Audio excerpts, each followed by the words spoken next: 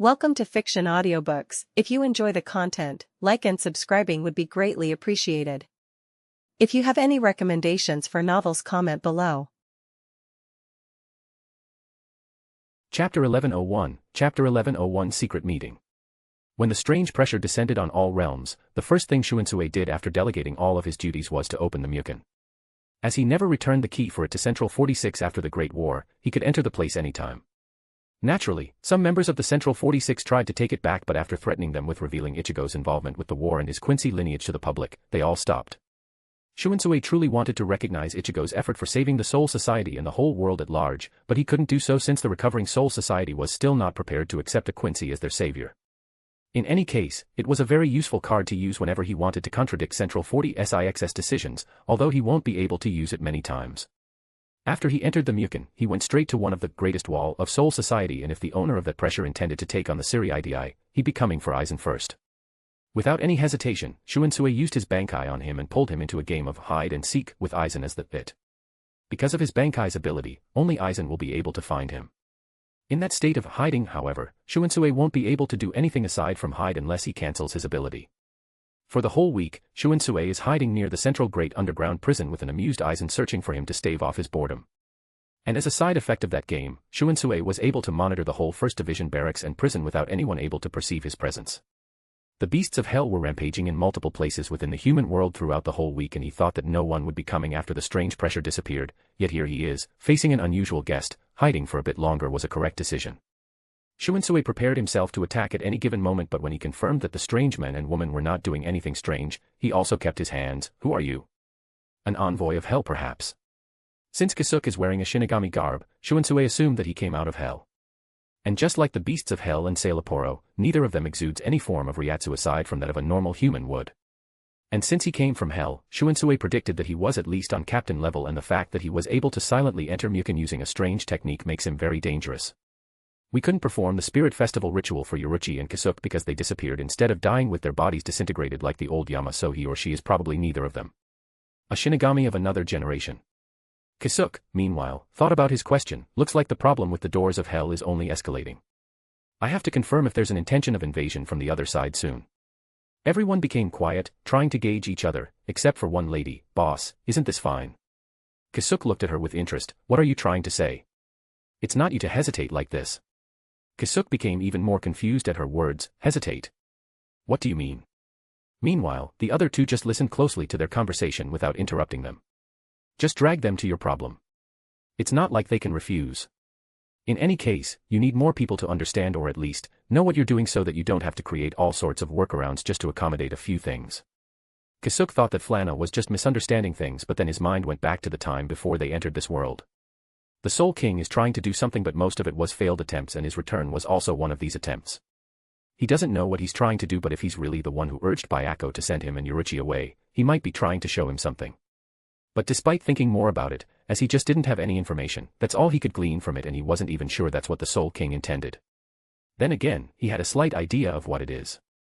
What Flana was telling him now was to drag these two to the unknown problem that the Soul King presented him that might catch up to him without him knowing. And is it a coincidence that the doors of hell pried open from the other side, or is it an eventuality? Kisuke then looked at Aizen and Shunsui and thought that these two people are actually the most trustworthy. Aizen is a power-hungry guy that wants to destroy whatever is limiting him. Meanwhile, Shunsui is very different from the stubborn and strict former captain commander, as he's someone who would disregard tradition if it means it is something he has to do. They are trustworthy because if given enough reason, they could work side by side without the others knowing. Kisuke sighed and came to a decision. Even without saying a word, Flana knew that she was able to successfully urge him into ditching his one-man army mentality. I'm not needed here anymore, so I'm going back first. Since she couldn't just go in and out of existence like Ophis and Lilith do whenever they're together, Flana first had to open a hole to leave.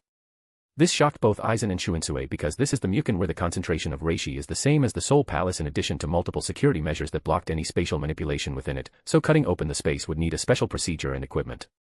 However, Flana just did it like she was just going out for a walk.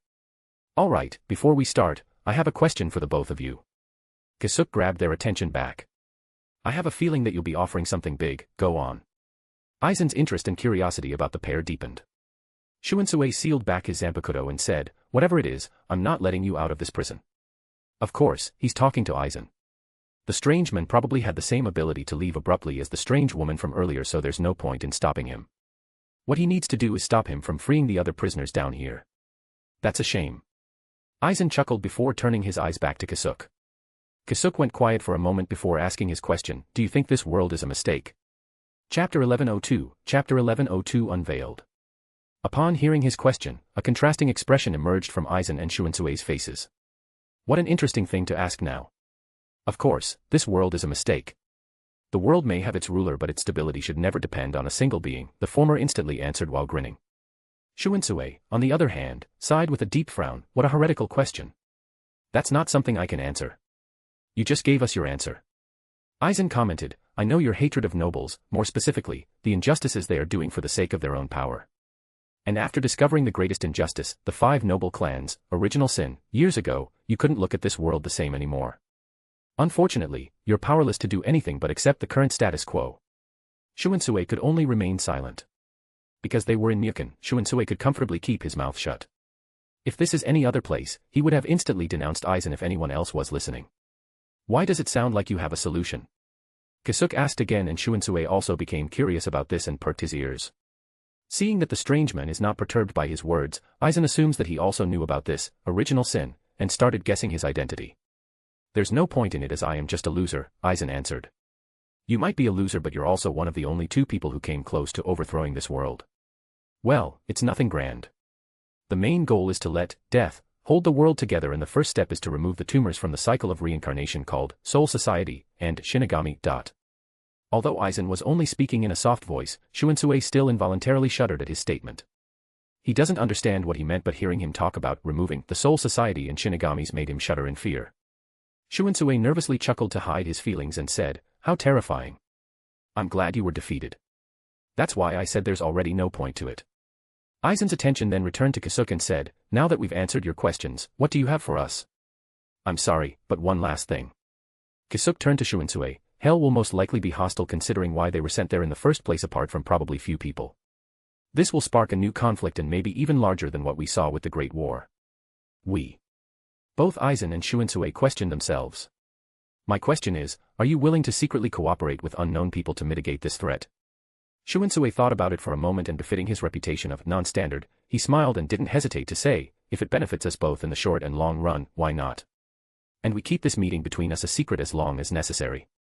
There are too many people within the Siriidii who wanted him taken out, so if what the strange man could offer becomes his hidden ace, he'll be willing to take it. I don't know what he came here for, but it seems like he has no intention of freeing Aizen.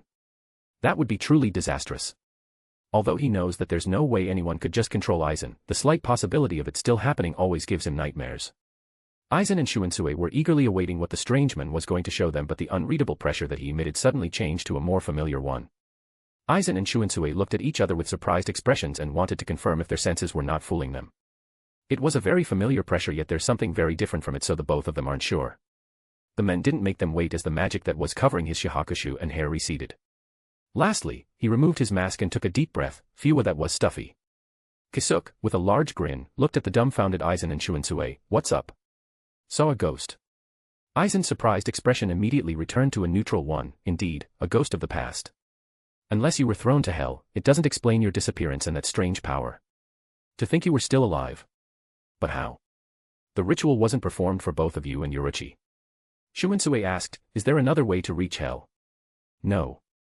Both of you misunderstand. I've never stepped a single foot in hell. So you never died. But you haven't shown yourself this past decade. And why did you sneak into Mukon? I wanted to ask Aizen-san something, but my plans have changed. Kisuke then turned to Aizen before continuing, speaking of which, I wanted to ask, is the Hogyoku still with you? Shuinsue was instantly alarmed. The Hogyoku is the sole item that allowed Aizen to attain the power he has, so his reaction is understandable. Aizen stared at Kisuke for a few moments. He contemplated what answer he should give, but ultimately, he decided to be truthful. It's gone. Naturally, he didn't answer honestly because he just felt like it, but wanted to gauge Kisuke's reaction as he asked a question that shouldn't have gone through someone's mind, unless they experienced the Hogyoku themselves. Did he create a second one? I see. Kisuke nodded at him, and he also knew that he'd be revealing that he has one at some point to him. Don't worry about it, Kiraku-san, the Hogyoku is not in anyone's hand, nor anyone will be able to find it. Shuinsue sighed, this isn't really good for my health. And what do you propose that we do? He instantly changed the topic as they are already running out of time. Although he entered the Mukin alone, opening its locks is not a secret that he could keep, and someone is probably keeping an eye on how much time he was spending inside, and this is my second time entering in such a short amount of time. I don't want them thinking that I'm secretly collaborating with Aizen. Kisuke also knows about his plight and said, "We won't be able to talk properly here, so I won't be able to answer many of your questions. For now, I request you to make official contact with the woman who uses ice. You know her." Her? Aizen curiously asked, as he didn't know about any of this. Kisuke, however, didn't give a concrete answer, and a magic circle appeared beneath his feet before he started disappearing. "As long as I don't become your enemy, they won't become your enemies. And please keep my association with them a secret." What's happening? Kisuke completely disappeared while Aizen answered Shunsui with a deadpan expression. "Teleportation. Teleportation. That exists. It's not your unique ability." Aizen then smirked at him. "That's how the Vizards escaped my hands from long ago." What Aizen didn't tell him, however, the teleportation that Kisuke used didn't use Ryuryoku but something entirely different. Interesting. Will you preserve or destroy this world, I wonder? Anyhow, Aizen has a feeling that he'll be seeing the sky again not long after this meeting. Chapter 1103, Chapter 1103 Strange Kid. After a week of work, Kisuke finally returned to Urahara shop, only to stop in his tracks when he felt Yururu and Jinta's presence in it. Thanks to Tesai's study, he was able to feel Kisuke's unique aura and turned in his direction, only to see Kisuke shaking his head at him. Tesai sighed and continued talking to Yururu and Jinta. Yururu and Jinta are now in their early to mid-20s and currently attending a university out of town. Kisuke doesn't know why they returned now, but it probably has something to do with the current situation. Nevertheless, Kisuke thought that they grew up well, considering they were his first proper attempt to create a jigai that closely mimics a human's body and artificial souls. Although Kisuke kept developing the mod soul technology after Yururu and Jinta, he never made another one again. Khan is supposed to be their third brother, but he delayed his development because of the former two. In the end, Kisuke gave him a chance to live but finished and left him to Ichigo's care. Like the Hogyoku, he created the artificial souls due to his morbid curiosity. Kisuke doesn't regret creating them as a respect to the life they are living, but he'll never do it again. Instead, he just kept on improving on mod souls that don't have minds of their own and only have a set of instructions to work with. After watching for a while, Kisuke left the scene and called Serafal to ask them where they were right now. Since it was nighttime, Kisuke could feel various presences moving about, including a few beasts of hell. But seeing that there was nothing urgent, he didn't take a look. Mayuri will probably be able to find a way to open his own door to hell in a week or two. While thinking about this, Kisuke reached his destination and he didn't have to knock as Tanis opened the door for him when she felt him approaching. "Welcome home." Kisuke patted her head with a smile and said, "I'm home." He then saw Serafal peek from the hall with her casual attire. "I heard from Ophis about what you did. Couldn't you have at least given us a warning?" Kisuke chuckled and entered the house. "I would have if I could. I left them to their own devices and didn't think they'd go all out like that. Though thanks to that we got a pretty safe space we can use." The three of them went straight to the living room where everyone else was staying and watching the TV. Kisuke Niken, welcome home. Claire immediately greeted him and Kuna did the same. "I'm home."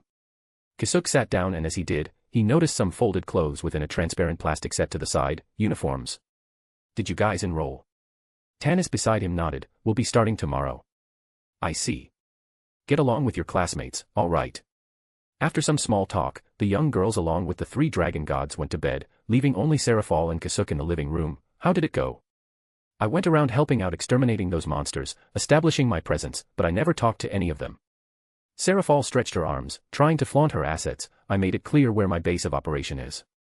Sadly for her, if it's not the time to joke around, Kisuke would never get affected by this, even if a sensually dancing beautiful woman is beside him. "You want to maintain a mysterious aura." Serafal pouted a bit knowing that her attempt had failed. "Not really. I just want to increase the curiosity they have for me and the girls. I want to see how they'll react. But aside from a certain group of people, no one has really approached us. It seems that without explicit instructions from their commanders, they'll never engage with us as long as we don't antagonize them. That group of people is probably Mayuri's agents trying to gather information." "Mayuri? That guy who replaced me and the one who does the majority of their technological advances within Soul Society right now. If not for the doors of hell, he'd probably send some people to fight you to gain more data on you. And if you turn hostile, he'll probably do his best to kidnap you and turn you guys into lab rats and no one would be able to say anything against it. Sounds like a very unpleasant guy." The corner of Serafal's lips twitched. Although there are plenty of characters like this Mayuri guy on the other side, Serafal never thought she'd see one that does it so openly. You could say that. He's the type of guy that will not hesitate to sacrifice the innocent and his men if it means achieving his goal. Though as long as there are other methods, he won't easily turn to that. I see. So just don't recklessly block his path of retreat. Exactly. Kisuke nodded strongly, thinking of ways to mess with him now that he thought about him. Should I start making things that compete with his creations? His reaction would be priceless. By the way, I made a secret agreement with the current Captain Commander, so you should expect a contact from him sooner or later.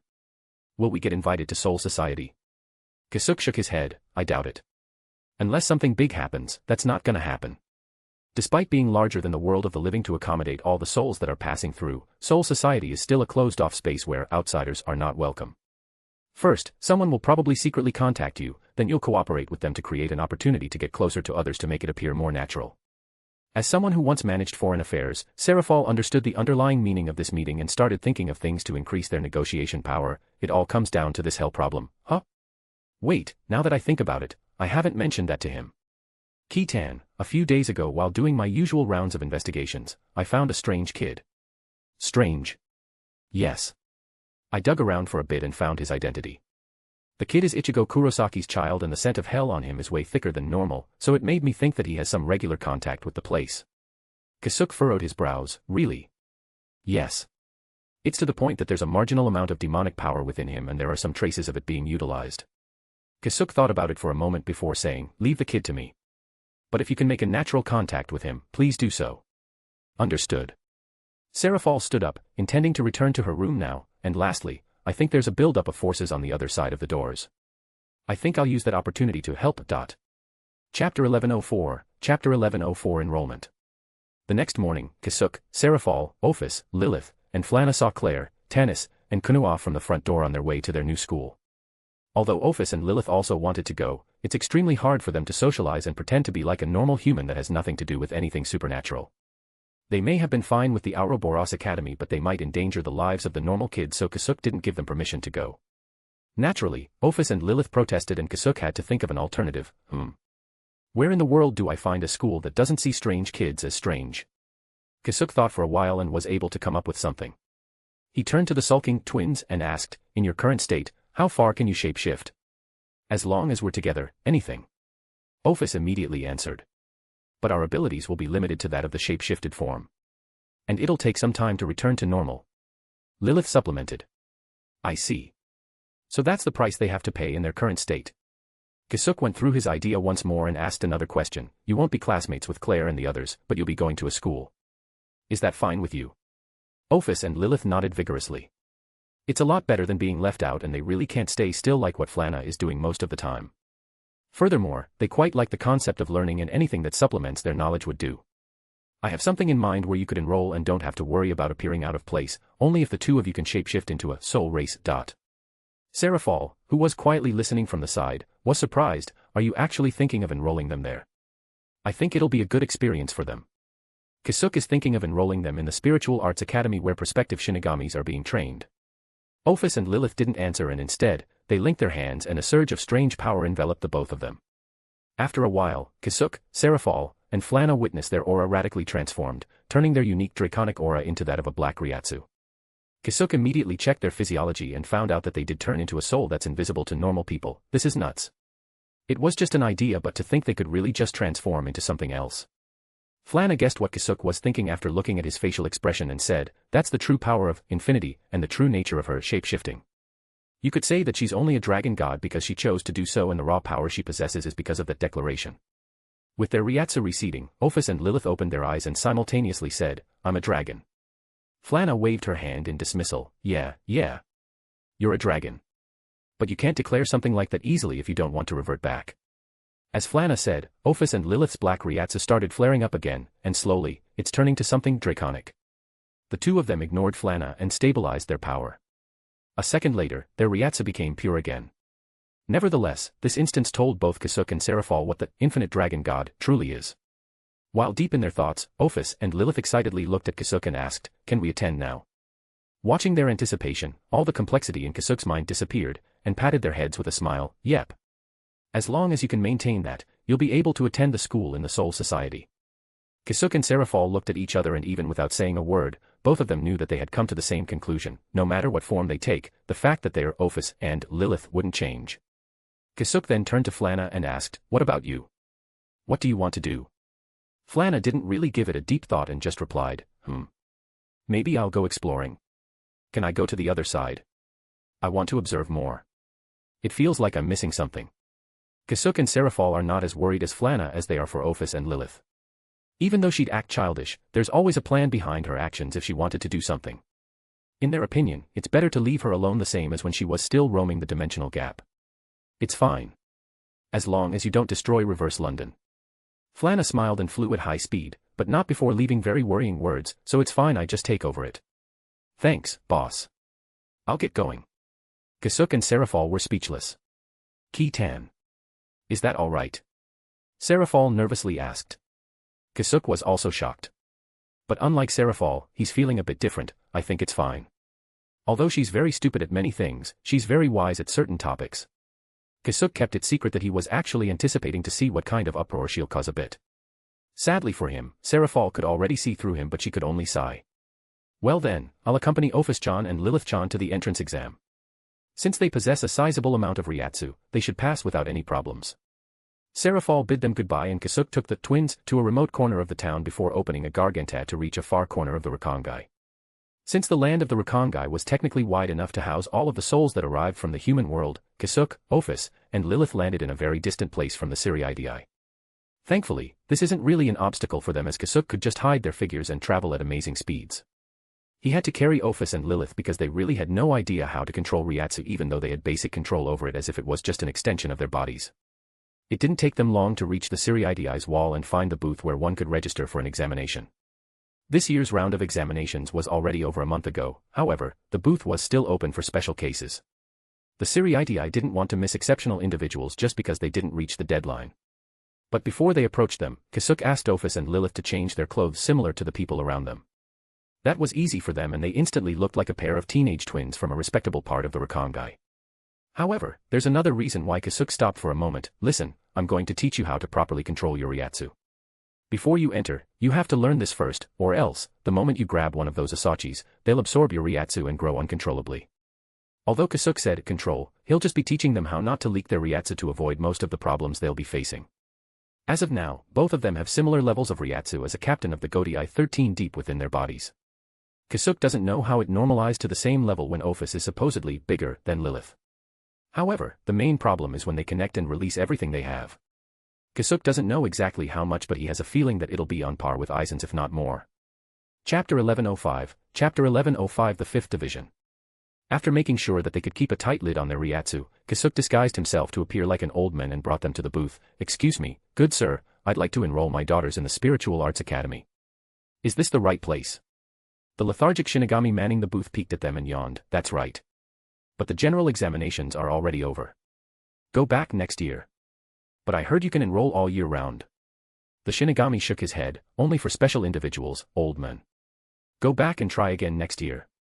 Since he could hardly feel any Ryatsu from the black-haired twins, he assumed that they were just normal applicants. But we've come from quite a far distance so we can't really go back like this. I assure you that my daughters are special so can you please consider them.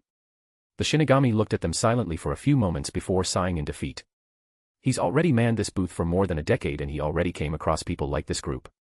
From his experience, it's better to entertain them now and show them that their kids are not special. Fine. Release your Ryatsu. Depending on its amount, it'll be decided if you'll be granted an exception. Who am I kidding? Thought the Shinigami, those who enroll in the academy can't even control the release of their Ryatsu. If one could control it, they are already half done with the entire Kuriku. But before he could finish his thoughts, a pressure so heavy that he almost smacked himself into the ground descended upon him and his immediate surroundings. They're limiting their Ryatsu. And this pressure, at least lieutenant level. The Shinigami immediately stood up and hurriedly told them, stop. That's enough. Ophis and Lilith reeled back their Ryatsu and let the poor Shinigami catch his breath. What's your name? Ophis. Lilith. The Shinigami managed to calm his breath and feigned a cough. Ophis and Lilith. Strange names around these parts but that doesn't matter. I'll bring you inside to get you further tested. If nothing is amiss, you'll be placed in the accelerated class. The Shinigami closed his booth and urged the two, follow me. Because of the earlier shock, he forgot about the parent, Good sir. Where are you bringing them exactly? Ah. I almost forgot. What's your name, old man? J. John Smith. You look like you're of Eastern descent though. Well, it doesn't matter. John Smith, your daughters passed and I'm bringing them inside to get further tested, and by the end of the day, they should be in class number 1. As you're a civilian, I can't allow you inside, so wait for them here. Alright, Sir Shinigami. Please take care of them. The Shinigami just nodded at the disguised Kisuke and urged the Ophis and Lilith to follow him. Since Kisuke had already reminded them of what they needed to do, Ophis and Lilith unceremoniously followed the Shinigami. As soon as they passed through a small gate on the side of the eastern gate, Kisuke walked away and disappeared into a certain alley. I don't know how they will turn out, but I look forward to what they'll do. While opening the Garganta, he was reminded of Aizen's answer to his question, removing the Shinigamis and Soul Society. Huh? That really might be the only way. Of course, Kisuke understood that Aizen was not referring to their existence themselves, but their duties. In the cycle of souls, there shouldn't be a need for a place where one could experience a second life or displaced souls that needed to be manually found before they could join the cycle. Thinking about it right now won't do me any good. I still have to make sense of Sarah-chan's report about Ichigo's kid. With the only one left alone, Seraphol cleaned the house for a few minutes before leaving for her usual patrol in an attempt to understand more of the world. If she wanted to learn more, there was nothing better than looking around during a crisis. Should I go to that place where most of the pseudo-demonic power is gathering? Seraphol doesn't know how Kisuke's accomplice will contact her, but it's better for her to take the initiative and set the negotiation table to her advantage. Establishing her plans, Seraphol decided to go to the neighboring city, Naruki City, west of Karakura town, and her exact destination is a park. As Naruki City is a large commercial area, there are a lot of people moving about within the urban jungle, but when she reached the wide park, there were almost no people aside from those who were walking their pets. Seraphol was able to pinpoint several points of pseudo-demonic power gathering, but she ignored it for now and turned her attention to the numerous Shinigami patrolling the area. Seraphol sat down on a bench and her eyes landed on the man with brown eyes and jaw-length blonde hair with a straight cut wearing a white robe over his shahakusho, the 5th Division. Shinji Hirako, I believe. It looks like they know that something big is coming in this area. After some time observing their movements, Seraphol is sure that they still couldn't detect the existence of the pseudo-demonic power. However, they could still predict the appearance of these doors through the movement of the spiritual power itself. But as time went on, Seraphol couldn't help but frown. Why are they not setting up a ward to remove people? It was then that Seraphol recalled a list of articles she read in her free time about a sudden mysterious death that seems to be choosing people at random. Wait. Could it be that they can't? Seraphol looked around one more to her surroundings and saw normal people blissfully unaware of what danger they are in right now. TCH. Clicking her tongue in frustration, Seraphol decided to intervene a lot earlier than she had planned. I just can't ignore this, can I? Though before she made her own ward, Seraphol needed to confirm if they really can't do it. And since she may come off as threatening if she just suddenly appears around them, she needs to grab their attention from afar. I can't directly call their captain. In that case. Her eyes landed on the girl who was wearing the 5th Division's lieutenant armband and is currently directing the other Shinigamis. Seraphol conjured an ice ball as big as a coin and launched it toward the lieutenant. Thanks to the lieutenant's heightened guard against enemies they couldn't easily detect, she was able to detect the ball of ice just before it hit her and moved out of the way. She hurriedly turned to the origin of the attack and saw a beautiful twin-tailed girl waving her hand at her with a big smile. That is. Chapter 1106, Chapter 1106, the 5th Division Part 2. Momo Hinamori was busily directing her comrades where to position themselves after receiving the memo from the 12th Division that there might be a big door that might appear here. While doing so, Momo suddenly felt the air around her slightly change, and thanks to her being alert, she was able to detect the projectile that was aimed at her head and was able to dodge it. She immediately placed her hand on her sword and turned around to see a human woman waving at her with a big smile. That is. She was the same woman who snatched one of the beasts of hell that attacked them. Momo tightened her defenses but saw the latter had no intention of attacking as she just sat down on the bench, an invitation to talk. After she thought about it, the projectile has no power behind it nor any ill intent. After making sure that there are no follow-up attacks, Momo released her hand from her sword and turned in her captain's direction. Since Shinji is quite a distance from her, she had to raise her voice, Captain. Shinji heard her voice and turned around to see his lieutenant gesturing something at him. Huh? Look at what? He followed the direction she was pointing at and saw a woman that was sitting on the bench while waving at him with a small smile. At that moment, Shinji recalled something and immediately pulled out his phone and tapped it a few times for it to display a certain image. He turned from his screen into the woman and vice versa a few times before muttering, It's her, huh? To think she'd show up here. There were no more sightings of them after their encounter with Ichigo. The picture he's looking at was secretly captured by the chief editor of the Siriiti Communications and the lieutenant of the 9th Division, Shohei Hisagi, on the night of Hell's Assault. Shinji thought about it for a moment before walking towards Momo first and bringing her with him to meet the strange woman. Seraphol, on the other hand, started walking towards a place where no one could see or hear her. Shinji and Momo landed in front of Serafall, and since it was the latter who wanted to talk, she introduced herself first. I'm Citri Serafall. Nice to meet you. Shinji's eyes landed on her stretched out hand and returned her gesture after hesitating for a short moment. Hirako Shinji, captain of the 5th Division of the Godai 13. Seeing that, Momo immediately lowered her head. I'm Hinamori Momo, the 5th Division's lieutenant. Nice to meet you too. Shinji let go of her hand and directly asked her, are you here to snatch one of those beasts again? Serafall shook her head. No. Of course not. I'm done with that. I'm just here because it looks like a large hole is about to open, but it looks like your group is enough to deal with anything that could come out. Shinji's brows furrowed. She can detect these doors. Serafall successfully guessed what he was thinking and nodded amicably. I can. It's actually pretty easy if you can feel the strange thing that's pushing the spiritual power away. Shinji and Momo were both stunned at her statement, but before they could ask questions, Serafall continued speaking, but I'm not here to tell you how to do that. I grabbed your attention because I want to ask what you're going to do with the people around. The people around? Shinji parroted and looked around him to see blissfully unaware people. There's nothing we could do about them.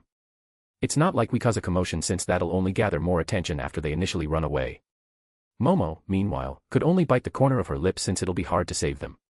The only thing they could do is to finish off their opponents as fast as possible to avoid unnecessary casualties. I guessed as much. Serafall sighed. Then do you mind if I do something about them? I promise that it won't impede your operation. Shinji stayed silent for a moment before answering, as long as you can keep them away within the entire duration of the fight. If you can't, then forget about it. You'll only cause more deaths.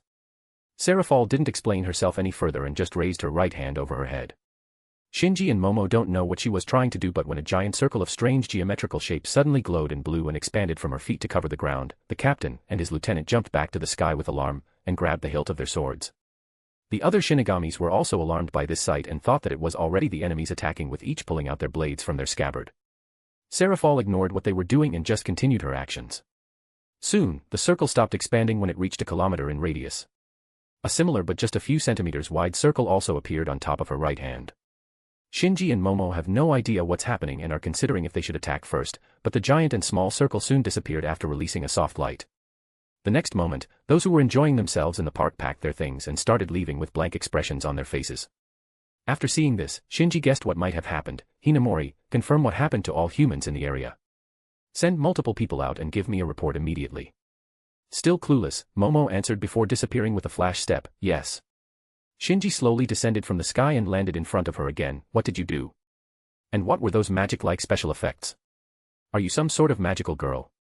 Shinji was reminded of his time in the human world when he would sometimes binge-watch some anime shows. At those magic words, Serafall's eyes instantly shone. Yes. I'm a magical girl. Shinji thought that she was joking and Serafall intended to explain more when her mood suddenly went south. Serafall slowly lifted her left arm and pointed her finger at one of the trees on her left. A magic circle appeared on the tip of her finger before multiple spears of ice abruptly manifested around her and rained down on the area she was pointing at. Shinji immediately took some distance again from Serafall, but she ignored him and just kept bombarding the area for a few seconds before stopping and leaving the poor trees and ground multiple holes in them. I'm fine with you secretly observing since I'm doing this in public, but could you please stop that slimy and sticky stare? At that moment, Shinji felt a familiar eruption Ryatsu and saw a man with a strange head that looks like an antenna. Kuratsuchi. What are you doing here? But just like the former, the newcomer also ignored him and directly talked to Serafall.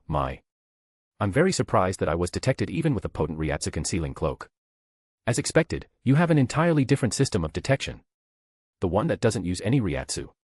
Chapter 1107, Chapter 1107 12th Division's Captain.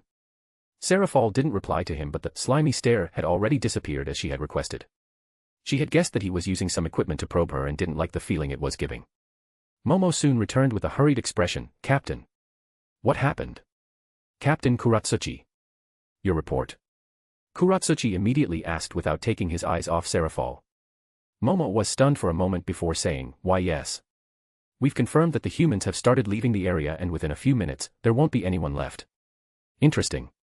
Kuratsuchi muttered with a small smile. Illusion. Hypnosis. But it's not a Kidu or any known technique. A unique ability. But why are there no traces? Serafall grinned at him and said, do you want me to answer? No. I have no point of reference to compare whatever you're giving me. I wouldn't know what sort of lie you'll insert into it. Serafall turned to him and said, but at least you'll get something, right? You can reference anything remotely connected to it and you'll still glean some data from it. True, but there's also nothing more dangerous than incorrect information. Then how are you going to figure me out? If you do that invasive probing again, I'm really going to get angry this time. Kuratsuchi's smile became wider. My, it's not every day you'd see someone threatening a captain of Godai 13. How confident are you? Serafal also returned the same smile without hiding her hostility and said, confident enough that I could have you kiss the ground. After all, I know what you're capable of but you don't know me. The threatening demeanor between the two only kept escalating and that made Momo panic and hide behind Shinji who could only sigh. But when it looked like they were about to go at it, something inside Mayuri's clothes started ringing and the Shinigami stationed on the air started yelling at each other. 3 holes like they were made by a hollow's descorer opened, but unlike the former, there was a row of omnivore teeth along its edges. It's way more than the 1 or 2 beasts that kept appearing this past week. Shinji and Momo instantly responded to their appearance and commanded their soldiers to intercept the emerging beasts of hell numbering at least 100. Seeing that Mayuri is not doing anything, Serafal asked, you're not going to help them? This is their assignment. If there's nothing outside of the ordinary, I won't. Mayuri also stared at the fast-developing battlefield. Even if it means death to some of your soldiers. It's their sworn duty. They know what it means to be a Shinigami and they all accepted it. How harsh. Mayuri turned his eyes to her before replying, the Siriiti is too soft these days and we almost paid the ultimate price for that. If I could be the whip that could straighten them, I'll gladly be a barbed one. Serafal went quiet and just silently watched the ongoing battle with interest, a clear-cut system of spells that don't really deviate from each other. Just from that, one could see that their society is very strict and systematized. But why was it shaped like that? And there's also a very strict hierarchy in their ranks according to this guy beside me. She thought that they'll be a bit lenient due to Kisuke's behavior but it looks like he's an outlier even within their organization. All of a sudden, Mayuri started moving, causing Serafal to focus back her attention on him. After a few rustling of clothes, Mayuri pulled out what looks to be a smartphone but thrice as thick as a normal one and placed it on Serafal's side. Do you mind pouring your power into this? Serafal first looked at the strange device and was once again amazed that something like this could be made with pure spiritual particles. She knew that this was out of necessity and culture but it's still incredible to see something that one would normally do with physical particles instead, with passive and active observation not working, you opted to just ask directly. I'm not the one to shy away from any method to achieve my purpose. Of course, Mayuri wasn't exactly expecting her to just do as he says and this is just trying out one of his options. But without saying anything else, Serafal grabbed the thick smartphone displaying various numbers. She first inspected it with her hands before pouring her demonic power into it. However, feeling something amiss, Serafal threw the device far away from them. What are you doing? Mayuri asked without a hint of anger in his voice. Nevertheless, Serafal didn't have to give him an excuse as the device mid-flight suddenly exploded with enough to rattle the whole battlefield and temporarily pause it. I guess haphazardly mixing spiritual power and demonic power will cause such a reaction. Mayuri took note of Serafal's words just now before using Flash Step to catch some debris from the broken scanning device that he handed Serafal. Along with some pieces, Mayuri was able to secure what seems to be phosphoplasm that came from hell. Although it answered a few questions in his mind, it only ended up opening more. Serafal also followed him, curious of what he made out of it, still better than asking questions. Mayuri kept the debris in his shahakusha while answering, of course. That confirmed a few things in my head. Then in exchange for that, allow me a passage when you guys finally secured a path to hell. I can't allow that. Mayuri immediately answered, while I don't really care what you do to others, I still won't allow unnecessary risks. Then what else could I do for you to allow such risks? Serafal knew that she still may be able to get to hell through their help thanks to Kisuke's connection, but she still want to get that privilege as naturally as possible to avoid needless suspicion. Mayuri seriously considered her offer. What can I do to force her to show more? I don't really want to fight someone completely unknown. At that moment, an enormous explosion shook the whole area and both Serafal and Mayuri saw Hinamori Momo flying out with grave injuries. Serafal instantly flew off and caught her midair, a big hole in her stomach, but it doesn't look like it's fatal. While coughing up blood, Momo struggled to lift her head and muttered, "Es espada." Wondering what she meant, Serafal heard Mayuri's voice, "If you deal with one of them, I could consider what you want to happen." Serafal turned her head to where he was pointing and saw 2 individuals that seemed to come out of hell. At least promise that you'd make it happen. Sadly, I don't control the Siriiti, so the most I could really do is vouch for you. Well, I guess this is enough. At least I don't need a sudden recommendation. Serafal thought while sealing Momo's wound with her magic and placing her down beside Mayuri. Grant me entry to Soul Society too while you're at it. Mayuri stared at her for a few moments before answering, if you could give a few hours of your time to my lab. I won't allow any deep inspections. Deal. Chapter 1108, Chapter 1108 Magical Girl Leviathan. After the hundreds of beasts from hell emerged from the 3 openings they created, the 5th Division did a great job intercepting them and minimizing the area of damage. Although there were some who were gravely injured, they were immediately sent back to the Soul Society to receive immediate treatment. As the Shinigami of the 5th Division, they're pretty talented when it comes to combat, so none of them came out dead. But just when they thought that was the end of it, 2 beasts suddenly snuck up on both Shinji and Momo. While Shinji successfully blocked his unknown assailant, Momo wasn't as lucky or skilled. She received a blade in her stomach and was kicked in her chest, causing further damage to her lungs and ribs. Hinamori. Shinji tried to catch up to her, but his assailant didn't allow him to do so. Why you? This is our first time meeting, I suppose. A tall, muscular, dark-skinned man with noticeably large lips appeared in front of him. Thanks to Mayuri's intelligence gathering to prepare them for possible opponents that they may face after Sailaporo's appearance, everyone became acquainted with the appearance of former members of Espada that Aizen Sosuke led, and Shinji knew exactly who was in front of him despite some difference in key parts. Uzumari Ruros. I see. The Shinigamis are prepared. The dark-skinned man turned to where Momo was thrown off, but not prepared enough. Similar to Sailaporo, the former 7th Espada had his hollow hole outside of his body, which was now located on his right shoulder. The similarities didn't just end there, as Zamari also possesses a single horn in the middle of his forehead and chains tattooed all over his body. Shinji shifted his eyes to Momo's attacker and saw another familiar face. Is that Erinjiro Araruri? The former 9th Espada, Erinjiro Araruri, also came out of hell. The reason why Shinji isn't sure of his identity is that instead of a glass tube containing his 2 heads, they are floating on top of his neck, while a ring, presumably his hollow hole, is connecting them, forming a rather eerie sight. Shinji prepared to release his shuriken, but in the corner of his eyes, he saw someone catching Momo and sighed in relief when she was placed beside Mayuri. To think I'd be grateful that Mayuri is around. Well, it'll be tough for me to take on these 2 with just me, let alone the unknown abilities they may have acquired within hell. Shinji was thinking of separating the 2 of them so that he could properly use his abilities and for Mayuri to take care of the other one, when all of a sudden, the strange woman called Serafal Citri appeared beside Erinjiro while swinging a wand taller than her. I choose you. Erinjiro was also shocked at her appearance, but more surprised with the fact that she's exuding something very similar to them, and that caused him to react slightly late. Who are you? The 2 heads shouted while raising his right arm covered with Hiero to block the wand that was about to smash at him. Magical Girl, Leviathan, Serafal gleefully replied while smashing the arm that was on her way. Erinjiro was thrown away by the surprising strength behind her attack. Of course, he wouldn't just take that without retaliating and was preparing to use one of his trusted abilities that he copied from a certain Shinigami. But just as he was about to do that, he heard Zamari's voice with a strange tone. Erinjiro. You. Erinjiro turned and saw him making a dumbfounded expression. It was then that it finally hit him that he couldn't actually feel his right arm. When he looked down at it, he saw his arm had turned frozen and was already crumbling to pieces with most of his fingers already gone. As silent as she appeared earlier, Serafal reappeared in front of him once again and aimed for a second swing. Don't get distracted now, you still have 3 limbs left to block me with. Erinjiro's remaining arm turned into a brown tentacle with a gaping maw at its center. Devour. Glotoneria. Serafal's target's aura instantly tripled and was still increasing, so she had no choice but to initiate a temporary retreat. The twin-headed guy's lower body began bubbling with the purple matter before it expanded into a purple blob-like mass resembling an incredibly bloated invertebrate or octopus, with dozens of stubby tentacles, large red eyes, and large mouths complete with teeth. In the center of this mass, there was a bubbling area that seemed to boil and display random masks from the thousands of hollows that Erinjiro had consumed. Serafal grimaced while looking at this disgusting sight. Something like this can never be shown on TV. She thought of playing with him more since she wanted to know more about them. However, her extreme disgust prompted her to release the demonic power that she had been holding back. The next instant, Mayuri, Shinji, Momo, and the other Shinigami felt something change in the air. They couldn't get what it was, but they were sure that there was change. The same as the strange pressure this past week, but also distinctively different. The former Espadas, on the other hand, felt something different as both of them started sweating coldly with their non-existent hearts almost willed into existence just to thump loudly. In front of them was the most atrocious agent of hell.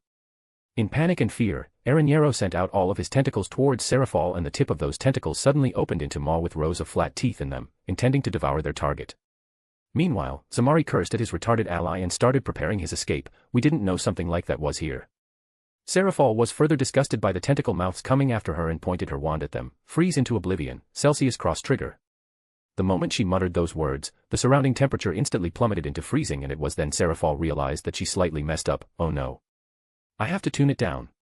Because of her recent battles against Tiamat and an army of gods, she forgot to adjust her strength. Because this world doesn't have much resistance against magic, her demonic power ended up flowing extremely well and ended up pouring out enough to freeze the entirety of Japan and its surrounding ocean. Seraphol hurriedly adjusted her demonic power output and reallocated the part she couldn't get into a smaller area. While numerous magic circles appeared around Seraphol, the approaching tentacles slowed down until they completely stopped when they were just a few feet away from Seraphol. Soon, icicles formed on it and rapidly expanded until it reached the main body. And while all of this is happening, the park was also blanketed by ice, freezing the tree and rocks solid. A second later, 2 pillars of ice quickly rose from the ground, each one heading towards the intruders from hell. Aaron Yarrow shrieked as he tried to move away, but his giant blob of a body was promptly engulfed by the ice pillar that soon turned into a cross, which made it look like the disgusting giant blob was nailed inside it. Zamari also tried to get away using his sonido and was successful. However, 2 more pillars of ice headed to him that he was ultimately not able to dodge due to him still initiating his escape. Not even half a minute after Seraphol joined the fight, there lay 2 frozen Arancars within a cross made out of ice. Those who were watching her could only stare in awe as the whole area, which has become a frozen wasteland, served as a backdrop for the goddess of ice, or in the eyes of those who came from hell, the devil of ice. Chapter 1109, Chapter 1109 Frozen Solid. With the 2 of the dead Arancars frozen, the Shinigamis didn't know what to do, but the only thing sure for now is that they didn't want to approach Seraphol in fear of being frozen too. Though before they could process everything that was happening, the real door to hell that was adorned with 2 skeletons suddenly appeared. Seraphol frowned and prepared her magic again, while the Shinigamis also prepared for another fight. But contrary to what they were expecting, the ice that was holding Zamari began shaking and the tattoos of chains on his body began materializing and connecting him to some place beyond the door. It didn't take long before the ice started falling apart and freeing the shaking Arankar as he's being dragged by the chains towards the door. Shinji's hollow mask materialized, and at the same time, he pointed his fist at him, charging his Siro. "I advise you not to do it, Captain Hirako." All of a sudden, Shinji heard Mayuri's voice behind him. Anyone who interferes with hell's judgment may be punished along with the sinner. Without turning around, Shinji asked, "Are you saying what's happening right now is hell's judgment?" "I can't be too sure. But are you willing to risk it?" Shinji watched Zamari get dragged with black chains around him, and he didn't let go of his hand until he saw the door close. Shinji sighs, dematerializing his hollow mask, and taking back the charged Siro. How annoying.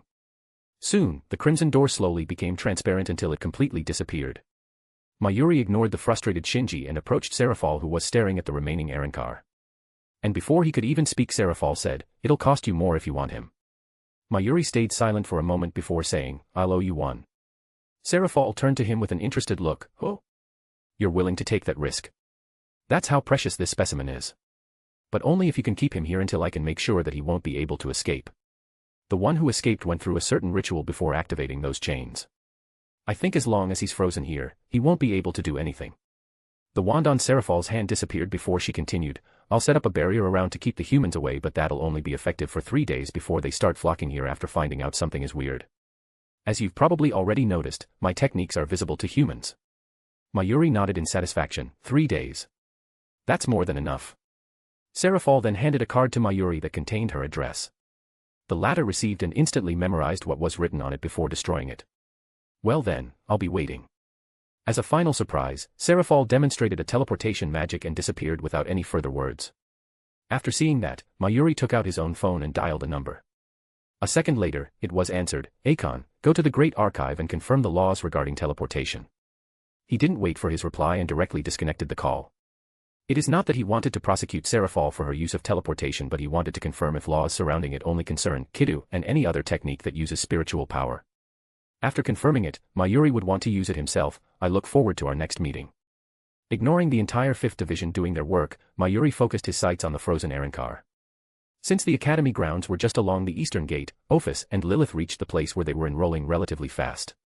Along the way, they curiously looked around, and the Shinigami leading them attributed this to them seeing how different it is inside the Siriidii compared to the place where they came from. After a few more turns, the Shinigami leading them went up to a building and knocked on the door. "Instructor Onabara, we're here. Come in." The Shinigami turned to the twins and gestured to them, "Follow me." Ophis and Lilith silently nodded at him after he entered the building, which looks like a dojo. In the middle of the room was a bald middle-aged man wearing glasses sitting in a Seiza position. Unlike most of the Shinigami they came across, the man was wearing a gray hakama and black haori. The man called Instructor Onabara immediately eyed Ophis and Lilith and was immediately surprised. He tried to intimidate them, but it looks like it only went over their heads. "I received your message. You are saying that they are capable of releasing their Ryatsu?" "Yes, Instructor." The Shinigami nodded. "I'm not too sure, but I think their Ryatsu is at lieutenant level." The instructor went quiet for a moment and rubbed his chin before saying, "Understood. Thank you for your hard work." Leave this to me and return to your post. Yes. The Shinigami bowed deeply and walked backward before turning around the door and immediately leaving. As soon as he's gone, the instructor continued, well then, nice to meet you. Aonibara Jengara, the chief instructor for the class 1 year 1. Ophis. Lilith. The two also briefly introduced themselves. Jengara didn't mind their strange names and directly asked, who taught you how to release your Ryatsu? We learned it on our own. Ophis gave an answer that Kisuke prepared for them. How? We felt we could move something inside our bodies and tried moving it. This time, Lilith gave him the answer. Show it to me. Ophis and Lilith didn't say anything and did exactly the same thing as they did when they were outside and just enough to impress anyone watching them. The instructor went quiet for a moment before saying, if you can learn that on your own, instead of 6 years, you'll be able to graduate within a year. I hope you two didn't lie to me. Jengara thought that their potential is very obvious, however, he was also worried that this could have a detrimental effect when they handle an Asachi since a Shinigami's blade develops alongside their owner. I'd have to ask for special permission for Asachi. Though I don't think anyone would disagree with the Seriitii needing more talented individuals to replenish their ranks. Chapter 1110, Chapter 1110 Strange Kid. Later that day, Kisuke was already waiting for Ophis and Lilith to come out of the eastern gate. And when they came out, Kisuke saw them already wearing a red shitage, undershirt, a white kosode, shirt, with red stripes, red hakama, trousers, white socks, and sandals. However, what caught his attention was the Asachi katanas behind them. They already gave them those. I know that their control of Ryatsu is amazing, but to receive Asachis when they haven't even taken their first class, they're a lot more desperate than I thought. A certain possibility then entered his mind and looked up. While the 5 members of the Zero Division can't really die without dealing with Ichibai first, that's not the same for their soldiers. Seriitii is already lacking manpower after the Great War, but replenishing the Zero Division takes precedence. And to qualify for this position, one has to be an elite. As a result, many elite Shinigamis were drafted, leaving the Godii 13 even further dry of new blood for an extended period of time. Ophis and Lilith reached the disguised Kisuke and with sparkling eyes, they said, we did it. Kisuke patted their heads. Although they looked like teenagers, they were still the same, children, from 7 years ago, congratulations. Although you won't be able to go with Claire, Tanis, and Kunu to the same school, it doesn't mean that after-school activities are impossible.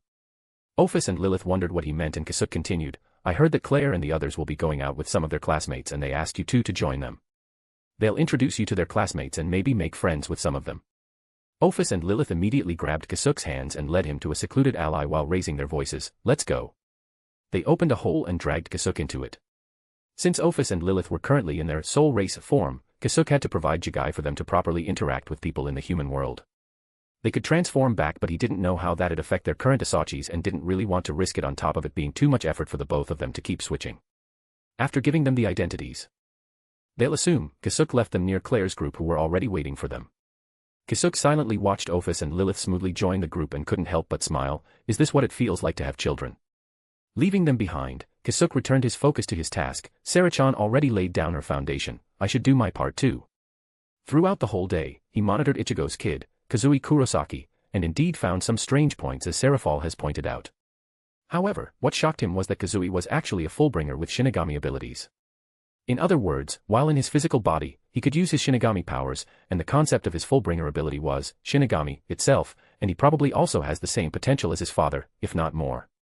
Kisuke wondered if he was a real Shinigami or not. Placing those thoughts in the back of his head, Kisuke waited outside of the Kurosaki residence until it was very late at night, and as he expected, Kazui jumped out of his window while transforming into a Shinigami and a giant koi fish catching his fall with the stuffed toy-con following behind him. Kisuke immediately observed the koi fish that suddenly appeared and concluded that they were part of his Fullbringer ability.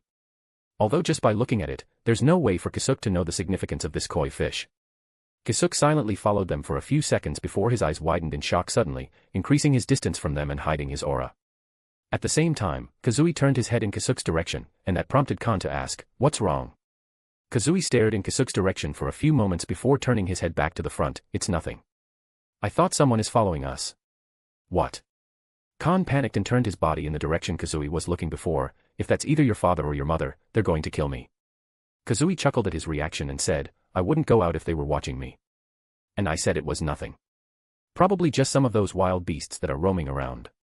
Hiding behind some ally, Kisuke sighed in relief, geez. What a sharp kid. This isn't his first rodeo. This time, Kisuke carefully followed them from behind until they reached a plus with his chain of fate about to reach a critical level. How rare. Then again, the Siriitii is currently swamped with work right now because of hell. Is the kid going to perform a kansu, soul burial? Kisuke thought until Kazui suddenly invited the lost soul to come with him. Wondering what they are up to, Kisuke kept following them until they reached the entrance to a shrine. Kazui, Kan, and the Plus walked up the long set of stairs when they suddenly made a right turn halfway through it. Walking further in, the group reached a tiny shrine. Kazui stood in front of the tiny shrine and a weird aura suddenly covered him. He clapped his hands 3 times and 3 eyeballs suddenly manifested around them, eyes of hell. Kan and the Plus were scared shitless, but Kazui continued by bowing twice and then clapping one more time. This time, an all too familiar gaping mouth showing a blank space beyond it materialized along with numerous hell butterflies. Kisuke frowned and identified the mouth, the door that those beasts and Reincarnated are using.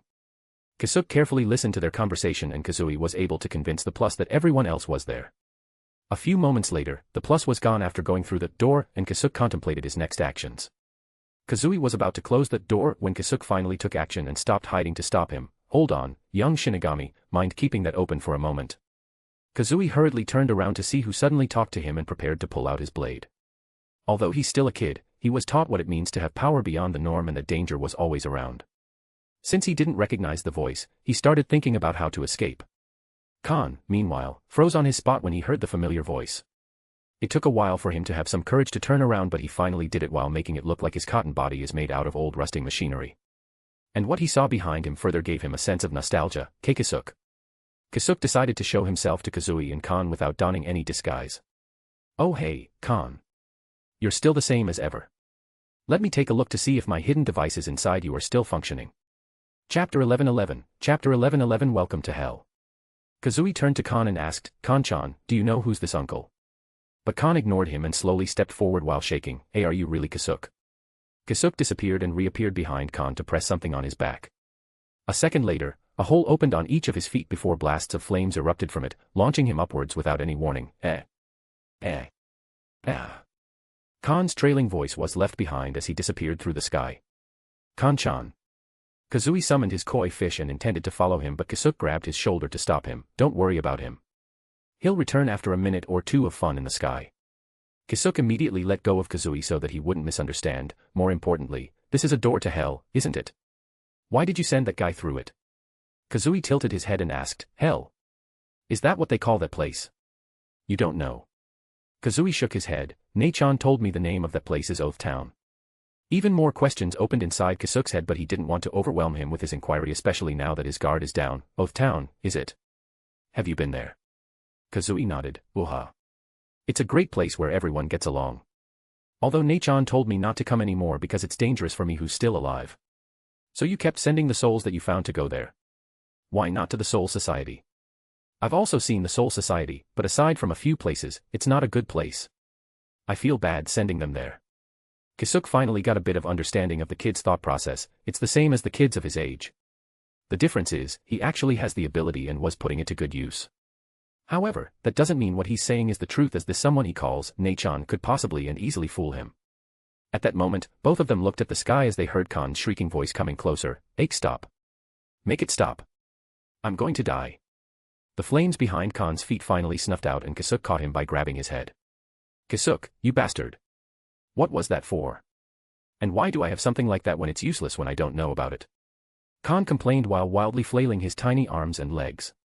The emotional reunion he was expecting was spectacularly betrayed. What was I expecting? However, he could be sure that the guy in front of him was indeed Kisuke, who'd died 12 years ago. Kisuke tossed Kan to Kazui and said, Kan and Kazui-kun, I'd like for the two to keep it secret that you met me today. Kan immediately jumped down from Kazui's arms and already calmed down. That's right, Kisuke. I thought you died. Everyone did. Wait. Are you one of those guys who emerged from hell? Oh. You know about them. Who wouldn't? The Shinigamis are scrambling around to find those guys. And ever since then, Ichigo and Inoue are on high alert. Is something dangerous going to happen again? Perhaps, but I'm not sure about that yet. That's why I want you to keep it a secret that you met me today. Kan crossed his arms and thought for a moment. You want us to keep your existence a secret so that you can move around freely. That's the gist of it. And why did you reveal yourself to us if you wanted to keep it secret? I didn't really intend to do that, but I'm investigating all of these events and the fact that the kid created a hole to hell caught my attention. Kisuke then turned back to Kazui and asked, speaking of which, can I also go through that? I think you can. Kazui nodded, but you won't be able to return because I can't keep this open and wait for you to come back. That's fine. I only need to see what's on the other side and I have my way of leaving it. Kisuke walked towards the gaping black mouth and inspected it for a moment. And while he was doing this, Khan suddenly asked, "You haven't answered my question. Are you from hell?" Kisuke shook his head, "I'm not.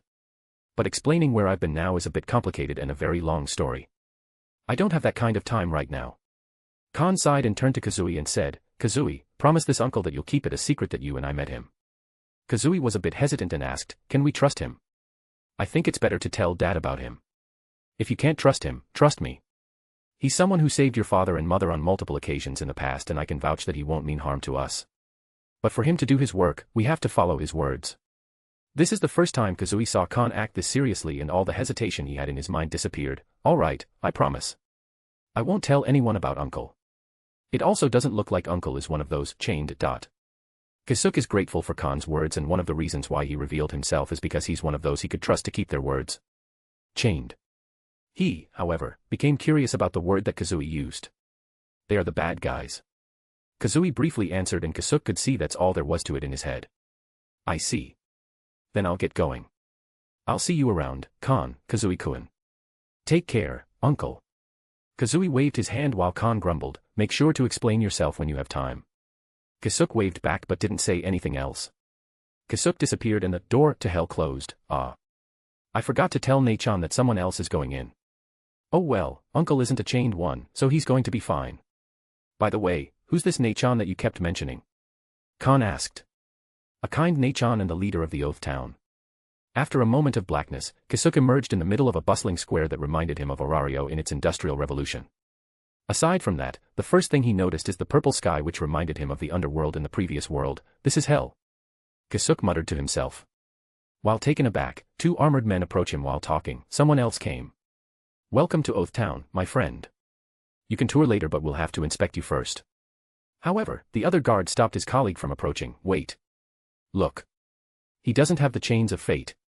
Kisuke finally turned their attention to him and saw them pulling out their spears. "I'm sorry but you'll have to accompany us for an extensive inspection. If you came here unintentionally we'll release you." But Kisuke couldn't listen to his words until the end as he needed to raise his left hand and apply Hiero on it. The next instant, a katana aiming for his neck was blocked with sparks flying around. "Oh.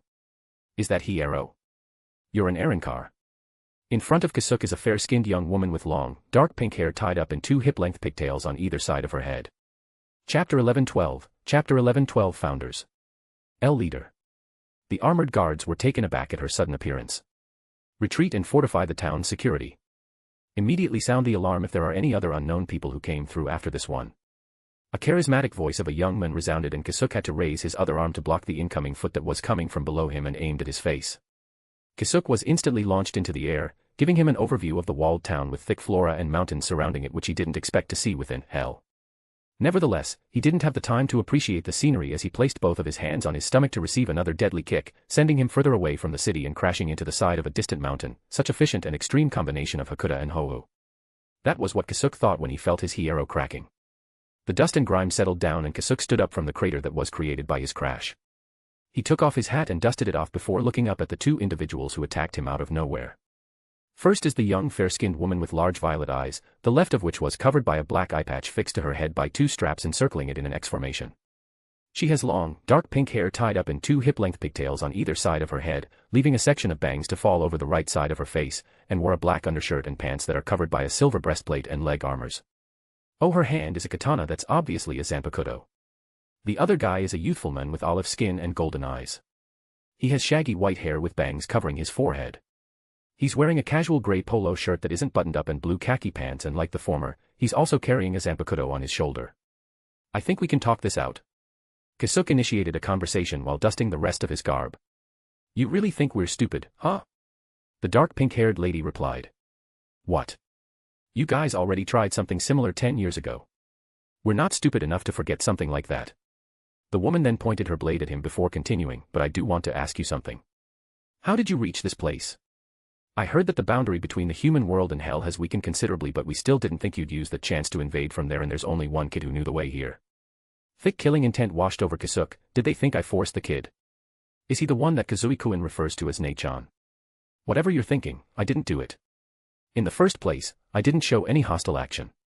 What's up with the sudden aggression? This time, it's the young man who answered, are you actually new around here? You have a very thick scent of hell's grace. No matter how civil you appear, those who let this thing take them over are nothing more than beasts that could speak. Hell's grace. Kisuke repeated his words, are you referring to this? Kisuke raised his left hand and tens of magic circles suddenly appeared behind along with arrows of flames, flame arrow barrage. He snapped his fingers and the needles of flame started launching themselves to the people standing midair. Both individuals were startled at this minor but shocking display of power. Did you guys find a new way to utilize hell's grace? Asked the woman while intercepting the arrows with her sword. This is bad. We might be falling behind. The man, on the other hand, muttered to himself with a serious expression while also repelling the arrows with his bare hands. All of a sudden, Kisuke felt a threat to his right side and immediately muttered, Danku. A transparent barrier appeared between him and the young man who suddenly appeared beside him with his blade drawn, Kidu. Kisuke could still see the young man repelling the arrows but soon disappeared. That's some extreme Hovu technique. He's way better than Yorichi. The man immediately retreated when he saw that his surprise attack didn't work. However, he didn't do so without almost cleaving the barrier. An unchanged anti-high-level Kidu. He's on captain class level in just skill alone. The dark pink-haired woman commented after dealing with all the flame arrows, but he also unmistakably used the arrow that those Arinkars exclusively use.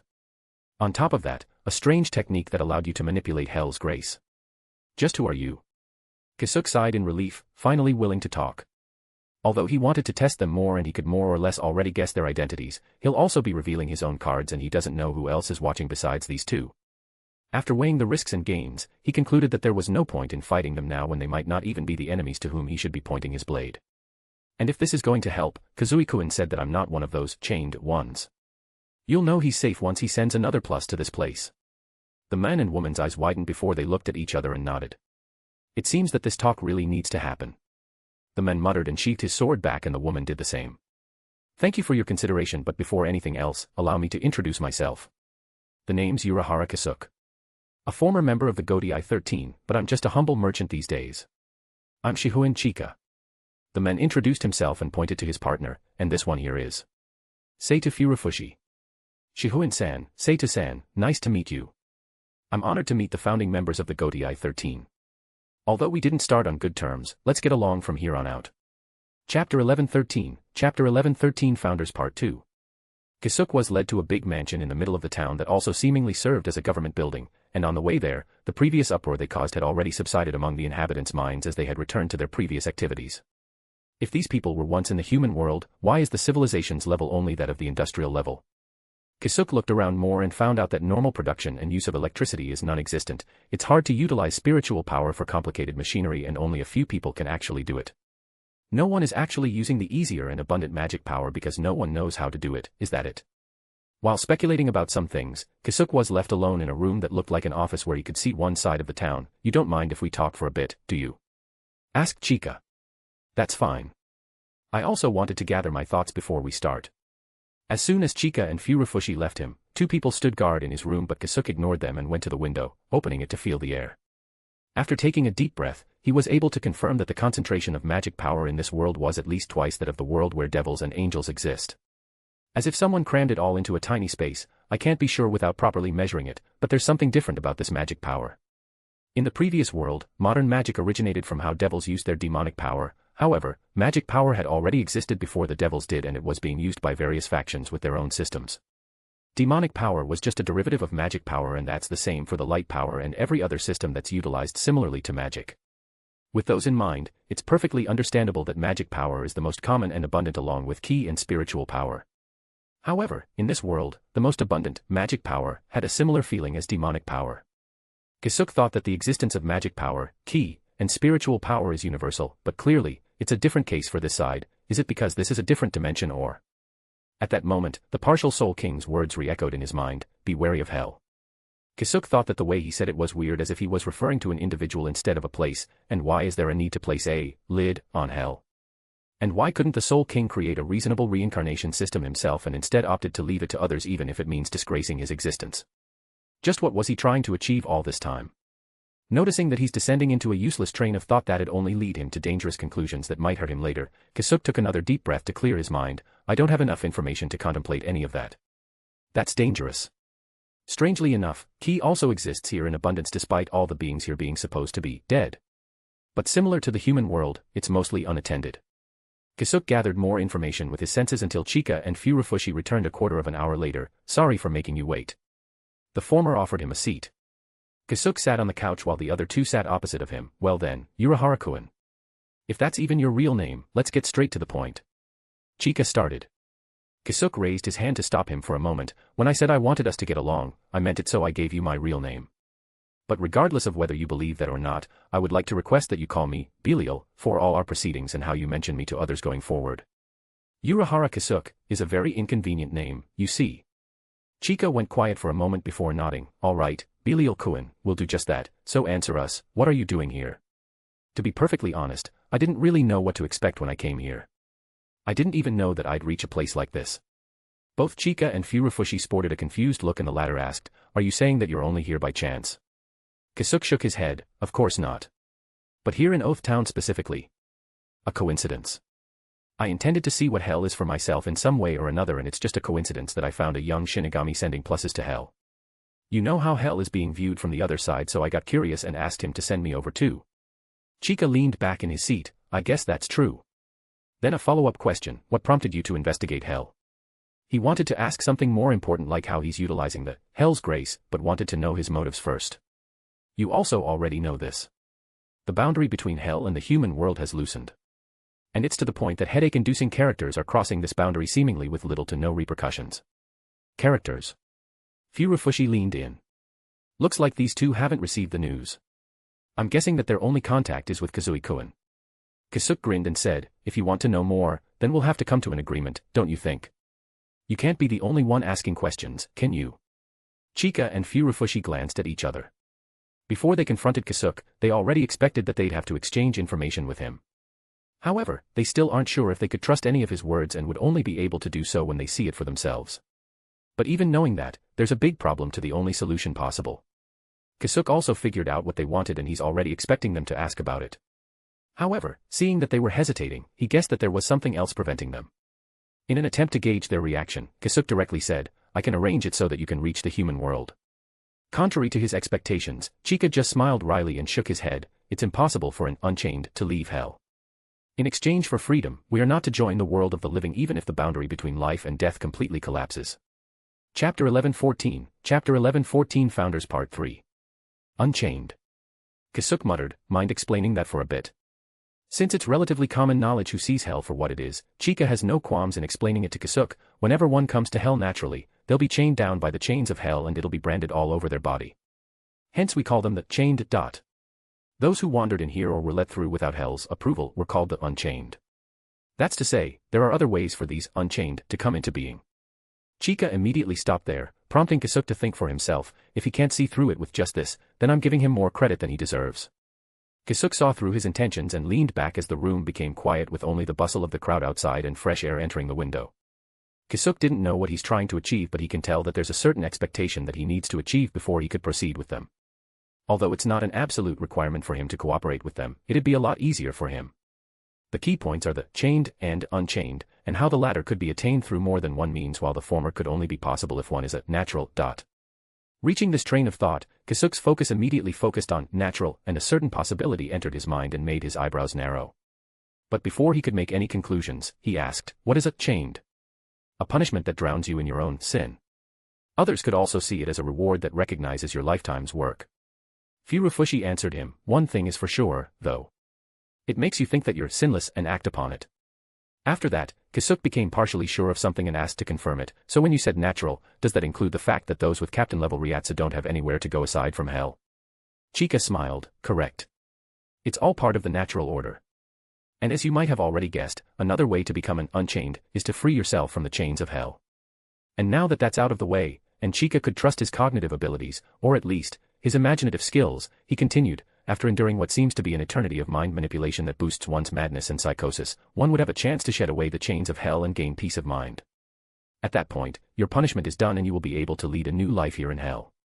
However, that also means losing access to the connection with hell itself. Even if we find a door that'll lead us to the human world, we won't be able to interact with it in any meaningful way, much less go through it. Kisuke finally understood why Sailaporo could cross the door of hell and even manage to somehow use its eyes. Using these chains of hell, they acquired some authority over hell. This is definitely a reward for a guy like him. And a very dangerous thing to have. Kisuke is afraid that Sailaporo has any other authority other than opening doors, controlling other, chained. It's going to be annoying. Kisuke knew that Sailaporo is someone who uses his head, so he knew that if there was any lacking part of his authority, he'll do anything to expand it. Looks like I will need to take the initiative to at least make him busy with other things. What are you talking about? Furufushi suddenly asked. Kisuke took a deep breath and sighed. I recalled you referred to me as an Arrancar earlier, so I'll assume that you've already encountered them a few times. Not just a few encounters, those bastards suddenly just appeared a decade ago and started eating souls. We know that they're hollows that came to hell, but we don't know anything else about them aside from what they call themselves and some of the techniques that they use. Furufushi clicked her tongue while explaining. There's a very obvious hostility coming from her. We also know that they are distinctively different because they carry around Zanpakuto as if they're shinigamis. Chika added, and although he appears a lot calmer than the former, there was a boiling killing intent behind his eyes. But what about them? To explain it simply, these Arrancars are the result of a rogue Shinigami's experiment that allowed a hollow to tear off their mask and gain Shinigami-like powers. They became a big problem 15 years ago, but most of them were killed, with the remaining Arrancars managing Hueco Mundo and having a non-aggression pact with Godai 13 as long as they don't invade each other's space. Chika and Furufushi's eyes widened and the latter commented, that's surprising. The Godai 13 getting along with hollows. Kisuke chuckled before continuing, it all paid off when they became a great asset to the Great War, 3 years later. 3 years later. So it was 12 years ago. Chika and Furufushi vividly remembered how the whole of hell shook 12 years ago, and it was also a few years after that they noticed that the boundary between the human world and hell became dangerously weak. However, all of this will momentarily fly out of their heads when they heard Kisuke's next words, the Great War between Soul Society and Quincy's that cost countless lives, including some people you know, namely, Genryusai Shigakuni Yamamoto, Yuichiro Unohana, and Sasakaibe Chijuru Tadaoki. Quincy's. Those pests have returned. And Old Man Yama was taken out. Including Yuichiro and Sasakaibe. Furufushi stood up from her seat and slammed the table in front of them into pieces. Calm down. I wouldn't be here if Soul Society didn't survive. It might be just recent news to you, but it's already more than a decade ago. And in the Great War, Yawatch was also killed. Furufushi knew that her anger would do nothing and forcefully calmed herself down before sitting back down. Wait. More than a decade ago, so does that mean the Soul Funeral Festival was performed? Kisuke nodded, for all of them, just recently, yes. Chika. Furufushi suddenly shouted, the top priority is searching for them. Chika, who had been quiet, also suddenly stood and walked up to the window, I'll take care of it. As soon as he said those words, he disappeared with a flash step. Kisuke saw Furufushi cross her arms and started tapping her fingers, showing her frustration with the situation. Nevertheless, Kisuke still hasn't acquired enough trust just to ask her what's going on, but he knows that it has something to do with being chained. Kisuke also stood up and said, it seems that you're going to be busy soon, so I'll leave you alone for now. What? What about our agreement? We can continue our talk about it at a later time. For now, I'll bring documents about what happened this past century the next time I come back here so that you'll have an idea of what's going on. Don't worry about its authenticity since it'll directly come from the current Captain Commander and Old Man Yama's student. Once you find him, you'll be able to confirm it from him. It's not really that important because they could just ask Yamamoto and Yuichiro what happened when they find them, and they'll be able to find them as long as they are really sent to hell. However, Furufushi has a feeling that she has to continue this relationship with him and nodded, all right. I'm looking forward to it. But how are you going to return? Kisuke grinned and a magic circle appeared beneath his feet, I have my ways. Furufushi's unexpected guest disappeared after lighting up the whole room with strange symbols that emitted hell's grace. And as soon as things calmed down, a piece of paper came falling down in front of her. After catching it, she read, my offer of bringing you into the human world still stands. And I advise you not to mention my real name to anyone or else you can forget everything we've discussed for today. Belial. Using a simple kidu, Furufushi burned the note and left the room, intending to send a message to Chika, who just left, to keep everything about Belial a secret. Chapter 11:15, Chapter 11:15, A visit from Siriiti. A few hours before sunrise, Kisuke returned to their house in Karakura town. He intended to go straight to an unused room in the basement so as not to disturb anyone, but Serafal in her nightgown came out while yawning, welcome back. I'm sorry I woke you up. Kisuke changed his plans and stayed in the living room, coffee. With 3 cubes of sugar, please. Serafal sat down, not minding her appearance. How was your trip? Since she could accurately track Kisuke's whereabouts as the latter didn't really bother hiding his magic signature, she knew he went somewhere far when his aura suddenly disappeared. Unexpectedly fruitful, and it's not as I've imagined, replied Kisuke while carefully brewing 2 cups of coffee. Do you mean hell? Yeah. Kisuke nodded and told her how and reached hell and what transpired when he trespassed it. Bringing the cups of coffee over to Serafal's side, Kisuke was able to finish his short report. Thank you. Serafal took a few sips of the coffee before continuing, please listen to me too. It was her turn to tell Kisuke what had taken place yesterday. I see. Arinyero Araruri and Zamari Ruros. Kisuke rubbed his chin, not just that, they are also capable of controlling the chains of hell to save themselves. It's already certain that they have a certain amount of authority over hell, so the next question is to what extent. Their ability to command the beasts of hell is not a big deal to Kisuke because strong individuals can always find ways to control the weaker ones, so it doesn't really matter if they could control them through their authority or something else. Well, we should at least expect more of these espadas coming out of their graves. Since they are essentially hollows with most of their humanity hollowed out, they'll be thriving in hell. While muttering this, Kisuke remembered something from more than a decade ago and added, maybe Ulquiorra Cipher won't be around. Ulquiorra Cipher. A nihilistic hollow with great power. Instead of dying, he scattered into nothingness after pushing himself in a great battle. Serafal didn't ask any further because she was not very interested. By the way, it seems I stopped you when you were about to do something. Oh right. Kisuke then took out a pair of smartphones from his inventory. I intended to modify this for Ophis and Lilith's use. It'll be inconvenient if we keep using telepathy magic to communicate remotely, not to mention, easily traceable and interceptable over long distances. I plan to modify the other girls and yours too. Do you mind if you work on mine right now? Serafal took out her smartphone and passed it to Kisuke. Sure, it shouldn't take too much time, but I'll finish Ophis and Lilith's first so that they can have it before they leave for Soul Society. As soon as the students left for their respective schools, Kisuke also left to do something else. Serafal, on the other hand, stayed at home because she knew that she'd be contacted today. And while waiting, she reviewed the documents about the Goti I-13 from more than a decade ago that she received from Kisuke. Although a bit outdated, it's still very relevant since one can easily track who would succeed in the position of the late captains. It was after lunch that Serafal felt someone approach their house, but she first waited for a doorbell ring. The doorbell rang and Serafal also heard a woman's voice, "Excuse me." Serafal slowly walked and opened the door to see a female Shinigami standing beyond the gate, a slim and youthful girl with long black hair pinned back, with flat bangs that hung to the right side of her face. She has slightly light blue eyes that have a deep tint of violet and wears glasses with a slightly oval shape to them. Yes. How may I help you? The Shinigami straightened herself. I'm Ise Nanao, Lieutenant of the 1st Division.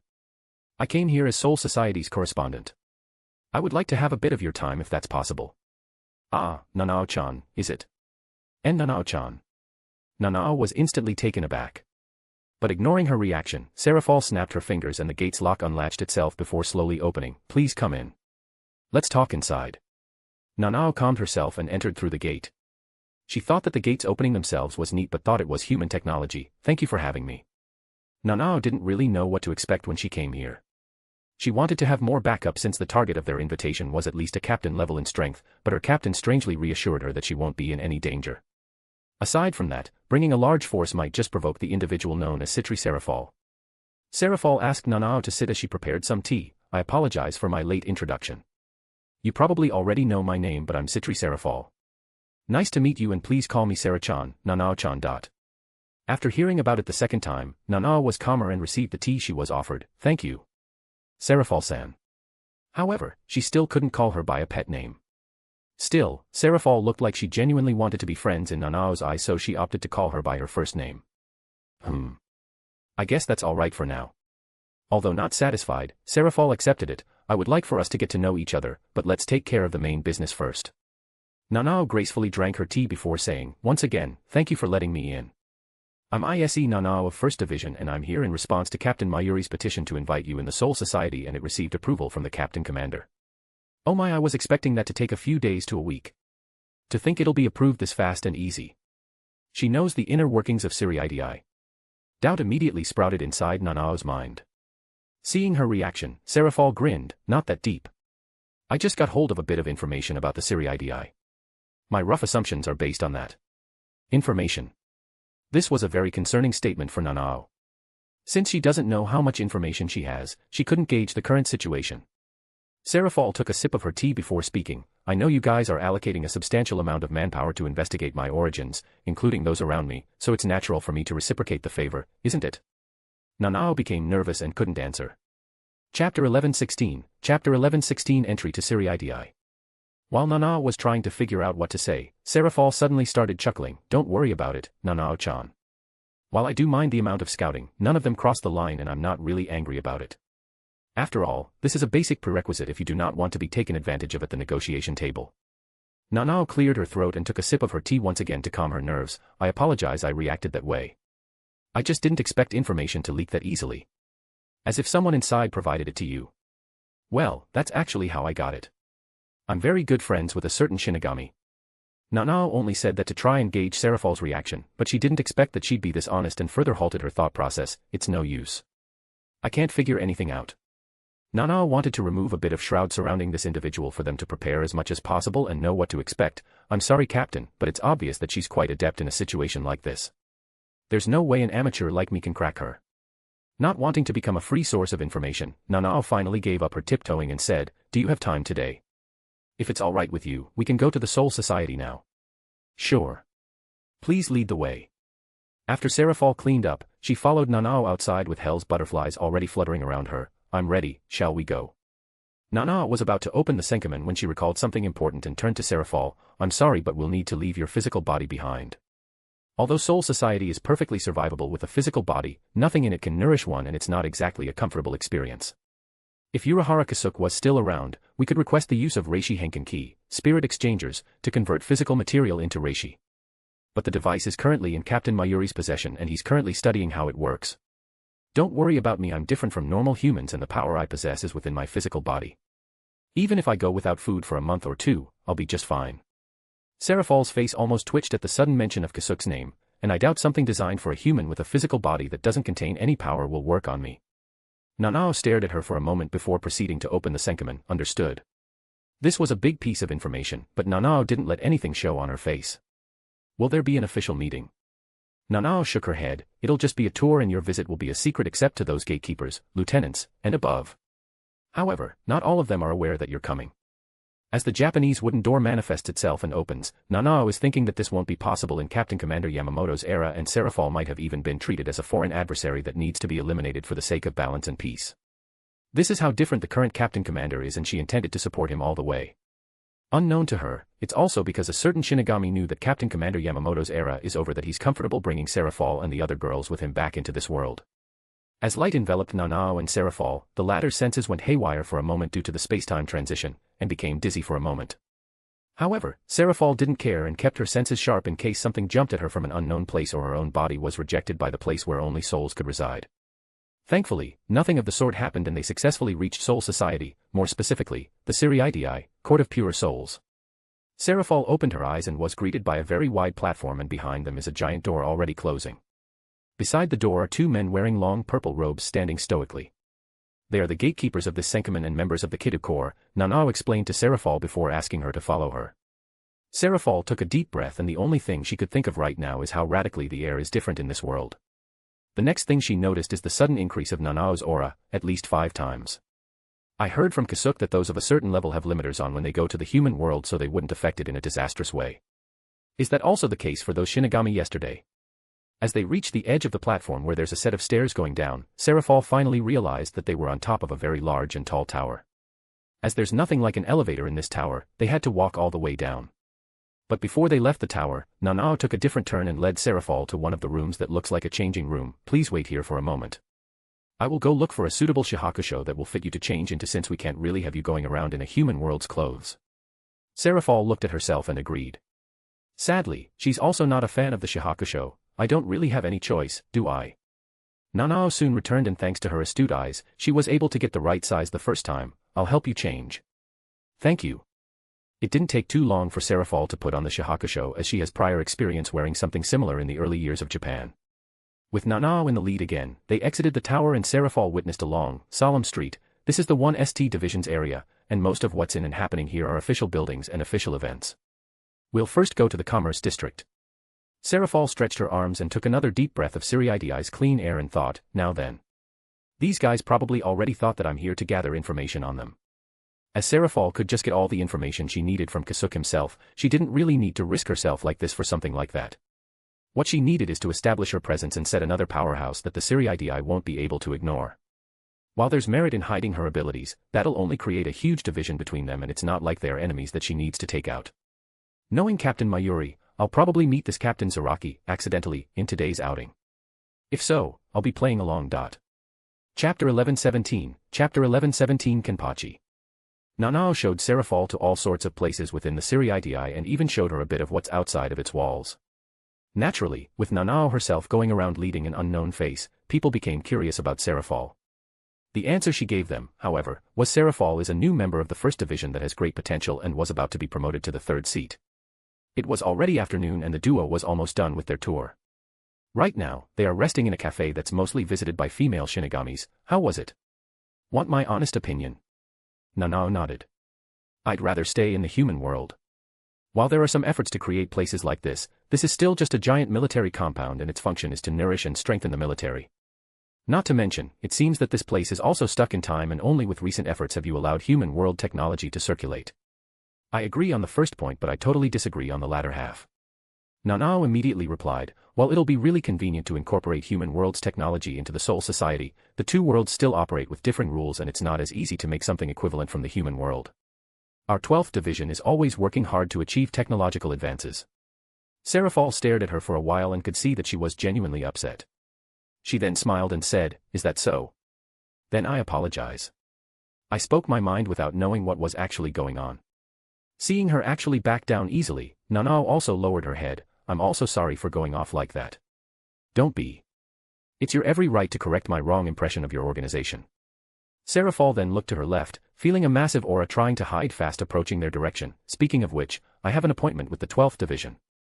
Should we go there now?" "Ah, that's right. We should go now. Although they are pretty much open 24 hours a day, we should go when most of them are working." Nanao stood up and was about to pay their tab when Serafal suddenly said, "But it looks like we'll have to postpone that." Nanao slightly tilted her head in confusion and noticed that Serafal wasn't actually looking at her but someone or something behind her. Nanao was about to turn around when she felt the very familiar Ryatsu suddenly flaring up behind her and she became akin to a creaking unoiled machine. Slowly turning around, she was able to confirm who was behind her and much to her horror, his chipped sword was already resting on his shoulder. "See Captain Zaraki. What are you doing here?" Nanao's effort of avoiding him at all costs went down the drain as she could already imagine what he was going to say next. "He'll probably ignore me and directly ask Citri-san if she's the woman in the rumors." "Are you the woman in the rumors?" Nanao wanted to praise herself, but that was obviously not the time for it. "Captain Zaraki, the captain commander already asked you not to cause any trouble." The towering Kenpachi Zaraki finally gave a cursory glance to Nanao and said, "When was I causing trouble? I'm just asking if she's the woman in the rumors." "That's a very rude thing to say, don't you think?" Serafal opened her mouth. "Do you think I care?" Serafal stared at him for a few seconds before nodding to herself. "You couldn't care less. I don't know who this woman in the rumors is, but I'm certainly a new face here. Does that answer your curiosity?" "Not quite." A large grin suddenly crept up to Kenpachi's face and the horrified Nanao became terrified. "Wait. Captain Zaraki." But it's already too late for Nanao to do anything. Though it's unknown if there's anything she could have done anything to prevent it in the first place. Kenpachi suddenly disappeared and reappeared behind the unsuspecting Serafal and swung his sword horizontally. A strange blue circle blocked the path of his sword and momentarily stopped his motion. However, Kenpachi just added a bit of strength to his arm to cleave this circle in half and reach Serafal. To his surprise, Kenpachi's sword also went through his target without much resistance. "Is that it?" At that moment, Kenpachi felt a threat to his side and immediately raised his arm to block the leg that was flying toward him. However, he severely underestimated the strength behind that leg and was instantly sent flying out of the cafe, crashing into multiple walls and sending dust everywhere. Serafal landed on her feet and turned to the speechless Nanao who was staring at her cleaved ice dummy. "Please find someone who can stop that guy." But I can't leave you behind." "Can you stop him then?" Serafal snapped her fingers and a large magic circle appeared on top of where Kenpachi landed. A second later, a giant ice spike emerged from it and Serafal dropped it on him. But before it could even land, the giant ice spike was cleaved in half and the shockwave that resulted from Kenpachi swinging his sword cleared all the surrounding dust, revealing his figure that was virtually unscathed. Nanao was shocked at what was happening, but it's true that she can't do anything to stop them. Gritting her teeth, she turned around and said before using her flash step, "Please be safe." "So she thinks I'm going to lose?" Serafal chuckled and turned her attention back to Kenpachi. Thanks to his reputation, the moment the people around saw him with his sword drawn, everyone have already run away, so the area instantly became deserted, making a large space for them to duke it out, though if what I read about him is true, then I'm a very bad matchup against him. Nevertheless, if it's just surviving, Serafal can easily do it. While Serafal was thinking of ways to keep him at bay, Kenpachi started cracking his neck and said, "So you really are a strange woman. Someone told me you're very strong. Let me see it. I'm not really in the mood though." Kenpachi's grin grew larger as he suddenly dashed forward while shouting, "Then I'll create the mood for you." But he had to immediately stop and raise his arm on top of his head. The next instant, Serafal's leg came crashing down against him, sinking his feet into the pavement. At his reaction, Serafal could only smile wryly. "You obviously can't properly feel my presence, but here you are, reacting to everything I throw at you." Kenpachi pushed her back against her by swinging his arm, "So you're going to do this whenever I lose sight of you." Chapter 11:18 Chapter 11:18 Short Clash.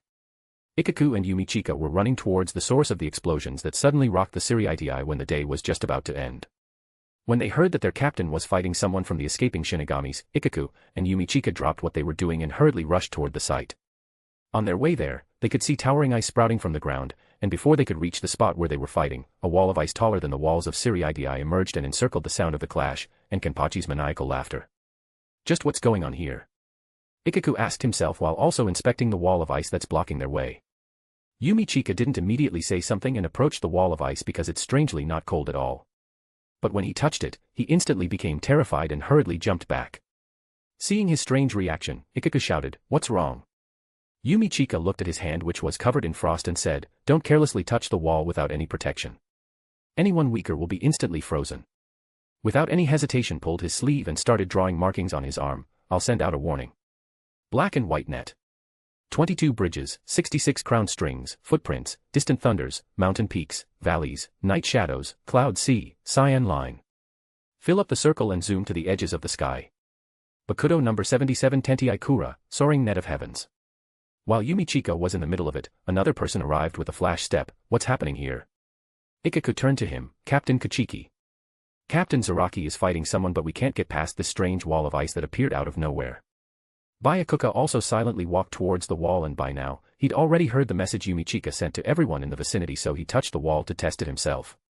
And as Yumichika had said, the moment his fingers touched the ice wall that was not emitting any coldness, frost started gathering around his hand and arm, threatening to freeze him. Byakuya lifted his hand and used his Ryatsu to force out the horrifying coldness that was trying to invade his flesh. "What is this ability? I don't feel any Ryatsu from it." Byakuya contemplated if he should break the wall using Kidu, but it was obvious that this wall was containing the battle that was happening inside, and breaking this might spill out the destruction to a larger area of Siriitii. But while he was hesitating, two more people arrived, and one of which was someone who first escaped the vicinity, Nanao. In front of her is a Shinigami with gray eyes and long wavy brown hair, and is wearing a Tsujigasa straw hat and a pink, flowered lady's kimono, which he drapes across his shoulders and over his captain's uniform. "Captain Commander." Ikaku and Yumichika saluted. Byakuya, on the other hand, immediately asked him upon his arrival, "Is this about our guest?" Kuraka tipped his hat backward and nodded. "Sadly, it seems our dear Zaraki found her after hearing a strange rumor from somewhere. I have a feeling I know where he heard this strange rumor." 4 of the 5 Shinigamis immediately put their hands on their Zanpakuto when they heard another unfamiliar voice. Because they didn't know when she arrived, all of them were quite surprised. Thankfully, they didn't attack when they saw her raising her hands, and there was no hostility in her demeanor. "Serafal-san. You're safe." Nanao was glad to see her, but also confused as everyone could still hear Kenpachi's cackling and his sword whipping around. "Then who is he fighting right now?" Without explaining herself first, 2 magic circles appeared beside Serafal, and ice started emerging from it before forming into a statue and soon became identical to Serafal herself. The 2 ice clones then flew towards the wall and went through it as if it was water and disappeared. "He won't stop, so I've just been keeping him busy." Serafal then turned to the people beside Nanao and introduced herself. "Nice to meet you, everyone. I'm Citri Serafal. I presume you guys will be able to stop him." Aside from Ikaku, who was present on the night of Hell's attack, it was the first time Yumichika, Byakuya, and Kuraka met her. Kuraka stepped forward and introduced himself. "Nice to meet you too, Citri Serafal. I'm Shunsue Kuraku, the current captain commander and Nanao-chan's direct superior. I'm not sure how you're fooling his senses, but you could leave him to us. Great, his intuition is really scary, so I'm also not sure how long I can keep him occupied in there." Kuraka thought that this problem is about to end any longer and the Central 46 will butt in. Thank goodness Zaraki has a bit of a reputation. However, the atmosphere around Serafal instantly changed and made everyone near her shiver for some unknown reason, "But I don't really like how he just attacked me out of nowhere.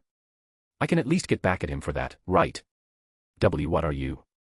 Since she was not really asking for permission, Seraphol proceeded to release her demonic power and a giant magic circle that encompasses the entire arena that she made, Reiku, lightning. As dark clouds manifested on top of the arena, a massive discharge of lightning struck down the whole area and temporarily blinded everyone looking at it and deafened those who were near it. When their disrupted senses returned, the wall of ice had already disappeared, revealing a large crater. In the middle of it is Kenpachi standing on his 2 feet and extremely tattered with various burns on his body. Even then, a wide grin is still present on his face. He turned in Seraphol's direction and said, "Ah. That's amazing. I didn't see that coming at all. I'd hate it if we're just going to end it here." Seraphol returned his grin with a fearless smile, "But we're going to end it here.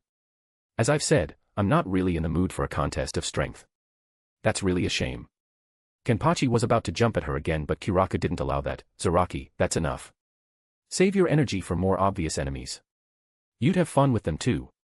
Chapter 1119 Post-Combat Analysis. Kenpachi saw that Byakuya and Kuraka were ready to intercept him so he scratched his head and gave up. "It's been a while since I had any good exercise and it was cut short." While muttering this, Kenpachi started walking in another direction, losing his interest. Ikaku and Yumichika first looked at each other before running to follow their captain. Seeing him leave, Kuraka sighed in relief. Only old Manyama could actually control his temper. He then turned to Seraphol before continuing, "I apologize for what just happened. You're supposed to be our guest, but this still happened. Whatever I could do to make up for it." "Captain," Nanao muttered in worry. Meanwhile, Byakuya is wondering why he's lowering himself this much to an outsider. If the nobles were to see him right now, there could be a move to remove him from his position. Fortunately, there's no one better that could replace him. Seraphol also realized his sincerity and didn't plan to make him do anything. If she asks anything, it won't look good for her. "It's fine, let's just consider this as my lab test for the 12th division." Lab test. Kuraka knew her deal with Mayuri but he wondered if that troublesome researcher would actually agree. Seraphol was able to guess what was on his mind and answered his confusion by turning to her left and saying, "I think that's enough data for you. If you're still going to ask me to go to your lab after what you started then I might accidentally freeze your place on my way out." All of a sudden, a figure in a black cloak emerged from one of the destroyed walls, "So even after I modified this cloak, you can still find me." Fascinating. Both Byakuya and Kuraka narrowed their eyes at him. "Captain Kuratsuchi." Mayuri removed his cloak and said, "I know what you're thinking, but it's not my fault that Captain Zaraki went to seek her after I informed him of her arrival. I might have added a few more details, but as a researcher, those minor details are important." Mayuri then saw everyone's expression souring and took a step back, but as Citri Seraphol has said, "I've gathered enough data so she can forget about going to my lab. In fact, I don't want her going near it." "That settles it then." Seraphol had enough work for today and she already achieved her objective so staying any further is just more risk without any reward for her. However, there's still one thing that's bothering her and it only became a worry after she played around with Kenpachi without much effort. "Even with that guy's monstrous intuition, he still couldn't detect me." Seraphol muttered to herself. "I'm also quite surprised." Mayuri chimed in while approaching, "I thought Zaraki's animalistic instincts might be able to track you but he was lost like the rest of us. Thanks to the new detector that I made, you also possess quite a sizable amount of Ryatsu, but I guess all of that is being covered by this strange energy of yours." Mayuri showed Seraphol his terminal showing various graphs. Seraphol stared at it for a few moments while rubbing her chin. "It's great that you're making progress, but at this rate, those guys from hell might catch you off guard so it isn't really realistic for me to wait for you to adapt." She thought about it for a little bit more before deciding to help them out a bit. "They are going to learn it sooner or later so it's better if they owe me for it." Byakuya, Kiraku, Nanao, and Mayuri's guard all went up when all of a sudden, a magic circle appeared in front of Seraphol. Seraphol ignored them and stuck her arm into the circle. She rummaged inside her inventory while muttering, "I think it's in this corner." Yep. The Japanese edition. A few seconds later, Seraphol took her arm back and her hand was already holding a thick book. She then passed it to Kiraku. Kiraku absent-mindedly received it and saw the title of the book, Introduction to Magic and Magic Power. Mayuri's eyes shined with curiosity and peeked at the book too. However, right now, he's much more interested in its author, Ross Weiss and Reverial Joe's Alf. Am I reading that right? Seraphol nodded at him. "Just because it's called magic, it doesn't mean it's related to the system they use in the West. You'll probably have a hard time understanding what's in it due to the absence of the magic power in the air, but you should be able to learn a lot of things if you reference it while using the Arinkar that I caught." Kiraku passed the book to Mayuri and the latter immediately proceeded to browse through it. "I see. This looks like a load of nonsense, but if it's coming from you, Captain Commander, let me take care of this. Make a copy for each division first." After getting his instructions, Mayuri immediately left. Byakuya, on the other hand, offered his hand. I'm the captain of the 6th Division, Kuchiki Byakuya. Serafal gladly received it. Nice to meet you, Byakuya-chan. I'm Citri Serafal. You can call me Serafal. Byakuya was taken aback, but his expression immediately returned to neutral. While Serafal is acting cheerfully, Byakuya could actually tell that she was raised like a noble just from her movements. Glad to be your acquaintance. He then let go of her hand and turned to Kiraku. I'm following Captain Kuratsuchi since I can't trust him. Without waiting for confirmation, Byakuya left the group. Seeing that, Kiraku couldn't help but sigh. I'd like to accompany you and talk more, but I have to deal with the Central 46 first due to this noise, so I'll be leaving you to Nanao-chan's care. I hope you don't mind that. I'm fine. I won't disturb you any further, and it's about time for me to go home. I see. Then if there's a chance, I'd like us to discuss a few things. Kiraku soon bid his farewell, and Nanao led Serafal back to the tower where they first arrived. After changing to her former clothes, Serafal approached Nanao with a piece of paper that had the insignia of the Citri house on it. Take this, Nanao-chan. Nanao received it and curiously observed it and asked, this is a summoning contract. It's a temporary one, but if you're in danger, just think of me and that'll bring me to you. Chapter 1120. Chapter 1120. Sharing is caring. After school, Claire, Tanis, and Kuna were exploring the town once again, thinking that they might have missed something, though this time, they're by themselves. Along the way, they would notice some Shinigami going around but ignored them. They also noticed that there were no doors of hell opening and wondered if it had something to do with what Serafal did yesterday. In the latter part of their tour, they arrived at the area where the Urahara shop was located and decided to drop by and say hi to Tessai. Although it was forbidden for them to tell anyone that they knew Tessai through Kisuke, this doesn't stop them from interacting with Tessai. And as Kisuke's best friend, the girls wanted to know more about him and offer help if he needed any. Since we're going there, want to borrow the underground training facility. We've never missed a training session every day and I'm honestly itching to move my body around. Claire proposed to the group. Kisuke had already created a place for them to train, but he hadn't allowed them in yet because there were still a lot of things he had to do to fix the place. Let's go. Tanis grabbed Claire and Kunu's arms to race towards the Urahara shop. Kunu only smiled and didn't say anything as she had the same craving as everyone else. A few minutes later, they reached the corner where the shop was located but stopped on their feet before they could even approach it. The reason is that there are few familiar people standing outside and talking to Tessai. While talking to his guests, Tessai also noticed the girls approach and waved at them. Tanis, Claire, Kunu. How was school? Those who were talking to Tessai also turned around and had their eyes widened. They are, muttered Ichigo. Yuryu and Chad behind him remained silent. Claire waved back with a big smile. It's fun. How are you doing, Tessai-Nizan? Tessai touched his mustache in embarrassment. They should be calling his uncle, but because they are calling Kisuke a big brother, it isn't really right for them not to do the same for him. Though after a few moments, Tessai felt the weirded out stare from Ichigo, Yuryu, and Chad and had to feign a cough before saying, it's their choice. I have no say in it. He then replied to Claire, who was already approaching them, I'm fine and it's great to hear that you're enjoying your stay. By the way, what are you girls here for? We're exploring the town and came to this area, so we thought we'd say hi. Is that so?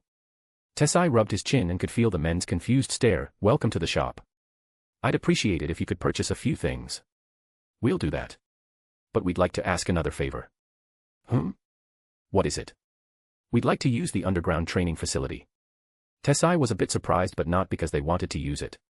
He turned to Ichigo's group and asked them, do you mind sharing it with them? Yuryu immediately grabbed Ichigo's shoulder and answered, if they're alright with us using it too, we don't mind. The training ground is wide enough for more people. Tessai turned back to Claire and said, they asked about it first, so they got the priority. You could return on another day if you want to keep it to yourselves. Claire thought about it for a second and looked towards Tanis and Kunu, who seemed to not mind it. We'd like to use it today, thank you for letting us go too, big brothers.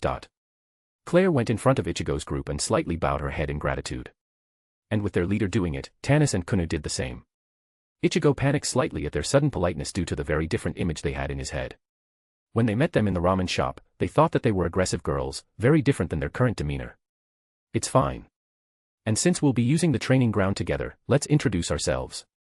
I'm Kurosaki Ichigo and these guys behind me are Ishida Yuryu and Yasutora Sado. Yuryu and Chad respectively smiled and nodded their heads when Ichigo introduced them. Nice to meet you, Kurosaki-Nizan, Ishida-Nizan, and Yasutora-Nizan. I'm Claire Belial. Ah, Claire is my first name. Tanis behind her raised her hand. I'm Tanis Belial. We're not blood related, but we're sisters. Kunu Belial. Pleased to meet you. We're not blood related, but we're definitely sisters. Kunu bowed elegantly.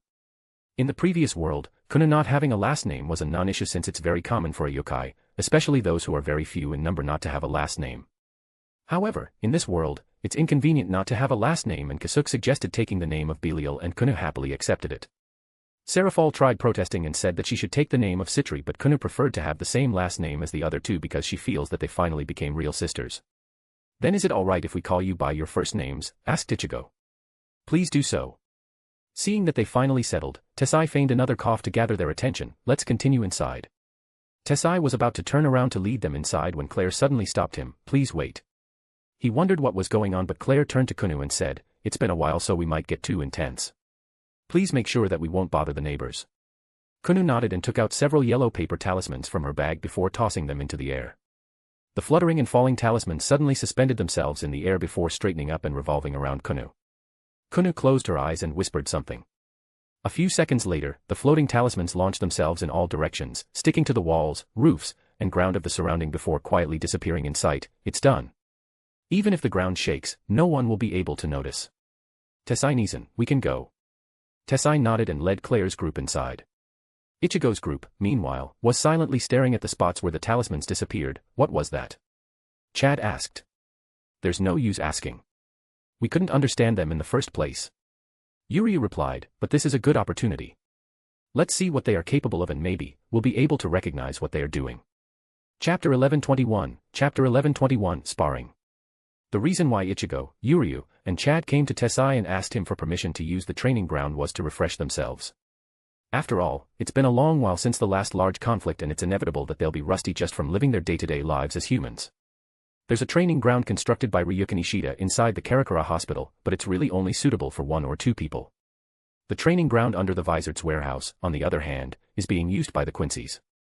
Although they didn't really have any intention of joining this new problem, they also didn't want to be stuck hiding behind their backs and be helpless about it. The moment Ichigo's group came down to the training ground, a wave of nostalgia hit them, and that reminded them of a certain man that isn't here anymore. Though the next thing they felt is a worry, thinking that there was a chance that they'll be facing him if he was able to reach hell. After looking around, they immediately saw something very out of place and something they definitely don't remember existing, a mansion. Muttered Chad after catching a glimpse of it in the distance. Tessai became slightly nervous and feigned another cough. Ahem. I built it to take some time off my hand. It's surprisingly enjoyable. Claire knew that it was not a good topic for Tessai, so she approached Ichigo, asking, Kurosaki Nizan, how will you go with your training?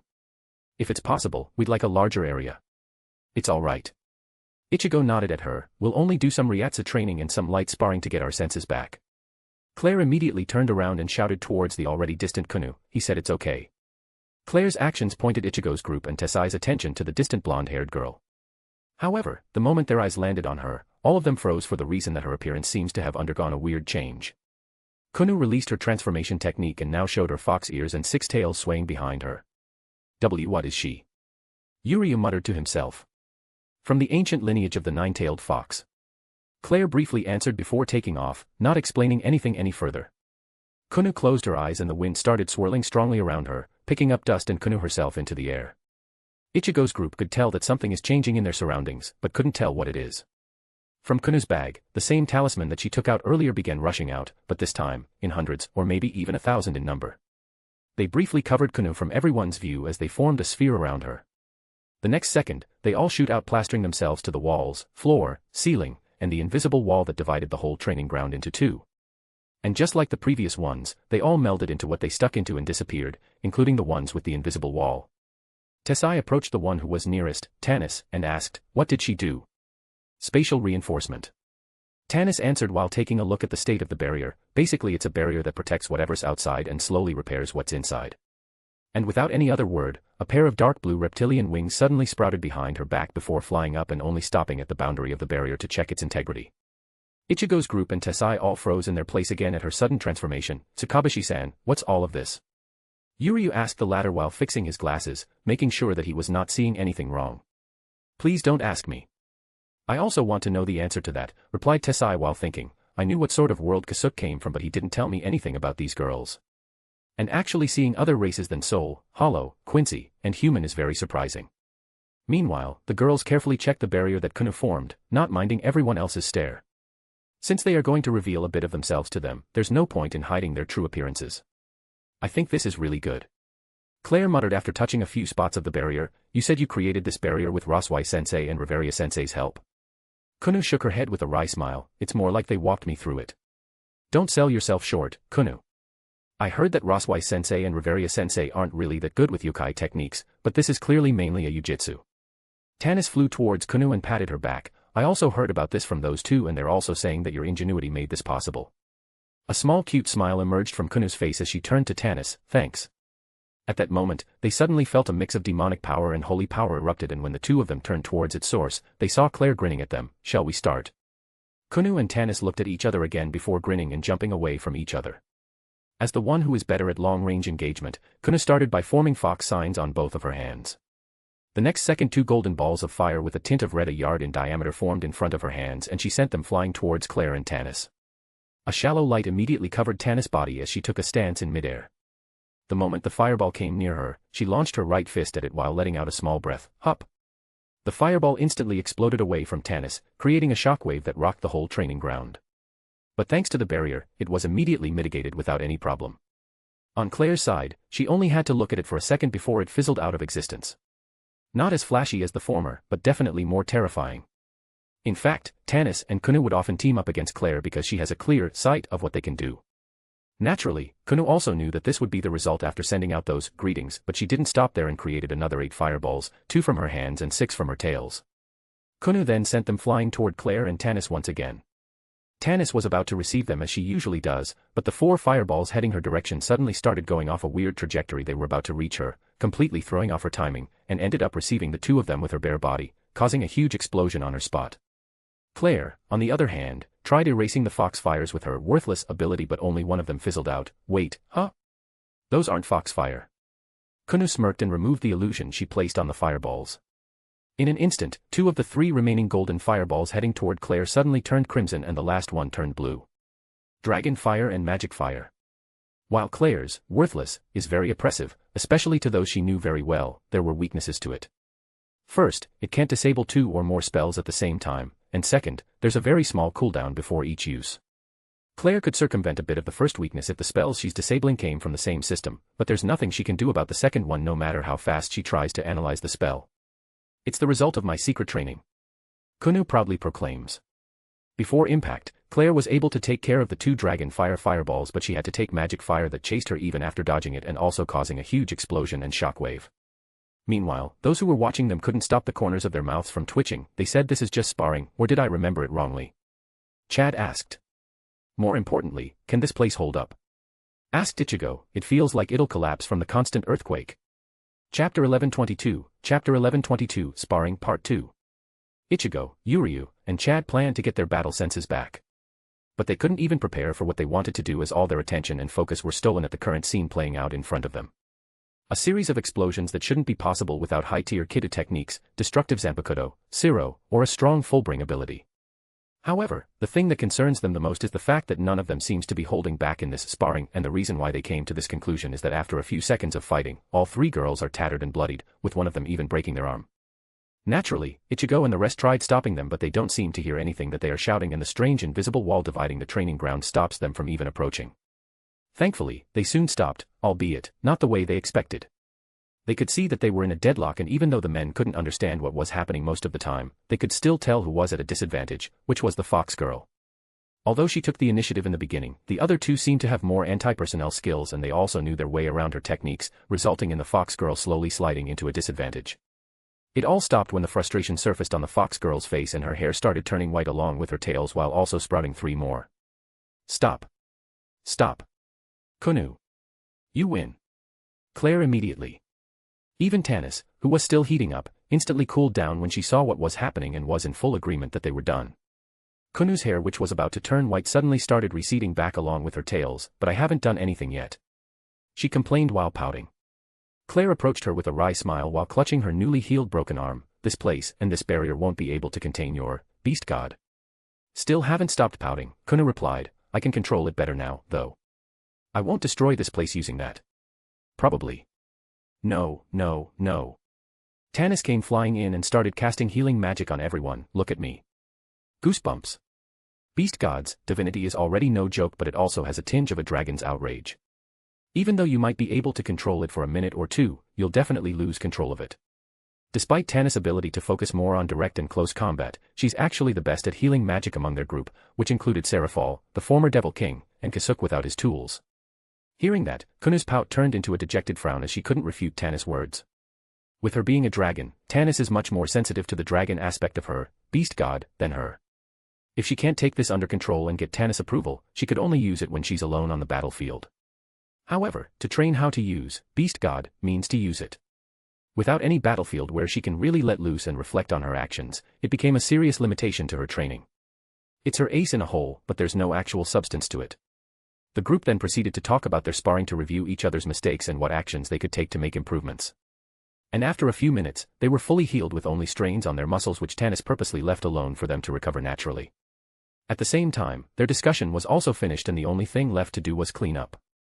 They looked around and saw the destruction they wrought, which made it look like that their side of the training ground is about to collapse even with their barrier still on. I really miss Nissan's training ground. By the time we're done talking, all of this would have returned to normal. I don't want to do the cleanup.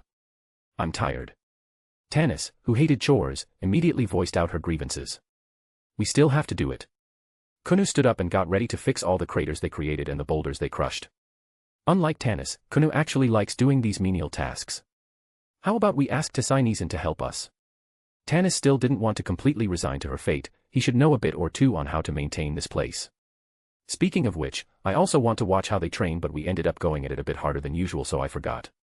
Claire also stood up and turned around to the other side, only to see that there was nothing happening and they were only staring at them. Huh? Are they done? But they didn't leave any mark on the training ground. Are they also done fixing it? Thanks to their skewed common sense, Claire couldn't fully understand what was happening on their side.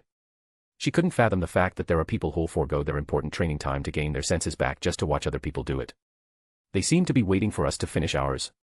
Kunu asked with curiosity while using Ujitsu to restore the ground. Regardless of what they wanted, the girls knew that they had to finish their work first. Even though the damage they created was extensive enough to put the ceiling and walls to their limits, they were able to restore everything to how it was before in only 10 minutes. And after double-checking that there's nothing amiss, Kunu finally took down the barrier by taking back the talismans that she used before the group approached the other side. Thank you for waiting.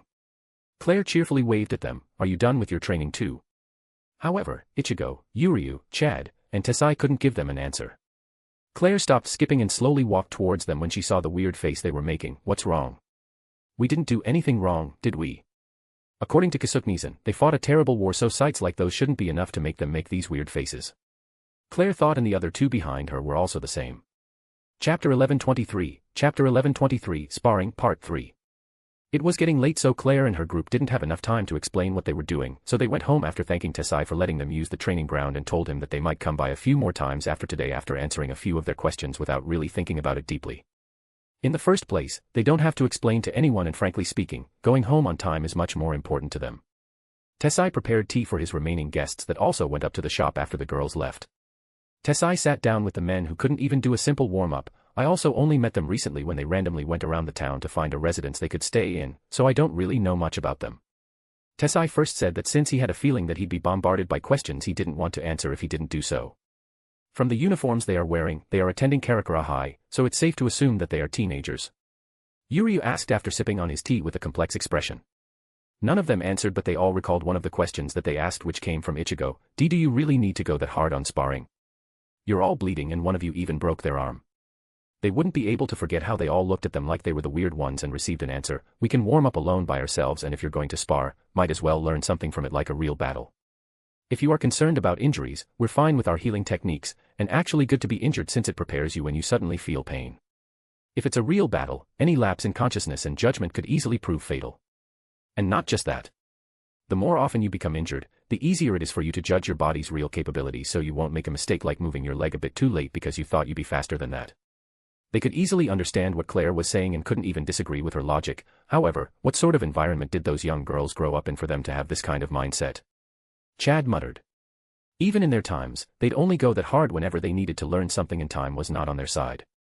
Even if someone could heal your injuries, it doesn't change the fact that it's extremely dangerous, and an emotional scar can't be healed the same way as a physical one. Ichigo turned to Tesai and asked, Tesai-san, are there any other societies out there that we're not aware of?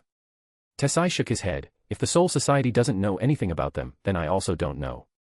Silence took over the room with each of them having thoughts of their own until Tessai continued speaking. However, I do know that what they have is not Ryatsu-based like we all know. The three men all looked at him and Uryu asked, then what is it? And how is that possible? How is it possible? I don't know. Unlike us who only ever knew the soul as the source of power, they separate theirs into three main systems which are ki, magic, and soul. Under that are more subcategories that one could specialize in, either by focusing on one system or combining two or more. Ichigo rubbed his chin and asked, soul. They could also use a similar ability to a Shinigami, Hollow, Quincy, or Fullbringer. Tessai poured more tea for himself while answering, no. It seems they are using it differently from us, but the way I see it, our use of Riryoku is much more advanced. That leaves the other two, ki and magic. I'm not sure how accurate this is, but it's also something I've heard from them. Starting from ki, it's the power of life. It's something present in all living things. It's used mostly to strengthen the physical body, which you've already seen. Despite them smashing into the ground, ceiling, and walls, creating craters, they were relatively unharmed. But the prime example of this was the blue-haired teen, Tanis, who wouldn't dodge if it meant that she could attack effectively. Next is magic. It's a type of power that's omnipresent and anyone who knows its existence can make use of it if they train enough. It has many uses, but the most simple explanation is that it's similar to Shinigami's Kidu. However, don't mistake it for the West Soul Society's magic, as that is just a different use of Kidu. That's a lot to take in. Chad commented, are they aliens or something? Cold sweat started to drip on Tessai's back. He knew that Chad was only making the heavy atmosphere a bit lighter, but it was really hard to laugh when he actually got it right. And how are they related to hell? Uryu suddenly asked, which made Ichigo and Chad instantly turn their heads to him. Don't get me wrong.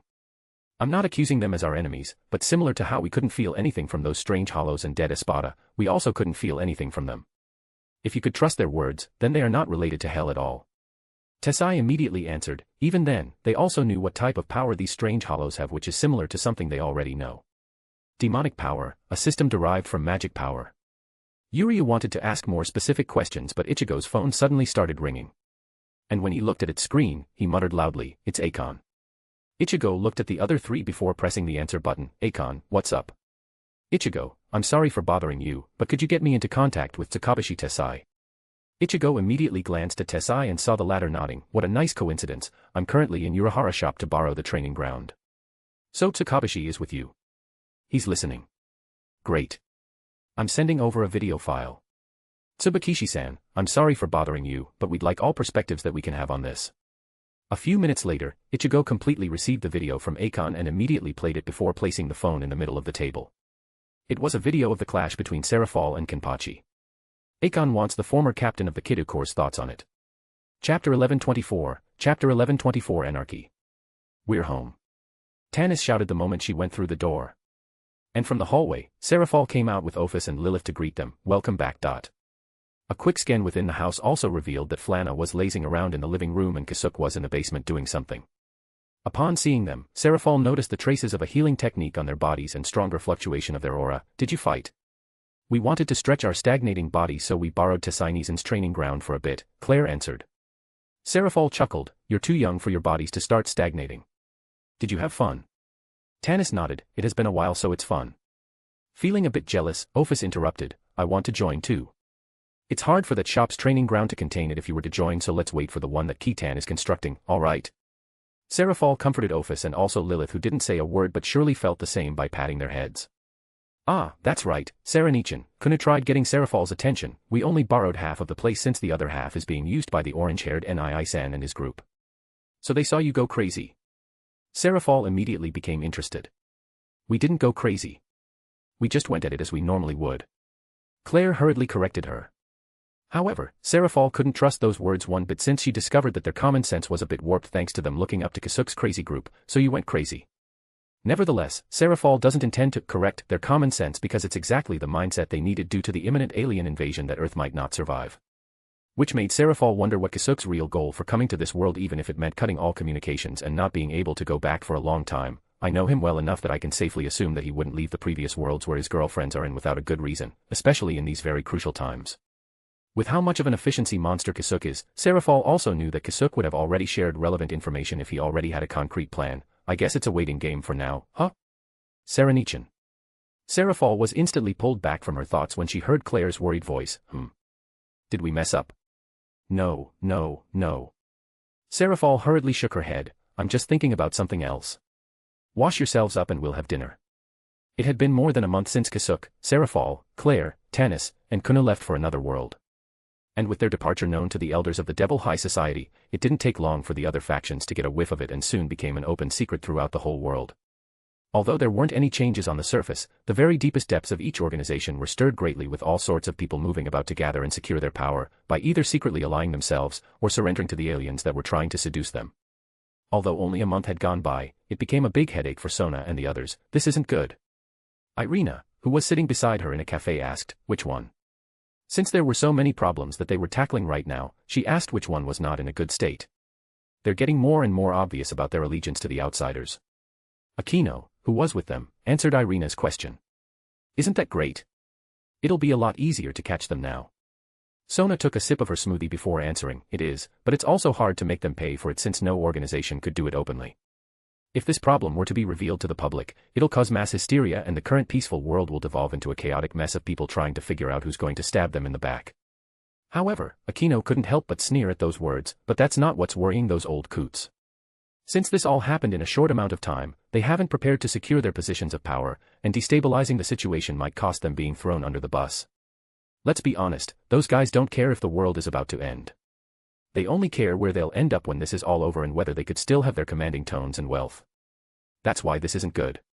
The more time they have, the more things they'll mess up. Sona went back to clutching her head.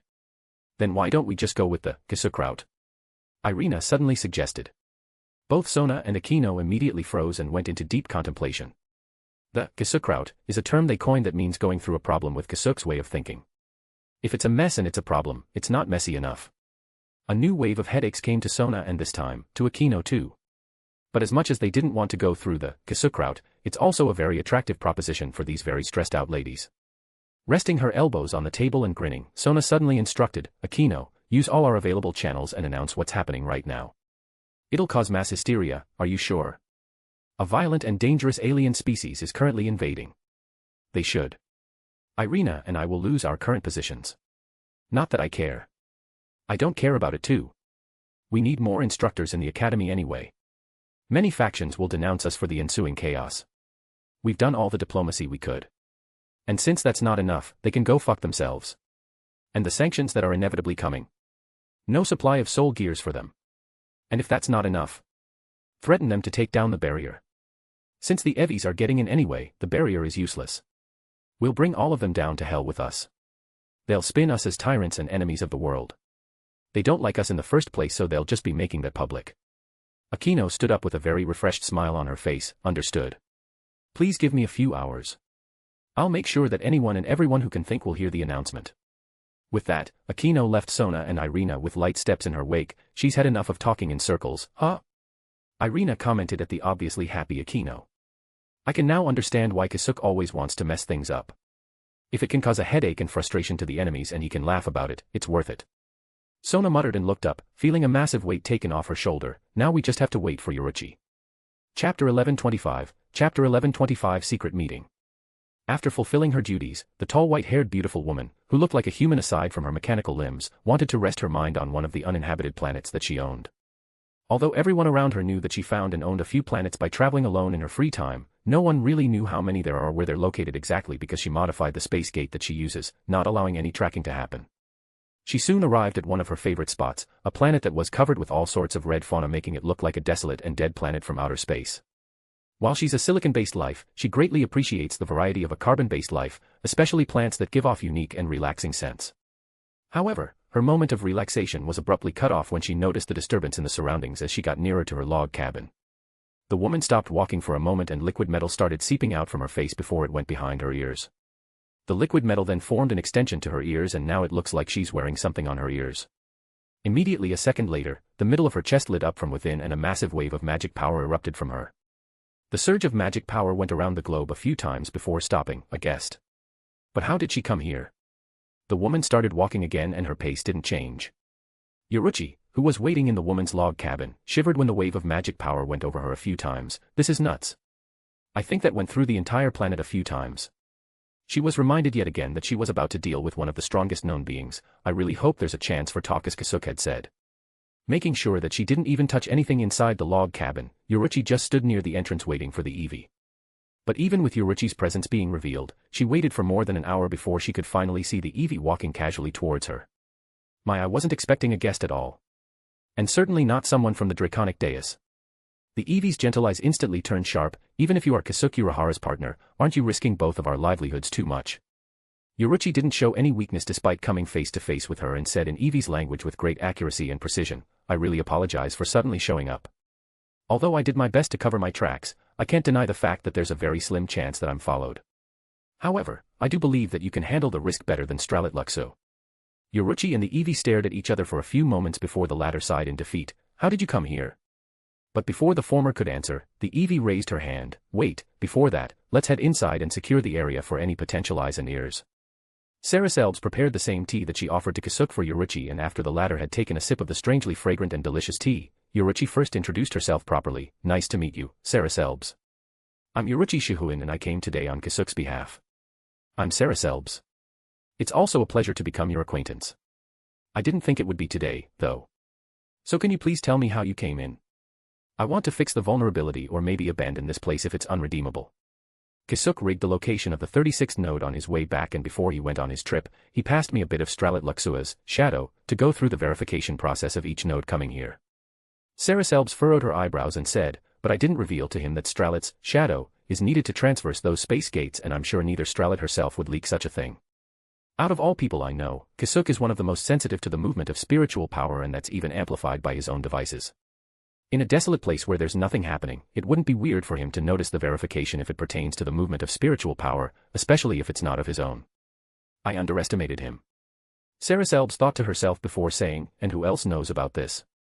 Aside from myself, one of the girls close to me and Kisuke. This is, of course, just for my own security in case you've thought of erasing me here.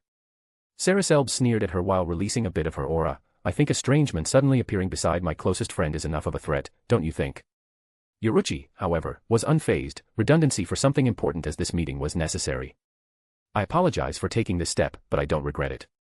Nevertheless, if you can trust my words, all knowledge about this node and the path here will be taken to our graves. After that, silence ensued with no one talking for a few minutes. Saraselbs thought of taking this woman as a hostage to control Kisuke and to offset his ability to suddenly appear beside Stralit. However, she decided against it after seeing how careful she is about things. After all, she had already seen how Kisuke manipulated a fake body, and she couldn't really tell if Yoruichi was doing the same thing right now. If she is and Saraselbs suddenly attacked her, it'll be a losing game for her and she would have no cards against Kisuke in addition to making an enemy out of him. Although Eevees are generally stronger than their Atold's counterparts, Eevees don't really understand spiritual power nor have any ability to manipulate it even after conversion technology that could copy a being's original ability after analyzing their bodies and reconstructing it as an Eevee. This is the reason why the Atolds could stand toe-to-toe with them on their home planet. And what do you hope to achieve by meeting me like this? Saraselbs decided to move the conversation forward, hoping that she'll find something she could use to take back some control. A path to the Atolds and all the information I may need to navigate it. Chapter 1126, Chapter 1126 Yoruichi's Adventure. Saraselbs went quiet again and she thought about Yoruichi's demands. Although she only said her demands, she made it pretty obvious that she was offering her service to infiltrate the other side. She contemplated it long and carefully, and only when Saraselbs figured out what she wanted did she ask, and what do you offer back? You already know, but information that I gathered on that side and maybe a bit of a request from you. So it'll be up to you whether or not to accept my request. Yoruichi nodded, naturally. If the risk is too great, I won't accept it. Both of us have something to gain from this, so I don't want to waste this opportunity as much as possible. So she already has an idea of what's happening on Stralit's side. It was Saraselbs' current biggest worry. The fact that Stralit was assaulted without her being able to defend herself effectively due to a certain artifact meant that someone in her own clan wanted to remove her. Be it for her current ideology or being an heir to one of the highest seats in the entire Atold government, it doesn't matter. Saraselbs wanted to remove this danger as soon as possible. Although they won't be bothering Stralit for a while after it was revealed that the artifact went out of the Luxua's monitoring and was used against their own blood, it won't completely stop the attack. Sadly, she can't do anything from her side, leaving Stralit to fend on her own. Saraselbs didn't even have any idea how many groups are crawling around nor their intentions and goals. Their culture, their influence, their way of communicating. I will give you all of this information and how you'll be able to integrate in their society. In exchange, I want you to protect Stralit and remove the threats around her. I would need much more details for that request. It'll come later. I'm only asking you if you can fulfill it. Outside of that, you can do whatever you want as long as you don't go against what Stralit wants to happen. It was Yoruchi's turn to be quiet this time. She thought about it briefly before asking, let's say I accept this condition, will you be sending me to her side? Saraselbs nodded, that's the plan, but do you have anything else in mind? If you want to rout the pests around her, I think it'll be more effective if no one knows I intend to protect her. Then your next option will be just entering their society as a normal citizen. In that case, you'll have to work from the ground up. How many years would that take? Yoruchi displayed a cunning smile, give me a month or two. I have my ways. A week later, Yoruchi arrived at one of the largest world hubs that's being controlled by the Atolls and the nearest hub from their homeworld. She's currently in a spaceship that she boards thanks to Saraselbi's help. Although space gates exist, it was mostly exclusively used for their military efforts and high-ranking officers and clans. The primary mode of transportation within their territory is through the spaceship's warp drives, which is more efficient but has less range and could be detected from a long distance, so any use of it is always accounted for. Any illegal attempts to use it had severe punishments ranging from death to lifelong slave status for the whole family. Yoruchi gathered all of her luggage and looked at herself in the mirror.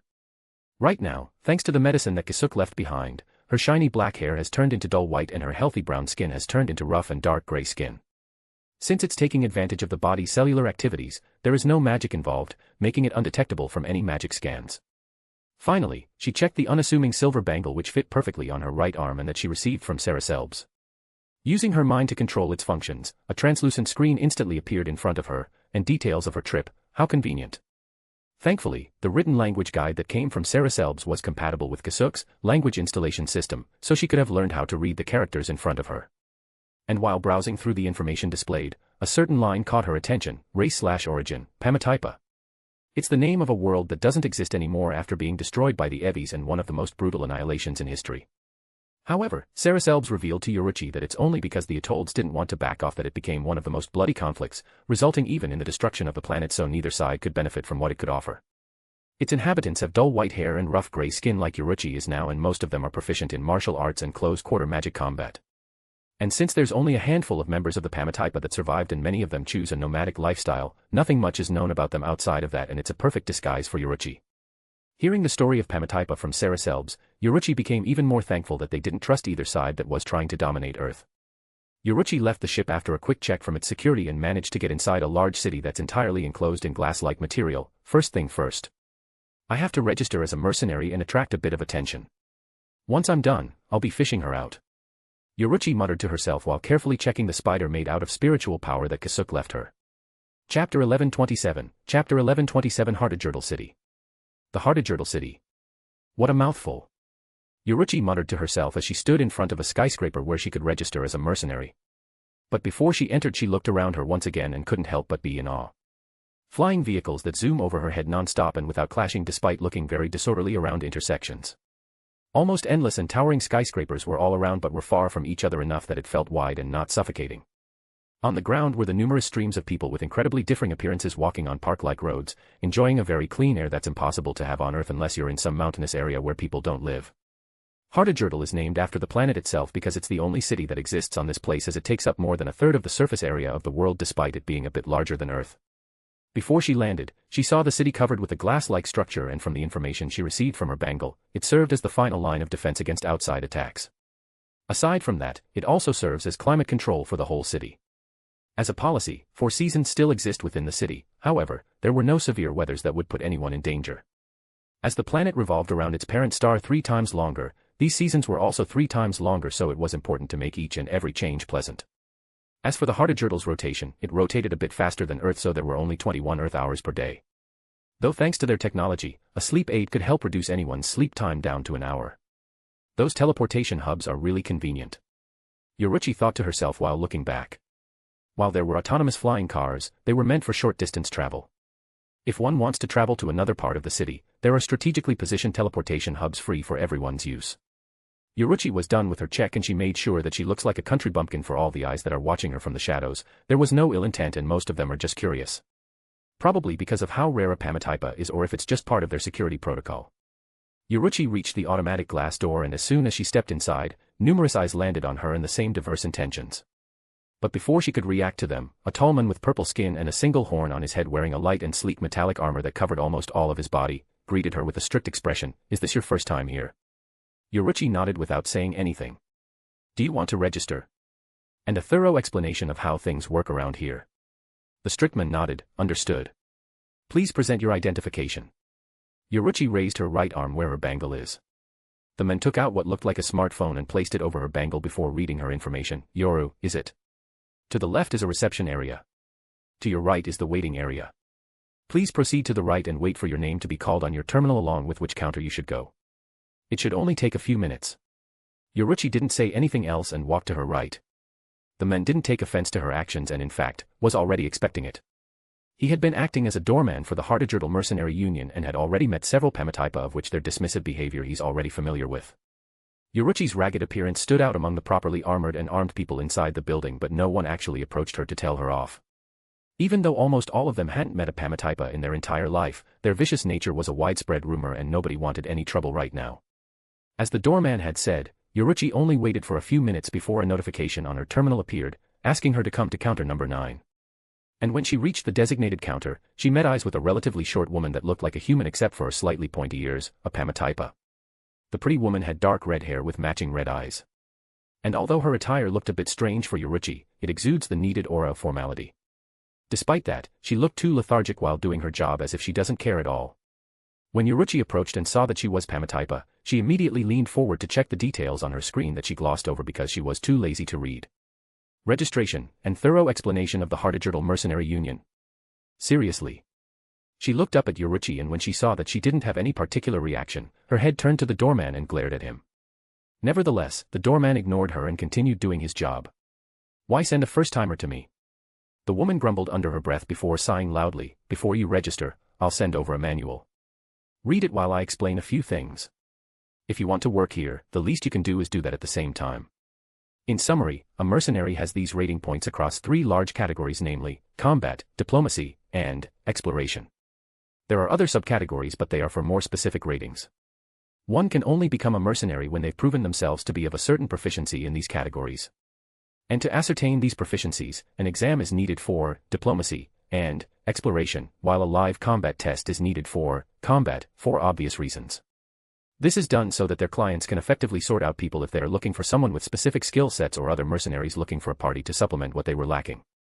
As these ratings go up, so too does the price for that mercenary's work. And for these ratings to rise, the mercenary has to take on missions that are rated a bit higher compared to their own ratings.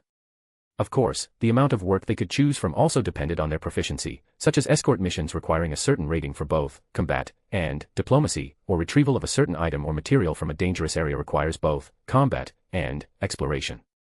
And this is why those who are lacking in one category tend to find others to team up with and bring their ratings up to take on a mission they couldn't do alone.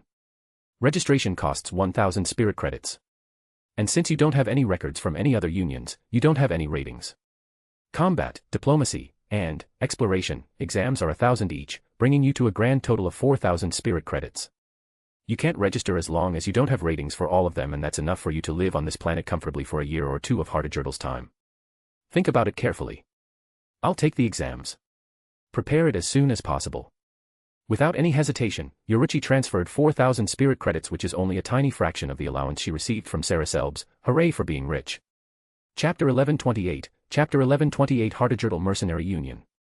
Yoruchi first took the written exam for the diplomacy and exploration, and received a failing grade, 12 and 11 respectively. You're just a bit better than an average person living his or her day-to-day life with nothing to worry about. Is that good? Of course not. The red-haired receptionist snapped at her, you're applying as a member of the Hardajurtal Mercenary Union and we don't need average people. The passing rating is 30 points and you didn't even reach half of that. The receptionist felt her blood pressure rising and took a deep breath. Pamatypians are known for their dense skull where brain cells could hardly grow. But this is the first time I've encountered someone brave enough to take the tests with these kinds of scores. She looked at her again and thought, no. I can't attribute ignorance with bravery. Naturally, Yoruchi isn't stupid. It's just that no matter how much studying she has done in her free time, there's no way for her to truly grasp their culture, their ways, and how they judge everything without experiencing it herself. Even then, she's actually surprised that she got a score that was considered a bit above average. It seems like I won't be needing that much time to adjust. Do you still want to take the combat exam? Thanks to your atrocious scores, you'd need a really high score for it to join the union. I can still refund you. I'll take it. The receptionist sighed, listen here. When I say a really high score, I mean it. You'd need a score that's equivalent to a high-tier, combat-oriented member. And not to boast, but high-tier members of this union keep receiving invitations from various prestigious organizations, including high-ranking Atolled clans. If you're that confident with your ability to fight, go to one of these organizations or clans and apply as their muscle. You'll receive more benefits there than here because frankly speaking, if you were to pass, though I doubt that, only a few missions will be available to you due to your lack of rating for both diplomacy and exploration. Not to mention, you won't be able to leave the union for 10 years once you've signed the contract unless there's a very special situation. I'll take it. The receptionist sighed once again. But even after her initial impression of her, she's liking her a bit more now. Only a bit though, fine. I'll arrange a good examiner for you. Do your best. If Yoruchi exceeded the examiner's ability, they won't be able to judge her properly, so they'll need to send out a stronger one. However, the examinee will be too tired to perform his or her best and would usually receive a lower score than they are capable of. By arranging a good examiner from the start, Yoruchi would have the best shot to get the highest rating she could get. Yoruchi, however, didn't really know any of this as she's not really thinking deeply about her good examiner claim. You're the highest one available. Asked Yoru's receptionist, where are the rest? In front of her is a very good-looking tall man with long and straight golden hair, green glistening eyes, and long ears pointing slightly downwards. I'm not too sure, but I heard most of them went to the frontier. I also heard that there's a commission there to look for someone and it pays well. The man then flashed a smile at her and with a proud look, he declared, nonetheless, you don't need any of them to do this exam for you. Someone like me who's on the verge of reaching the high tier is more than enough. And he ended it with a wink. His sickeningly sweet voice almost made the receptionist puke, and when he winked at her, she almost gouged his eyes out but stopped when she thought about her lazy days working here. However, the men she was about to attack didn't even notice her movements as it was too fast for him. Of all days, it had to be this idiot. This shithead definitely got a clue regarding my identity. If not, he wouldn't suddenly change his attitude around me. But the frontier, huh? I heard that there was an incident where a young master of an insignificant clan tried to assassinate Stralit and was saved by an unknown individual who seems to be the successor of Stralit. There's a commission to find him. I heard that Alicia was also present, so if she can't find him, there's no way these idiots who went there would be able to find him. She then glanced at the men with a proud look and sighed, fine. Get ready. I'll wait for you in the third simulation room. I'll prepare immediately. The men left like the wind and the receptionist could see his excited face. This idiot thinks this is the chance to prove himself. How stupid. However, she's slightly worried. She promised Yura that she'd give her a good examiner but ended up falling a bit short. Although it was a mistake not to check who's currently available before promising anything, it's still her mistake regardless. But if she can't fulfill it, she can just do something with the same value. If she can prove it, I can use my influence as a Yarwood to give her a high-tier rating. She initially wanted to look for someone else to judge the fight to continue lazing around, but it looks like she would have to do it herself. I'm such an idiot. Yoruchi was led into a white room 50 feet on all sides and nothing within it. Before she entered, she saw the label on the sturdy automatic door, third simulation room. There's no way for us to fight properly within this unless. Within the room with her is the receptionist and a guy that gives off an annoying prick demeanor in Yoruchi's eyes, so this guy is my opponent. The receptionist took out a tablet and tapped at it a few times before the lights turned off for a few seconds and a wave of magic power filled the room. A few more seconds later, light returned and they're standing in a jungle where trees grew as high as 500 feet and as wide as 300 feet with branches thrice as thick as a human dotting all over its trunk, making the whole place dense with plant life that it would be tricky to navigate for an inexperienced fighter. The Great Forest of Sector 6. Aren't you giving me too much advantage here, Miss Gwen? Enough talking. You can start any time. Chapter 1129, Chapter 1129, Combat, Test. The tallman smirked at Yoruchi for a second before bringing his right arm forward and tapping the bangle he was wearing similar to Yoruchi's. The next moment, the man's whole body except for his head lit up. As soon as that flashy light disappeared, Yoruchi saw that the man was now wearing sleek metal plates that covered his vitals. In his hands was a short sword that had dangerous light running through its blade and what seemed to be a gun, but Yoruchi was not quite sure. The man then pointed the tip of his sword at her and arrogantly declared, Pamatipian, I don't care how good you are in close-quarter combat. It is your unlucky day to face me within this kind of environment. Seemingly not needing a response from his opponent, the man turned to the receptionist, Gwen, and said, it seems that this will be finished earlier than I have expected. Would you mind having dinner with me? I'll treat you to a good place. Gwen scowled with disgust, shut up. Less talking and more fighting. I don't have the whole day to listen to your nonsense. Yoruchi, on the other hand, didn't get angry at his actions. In fact, she felt happy. It's exactly this type of person that she doesn't mind beating and etching fear directly into their skull. But as soon as her mind went into a violent place and got ready to fight, Yoruchi shuddered as she felt a very intruding gaze looking into her. She immediately jumped back, away from the gaze's direction, and saw the receptionist taking care of her looking at her with her now glistening red eyes and a shocked expression. The next instant, Yuruchi realized that her hand was already on her blade's handle, ready to be pulled out. That was close. I almost released the seal on my Ryatsuki. Yuruchi immediately checked if she made the irreversible mistake and sighed in relief when she found out that the seal is still completely intact. But what was that gaze? She didn't discover my spiritual power, did she? She asked herself while glaring at the shocked receptionist whose eyes already returned to her normally dark red eyes. The shocked receptionist got hold of herself and returned her expression to a neutral one, slightly angry even, and recalled the scene from earlier. The moment Yuruchi got into the mood of fighting, the invisible aura and her general demeanor immediately changed, which prompted interest from Gwen. Enough interest that she ended up using her ability to see through the world, and what she saw shocked her so that she blanked out for a moment. The quality of her magic power and ki are both top-notch. But a very large portion of herself is nothing. It was then that she recalled some sealing techniques that would limit one's energy levels and thought Yura had the same. But even considering a large portion of her strength sealed, her demeanor that she showed proved that she's a veteran on the battlefield and one that has already claimed many lives before. Gwen's curiosity was further piqued as she realized that she severely underestimated the Pamatipian. She's very confident in how she judged people even without using her unique ability, and in fact, that skill of hers was very well known within high society and very sought after, as it was a very good tool to expand one's influence and discover unknown talents. And due to her not being an heir to her clan, so many people have already approached her with so many invitations to their group or marriage proposals that she'd gotten so fed up with all of it that she had to escape from it. There were only a handful of people who could escape her eyes, and those were, regardless of their strength, very dangerous individuals. Gwen calmed down and looked at Yura, who jumped back and was ready to attack, and she even noticed my gaze too. There's no way that idiot can win. She then turned to the proud men and said, "You said you want to treat me to dinner." The moment Yura's opponent heard her words, he calmly nodded, "Of course. I'll bring you to the most amazing place I know that's unknown to most." However, his tone of glee and sickeningly sweet voice betrayed his act of calm. Gwen grinned at him, ignoring his act, and said, "Fine. But only if you can defeat her. Not just that, I'd recommend you to receive enough rating to promote you to high tier in combat category." The men forgot the expression he was making and asked her, dumbfounded, "Are you serious?" "You have my word. And I think you know enough to guess the weight of those words." The men froze for a moment before he started giggling to himself, "Kuhohu. It's really your unlucky day, Pamatipian. My chance has arrived, so I won't be holding back anymore." The clueless men didn't have enough skill nor senses to even detect any abnormality between the two, not to mention the change in his opponent's demeanor. Yuruchi didn't even say anything because she wanted to maintain her quiet attitude and just watched this man repeatedly declare himself as the winner. But more than that, she was more curious about the receptionist. She was able to gauge my ability instantly. But just how much did she see? Nevertheless, Yuruchi became sure of a few things. Even though it was just for a short moment, her eyes glinted with spiritual power, so she's either a successor or an atolled. She was not able to detect her sealed Ryatsuki. If she did, she wouldn't be as calm as she is now. After all, not just from Kisuke, but she also was able to confirm from Saracelbs that the appearance of someone who could effectively control their spiritual power and derive an ability from it was a very big deal for both the Atolds and Evis. It's also the reason why Saracelbs personally knew Kisuke and Yuruchi's appearances and names. Aside from them and their group, she only knew Issei's name due to her connection to the Atolds, and the rest was only a handful of gods and dragons. Yuruchi immediately stopped entertaining these thoughts when her opponent suddenly moved and stepped backward.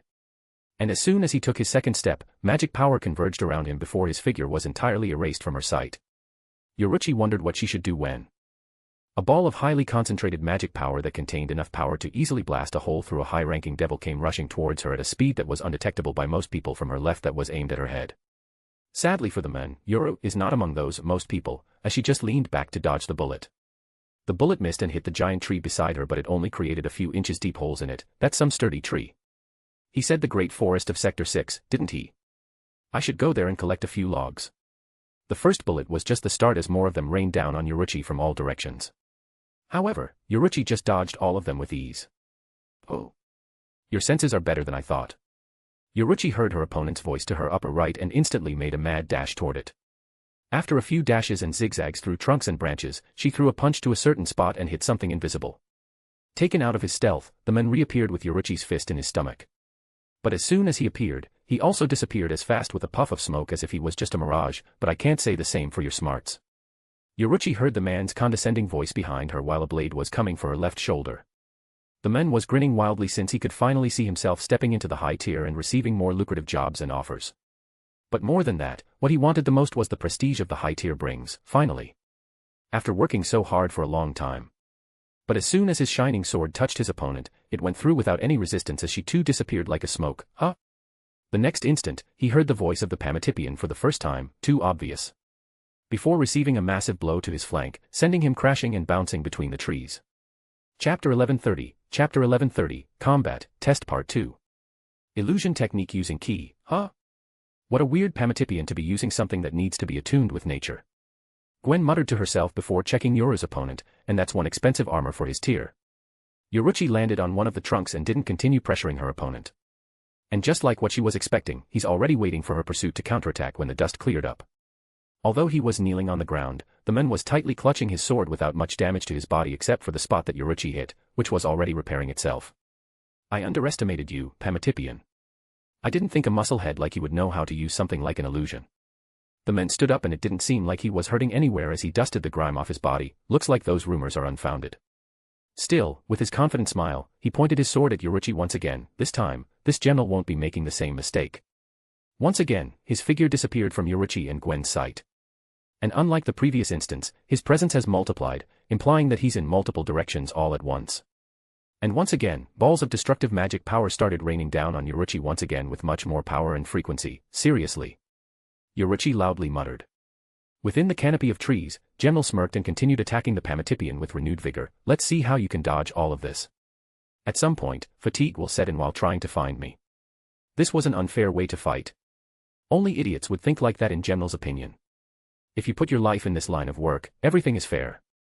Sadly for him, like how he didn't notice the change in his opponent's aura, he also misunderstood Yura's words as words of frustration from her current situation when in fact they are words of surprise. Surprise that nothing really changed. At most, he's at the same level as a high-class devil and this ability of his is very effective against those who are on the same level as him and lower, thought Yoruchi. She intended to watch for a while and figure out what he was capable of as he is a precious source of information. However, she was disappointed that there seems to be nothing else he could show. There's no point in extending this farce. Gwen saw another change in Yura's demeanor and was tempted to look at her again, but this time, she managed to control herself and hold back. What is this dangerous feeling? I have to focus. Yoruchi suddenly stood still and stopped dodging. General saw that as a chance and focused on his firepower. General already saw his victory until his devastating attacks that have always worked were stopped in their tracks when multiple magic circles formed a barrier around Yoru, blocking all of his attacks, magic barrier, and manual inputs. General couldn't believe what he was seeing.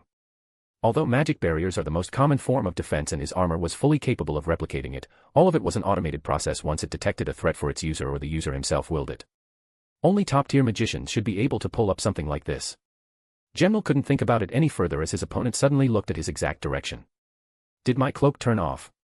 He then saw Yura pointing upwards with a grin on her face. Curious, he immediately looked up and saw a gigantic magic circle containing an enormous amount of magic power. What? He wanted to get away, but it was too late as a bolt of lightning as wide as the tree itself came crashing down as if the hammer of the god of thunder went down on it. While Yoruchi's main strength was sealed, her magic alone could match that of an ultimate class devil, especially her mastery over lightning. The tree general was standing on started burning fiercely and the man himself dropped down from it. His skin and hair were burnt and his armor was completely dismantled. But aside from that, he was still fine and fully capable of still fighting back.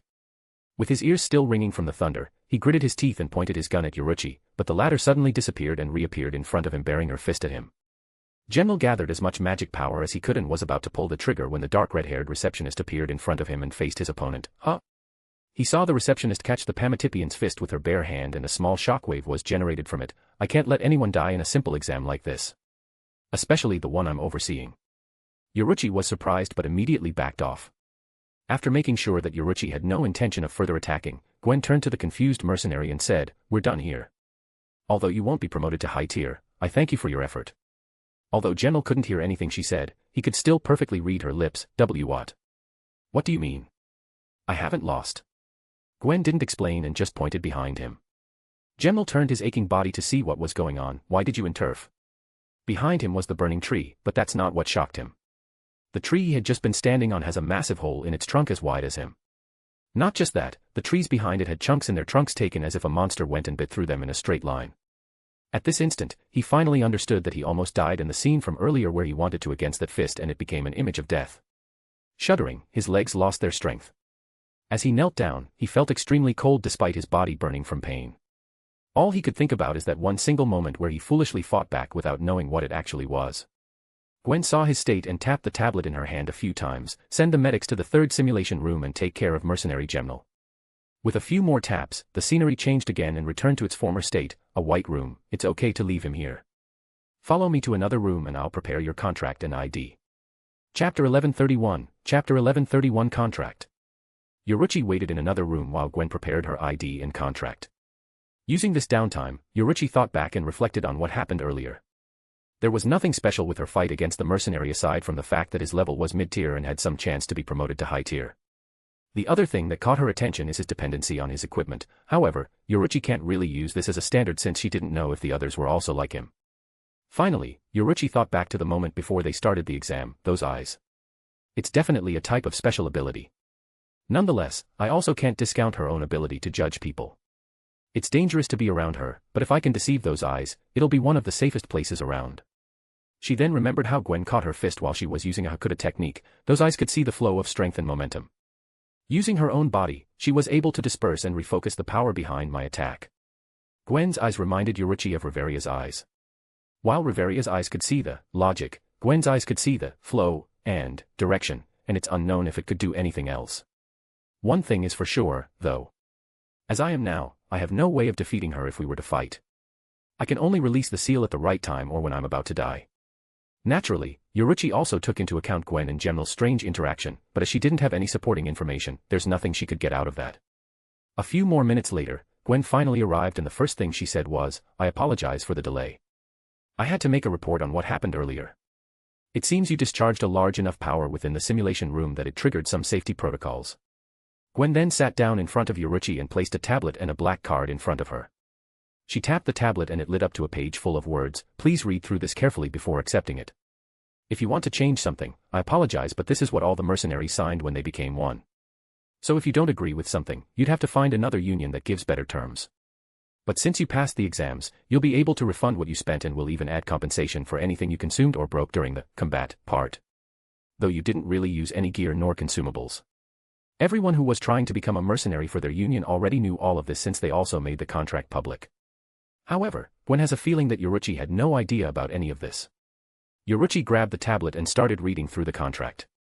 "I also added a file that fully explains a mercenary's work and how the ratings function. You may read that first to get the full context of what you're trying to sign. If you have a question regarding anything related, ask away. I'll do my best to answer them." Yoruchi looked at her and said, "But I'll be taking up your time. Don't you hate doing work?" Gwen smiled and replied, "It's my apology for startling you earlier." Yoruchi immediately understood what she was referring to. "I don't usually do something like that, but it seems that I lost control of myself earlier." Gwen leaned back while sighing, "And even if I do, my targets don't usually notice it. Unless they could clearly feel the movement of spiritual power." Her eyes instantly became sharp. However, Yoruchi was already expecting this and only displayed a confused expression without any delay. "Spiritual power? Is that magic?" Gwen quietly observed Yoruchi for a brief moment before her expression returned. "It seems that you only know about magic power and ki." Well, that's not a surprise since not many people know about spiritual power, and even fewer people could take advantage of it. "Then why did you ask?" "I thought maybe you're one of those rare people, but let's set the topic aside for another time. Focus on the tablet's content for now. I'll be by your side while you go through it." At that point, Yoruchi felt relieved that she was not suspecting anything else, or maybe she's just trying to catch me off guard. Yoruchi quietly went through the related information about mercenaries before going through the contract, all while asking occasional questions to Gwen. The contract was short and precise, so it only took her more than an hour to get through everything she needed to know. It's a standard contract that focuses on the mercenaries themselves and what they could and couldn't do and their respective consequences. As for any binding, aside from only working for the Union for the first 10 Hardajurdal years, there's nothing really stopping the mercenaries to do what they want in their free time or where they choose to go. As long one completes a certain number of tasks within a certain period of time, they could indefinitely work for the Union. As for the mercenary work, the main focus was on the rating system, not to be confused with the Underworld's rating system. It's a system that numerically rated the mercenary under various categories instead of just assigning one letter, symbol, or number to denote overall rank. It's a comprehensive system to accurately gauge one's ability to do work or where they'll shine. One example of these is escort missions.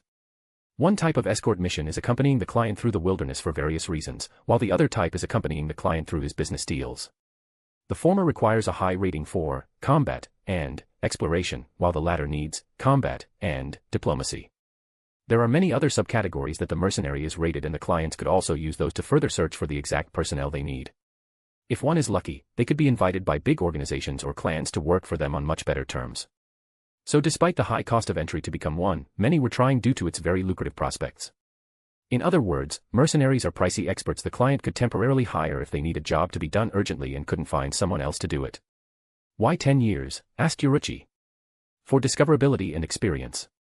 A lot of people apply to be a mercenary to be discovered by bigger and stronger forces, so the Union is basically a training ground for these people who don't have enough ability to directly appeal for themselves. In return, the Union wants 10 years of their dedication for the opportunity it presents to them. Uruchi thought that 10 years was too long until she remembered that the average lifespan of these people exceeded 500 Earth years thanks to the technology they have.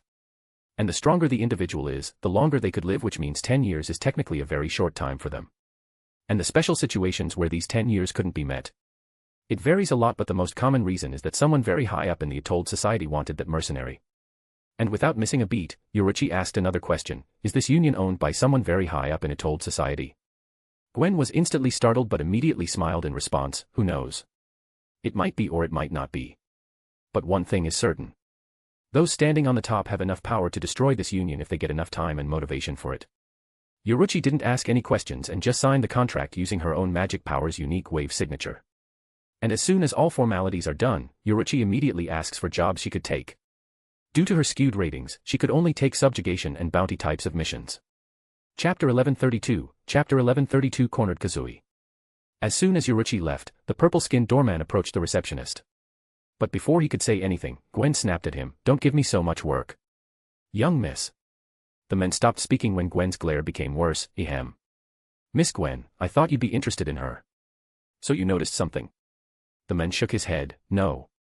But I almost instinctively pulled my weapon out when she approached. That much. Gwen was surprised that the guard she brought with her, because he had a different way to see through things, said something like that due to an unknown person, his beast-like senses could see through some things that I couldn't. Was it because of that blank that I saw? What else? Even though she's a Pamatipian who's living a nomadic lifestyle these days, she's strangely curious about her surroundings. It might be her first time coming to an advanced world like this. And how is that strange? She came from Narthal before coming here. Narthal. Wait, do you mean the city of pleasure? Precisely. The men nodded. Everything in here shouldn't be a strange sight compared to what the planet has to offer, both in a good and a bad way. What are you suggesting? Nothing. I just want you to have a reasonable amount of suspicion if you were to interact with her from this point on, because even if we started investigating now, I doubt we'd find anything substantial if she came from a place where you could easily get another identity as long as you have enough money and your original background is obscure enough. Hearing that, Gwen just shrugged her shoulders. That in itself is interesting enough. I hate work, but I don't mind entertainment like this. She knew that there was a possibility that Yura was sent to specifically interact or deal with her. However, that possibility is very minuscule. Who would send someone like her where she would obviously be useful for something else? And if Yura was indeed here for her, it won't be long before Gwen figures out what she wants. Since she has the potential to use spiritual power, are they aiming for the position of a successor? While a third of the whole planet is just one big city, the rest is an untamed wilderness where various beasts roam the land and sea. While they are very dangerous and could even pose a threat to the city itself, they were a good source of materials, riches, and the main source of requests for mercenaries. Uruchi had to use multiple teleportation pods to reach her destination due to security reasons and the different jurisdictions of each sector. Sector SIXS Great Forest. Material can come later. I'll have to finish the request first. Uruchi muttered to herself while thinking about how she should release the spider, and when I also need to figure out that receptionist. If I can get her to my side, it'd be a lot easier to gain an understanding of the current political landscape. All of a sudden, a giant colorful snake suddenly appeared out of nowhere beside Uruchi, bearing its fangs. Sadly for it, Uruchi had already noticed its approach from 100 meters away, and in one swift arm movement, Uruchi beheaded the slithering beast, ending its life in an instant. The rest started retreating. They're smart. And here I thought I could just stand still until everything was over. With that, Uruchi started her journey, which would eventually lead her to becoming a major player within the Atoll's dark side. A month went by without anything big happening. But during that same month, Kisuke finally finished their new hideout, and the young girls immediately went ballistic within it because using the training ground under the Urahara shop was somehow suffocating for them since they also had to share it from time to time. On the side, Kisuke and Serafal are watching these girls trying to destroy each other. While Kisuke was just watching with interest, the corner of Serafal's mouth was twitching. This is ridiculous. What is? Everything. I know you already showed me how they fought you off, but I just attributed that to their precise planning and preparation against you that they were able to perform that well. But they have a lot more hidden within their sleeves. In Serafal's opinion, it would be enough for them to fight against god-level opponents, though it'd be hard for them to actually win. By the way, is there no further contact from any side? Nope. It's radio silent. However, I think they were able to successfully detect magic power and all of its variations. I saw a few Shinigamis carrying some sort of device earlier, and they are very effective at locking down these doors today with not a single beast of hell escaping their sights. So Mayuri did it. Nice. I'm sure the Zero Division will also come down to take a look at it since it's a discovery of the history. While saying that, Kisuke suddenly recalled something. Wait. It should be able to detect magic power, even traces of it, right? If it's designed to react to all magic power, it should. Kisuke then turned to Serafal. Saratan, a favor. Go to Kurosaki-san's place right now. If they are interrogating the kid, tell them that the strange uncle sent you. Oh right. The kid. I'm going then. He looks like a good kid, so I don't want him to distrust his parents this early in his childhood. Serafal left the room to make her way over. Since there were many security measures in place within this whole facility that Kisuke built, they couldn't just leave with their own abilities unless it was an emergency and they had to take down the barriers temporarily. At the same time, Ichigo, Inoue, Chad, Yuryu, and Renji all gathered around the young boy, Kazui, and the stuffed toy beside him, Kan. Kan. Tell us what's going on. Ichigo urged. Kazui was staying uncharacteristically quiet, so they could only ask someone who was always beside him. Kan scratched his head in frustration and thought of his answer. He had to be careful if he didn't want to accidentally mention Kisuke's name since he's also someone related to this. Can't you give us time? Kazui has his promises and I respect that. But dash. I know. It's important and it's for his safety, but allow us to gather our thoughts, will ya? If we speak poorly and you misunderstand something, you might go attack his friends. We don't know what you know, so we also don't know how you guys will react. However, I can assure you that we haven't encountered anything dangerous until now, and Kazui's connection to hell is.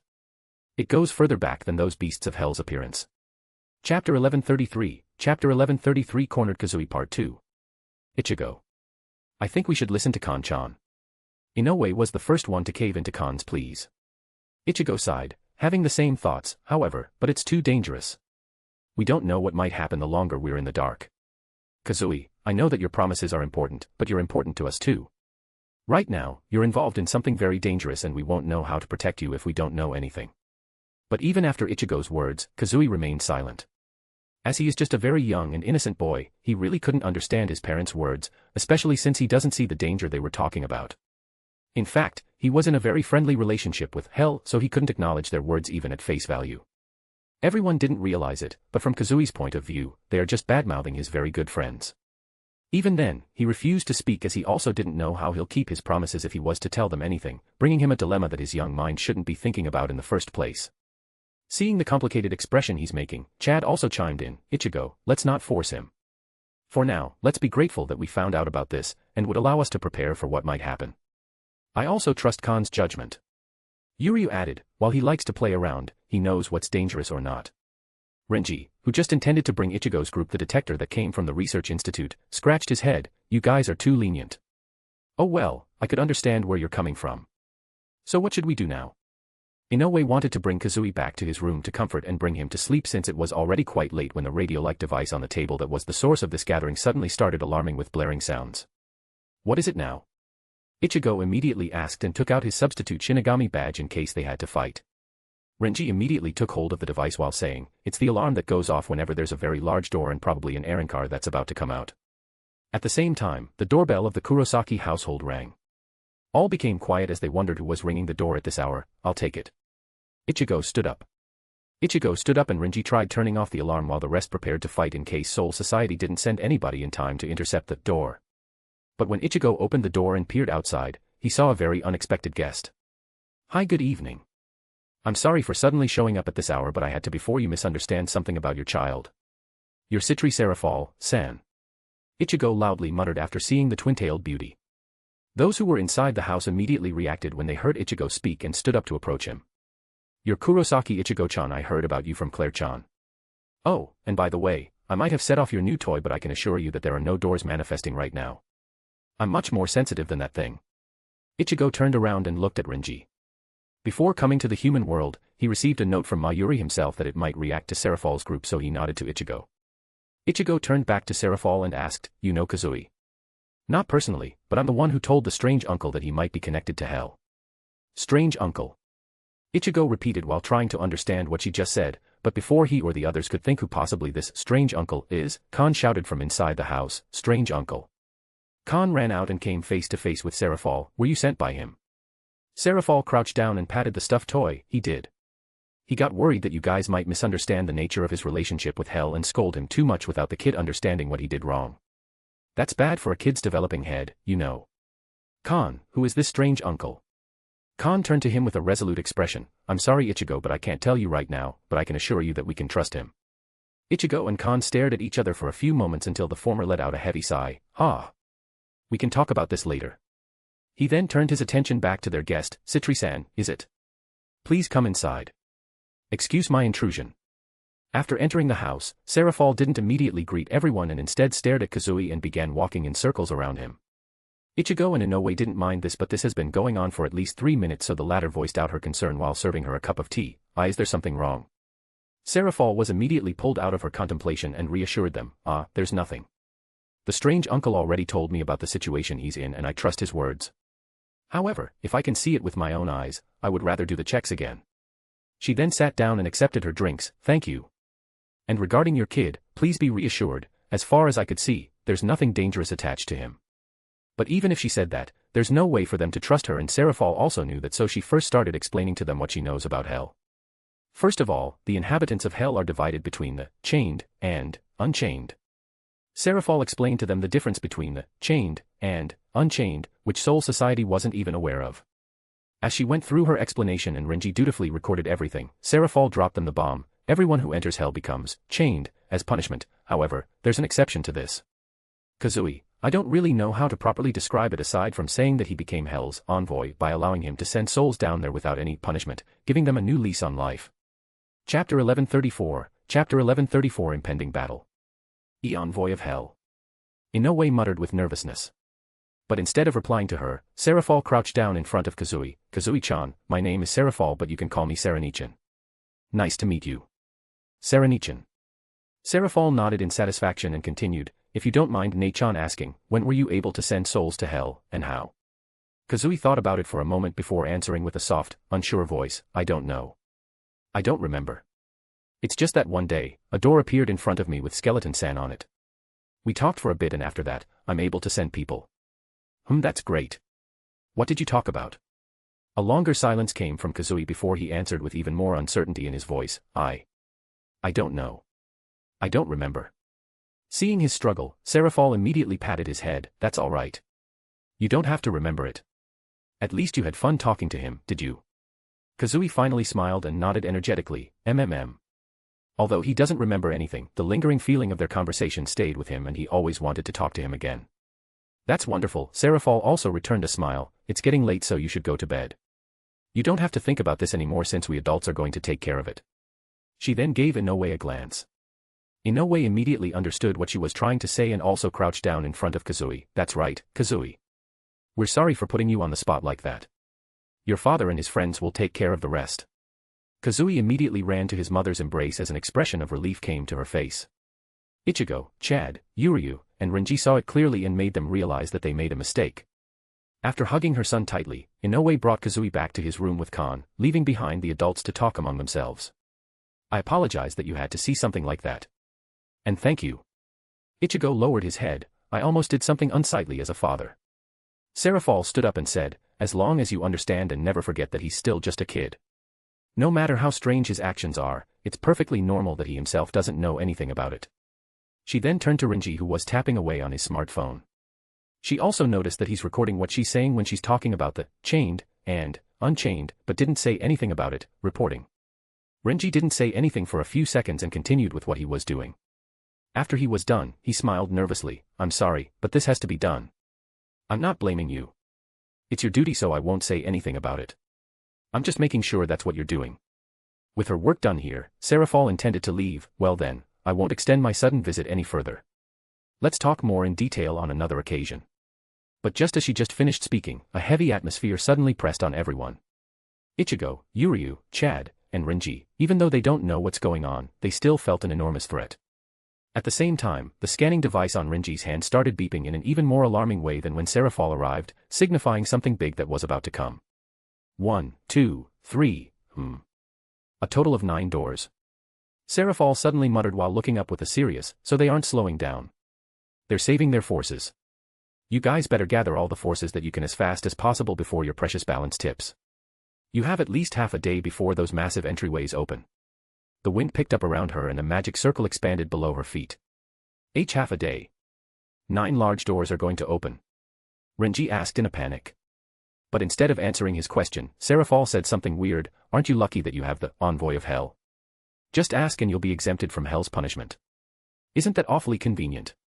Before disappearing into motes of light. Wait. What do you mean by that? Renji tried to reach out for her but Ichigo grabbed him by his shoulder. Let's think about that later. The 12th division will be able to confirm the number of doors.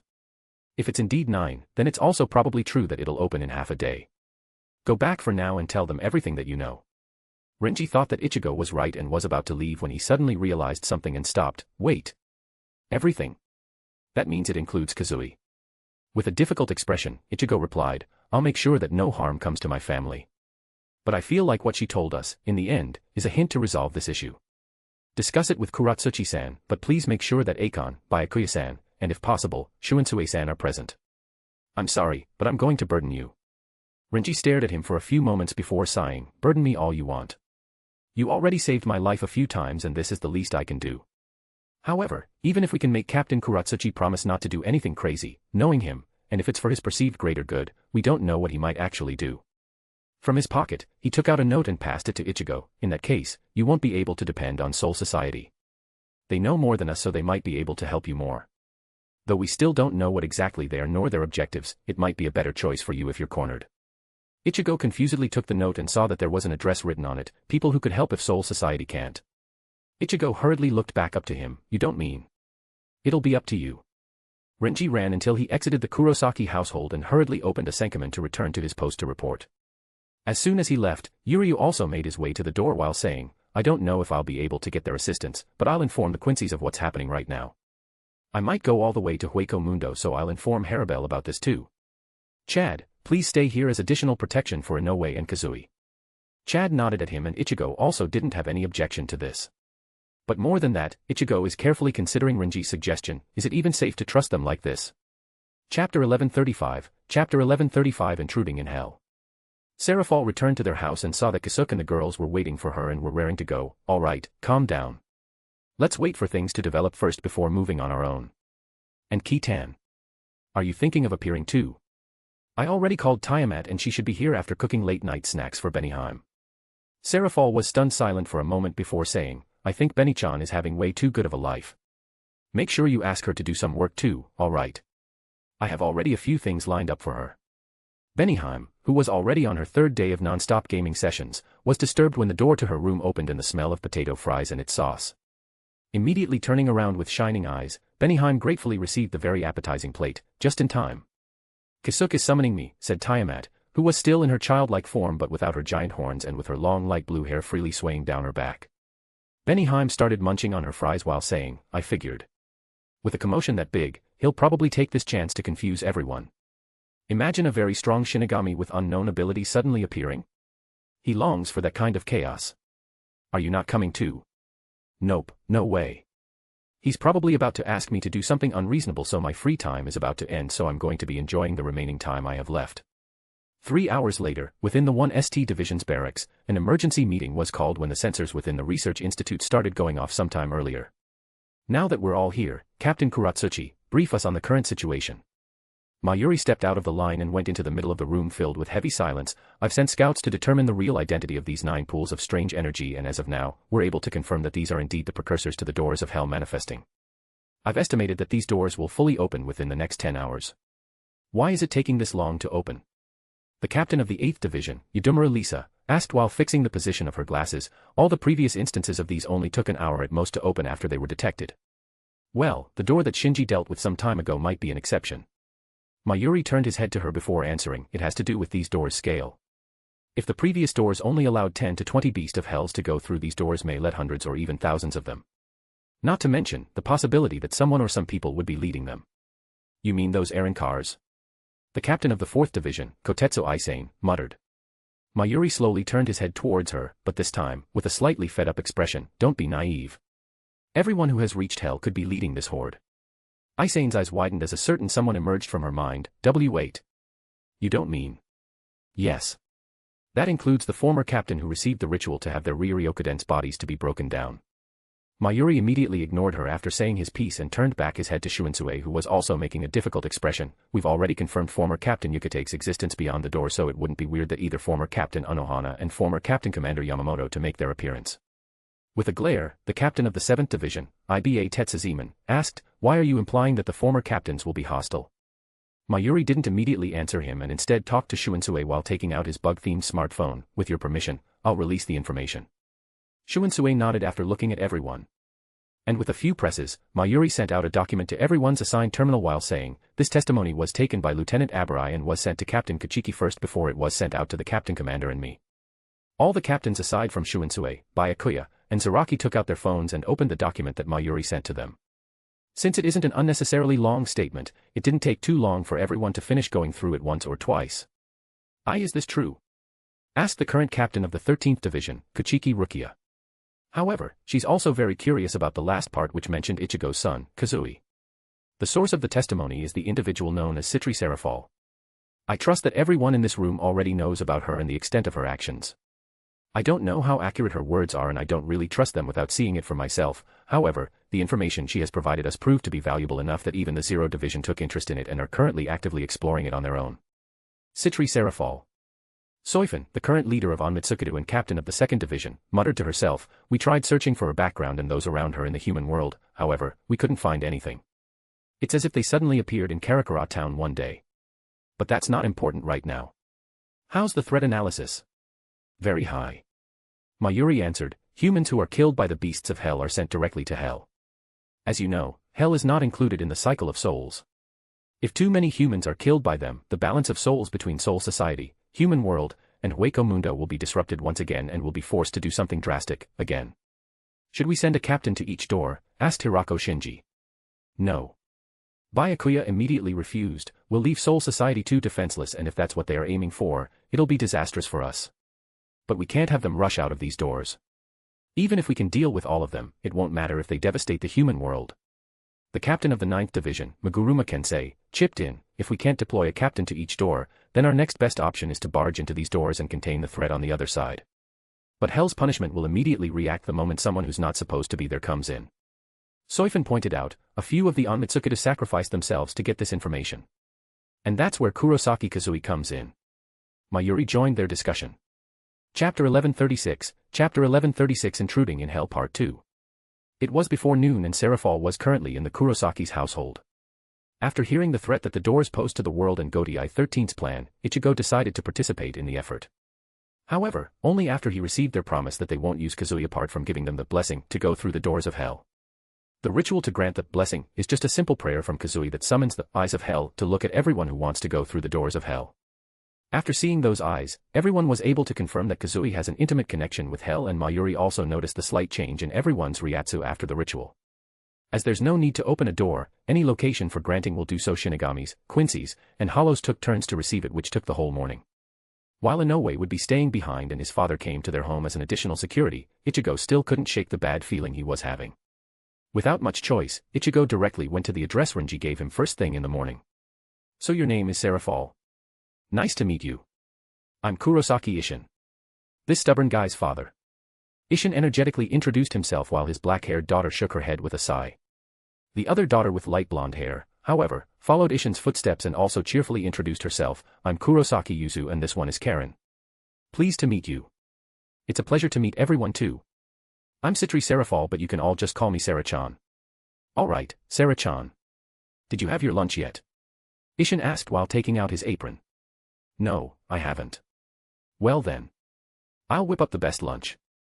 He then went to the kitchen with Yuzu following him to help out. Meanwhile, Karen sat down beside Serafal and apologized, I'm sorry that they're so loud. It's fine. I really like people like them. With all of this happening, Inoue, Ichigo, Uryu, and Chad were all outside with the latter three about to leave. Be careful. We will take care of Kazui. I have a feeling that he's also going to be of importance to those who were resurrected in hell, so they might come attacking. Ichigo gave Inoue a peck on the forehead. Why not just stay behind, Ichigo? Uryu suddenly said. You know well that I can't. Soul Society can't muster enough strength that you also had to ask other Quincy's for help. If they flood the human world, it'll be a disaster scene. Well, I guess it's a good call to ask for Citri-san's help, Chad commented. However, the skeptical Uryu couldn't agree, but the cooperation in the future is too vague. Who knows what she's going to ask? That's indeed a problem. But let's discuss that later. We have to go. Inoue, be careful. Don't let Kazui go out of your sight. Kazui also seems to understand the situation, so he's behaving right now. Khan also promised me that he'll stop Kazui if he tries to leave. There were a total of 9 doors that were about to open, so the attacking force would be divided into 9 groups or individuals. While 3 of these doors are within the Karakura town, the rest of them are scattered through the whole of the greater Tokyo area, and one of them was even outside of it. The attack group consisted of forces from the Godai 13, Hueco Mundo, Quincy's, and Ichigo's group. Although it became an issue when all of this contrasting group gathered, a simple threat from Mayuri was enough for everyone to get along. Both the Hollows and Quincy groups had already suffered immensely from his hands, and they didn't want to deal with him anymore and give him any nasty ideas that might cost them their lives. Of the Godai 13, the 2 ND divisions Soifon and Marekio Omida, the 5 TH divisions Shinji Hirako and Momo Hinamori, the 6 TH divisions Byakuya Kuchiki and Rinji Abarai, the 8 TH divisions Lisa Yudomaru, Yu Yayahara, and Tatsufusa and Juji, the 11 TH divisions Kenpachi Zaraki, Ikakumadarame and Yumichika Ayasegawa, and finally, the outliers, Hachigen Ashuda and Hayori Saragaki were tasked for this operation. From Hueco Mundo's side, Tyr Harabel, Neliel Tu Odelschwank, and Grimjao Jaeger Jaquez came. For the Quincy's, Giselle, Liltato, Bambietta, Candice, and Meninas. While they mostly only came because Uryu promised them a big monetary reward, they were also curious if there were any former Quincy's who reached hell. Although they were pretty sure that none of them were resurrected because their power came from Yawach and was taken away, they wanted to make sure of it. Lastly, Ichigo's group, which consisted of Ichigo, Uryu, and Chad. After a short discussion, the distribution became: first door, Byakuya Kuchiki and Rinji Abarai. Second door, Ichigo's group. Third door, the Quincy girls. Fourth door, Soifon, Marekio Omida, and Yumichika Ayasegawa. Fifth door, Kenpachi Zaraki. Sixth door, the Hollows. Seventh door, Lisa Yudomaru, Yu Yayahara, and Tatsufusa Injuji. Eighth door, Shinji Hirako. And finally, the last and ninth door, Hachigen Ashuda, Hayori Saragaki, Momo Hinamori, and Ikakumadarame. As the strange energy pooled around each gate, everyone got ready to enter the doors the moment they manifested. Zaraki, fix the camera on your chest. And don't block it on purpose. Mayuri's voice was heard by everyone on each and every communicator that was distributed before the operation. And always remember the designation of your doors to make sure that you can react whenever I make a call. Hey, why are you here instead of going with your captain? In front of the ninth door, Hayori asked Ikaku. Do you really need to ask that? We'll only hold back the captain if we're around. Ikaku replied while thinking, if there's a large number of enemies, instead of helping, we'll be too worried that he'll accidentally kill us. The door is about to open. Get ready. The leader of the group, Hachigen, reminded everyone. As they all pulled out their weapons, a single black line appeared in front of them before it opened like how the Hollows opened the Garganta. But instead of a simple opening, its boundary was lined with human teeth, making it very creepy. Nevertheless, they didn't have the time to admire it as all of them plunged themselves into the dark void. The dark void only went on for an instant and the group soon found themselves in a world very much like the forested area of the human world but with a bright purple sky. However, they didn't have attention to spare and admire the scenery as all around them were thousands of beasts of hell littering the sky, and it seemed like they were shocked by their sudden appearance. I'll set up a sanctuary as planned. All of you, intercept all of those who are trying to cross the door. Hachigen immediately commanded while making gestures with his hand to activate the kit he prepared. But just as they were about to battle, Akon's panicked voice rang out from their communicators, Doors 6 and 7. Retreat. I repeat. Doors 6 and 7. Retreat. As fast as possible. The group shuddered and unconsciously looked at the door that they went through, wondering what the hell happened.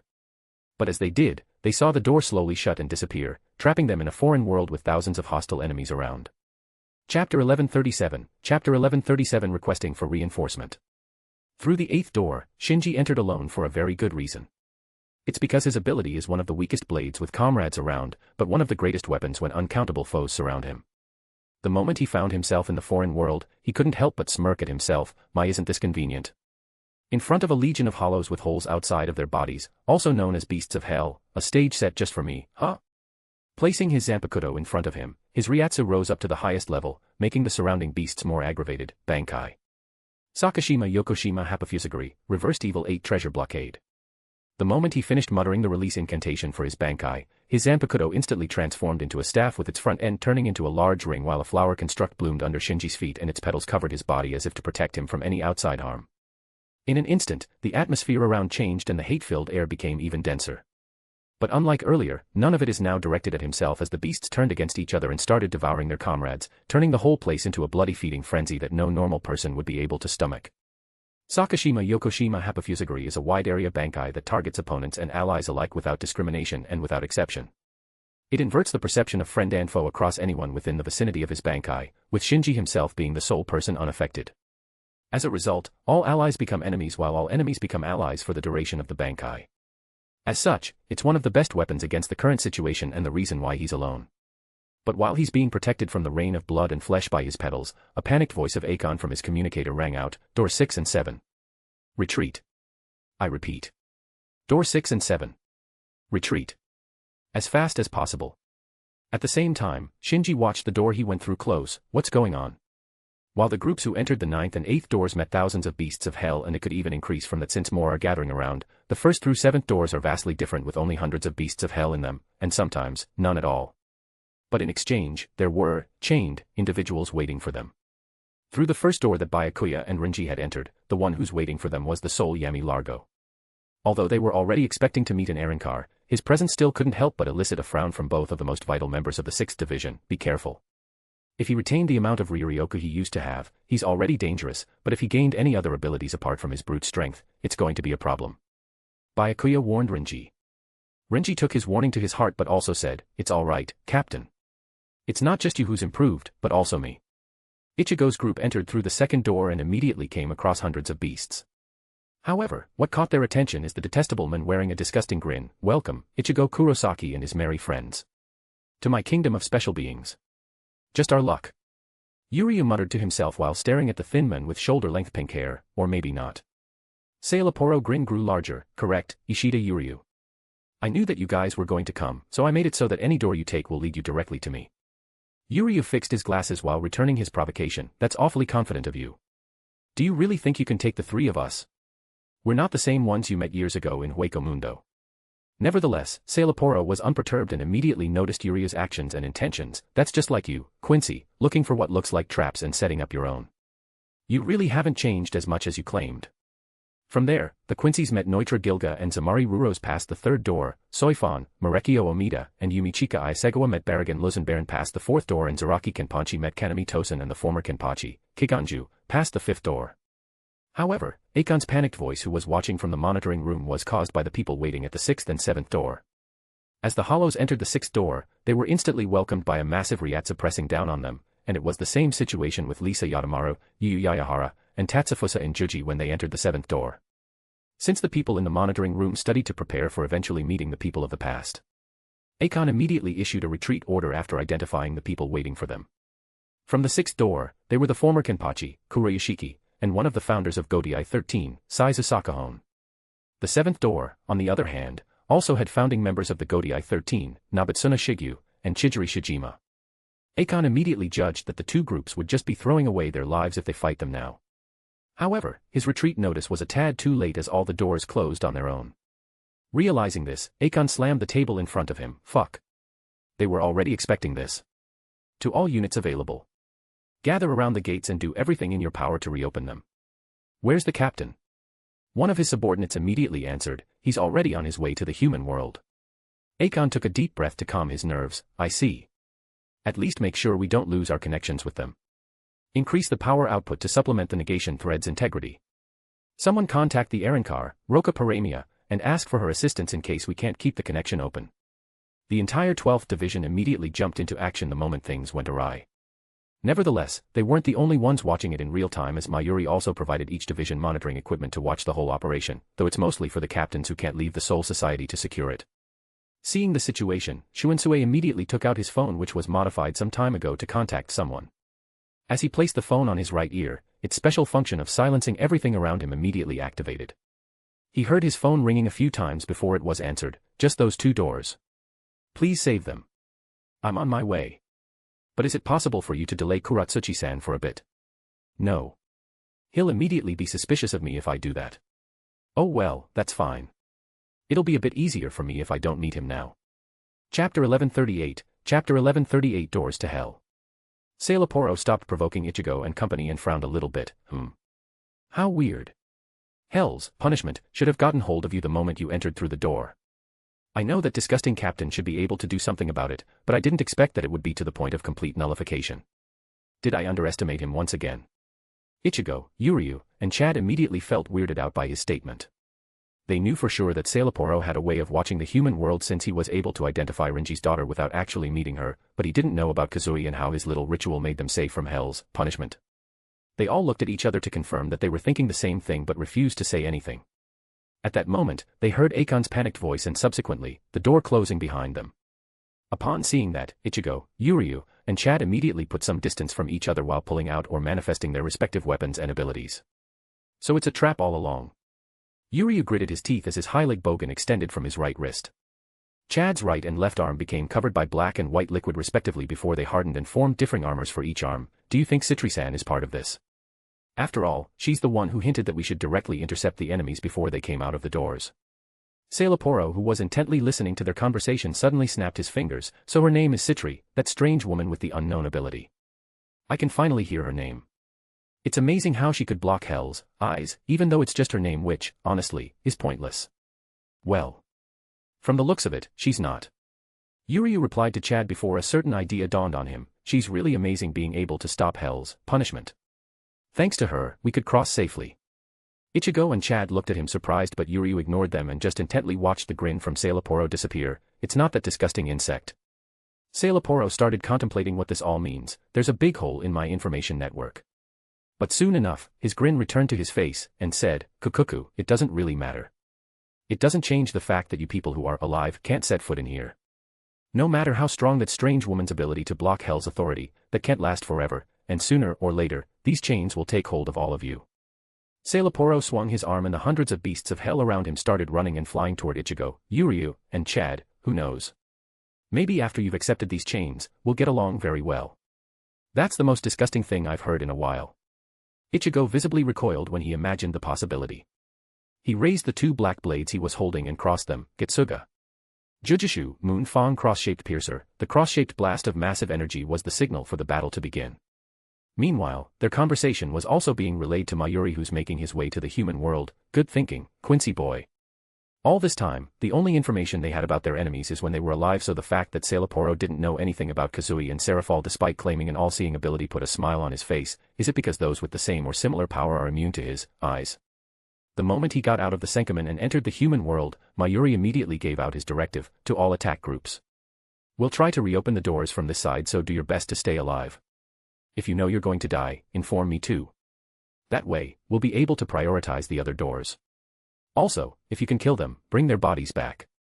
Most of the attack units shuddered at what they heard from their communicator, but once they realized that it was Mayuri who was speaking, they immediately calmed down, thinking, that's definitely the morally bankrupt captain of the 12th Division. Even then, there's no better voice to reassure them than his, as all of them believed in his ability to adapt to the situation. The moment they heard Mayuri's voice, the Quincy girls all shuddered and a cold sweat poured down their backs, even though he's the one who'll be pulling us out from this mess. I still really don't want to meet him. Meninis muttered while rubbing the goosebumps on her arms. Are you sure there won't be any hidden fees for his help? Candace asked nervously, as one of the few people who'd experienced Mayuri's cruelty. However, their conversation was immediately interrupted by a prideful but also fed-up voice. What's this? A bunch of little girls. The girls turned their attention towards him and saw that the one who spoke just now is a very tall and lanky man holding a giant axe-like weapon bearing 2 crescent moon-shaped blades fused together at the backs, with a large looped chain connected to the shaft at the end of the handle. They immediately identified who it was, since they also had information on the former Arankars while they were preparing their invasion of Soul Society. However, there was something different from the information they have. His left arm doesn't have flesh, leaving only behind a black skeleton. He also has a pair of horns that he didn't formerly have. Liltato murmured. Look at the other one. Giselle pointed at the tall, muscular, and dark-skinned Arrancar with noticeably large lips. Both of his hands don't have any flesh either, though his horns are growing from his shoulders. We can assume that everyone who was sent to hell has this kind of variation to their appearance, though we don't really know what that means. The moment they stepped into hell, Liltato had been tasting the air around them and was able to confirm that the concentration of reishi from the surroundings was on the same level as the human world. Unbelievable. This place is supposed to be the place of the condemned and individuals with a very large amount of Ryoryoku, but the environment is like this. To think we'll immediately be put at a disadvantage. I hope they're not much stronger than when they were alive. Although they regained some of their strength, it was still a bit far from the time before Yawach used Oswalin on them. But while Yawach's letter empowerment disappeared, the cavity that the letter left shaped the power of the souls, and all they had to do was fill this missing gap with their own power and training. They didn't want to admit it, but they all agreed that this is the last gift they received from Yawach. It may take a while, but there's a chance for them to regain their former abilities without relying on a Quincy with a soul distribution power. Compatibility with our enemy will be our biggest advantage. Liltato thought of a plan in her head and immediately issued a command. Giselle, Bambietta, take on the skinhead. Candace, Meninas, you'll be with me to deal with this creepy bastard. Chapter 1139, Chapter 1139 Doors to Hell Part 2. What should we do about the strange hollows around? Asked Candace. Liltato looked at the hundreds of beasts behind the two Arrancars and said, leave it to me and Bambietta. These bitches don't know when to shut up. Neutra licked his lips. Great. I'm going to enjoy your screams as I carve up your flesh. Don't die too early, alright. Neutra's unique Zanpakuto twirled around him before he threw it toward the Quincy girls. Meninas immediately went in front of the group and caught the Zanpakuto with her bare hands before pulling it towards them. The chain that's attached between Neutra and his Zanpakuto became taut, instantly dragging the former forward. Neutra was surprised by the pink-haired girl's strength to pull him, but he didn't have the time to react when multiple green lightning bolts accompanied by a deafening thunderclap assaulted him, damaging his insides and temporarily paralyzing him. As the one holding Neutra's Zanpakuto, Meninas also received some damage from Candace's lightning. However, she was fully prepared that this would happen and immediately swung the Zanpakuto in her hand, smashing Neutra to the ground and creating an explosion of dust. At the loud sounds, the beasts also started moving towards the girls, but a gaping maw of jagged teeth instantly intercepted them and swallowed them. Those who were able to dodge in time got hit by a ball of reishi instead and soon exploded into pieces, making it rain with blood and flesh. Is it alright for you to eat them? Asked Giselle as she watched Liltato chew the strange hollows. Eating hollows still stings. But strangely enough, only a small part of them are hollow and the rest is something foreign that I can't use, answered Liltato before turning to her. Aside from that, are you fine with me assigning you to him? Giselle smiled and stepped towards the stationary Zamari Ruros while summoning her small bone-like Hylig Bogan. It's good. I also wonder whose control is stronger.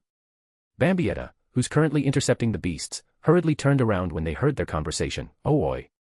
You won't do that, right? But Giselle only smiled at her and gave her command, leave those small fries to Lil, Bambi-chan. Let's smash the head of the skinhead instead. Even without her agreement, Bambietta's body moved on its own and went face to face with Zamari after using Hirenkyaku, flying screen step. The unmoving Zamari finally moved and intercepted the sword made out of reishi with his Zanpakuto. Bambietta freed one of her hands and a ball of reishi manifested in it before she threw it at her opponent. However, the ball just went through and hit the beast behind Zamari. With an accompanying static sound, the Zamari in front of her disappeared and reappeared behind her, about to slash her back. Zamari wanted to cut down Bambietta, but his attempt remained an attempt when he felt a threat to his side and saw a destructive arrow aimed at his head, and he had no choice but to dodge. The arrow, the same as Bambietta's attack, went through Zamari's head before he disappeared like a mirage and reappeared some distance from the Quincy's. So this is the most proficient Sonido practitioner within the Arrancars. We might need Meninas to actually catch him. Giselle commented. However, Bambietta had a different concern. Is he the quiet type of guy? I still remember the report from years ago that he's a blabbermouth despite appearing calm and collected. Maybe hell changed him. Giselle was about to resume attacking, but Zamari suddenly asked the Quincy's, where's the woman who uses ice? Bambietta and Giselle looked at each other and wondered who he was asking about when Liltato, who was quietly dealing with the beast by eating them, answered, do you mean Citri Serafal? She didn't join this operation. Zamari visibly let out a sigh of relief which confused the Quincy girls. Is that so? I don't really want to meet her again. Ever since his short trip to the human world, he has been fearful, and every day, he'd get nightmares that he'll be frozen for all eternity. No one could understand why he was acting like this, not even those who were close to him. To make it worse, he couldn't explain it himself as there's only one thing that he remembered aside from the terrifyingly cold ice, and that is a fear. The moment the Quincy girls entered the door they were guarding, he had been on his toes, wondering if the horrific woman would also come. Now that he had their word, although not trustworthy, it was still enough to give some solace to his shivering soul. As he had already learned his lesson of not underestimating these unknown people, he placed his Zanpakuto in front of him and muttered, "Suppress, Brujeria." Zamari's neck snapped to the side and his Zanpakuto folded. Immediately after, black liquid emerged from his Zanpakuto and covered his whole body. A few seconds later, he came with an extra pair of arms, darker skin, and golden eyes dotting his entire body as he sat on a lotus-like flower from beneath him. Giselle immediately saw one of the eyes look at her and grabbed Bambietta from her side, pulling her in front of her. Bambietta was already expecting this, so she gave up. "I wonder how many limbs I'll lose this time." In an instant, a black sun tattoo appeared on Bambietta's left arm that she placed forward at the last second. Giselle wanted to analyze the situation but couldn't do so when Bambietta immediately swung her left arm at her while also releasing a ball of reishi. Giselle was only able to dodge thanks to her quick reaction and use of her Renkyaku. "What are you doing, Bambi-chan? Couldn't you at least resist for a few seconds?" "Wait. I'm trying. But it's a lot dash. Go." Bambietta couldn't even finish her words as her left hand grabbed her neck and snapped it. Bambietta's eyes rolled back and her whole body lay limp as she fell out of the sky. Liltato, Meninas, and Candace couldn't help but be surprised that one of them just instantly died. "Be careful. Our information is severely outdated." Liltato immediately shouted to the remaining Quincy's. Chapter 1140 Doors to Hell Part 3. Meanwhile, past the fourth door, a rematch was happening. Soifin blocked the giant axe that swung towards her and sent her flying back. "Captain!" Marekio Omida, Soifin's lieutenant, shouted when he saw this before using flash step towards her, but he had to stop midway when Soifin shouted back, "Don't leave your position. Cooperate with Ayasegawa to reduce the number of beasts." But. Soifin turned her attention back to her enemy and smirked, "Leave him to me. You couldn't defeat the first time. What makes you think you can do it now?" The stocky muscular man uttered. At first, Soifin wasn't very sure who her opponent was due to his whole head just being a black skull. Soifin only figured out his identity when he took out a large battle axe that had a pair of rounded blades that were black with silver edges with a red slit eye pendant in the middle of the focal point holding both blades together. "You really are Barragan Luzenbaron," Soifin muttered while standing up straight. "Indeed. Without that Kidu master around you, you have no hope of winning." Barangan replied with his usual arrogant tone. Soifin, all of a sudden, disappeared and reappeared beside Baranan with Suzumabachi's first release on her right hand. But as if a reenactment of the fight more than a decade ago, Soifin felt something weird the moment before he hit him and Barragan effortlessly dodged her strike with minimal movements and margin. Soifin then saw Barragan's hand coming after her and used flash step to get away. In response, Barragan used Sonido to chase after her and it became a game of tag with the former Hollow King trying to touch Swafoy and the latter evading him while considering the strategies she could use against him. "I never thought I'd see a cowardly captain like this."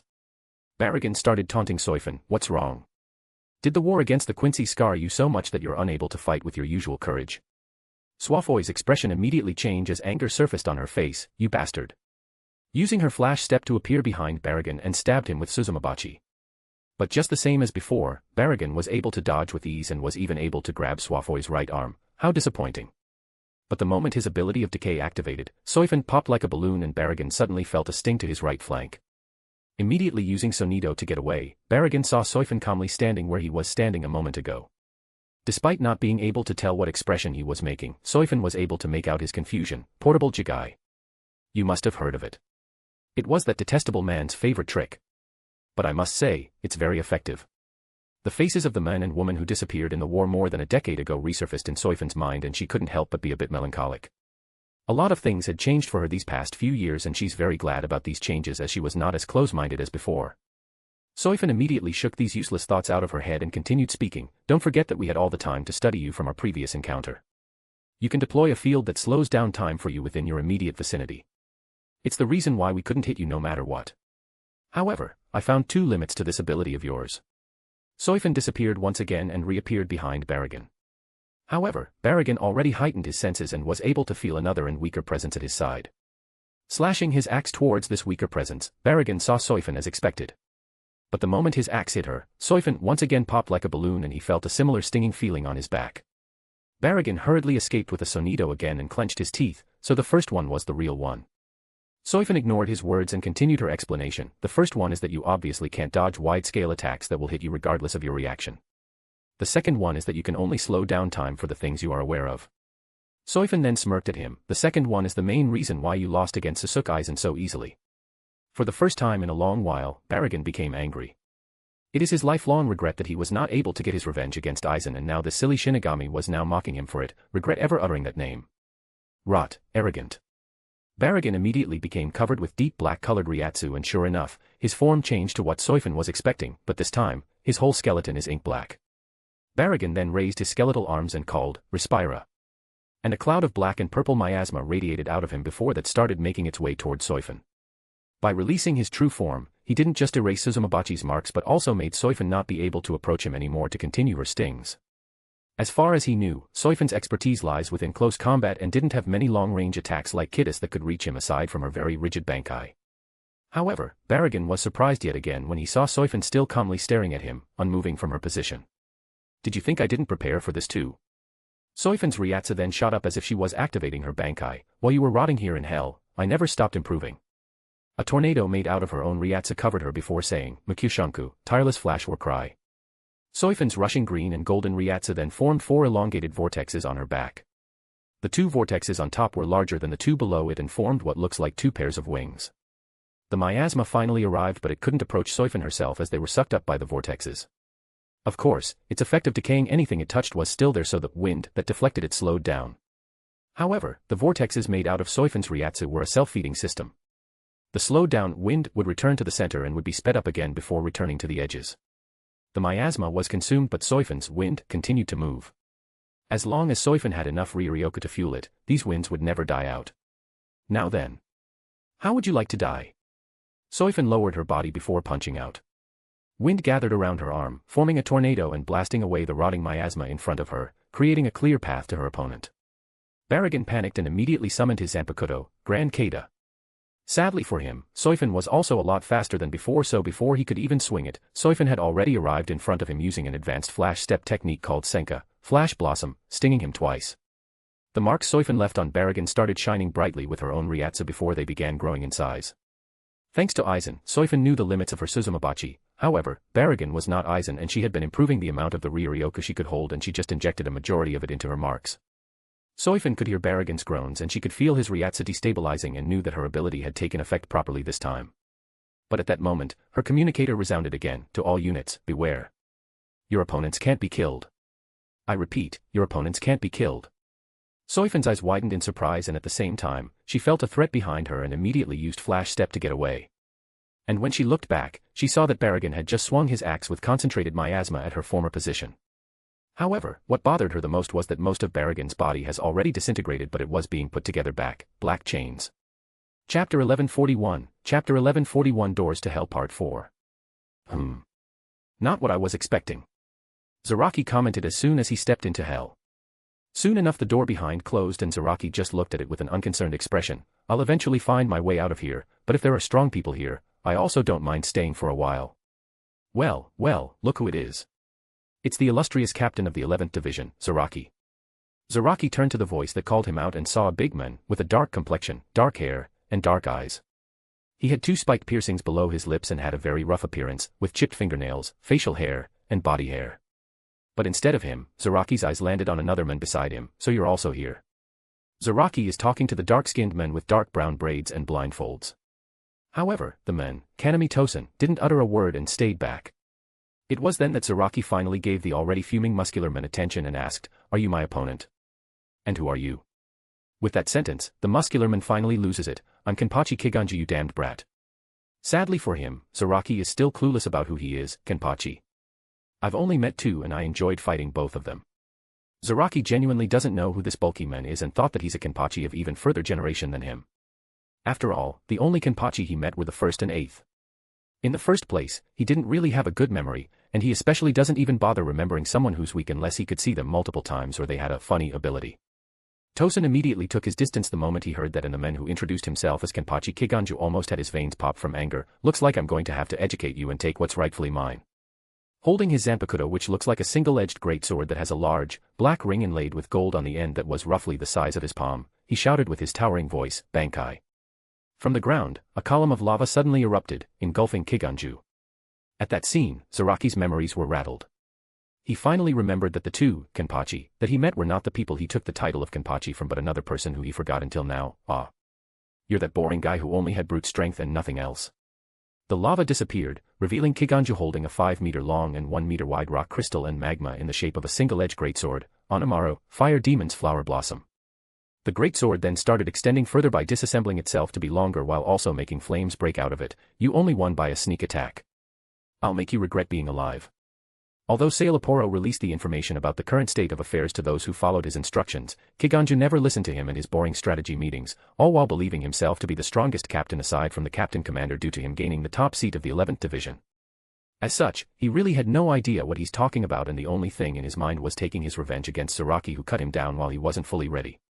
The bandit-looking man then swung his elongated greatsword as it spouted flames at the back of its blade, increasing its speed. Zaraki, on the other hand, kept the same face as his ragged Zanpakuto changed its shape to a great axe or war cleaver hybrid with a long, cloth-wrapped handle and the top of its blade has a brass cover with a green tassel attached to the backside. You're as boring as ever. Even before Zaraki started learning Zenjutsu and took on the mantle of the 11th Division, he could already tell if someone was good with a sword or if the sword was just swinging its user. While the former is a good opponent, the latter is just a child for him, waving a dangerous weapon around without really thinking. Kiganju, in his opinion, falls into the latter category and no real exchange of swords could come out of fighting them. And that's why after cutting him down in a single strike, Zaraki completely forgot about the 10th Kenpachi until now. Kiganju was surprised that Zaraki's Zanpakuto suddenly changed but he was shocked further when Zaraki swung his cleaver at his giant flaming sword and bisected it. What? Zaraki then disappeared and reappeared in front of Kiganju while saying, "Quit swinging your giant stick. It's annoying." The next instant, Kiganju felt the pain come from his right shoulder before sliding to the side uncontrollably. It was only a moment after that he realized that Zaraki had cleaved him from his right shoulder to his left flank. With a smile to his face, Zaraki turned to Tosen, and with his back to the falling Kiganju and his Zanpakuto both bisected, "It's finally just you and me. Let's resume the fight." However, Tosen didn't move from his spot at all and there's not even a hint of him pulling out his Zanpakuto. "You're not yet done." Zaraki felt something move behind him, but just as he turned his head around, he felt something hit his back and he was forcefully launched. Zaraki crashed to the ground with a big explosion without being able to do much about it. Nevertheless, it's not really a big deal for him. Zaraki checked the damage on him and figured out that there was a large hole in his Shihakusha's back with his skin charred. It's just a trivial wound, so he immediately looked at the thing that hit him and it was his turn to be surprised when he saw the man his cut down was connected by black chains inside his body and was being put together. "What are you?" "Kohahaha." Kiganju laughed at the top of his lungs as his flesh fused back together and his Zanpakuto recovered to its original state. "Here in hell, there's no way for you to defeat me. I'm going to enjoy burning you alive." But instead of fearing this unknown regeneration, a large grin finally emerged on Zaraki's face. "Oh. Finally something interesting from you. Don't disappoint me then." With another flash step, Zaraki arrived in front of Kiganju once again and bisected him. This time, from his forehead. However, Kiganju only made a pained expression briefly and swung his greatsword, sending Zaraki flying once again. "Let's see how much of a beating you can take."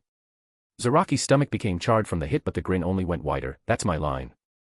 Let's see how many times you can come back to life." As both of them released their massive Ryatsu and destroyed everything around them, Kanami Tosen just stood back, not saying anything, as Zaraki said. Kiganju is really a boring man who only knows how to swing a big stick. He can tell that Zaraki was purposely not blocking Kiganju's attack so that he could find enjoyment in this battle. If he didn't do that, he'd soon be bored of mindlessly cutting meat and bones. Tosen then turned his attention to another direction and thought, "We're more or less successful with Zaraki tied here. Though that really only lasts as long as Kiganju's mind can take repeatedly dying."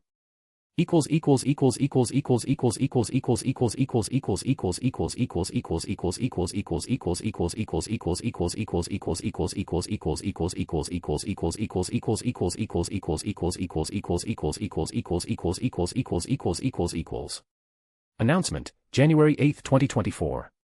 Good day. Goya here. I need to rest so I'll get straight to the point. The reason why I posted late cause I got admitted on a hospital the other day due to stomach pains. Apparently, I developed stomach ulcers. It was due to stress, fatigue, and a shitty habit that I learned, which is forgetting to eat. These past 1 or 2 months have been one of the busiest time for me with so many things IRL going on. Don't worry though, as most of them are in good category. Thanks to that, it's not unusual for me to just eat some pieces of bread and soda and that would be my meal for the entire day. Well, maybe that's the main reason. I got home and rested a bit before doing the usual and just not forget to eat proper meals. With an assortation of meds, I thought I could handle it. Ahem. My dumbass couldn't and have to be readmitted and get scolded by those around me. So I'll be following the doc's advice and rest for a while. I'm thinking about 1 week of doing nothing aside from light exercise and lazing around with head empty. In other words, I'll be coasting for a while. I'm also thinking of quitting my current job since it's not really doing me any favor and it doesn't really pay that good. But until I can make sure that I could secure my next employment, I can't proceed with it. TLDR. Ulcers. Got hospitalized. Thought I could go on but couldn't. Got hospitalized and scolded. Now I'm a good kid who follows instructions and will be resting for a week. Thank you for reading and your understanding. Have a great day. Chapter 1142, Chapter 1142 Doors to Hell Part 5. Mayuri soon reached the human world with Hachigo Namiri closely behind him and immediately made their way toward the 7th door where people needed to be pulled out first. The hollows who attacked the 6th door are also in danger, but his priority is his fellow Shinigamis.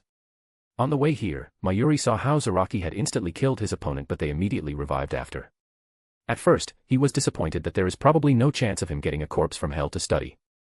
Then he also became curious about how they were doing it and intently watched and each time Kiganju would revive, while also cursing at Zaraki for turning around or covering the camera on his chest. Nevertheless, Mayuri immediately guessed their intentions when he saw Kanami Tosen not doing anything, it's to hold him in place. But it's also safe to assume that these other dead people can revive multiple times. Another thing that he noticed was that they had more information than he thought after seeing that Samari wasn't shocked after seeing Bambietta walk again despite her neck being snapped. And after a few more minutes of observation, Mayuri had a feeling that their enemies didn't actually want to kill Hell's intruders. Mayuri arrived where the 7th door disappeared and observed it for a bit. But just as he was about to give instructions to the surrounding Shinigamis who were securing the area, his communicator rang. He already gave a reminder to only call him when there's something important that came out, so he immediately answered it. Captain Kuratsuchi, there are unknown people who are approaching the spot where the door closed. Turn on the feed and do not engage. Stay back and observe them. Mayuri immediately instructed and soon enough, he soon received the image of 3 girls standing in front of the closed door. The girls with Citri Serafal. What are they here for? Mayuri thought to himself before giving more instructions. Ask them what they're doing and if they don't feel like answering, immediately take your distance. Do not engage in hostile behavior at all costs and keep the cameras pointed at them at all times. Understood. However, the Shinigamis didn't have the time to inquire when the girl with golden hair and eyes suddenly took out 4 paper talismans. The paper talismans floated at the 4 corners where the door was previously located, and after a few gestures from her, a black line emerged in the middle and expanded to a black portal. The door to hell was forcibly reopened. Mayuri's eyes went wide open at what he'd just seen, but he didn't let that break his concentration and take in all the information that he could gather right now. He's now regretting not going to the 6th door, but there's nothing he could do right now. As soon as the door opened, the girls jumped in without any hesitation. The Shinigamis present wanted to approach the now open door, but the talisman they left started shaking a few seconds after the girls entered before they shattered into countless pieces. Immediately after, the door closed as if the stick in the middle of it had snapped. The closing created a big enough shockwave to push away the approaching Shinigamis. See, Captain, what should we do? Immediately secure our measuring devices and upload their data before something happens to them.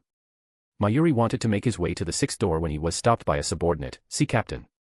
Mayuri turned around and was in for another surprise. In front of the 7th door, a figure is standing quietly without releasing any fluctuation of Ryatsu, as if he does not exist. Wearing a white tuxedo, black pants, a white fedora hat with a black band, black gloves, black shoes, and a pure white shapeless mask that doesn't have any holes, the man with long black hair seems to be staring at the spot where the door opened. Mayuri didn't immediately talk to him and instead gestured to others to fall back to a safe distance.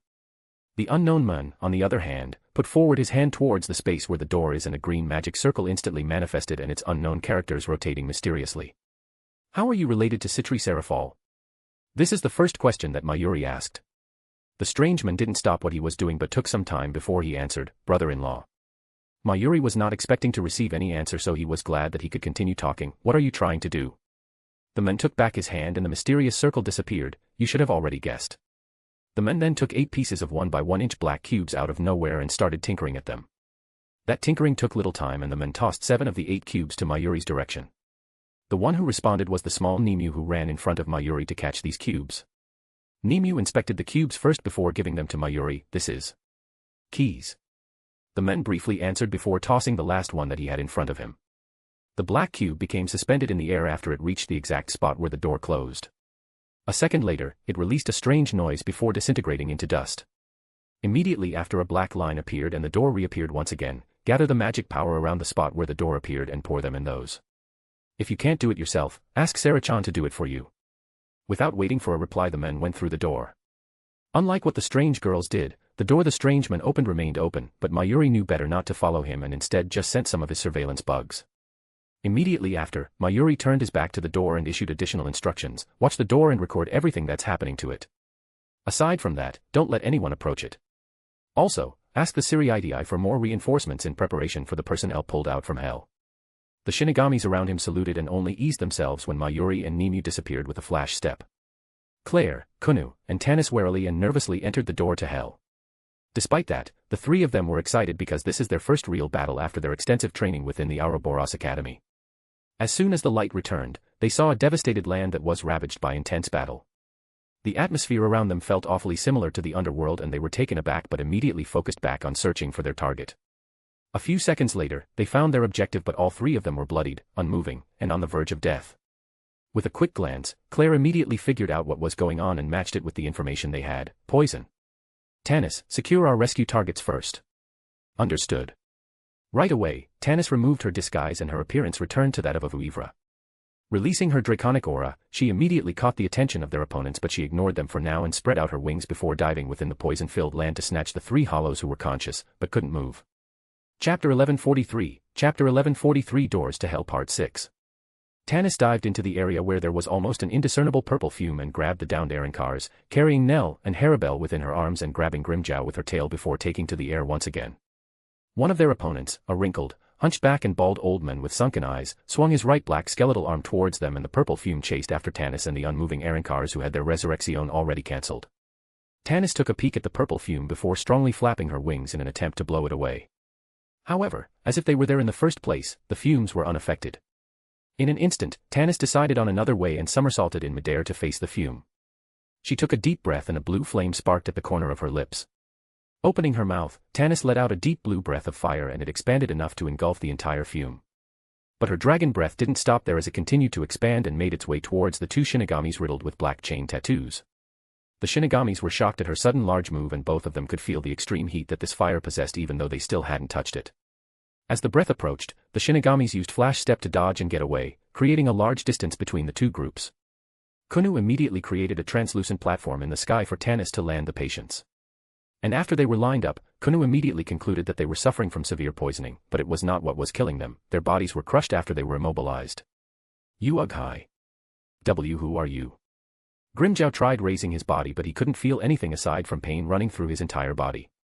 It's not really the time for introductions, but you can call me Kunu. Kunu started her Ujitsu to start expelling the poison from their system. This is my first time working on very intricate spiritual bodies, so it may take some time to heal them. Claire nodded while watching their opponent, studying them. Take your time. Just give us support whenever you're free. Claire and Kunu then turned to Tanis, who was looking at her shaking arms. Will you be able to continue? Asked the latter. Tanis gave her a smile and pumped her fist. Of course. I can still give that old man a beating. Be careful, reminded Claire, before jumping down and spreading her devil wings. Tanis also jumped down to resume her clash with the poisonous old man.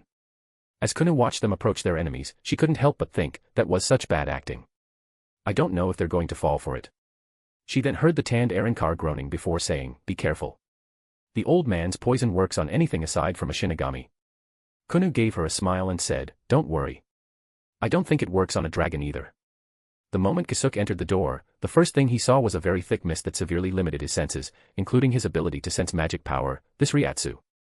Yudamaru-san. Is this her Bankai? No wonder Mayuri sent his bugs in with me. While thinking about what he should do, the mist moved and slowly dispersed in all locations. Soon, its ability to block senses was lifted and Kisuke saw Lisa Yudamaru kneeling in front of her unconscious comrades. Lisa herself is breathing heavily and half of her hollow mask was broken. She also has multiple cuts all over her body, making her bleed profusely. At the same time, the mist that was dispersing congealed and returned to her hand as her sealed Zanpakuto. As the wielder of that mist, Lisa should have had the advantage within it, for her to take it back. Looks like the enemy has something that invalidates it. Quite the unlucky girl. No wonder Kuraka-san immediately asked for help. After making sure that all of them were alive, Kisuke turned his attention to their opponents who were already looking at him, Shigyu Nobitsuna and Shijima Chijiri. I guess not all the original Godai 13 was able to break the chains. No wonder Shihuin-san and Sato-san panicked when they heard Old Man Yamamoto arrive in hell. I wonder if they were able to locate him. Kisuke slowly stepped down to the ground and landed in front of Lisa and the other Shinigamis. Lisa was shocked at his appearance and hurriedly stood up to take a stance. However, she couldn't attack him because his back was to them. "Who are you?" The tall, lanky, and pale man with visibly sunken skin on his face and chest, particularly around his gray eyes, asked the masked man who just arrived. He had a pointy black mustache that extended a couple of inches out from his face on either side but was shaven in the middle, as well as a long black goatee covering the center of his chin, and spiky black hair that was largely covered by black fabric he kept wrapped around his temples and forehead, the sides of his face, and the underside of his jaw. But instead of answering Shigyu Nobutsuna's question, Kisuke turned his head in another direction and thought, "So there's another door not far from here. That Ryatsu. Soifun-san. Well, if Baragon became an immortal, it would really be hard to deal with anyone who didn't fuse with the Hogyoku or with a limited lifespan." At that moment, he felt a threat to his neck and immediately used Flash Step to arrive in front of his assailant, Shigyu Nobutsuna, who was now holding a whip-like sword that reached his previous location. Nobutsuna was taken aback at the speed of the Flash Step and took a step back. However, it was already too late as he saw the strangeman already holding a Tanto blade and about to reach his neck. Unfortunately for the strangeman, his Tanto blade was blocked by another katana. "You seriously fell for that?" With his attack blocked, Kisuke used Flash Step again to retreat and return to his former position. He then looked at the person who blocked him and thought, Shijima Chijiri. A much more troublesome person than the one beside him. The reason why Kisuke thought of that is that at their brief encounter, he managed to latch a small amount of Suido demonic power into his arm, so this is how he was able to track Idamura-san because of this. Without saying anything, Kisuke touched the part where he inserted the Suido demonic power and expelled it with his own magic power. At that instant, Nobutsuna and Chijiri's facial expressions became serious. "Who are you?" The latter asked this time. "No. The better question is what are you here for?" Kisuke finally answered with a masked voice, "To take them back with me. And maybe kill the two of you a few times while I'm at it." Nobutsuna and Chijiri were both speechless until the former started laughing maniacally. "Fuhahaha. Good joke, fancy man. Let's see you try that." However, his laugh abruptly stopped when Kisuke held the Tanto blade in front of his chest and said, "Descend, Tiamat." In the next second, the purple sky became covered with thick dark clouds with flashing lightning and booming thunder within it. But instead of rain, it was a light blue-haired giant woman with very prominent horns who broke through the clouds face first with her eyes closed. The terrifying giant woman's hands were restrained to her neck as half of her body emerged from the clouds. As soon as her descent stopped, the giant woman opened her eyes, revealing her pink star-like pupils. A very light yet blood-chilling pressure weighed everyone on the ground as if a goddess came down to judge them herself. "Chijiri." Nobutsuna shouted at his stunned partner while preparing to fire his Kiduet, God. Chapter 1144 Doors to Hell Part 7. Chijiri woke up from his stupor upon Nobutsuna's call and immediately raised his arm towards the giant woman looking down at them. The two of them then simultaneously shouted, "Hadu number 63, Reikuo, Thunder Roar Cannon." From their palms, yellow lightning gathered before it blasted toward their perceived enemy. The two high-density lightning blasts swirled around each other and combined into one bigger and denser Kidu in an intent to impale the god. However, instead of a large explosion like they were expecting, the giant woman didn't even attempt to defend herself, not because her defenses were great but because the Kidu just phased through her and hit nothing as if she didn't exist. "I can't believe the two of you would ignore me just like that." At that moment, they heard the strange man's voice behind them. They wanted to turn around but it was already too late as both of their vision suddenly spun uncontrollably before they moved sideways, traveling quite a distance. Lisa couldn't even properly regulate her breath nor could she regain her composure as she watched all of this transpire. Although her attention was focused on the giant woman, who had by now already disappeared, she still saw how the strange man in formal attire suddenly stepped behind Chijiri and Nobutsuna and beheaded them with a long sword that had the same color as the giant woman's horns before kicking their heads away. But even if she saw everything, she still couldn't comprehend anything and wondered if she had fallen into her enemy's illusion. The center of it all, however, was questioning his long sword, Tiamat. What was that for? It was my debut.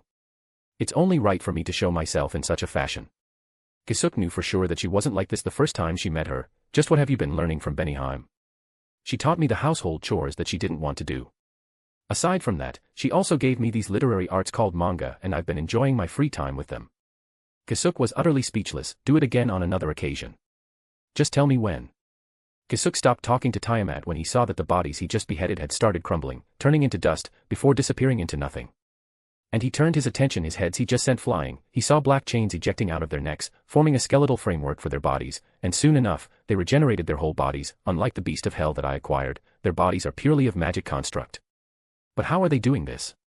The two former captains of Godii 13 stared at him for a few seconds before disappearing along with their aura. They escaped, huh? Kisuke sheathed his long sword and turned to the still-stunned Lisa. "The door won't stay open forever." Immediately after, Kisuke disappeared too. Lisa looked up at the open portal and finally managed to regain some of her strength. She then started picking up the shinigamis that came with her without a word and jumped towards the door while looking one last time at the sky where the giant woman just disappeared. That was a shurikai. Kisuke traveled for a few kilometers to where the fluctuation of magic power is calm before sharpening his senses to grab the coordinates where he wanted to go. There. Luckily, she's still alive. Compared to the first time she released it, Soifan's Shunko was now a lot weaker. Although she could technically go on for as long as she wanted thanks to her self-feeding Shunko, Baragon's senescence could still sap her dry. With her Ryuryoku running low and her Ryatsu decreasing, it was getting harder and harder to keep her Shunko running. Soifan gritted her teeth while counting the times she had already killed him. Even if I release my Bankai, there would be no point. Soifan was preparing for the next wave of miasma while thinking of what she should do next since it's obvious that they couldn't stay here. Mayuri seems to have received some outside help to open the doors back up, but I don't know if he's going to make it in time. I have to prioritize our survival. But at that moment, she heard Yumichika's panicked shout, "Omida." Soifan hurriedly turned her head and saw that Omida took a dangerous hit and was about to get followed up by another, and could be a fatal attack. The endless wave of beasts attacking them from all sides finally got to them despite their best efforts to hold their ground and keep them away from Soifan. Sadly, she couldn't help beyond sending a blast of wind in his direction and pushing the beast for a bit for Yumichika to have the time to help. But Soifan knew that doing so would expose her to danger, so she prepared to deflect Baragon's miasma as much as she could. Strangely enough, the anticipated attack never came. Instead, she lost sight of her opponent. And when she went looking for him, he had already arrived in front of Marekio and Yumichika, who had just rescued him, bearing his axe that was letting out a very dense amount of miasma on its edge. No. Redirecting all of her power behind her feet, Soifan sent herself flying forward in addition to her flash step. Thanks to the added speed provided by her Shunko, Soifan was able to get in between them before Baragon could swing down. However, that was it. That's the greatest thing she could accomplish. Soifan refused to give up and redirected everything she had to her hands to catch Baragon's axe. Although after seeing that, Baragon only chuckled at her futile resistance and put more strength into his arm. Soifan tried to block the axe using her incredibly dense wind to push it out, but it was a silly attempt that only stopped the axe for a second before it went from her shoulder and across her chest. "Captain!" Marekio cried out, but there was nothing he could do.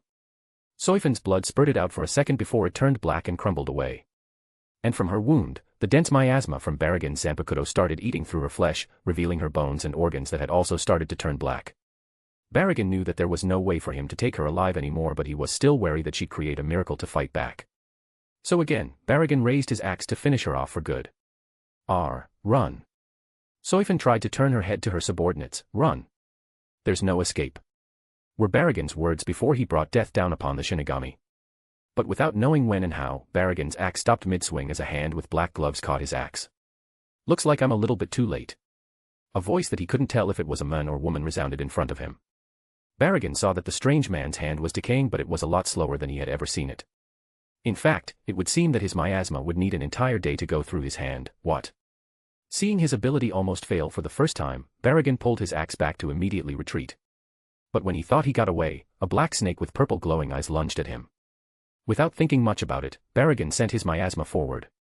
Although instead of seeing the snake decay into nothingness, it instead opened its mouth to eat his miasma and even grew a little bigger. Ha! The snake that doesn't know the concept of age kept swimming towards Baragon. Chapter 1145, Chapter 1145 Doors to Hell Part 8. After letting out Opha's snake that he used for his experiments, Kisuke immediately turned to Soifan, who had already stopped breathing but was still conscious, and caught her in his arms. She wanted to speak, but she couldn't push out air anymore and her consciousness was already blurry. Kisuke let out another black snake and it immediately wrapped itself around Soifan, instantly slowing down the progress of decay and stopping any further damage. Keidu, healing spiritual arts, can only slow this down. I have to take her to Orihime-san. Who are you? Marekio shouted at him while intercepting the incoming beasts. He and Yumichika knew that he just defended Soifan, so they immediately moved to deal with the other threats. Instead of answering his question, however, Kisuke instructed, "Come closer, now." Marekio and Yumichika nodded at each other and nodded. While there was hesitation in their eyes, it was still better to do what he said with their current situation. And while they were closing their distance, Kisuke raised his left hand and a red magic circle appeared above it. A second later, the same magic circle started appearing in the sky, in tens, hundreds, and then thousands.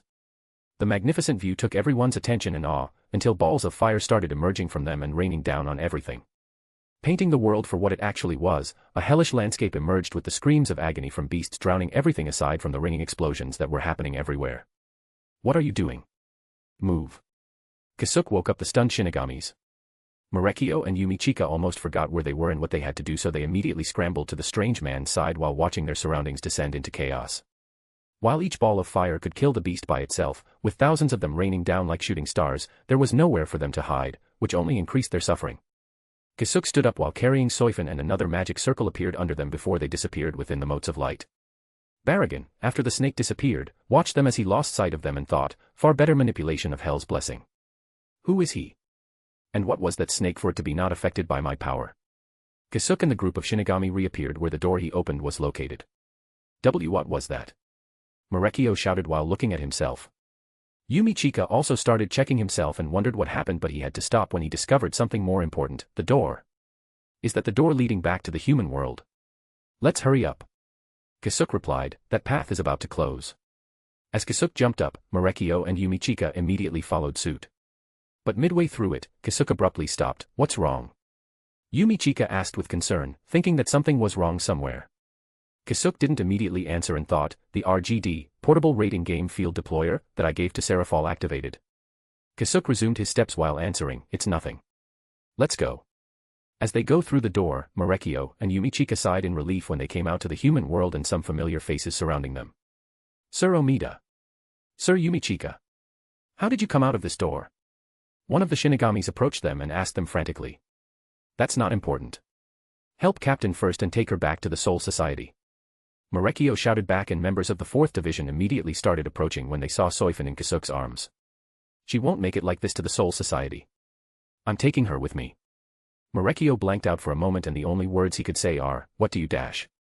He couldn't even finish what he wanted to say as Kisuke swung his long sword in front of him, drawing a line in midair before it opened up like Discorer or the door to hell.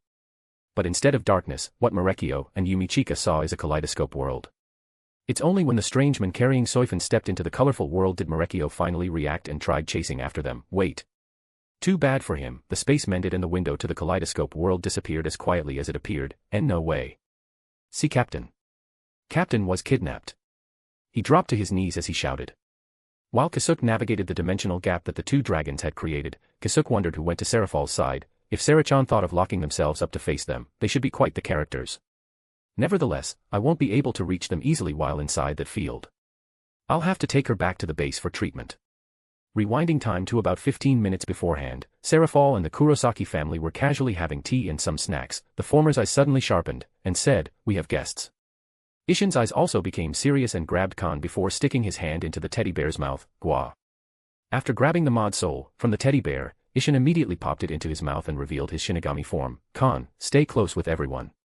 Inoue-chan, please have your barrier ready. Inoue nodded and summoned her Shun Rika, 6 princess shielding flowers, while also telling Kazui, Karen, and Yuzu to stay close to her. Although Ishin couldn't feel magic power, he still could tell that something changed in their surroundings, and his eyes landed on the backyard that was only divided by a glass door from them. Upon seeing the intruders, he couldn't help but shake and mutter their names, Ichimaru Jin, and Sasakaibe Chujuru. Serafall also stood up and turned towards them, greeting them, good afternoon, what can we do for you? The former lieutenant of the 1st Division stepped up and ignored Serafall. Shiba, I'm sorry but I have to take your grandson with me. Ishin glared at him and replied, so you're not even going to ask for my permission first? Do you have a death wish? While Chujuru and Ishin are glaring at each other with their Ryatsu flaring up, Serafall is much more interested in the other intruder, Ichimaru Jin, isn't it? Jin smiled at her and returned her greeting, good afternoon. I believe this is the first time we are meeting. Citri Serafall, nice to meet you. But first thing first, why isn't Unchained like you over on this side? I thought people like you can't leave hell. Jin was shocked and a small bead of sweat formed on his forehead. Aren't you well informed? On the other hand, I don't know anything about you at all. Who are you and how were you able to detect our presence? Thanks to you, our surprise was ruined. Chapter 1146, Chapter 1146 Doors to Hell Part 9. Both were wearing a white Haori, the former captain of the 3rd Division, Jin Ichimaru, and the former lieutenant of the late Captain Commander, Chujuru Tadaoki Sasakaibe, came out of hell to abduct Ichigo's son, Kazui Kurosaki. As Ishin and Chujuru were trying to pressure each other, the former couldn't help but wonder what's up with the latter's strange movement of Ryatsu. There's only a tiny amount of Ryatsu radiating from him, the large majority of this weight is something else mixed with his Ryatsu itself. Sasakaibe-san, we don't have much time. We don't know when Captain Kuratsuchi will be able to pull out their attack force from the doors and swarm this place. Jin suddenly addressed his partner. He's very interested in Serafal's existence that he wasn't expecting, but they have a goal that they have to achieve today, before Sailaporo Grands notices anything. But before they could even pull out their weapons, a blinding light suddenly emerged from Serafal that took out everyone's sight for a few seconds.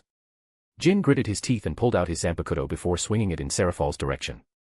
He didn't feel his attack connecting and wanted to continue, but retreating from here is a better choice. And when their sights were returned, Jin saw Chujuru with him standing in the sky, also looking down on the Kurosaki household. Was that light a call for help? Asked Jin while his senses were scouring his surroundings. There's no response from anyone. Ishin and Serafal followed them to the sky, but the latter caught the attention of the two more, because instead of stepping into the sky while creating footholds, Serafal seemingly just floated up. What is the technique? Jin asked himself while also thinking of the advantages it provided and how to counter this sort of movement. Serafal chuckled at Jin's question and said, call for help. Think again. Jin, Chujuru, and even Ishin wondered what she meant by that, and all of them thought, was that really simply for distraction? As if reading their minds, Serafal nodded, yep, it was just for distraction. Chujuru's expression became extremely serious. As Jin had said, they didn't have much time and all they needed to do was open a door and take Kazui with them, or even just with one of them. However, with Ishin guarding them alongside this woman with unknown ability, it would be extremely hard for them to snatch Kazui from Inoue's hands if she decided to lock herself up within her barrier. We just need the kid and we'll even return him unharmed. Chujuru gritted his teeth and weighed his options. Ijusai Dano's well-being takes priority. Ikimura Dano. We'll have to do it. Jin nodded solemnly and scanned their surroundings the second time. However, they were in for a shock. No one. Seeing their expression change, Serafal's smile widened as she continued her words. It was a distraction, but not because I wanted you to retreat. What's going on? Ishin could also see their strange expression, but he has no idea of what's happening. If I were to guess correctly, they intended to take hostages in exchange for your son. Sadly for them, there's no one around, explained Serafal. Ishin also hurriedly looked around and found the anomaly immediately, now that you mentioned it. There's not even the sound of insects. Jin finally gave up searching for the humans around and turned to Serafal with a wry smile. Do you mind letting us know what happened? That light, although it doubles as a distraction, its main purpose is to transport people into an artificial dimension. Artificial dimension. Correct. Serafal spread her arms around. What you're seeing right now is not the real Karakura town but a copy of it. I think that's enough to make you understand the current situation, isn't it? Serafal then felt their senses extending out, so she explained further and not waste their efforts. You're not going to find any pillar here. In the first place, I did not move the Karakura town anywhere but moved a select few into this artificial dimension. If you want to break it, I guess you can try defeating the caster, which is me. As soon as finished speaking, however, Chujuru disappeared from his spot and Ishin shouted, watch out. The next instant, a thin sword emerged from Serafal's chest, puncturing her heart from behind. I apologize, but we don't have time for this hubris. Chujuru's voice resounded behind her ears. But instead of feeling relieved, Chujuru shuddered when Serafal turned her head, still with the same smile on her face, getting impatient. Are we? You just proved that you can't stay here for long. Chujuru pulled his sword back and Flash stepped out and Ishin stopped his rush. Including Jin, they noticed that there was no blood coming out of her wound. Instead, chunks of ice were falling off from it. Soon enough, the cracks from her wound started spreading all over her body and her color disappeared before her entire body began crumbling down. Well, I guess this is the part where we start fighting. The three men immediately looked down when they heard Serafal's voice below them and saw her slowly flying up, still cleaning up the cookie crumbs from the corner of her lips. Were you not here the whole time? Ishin asked in disbelief. He thought he had backup, but it turned out that he was outnumbered. I was just finishing my snacks in the barrier. Serafal finally reached their height and saw that Chujuru wanted to attack for the second time. You won't be able to get me easier than you did with my clone. But we'll still have to take you out if we want to achieve our goal, isn't it? If you're thinking of going past US and aiming directly for the non-combatants, then I regret to inform you that the window for that possibility has been shut. Serafal snapped her fingers and numerous magic circles around the Kurosaki household before it was enclosed in a tetrahedron blue barrier. Hell's blessing. Jin yelped in surprise. How? That could take a few strong hits and I doubt you two would be able to get even one in with us around. So instead of senseless violence, why don't we talk this out? Talk this out? Ishin interrupted, they are clearly after my grandson, why do we have to talk it out? Because they're not on the guy you people call Sailaporo's side. Jin and Chujuru became quiet. Meanwhile, Ishin, as he is earlier, still couldn't follow. They are not. But they are from hell and attack the human world. That's true, however. I've listening into what was going on in the current operation, and one notable thing that they got from Sailaporo's group is that Sailaporo himself doesn't know about Kazui-chan's existence despite knowing everything else down to the current members of the Godii 13. Yet here they are, coming straight for the envoy of hell. Ishin immediately turned his head to the silent duo and changed his stance, if they're not from the same group. Then who are they working for? Seraphol then clapped her hand, so instead of something unproductive like fighting, why don't we sit down and have some tea to calm our nerves? Maybe we'll find a solution, or at least a clue to one, for your problems. Jin let out a deep breath and asked, and if we insist on doing things the way we want it? For the first time, Seraphol's smile disappeared and 6 pairs of demonic wings appeared behind her back. At the same time, her demonic power flared up, washing over everything in this artificial dimension, instantly plummeting the temperatures down to the negatives and pushing out everyone who's around her with her sheer aura. I may not like violence, but that doesn't mean I'll be holding back when someone offering me some. Chapter 1147, Chapter 1147 Bluff. As the air rapidly grew colder and a freezing wind blasted out from Seraphol, pushing back everything around her, the demonic power she had been holding back immediately covered everything within this artificial space.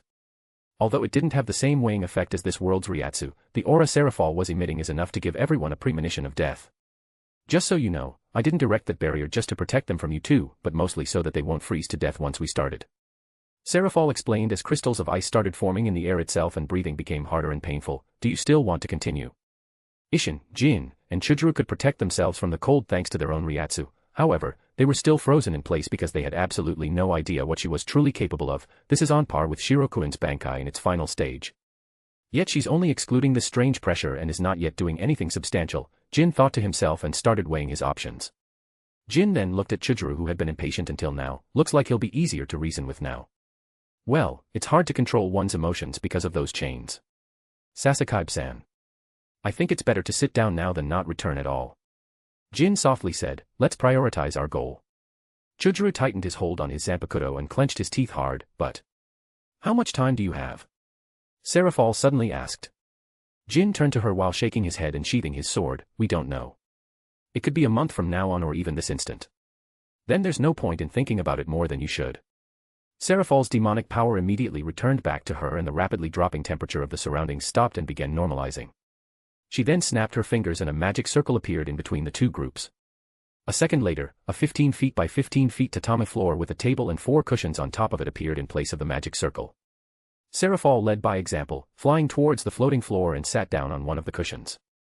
And while at it, she also summoned some snacks to the table. If it is not too much, maybe I'll be able to provide some advice. Not to brag, but I have a lot of things inside this head of mine that no normal person could possess. But that's only if you'll sit down too and let me hear you out. Chujuru let out a deep breath before he loosened his grip on his sword and sheathed it. After hesitating for a bit, he walked forward and removed his sandals before stepping into the tatami mat and kneeling down on the opposite side of Seraphol. Ishin and Jin looked at each other and soon followed suit. With everyone already properly sitting down and hostilities at the lowest level, Seraphol internally sighed in relief. Thank goodness they didn't start fighting. While the device that Kisuke created to instantly deploy a raiding game field is useful, it's only designed for recreational purposes as it does not possess the same integrity and durability as a full-blown field.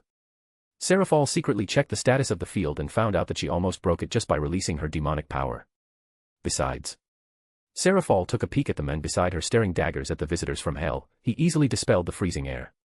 Looks like he has something like an opposite attribute to me, and if we were to fight, it was going to be hard to deal with him. Alright.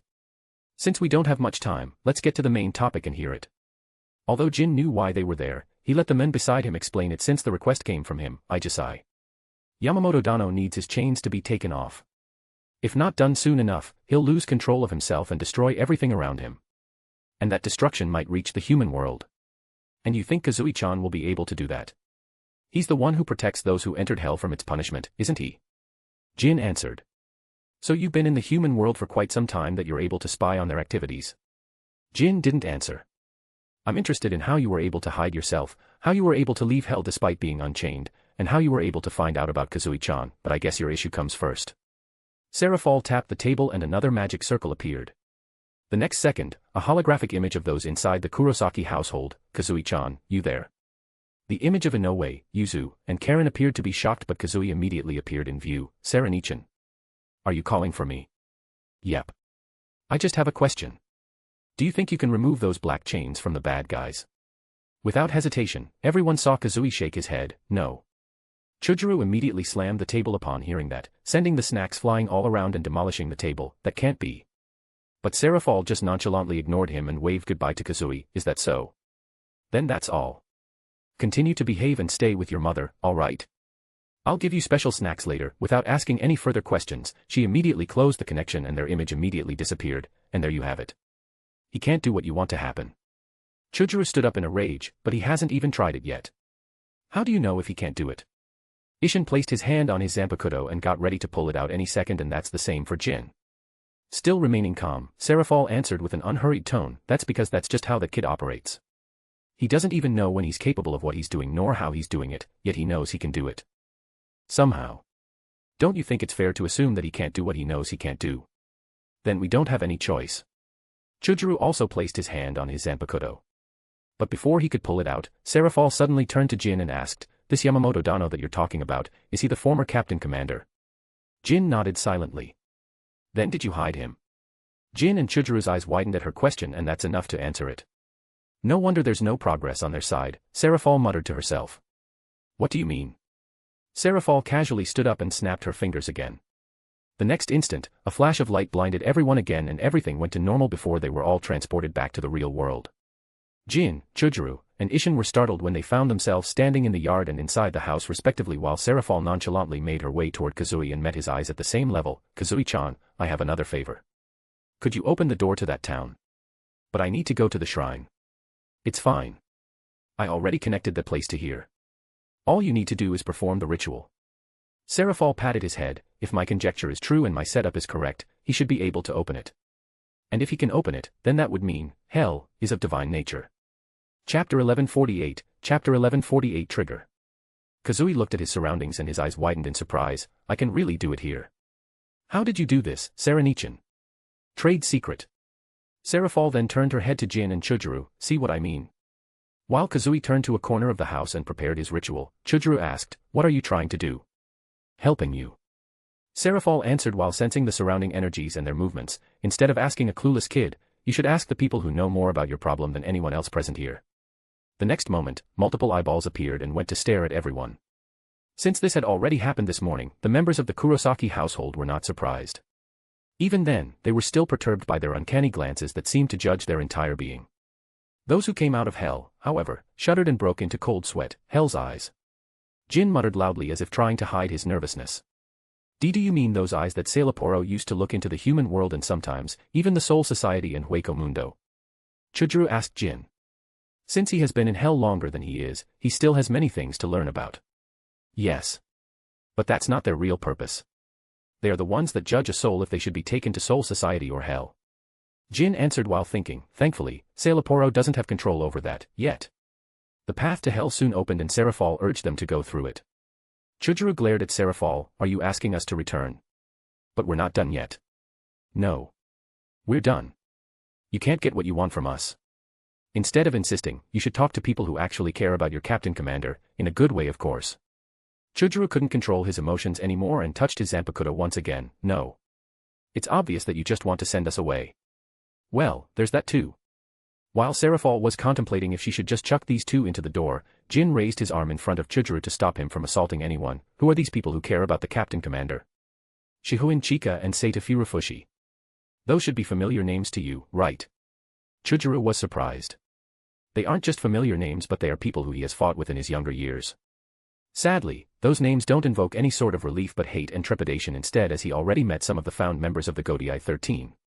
Saying that they are not right in the head and are completely changed people is an understatement.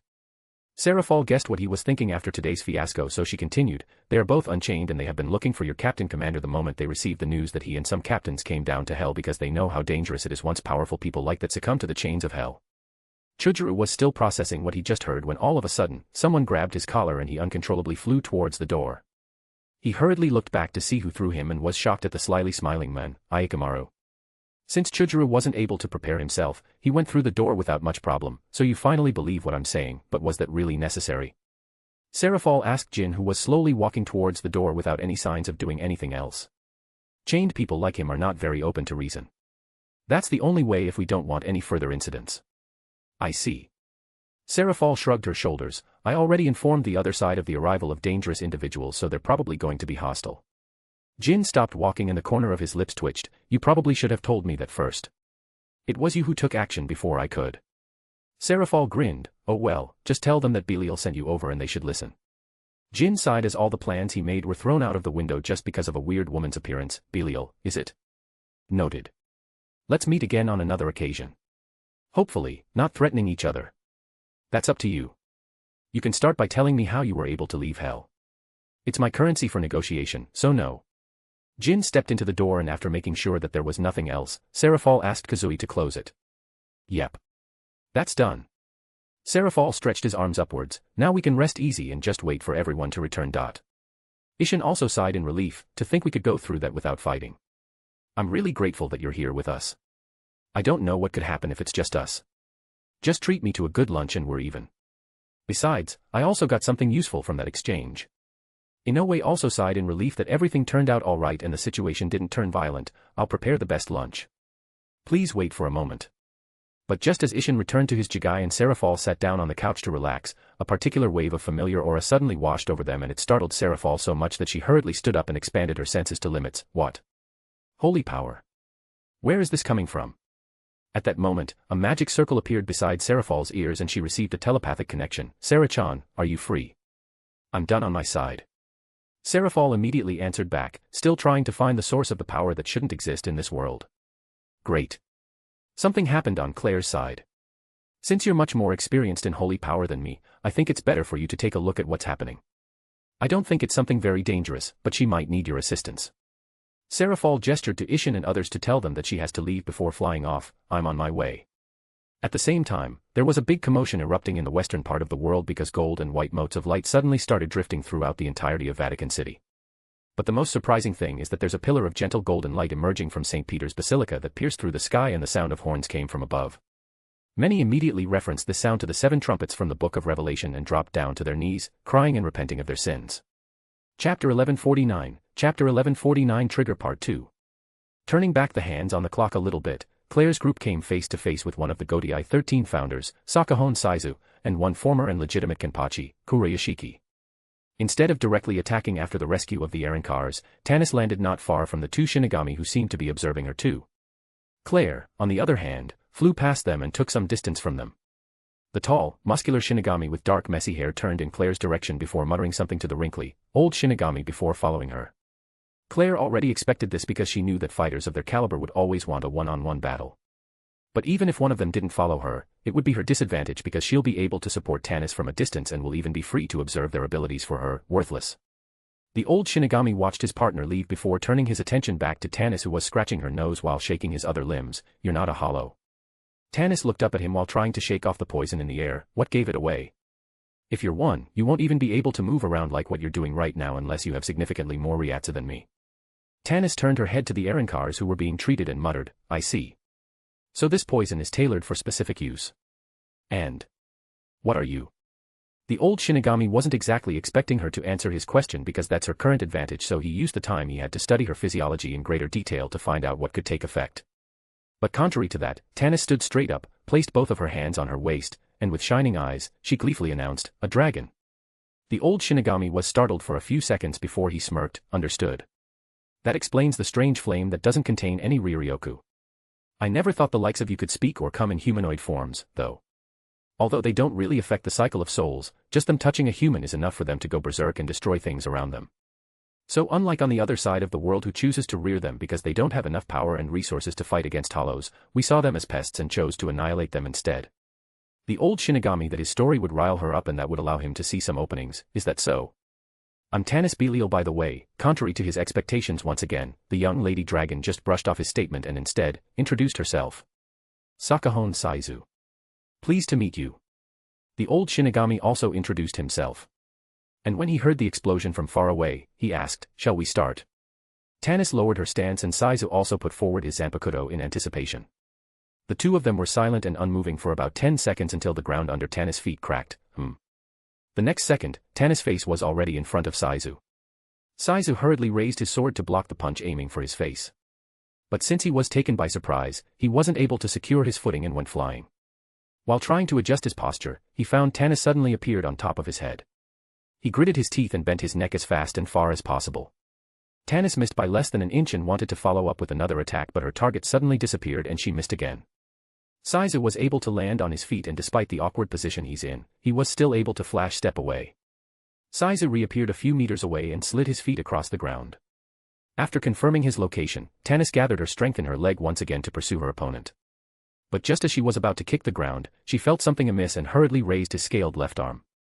The next instant, she felt something sharp cut through her scales and she had to redirect her momentum to the side before her wrist was fully bisected. As Tanis wasn't able to carefully control her strength, she ended up tumbling in the air and on the ground, kicking up dust and even knocking down a few trees on her way. However, what was important is that she was able to get away and she was able to eventually land on her feet. Tanis hurriedly looked up, still confused about what happened, and saw that the old Shinigami that slid started disappearing in fumes and the one who attacked her from behind was smirking at him. Your instinct and reactions are good. But you still don't know enough.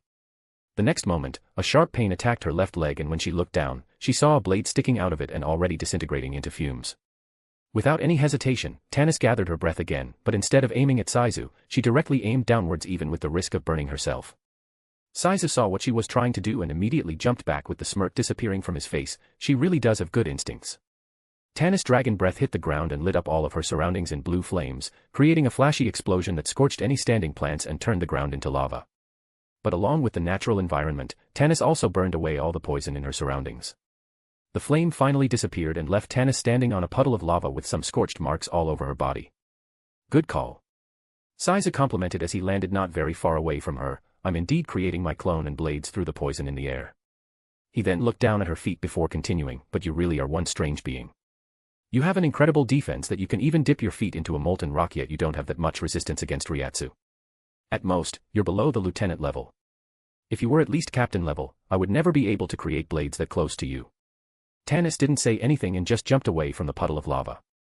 Even then, Saizu continued speaking, however, I'm not really good with blades and in essence, I'm still a poison user.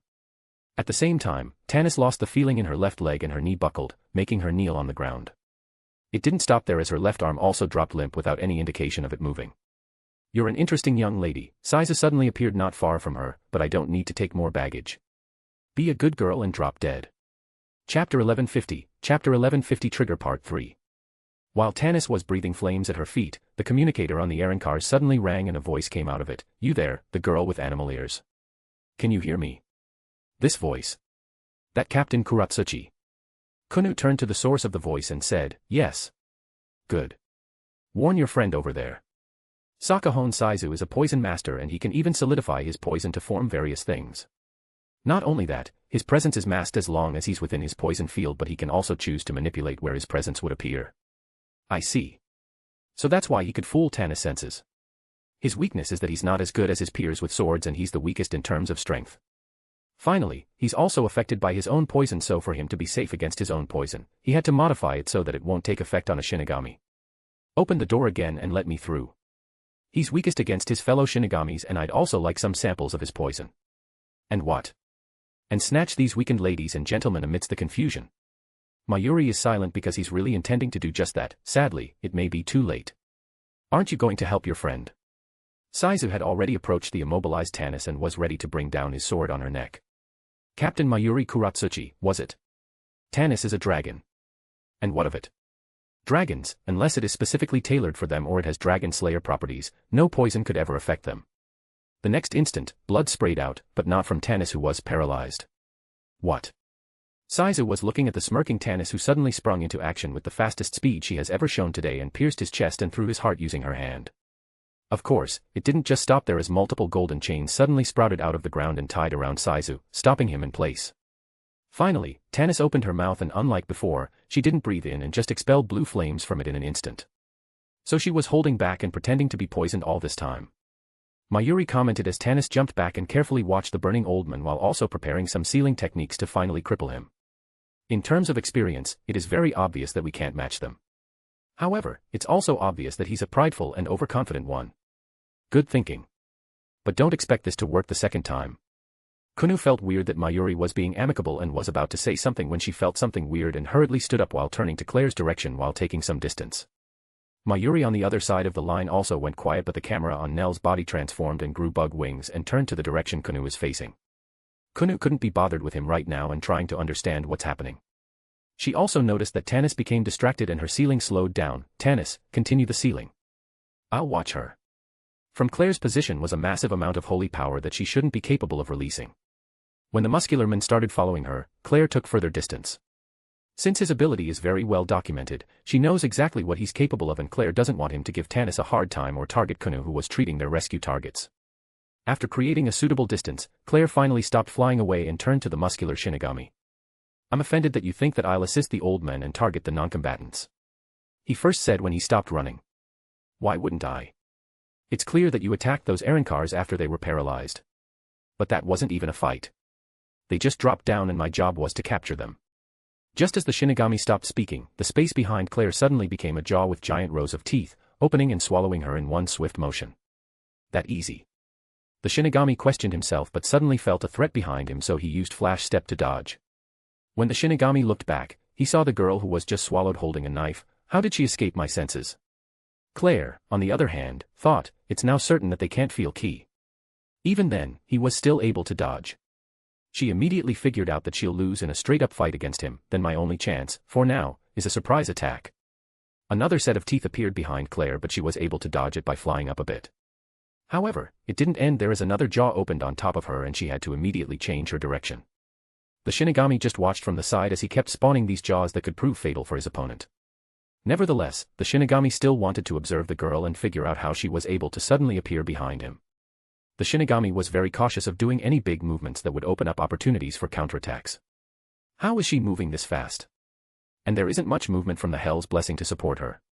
The Shinigami had already figured out that their unexpected guests could somehow utilize the power only available in Hell, but it still doesn't explain her sudden burst in movement, causing him to miss and even predict her movements wrongly. Claire has only been dodging for a minute or two until she finally got what she needed and materialized her soul gear, which was a bow aimed at the Shinigami while gathering both demonic power and holy power to make her arrow. As the swirling black and white arrow instantly took form within the bow, the Shinigami immediately sensed the danger and tilted his head to the side. Unlike the Quincy's of this world, Claire's arrow took an explosive start like a high-caliber sniper rifle, instantly reaching her target. The Shinigami gritted his teeth as his right ear was completely blown off. Nonetheless, the next arrow was already coming and summoned the jaw in front of him. Different from the first arrow, however, the one she released this time was a lot slower, matching the speed of a normal Quincy arrow. The Shinigami immediately got a bad premonition and jumped back. The black and white arrow hit the rows of teeth as he had expected, but what came next startled him as his defense was completely obliterated from a huge explosion that ensued. Go. The Shinigami summoned multiple jaws in front of him to mitigate the shockwave that was about to crush him and sent him flying. Alas, Claire's sudden switch to the offensive didn't stop there as the Shinigami felt a few more arrows coming at him. Without much choice, the Shinigami dropped to the ground. As soon as his feet touched the soil, the ground instantly transformed into an enormous jaw that swallowed him. Claire's arrows curved and followed their target. However, that's all they could do, as even if they contained the destructive property of mixing opposing attributes, it still couldn't break through the at least 3 feet thick teeth. Claire smirked as this is exactly what she was waiting to happen. Aiming his bow directly downwards, Claire gathered as much holy power as possible and sharpened it to the utmost. This time, she didn't mix it with demonic power because she needed that for something else. Claire's gray eyes glowed and she stared down at the closed jaw. At this moment, the arrow in her hand already enlarged to several feet and shone down on the entire region. Now, a dangerous glint went through her eyes and the jaw started crumbling back to earth, revealing a very shocked Shinigami inside it. But it seems that fortune is not on Claire's side today, at least, for what she intended to happen. Just as she was about to release the enormous arrow that could annihilate most things, Claire felt something snap. Huh? Her hand froze first before it immediately extended to her whole body. The arrow that could potentially obliterate all life stopped growing and actually started shrinking as the holy power moved back into Claire's body without her being able to control it. Claire still wasn't able to process what was going on when the holy power that returned to her body kept increasing even though the arrow was already gone. Where is this coming from? Claire started panicking and tried wrestling away the control from the rogue holy power. In her attempt to do so, she finally figured something out. This is not mine. Even then, the holy power kept growing inside her body that it threatened the delicate balance it has against her demonic power and started wreaking havoc, destroying her from the inside. She wanted to scream from pain, but her entire body, including her throat and lungs, were frozen in place, placing her in a tortured state of her body being ripped apart. Unbeknownst to her, an angel's halo manifested on top of her head, something that should have been impossible for someone with a devil's lineage. Back in their original world, the 4 great seraphs were having their regular meeting when all of them suddenly shuddered and stood up, a new source of faith. Where is it coming from? Uriel shouted in shock. Chapter 1151, Chapter 1151 Trigger Part 4. Uriel, calm down. Michael immediately reminded Uriel. But like him, he was also incredibly surprised. Let's approach this with caution. Can any of you tell where this is coming from? The other three great seraphs looked at each with serious expressions before shaking their heads. Everyone, please take your time to feel it. It's incredibly, for the lack of a better term, thin. Michael added and continued, Raphael, any movement from our fellow angels? Gabriel, how's the holy system? Gabriel swiped her hands in the air a few times and a translucent screen appeared in front of her. It was the new feature that Kisuke attached to the holy system for easier monitoring and management after he resolved the bug within their sacred gear system. And while Gabriel was navigating through the information she's being shown, Raphael used his ability to look at other layers of heaven and took a look at everyone else's reaction. There seems to be nothing. I think we're the only ones who felt this strange connect. What? He was interrupted by Gabriel's startled voice. What's wrong? Michael immediately asked while the other two also turned to her direction. With a slightly pale face, Gabriel stutteringly says, 3 billion. About 3 billion new believers appeared in our system. The other three's hearts sank because this either meant that they gained that amount of believers or there was a huge flaw that suddenly appeared in their system that they don't know if it could have disastrous consequences for the entire heaven. And with such an exaggerated number, they are leaning toward the latter. Confirm where this number is coming from. And while you're at it, please hide this information and we should be the only ones who have access to it. Michael immediately instructed before turning to Raphael and Uriel, trace the source of this faith and if no one else could feel it, make sure that no one else figures this out. As they haven't sorted out all the traitors that managed to not fall, they can't have them get any clue about this potentially fatal flaw, or their enemies will immediately exploit them. But even after weeks of searching, none of them found the source of the new source of faith or any clue as to where the new believers were coming from. However, the most concerning and horrifying thing about this is that the 3 billion seemed to not be in error. Now the question that haunts them is where these 3 billion people are hiding. Kunu decided that the situation was not right and felt the danger Claire was in. But before she could move, the door they went through opened once again, but this time, in a much more violent manner that shook the entire space near it. Serenichin. Seraphal didn't immediately reply to Kunu and tried to gauge the situation first. A few seconds later, she glanced at Kunu and said, you guys should leave first. This is a heaven and underworld problem. Kunu was confused but she trusted Seraphal and nodded, Tanis. Let's go. Carrying the Aaron cars with her Ujitsu, Kunu immediately left hell. Tanis half finished her sealing spell first before racing towards the door, but before she left, she turned to Seraphal and asked, is Claire going to be fine? Seraphal winked at her and smiled, with me around. I won't let something bad happen to her. Tanis sighed in relief and soon followed Kunu. Seraphal's smile instantly disappeared and her attention then turned to the bug that was trying to hide its presence. You too. This is something you shouldn't see if you don't want your research into magic stall and become a mess because of the wrong assumptions. But it doesn't hurt to record everything for lat dash. The voice from the bug couldn't finish as it instantly turned into a block of ice before crumbling into innumerable pieces. After that, Seraphal looked at the scorched Shinigami, already regenerating himself and getting out of his seals. Seraphal released her demonic power and without holding back, she froze the old Shinigami in a coffin of ice. He shouldn't be able to move for a few hours. Finally, Seraphal flew in Claire's direction and initiated a communication line to Kisuke. Only a split second later, Seraphal felt her connection established. Kitan, I might not be able to take care of this alone.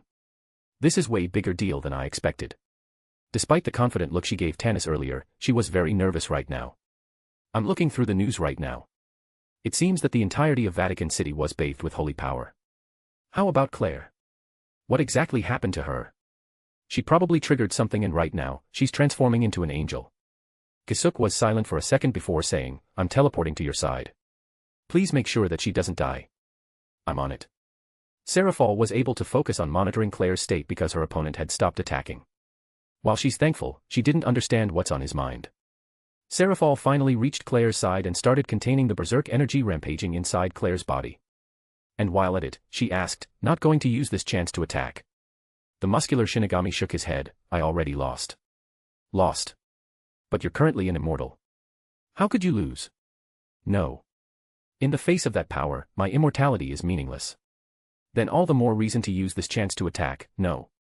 Beside Seraphal, a magic circle appeared, and soon a man in Western formal clothing and a plain mask appeared. However, the muscular Shinigami was not perturbed by this and just shrugged his shoulders, why should I? She's my ticket to my long-lost wish. The Shinigami then turned around and started walking in the direction where they came from. I don't know what happened, but make sure that she survives. And tell her that I look forward to our next clash. With a flash step, the Shinigami disappeared from their sight. It's interesting that enough holy power is enough to kill them, but I guess we should focus on Claire right now. After ensuring no one was watching them anymore, Kisuke dispelled his disguise and started studying Claire's situation in earnest. As of right now, half of Claire's devil wings have transformed into pure white angel wings and the halo on top of her head was shining ever brighter. Although it should be a beautiful scene, it couldn't be further from that as Claire right now was bleeding all over her body and new wounds were opening each passing second. The only silver lining is that Claire had already lost her consciousness from the excruciating torture. This is bad. The holy power in her body is rapidly overtaking her demonic power and it's only speeding up. Seraphol muttered while pouring her own demonic power into Claire to slow down this process. However, this was only further destroying Claire's body. I'll perform the reversal. Please focus on healing her. We don't know exactly what's going on so we can only hope for Claire to take back control for now. Do you think Ophis-chan, Lilith-chan, and Flana-chan could help? The fact that they are not here right now answers that question. Kisuke took a deep breath and sighed, it'll be hard for Claire, but I have to wake her up. Chapter 1152, Chapter 1152 Impossible Existence. As soon as Kisuke roused Claire's consciousness up, they were immediately greeted by a shrill scream. After being healed by Seraphol, Claire finally got control of her body back, however, that didn't really change the situation that she's in. Endure it, Claire. Try regaining the balance between demonic power and holy power. Kisuke immediately instructed, in the meantime, we'll find a way to cut off the rush of holy power. Despite the shrill screams she was letting out, Claire still heard Kisuke and gritted her teeth. In doing so, she unknowingly bit off her own tongue, cleanly cutting a section of it off. Though that didn't seem to bother her because the pain she's suffering from is much worse. Claire is still afraid of what's happening to her, however, unlike before, she's not panicking anymore knowing that her very trustworthy Nisan and Nechan are both at her side. Claire did her best to internalize her consciousness and after an unknown number of tries, she finally succeeded and saw black and white energy devouring each other. Their fierce fighting was destroying everything around them and there seemed to be no end to it. Even then, it was obvious that one of them was still going strong. Understanding what was going on, Claire tried separating them as she usually did but she only received a headache from a backlash of trying to force them apart. She tried again and again but to no avail and only managed to hurt herself more. And even while she was continuously receiving healing from Seraphol, her body was already at its limits. Panic started settling within her once more, but all of a sudden, a radical idea emerged from her already feeble mind and she immediately acted upon it.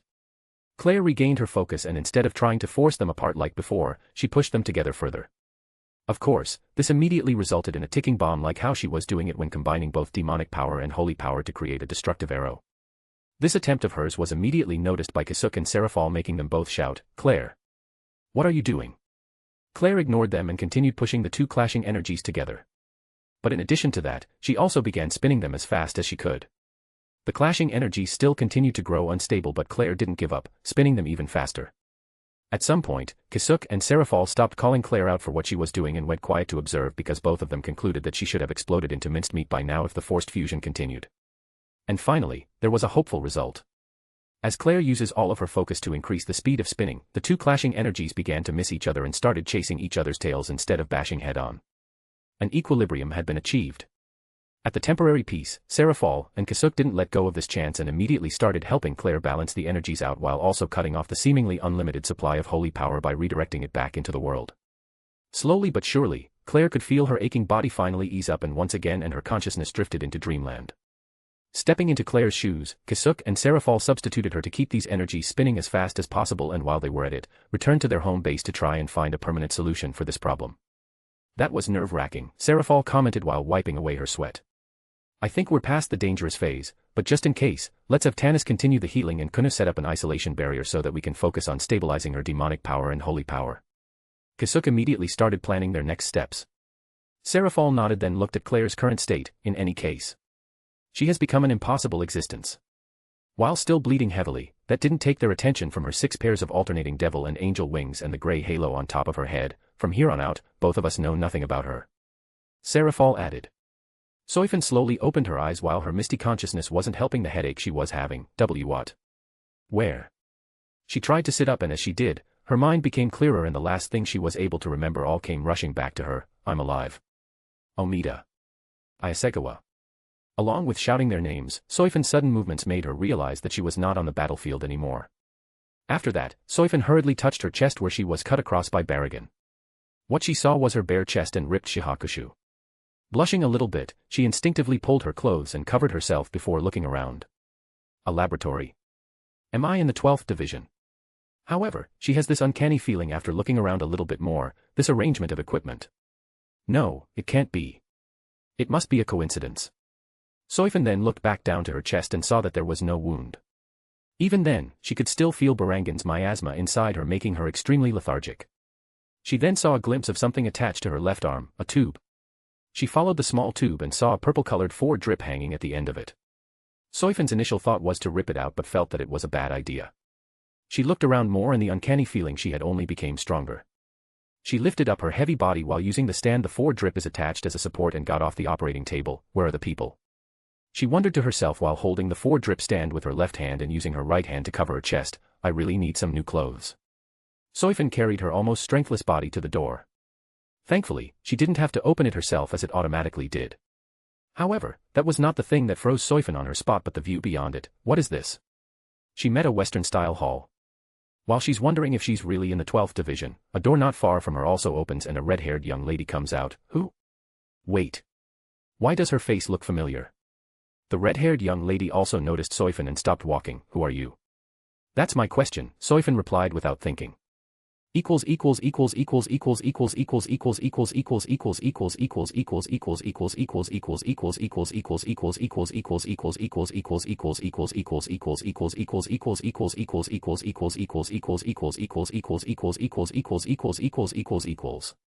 Chapter 1153, Chapter 1153 Busted. Flana stared at the unknown woman for a moment and understood her current state. Were you brought here for treatment? Soifan didn't really know her exact situation so she could only nod. I think so. Fumo. Flana nodded in understanding. Boss is quite busy right now so he won't be able to attend to you. In any case, it seems you're not in any immediate danger as long as that icky disgusting thing inside you doesn't spread further. Boss. Soifan is still not sure if she's really in the 12th division until now. No one refers to Captain Kuratsuchi as boss. More importantly, I remembered now. Although a bit older, she has the same face as those highly sought-after students, Ophis and Lilith. What's the connection here? Boss is boss. Flana answered before pointing at her attire. Are you not going to do anything to fix your clothes? Soifan inadvertently looked down on her hand clutching at her almost useless clothes. This is already beyond fixing. Do you know where I could get a replacement? Are you weakened enough that you can't fix it? Flana rubbed her chin and contemplated.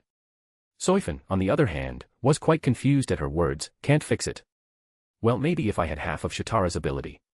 While Soifan is wondering if the red-haired lady is expecting her to weave back her shihakushu when she suddenly raised her hand towards her and a red magic circle appeared in front of her. Soifan already saw this phenomenon from the images that the visual department released after the fight between Kenpachi and their guest, Serafal. She knew that this was a signal for some sort of attack but she was too weakened right now and could barely walk straight so there was nothing she could do aside from raising both of her arms in front of her body and gritting her teeth. She related to Citri Serafal.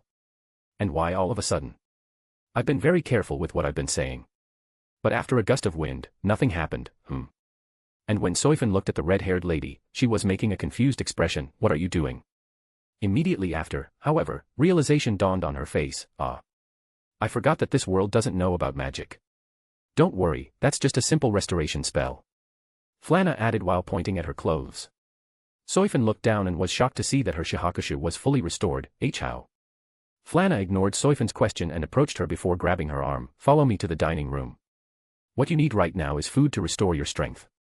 Since everyone else was busy, Flana took it upon herself to entertain their guest. I don't know how to cook but Blackie and little Blackie should be in the dining room too.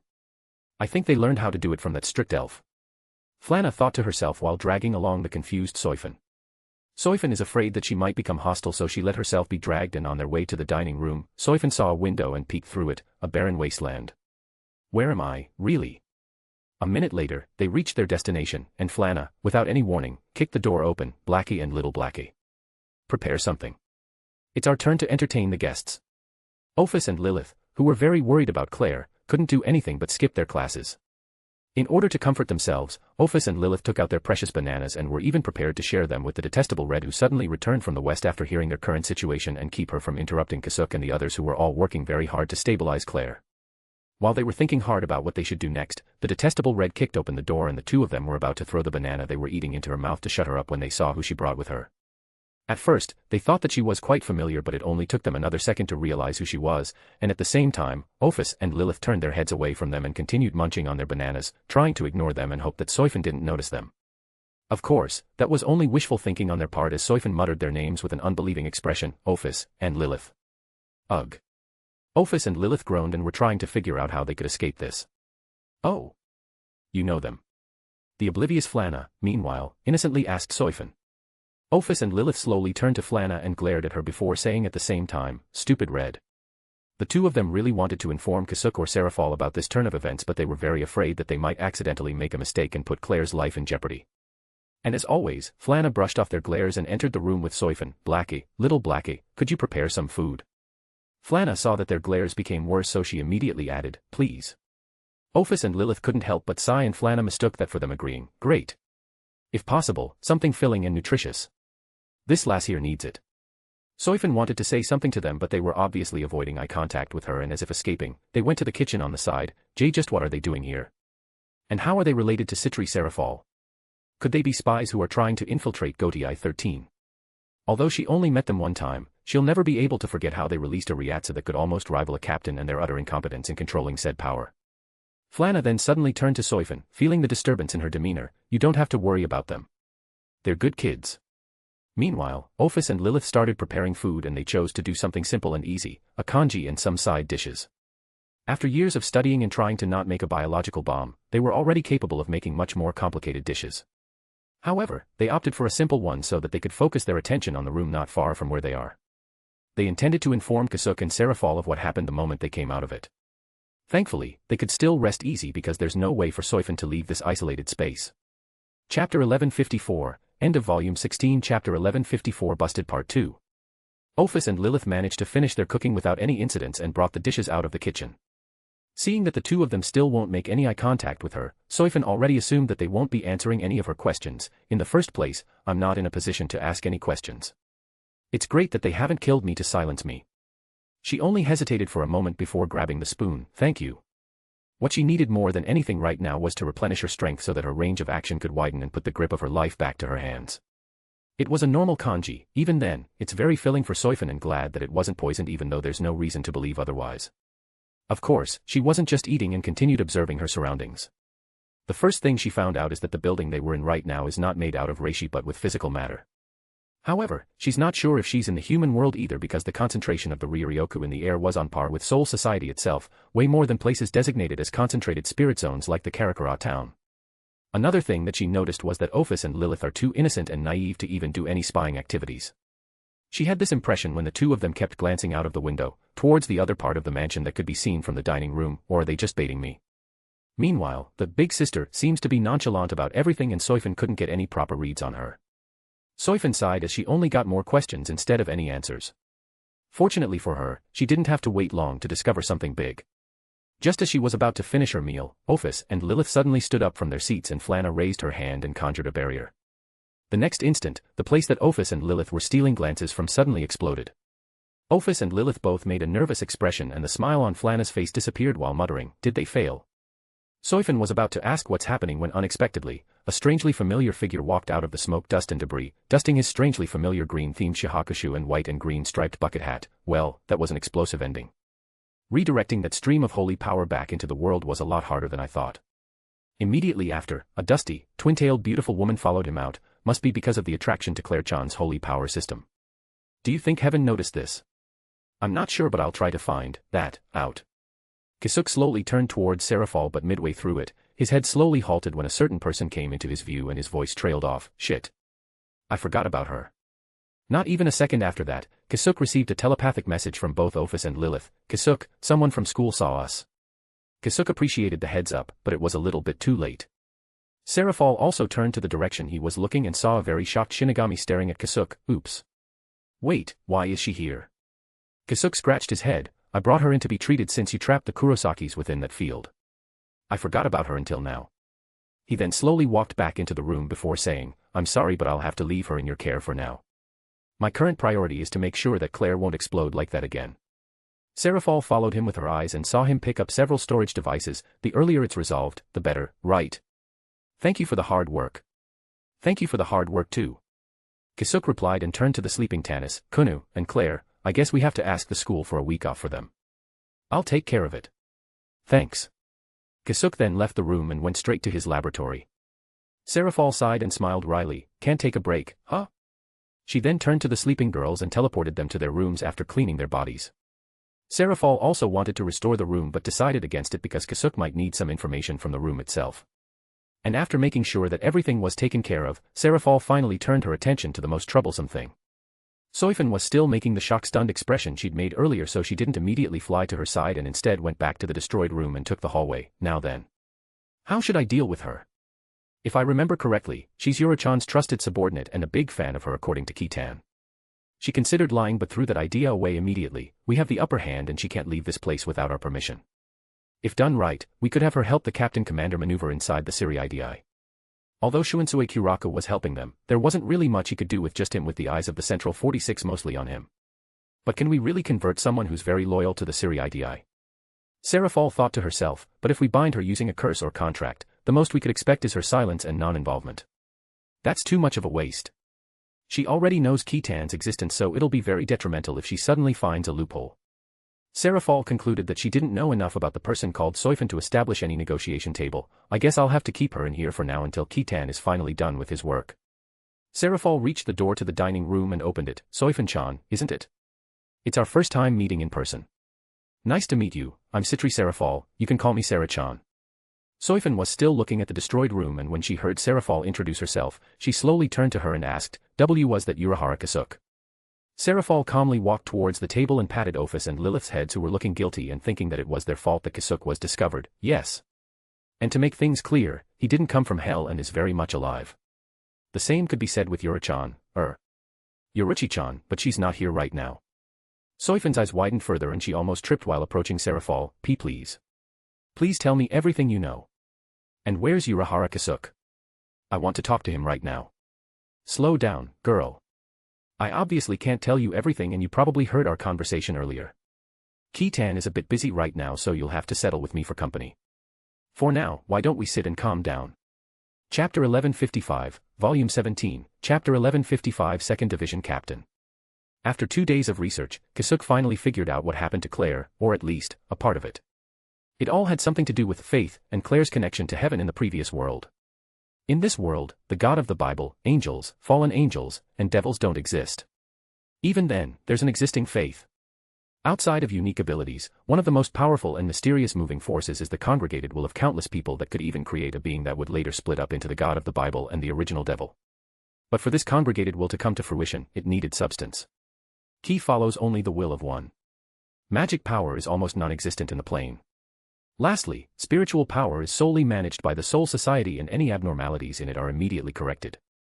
Because of all of these factors, this of faith couldn't be realized and remained trapped in this world with nowhere to go. However, Claire amassing a vast amount of holy power on her own, triggered the homeless faith, and it all cascaded into her as if finally finding their origin and their rightful place. Thankfully, it didn't create another being like the God of the Bible, but in exchange for that, Claire's physiology underwent a massive change to accommodate this faith that's now automatically converted into holy power, allowing her to grow angel wings and a halo in accordance to the origin of Claire's holy power.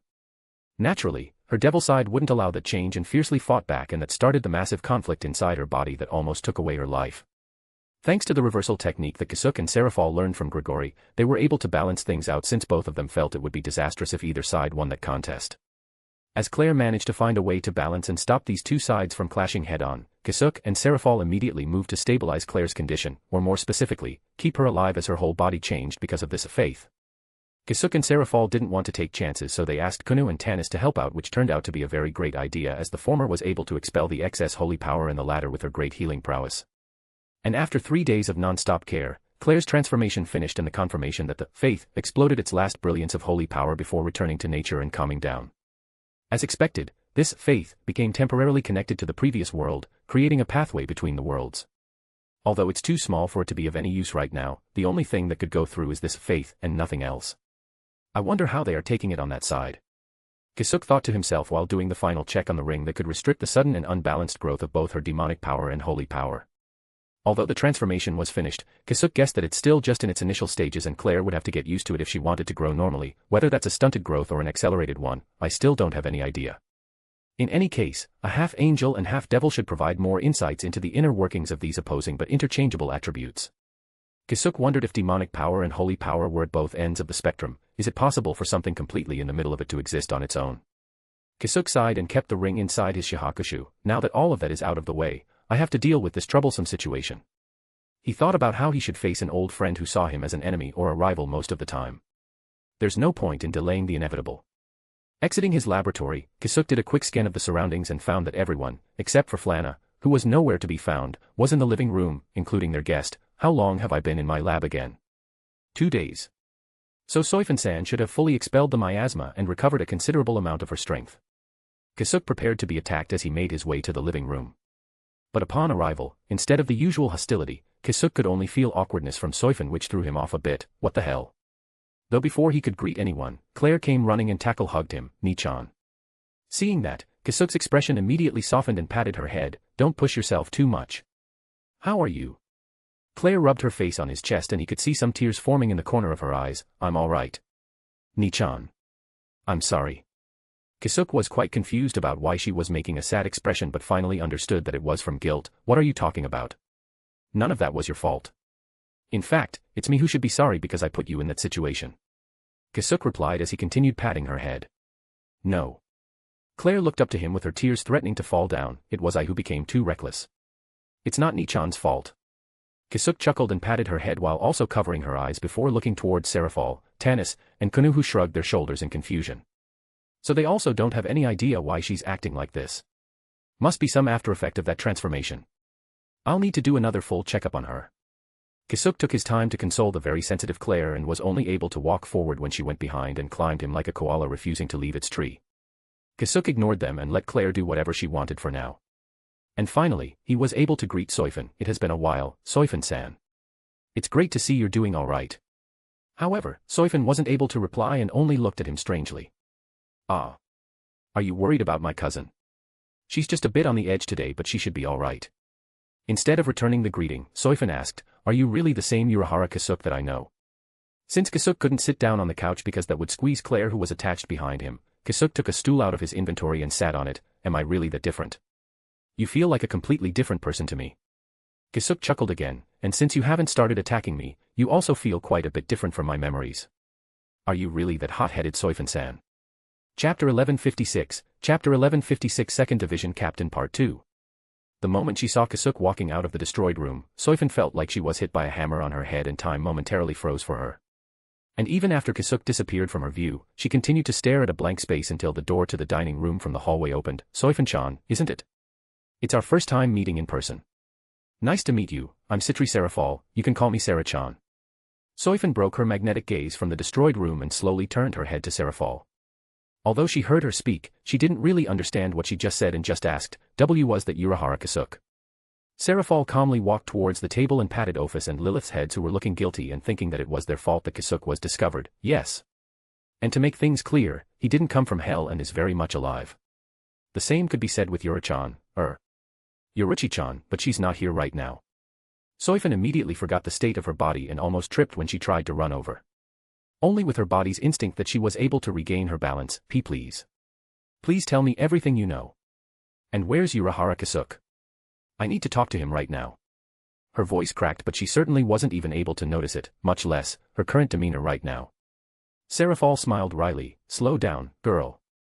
I obviously can't tell you everything and you probably heard our conversation earlier. Kitan is a bit busy right now, so you'll have to settle with my company. For now, why don't we sit and calm down? A few hours later, Soifan had finally managed to calm down, or more like, she lost the little bit of energy she recovered and had no choice but to lay back down. Serafal changed the wet towel on Soifan's head. Are you feeling all right now? You shouldn't push yourself, but it's a good sign that you have a fever. It means that your body has enough energy to fight back. Remember, you were essentially brought back to life after being hit by that miasma. Thank you. Soifan muttered with a soft voice. While Serafal was silently cleaning the room, Soifan asked, who are you?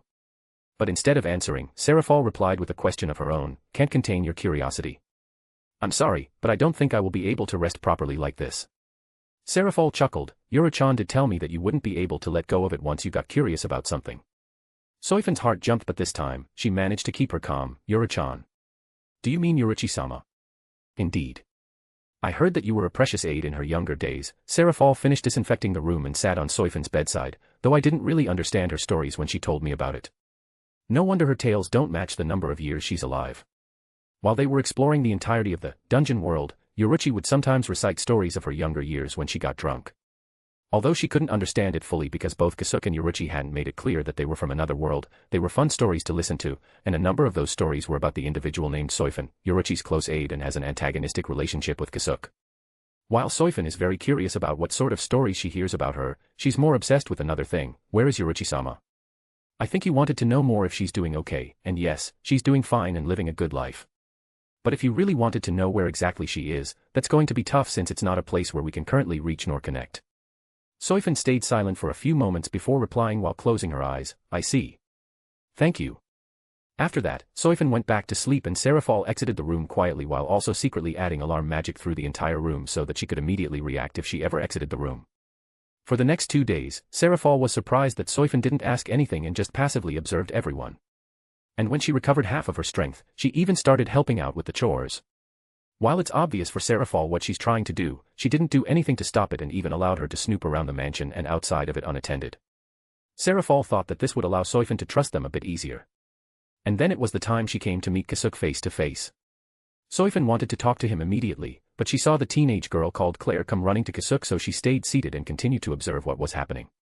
But by doing so, Soifun started looking at the familiar face with strangeness. For as long as I've remembered, he's never been this affectionate. Hence, her first question to him, who had a young girl clinging to his back, is, are you really the same Urahara Kisuke that I know? Am I really that different? Soifun swallowed a mouthful of saliva and answered, you feel like a completely different person to me. Kisuke, on the other hand, just chuckled, and since you haven't started attacking me, you also feel quite a bit different from my memories. Are you really that hot-headed, Soifun-san? At least he still has the same annoying face. What should I do? It's been a while, so I have a really strong urge to punch that face, Soifun thought to herself. But before they could continue, Serafal interrupted them. Before you start going deep into your conversation, Kitan, let me borrow a bit of your time. Kisuke turned to her and his serious expression appeared. An urgent matter? Serafal thought about it for a moment before saying, not really, but we also can't leave it alone. She then started telling Kisuke what transpired in the human world, more specifically, the Vatican City. It's still a mess out there and panic among the people is not subsiding.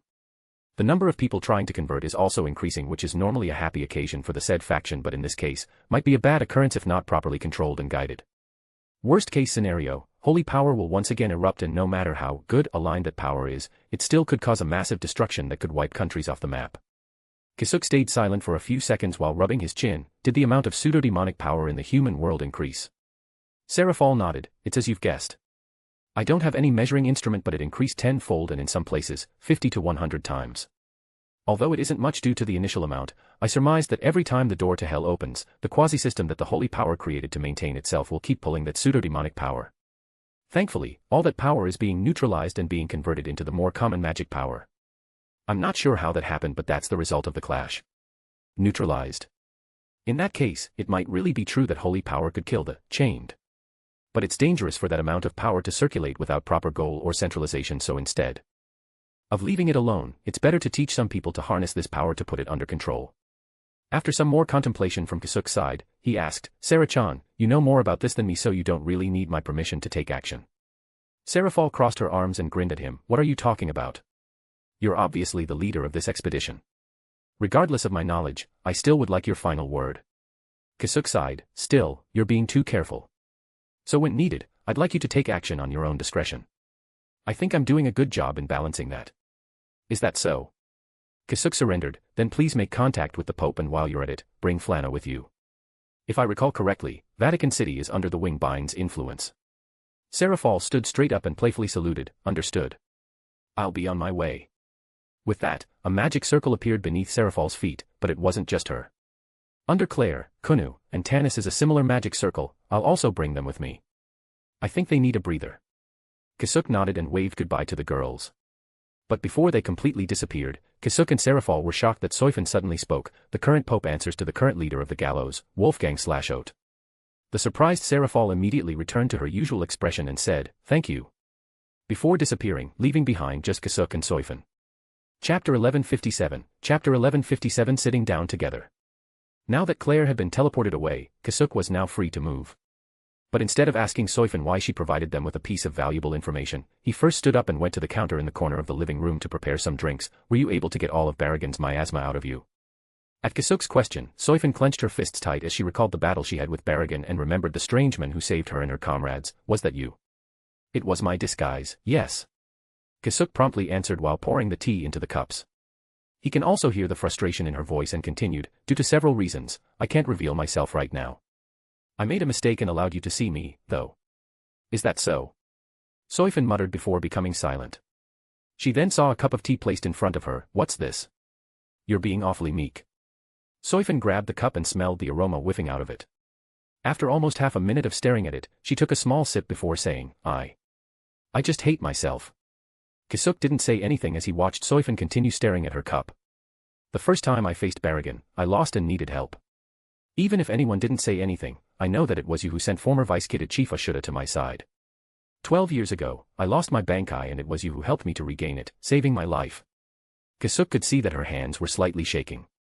And now, you saved me from certain death. Kisuke took a sip of his tea before saying with a sigh, I didn't really think you hated me that much. He thought for sure that even though Soifin didn't like him, they still could get along. No. Soifin shouted. Kisuke was so startled that he almost let go of his cup. What? No. Soifin continued, I mean, yes, you are annoying and I really don't like you and how close you are to Yorichi-sama. But the one who I hate is not you. It's myself. I hate myself. A wry smile emerged on Soifin's face. I hate my weak self who can't seem to win important battles. And I obviously owe my life to you multiple times, yet here I am, unable to mutter even a simple thank you thanks to my silly pride. Really, I hate myself the most. Without saying a word, Kisuke suddenly snatched the cup of tea from Soifin's hands without spilling it and tossed both hers and his cup away. The cups disappeared in midair with magic circles catching them. Another magic circle appeared in front of Kisuke and stuck his arm into it, pulling a bottle of liquor and 2 glasses from it. It's a long-awaited reunion, so tea shouldn't be what we're drinking, Kisuke said while softly chuckling and pouring the cup glass he placed in front of Soifin before filling the one in front of him. He then picked up his glass and raised it. Cheers. Soifin was dumbfounded at the sudden change of mood but immediately thought, ah. This is so him. Her wry smile disappeared, replaced by a more light one. Although Soifin is quite tempted to leave him hanging there, she knows that it wasn't the right time for that and picked up her glass and touched it with Kisuke's. Cheers. The two of them spent more than an hour drinking while talking about random things while silently agreeing not to talk about the awkward and heavy atmosphere from earlier. While Soifin was talking and complaining about her day-to-day life as the commander-in-chief of the Onmitsukido and captain of the 2nd Division, Kisuke talks about what he and Yorichi were up to while maintaining the vagueness of the stories. Nevertheless, it made the former quite jealous, and started complaining about it. Soifin saw that Kisuke was already a bit flushed and laughed at his face. What's this? I didn't know you were this weak to alcohol. However, Kisuke only chuckled and poured another glass for himself. It's the point of drinking, isn't it? Even though Soifin only rarely drank, she could hold her liquor pretty well thanks to her extensive mastery over Hakuda to the point that she could even outdrink the current captain commander. But thanks to this confidence that she wouldn't get drunk, she failed to notice that her mind was already clouded by Kisuke's special liquor that he made specifically for him and others on his level to enjoy and get actually drunk off of. In Kisuke's eyes, Soifin's face wasn't just flushed, but her movements were also already languid. I really hate that confidence of yours. Soifin brought forward her glass and Kisuke poured another one for her. She looked down on it for a few seconds before downing it straight. This is the best I've ever had. I should ask where he bought this later. Soifin let out a long sigh before muttering with glazed eyes, thank you. You're welcome, Kisuke replied while filling another glass for himself. Whether it's for pouring drinks for her or saving her life on multiple occasions, he didn't need any clarification as he only did what he felt like doing. Soifin gestured for another glass and as her glass was being filled, she continued saying, if there's anything I can do for you, tell me. I never thought I'd hear that from someone who used to say that good or evil holds no interest for her and that she only cared about her duty and the pride in being a captain of Godii 13.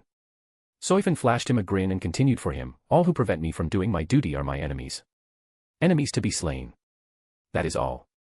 That's why I'm surprised and don't understand. From your perspective, we're the ones trying to undermine the Siriidi's authority. It's already a big deal that you don't see us as enemies, but you're even willing to assist me and make that offer. Soifin asked for another glass, just like how I don't know how much you've changed these past few years, you also don't know how much I did. It looks like you've seen a few things. Soifin didn't immediately reply and instead asked for another glass before saying, enough about that. Tell me more about Yorichi-sama. An hour later, Kisuke found himself drinking alone while his drinking partner was already sleeping with her head on the table, still muttering some nonsense about Yorichi and why she left her behind. She still can't let go of that, huh? Kisuke muttered to himself. Kisuke then stood up and stretched his body for a few moments before taking out a camera. And with a nasty grin, Kisuke stared at Soifin's sloven face and drool coming out of her mouth. TSK, TSK. You really are just asking me to immortalize this moment. There's a solid reason why Soifan hates Kisuke. Chapter 1158 Sitting Down Together Part 2. As soon as Soifan regained consciousness and felt the unfamiliar softness of a bed that was quite different from the one she usually used, she hurriedly opened her eyes and sat up, throwing the blanket off of her. Where am I? She didn't have to think that hard before all her memories of the previous day returned to her and she immediately grabbed the blanket back to cover her blushing face. Why did I do something like that? To his face, no less.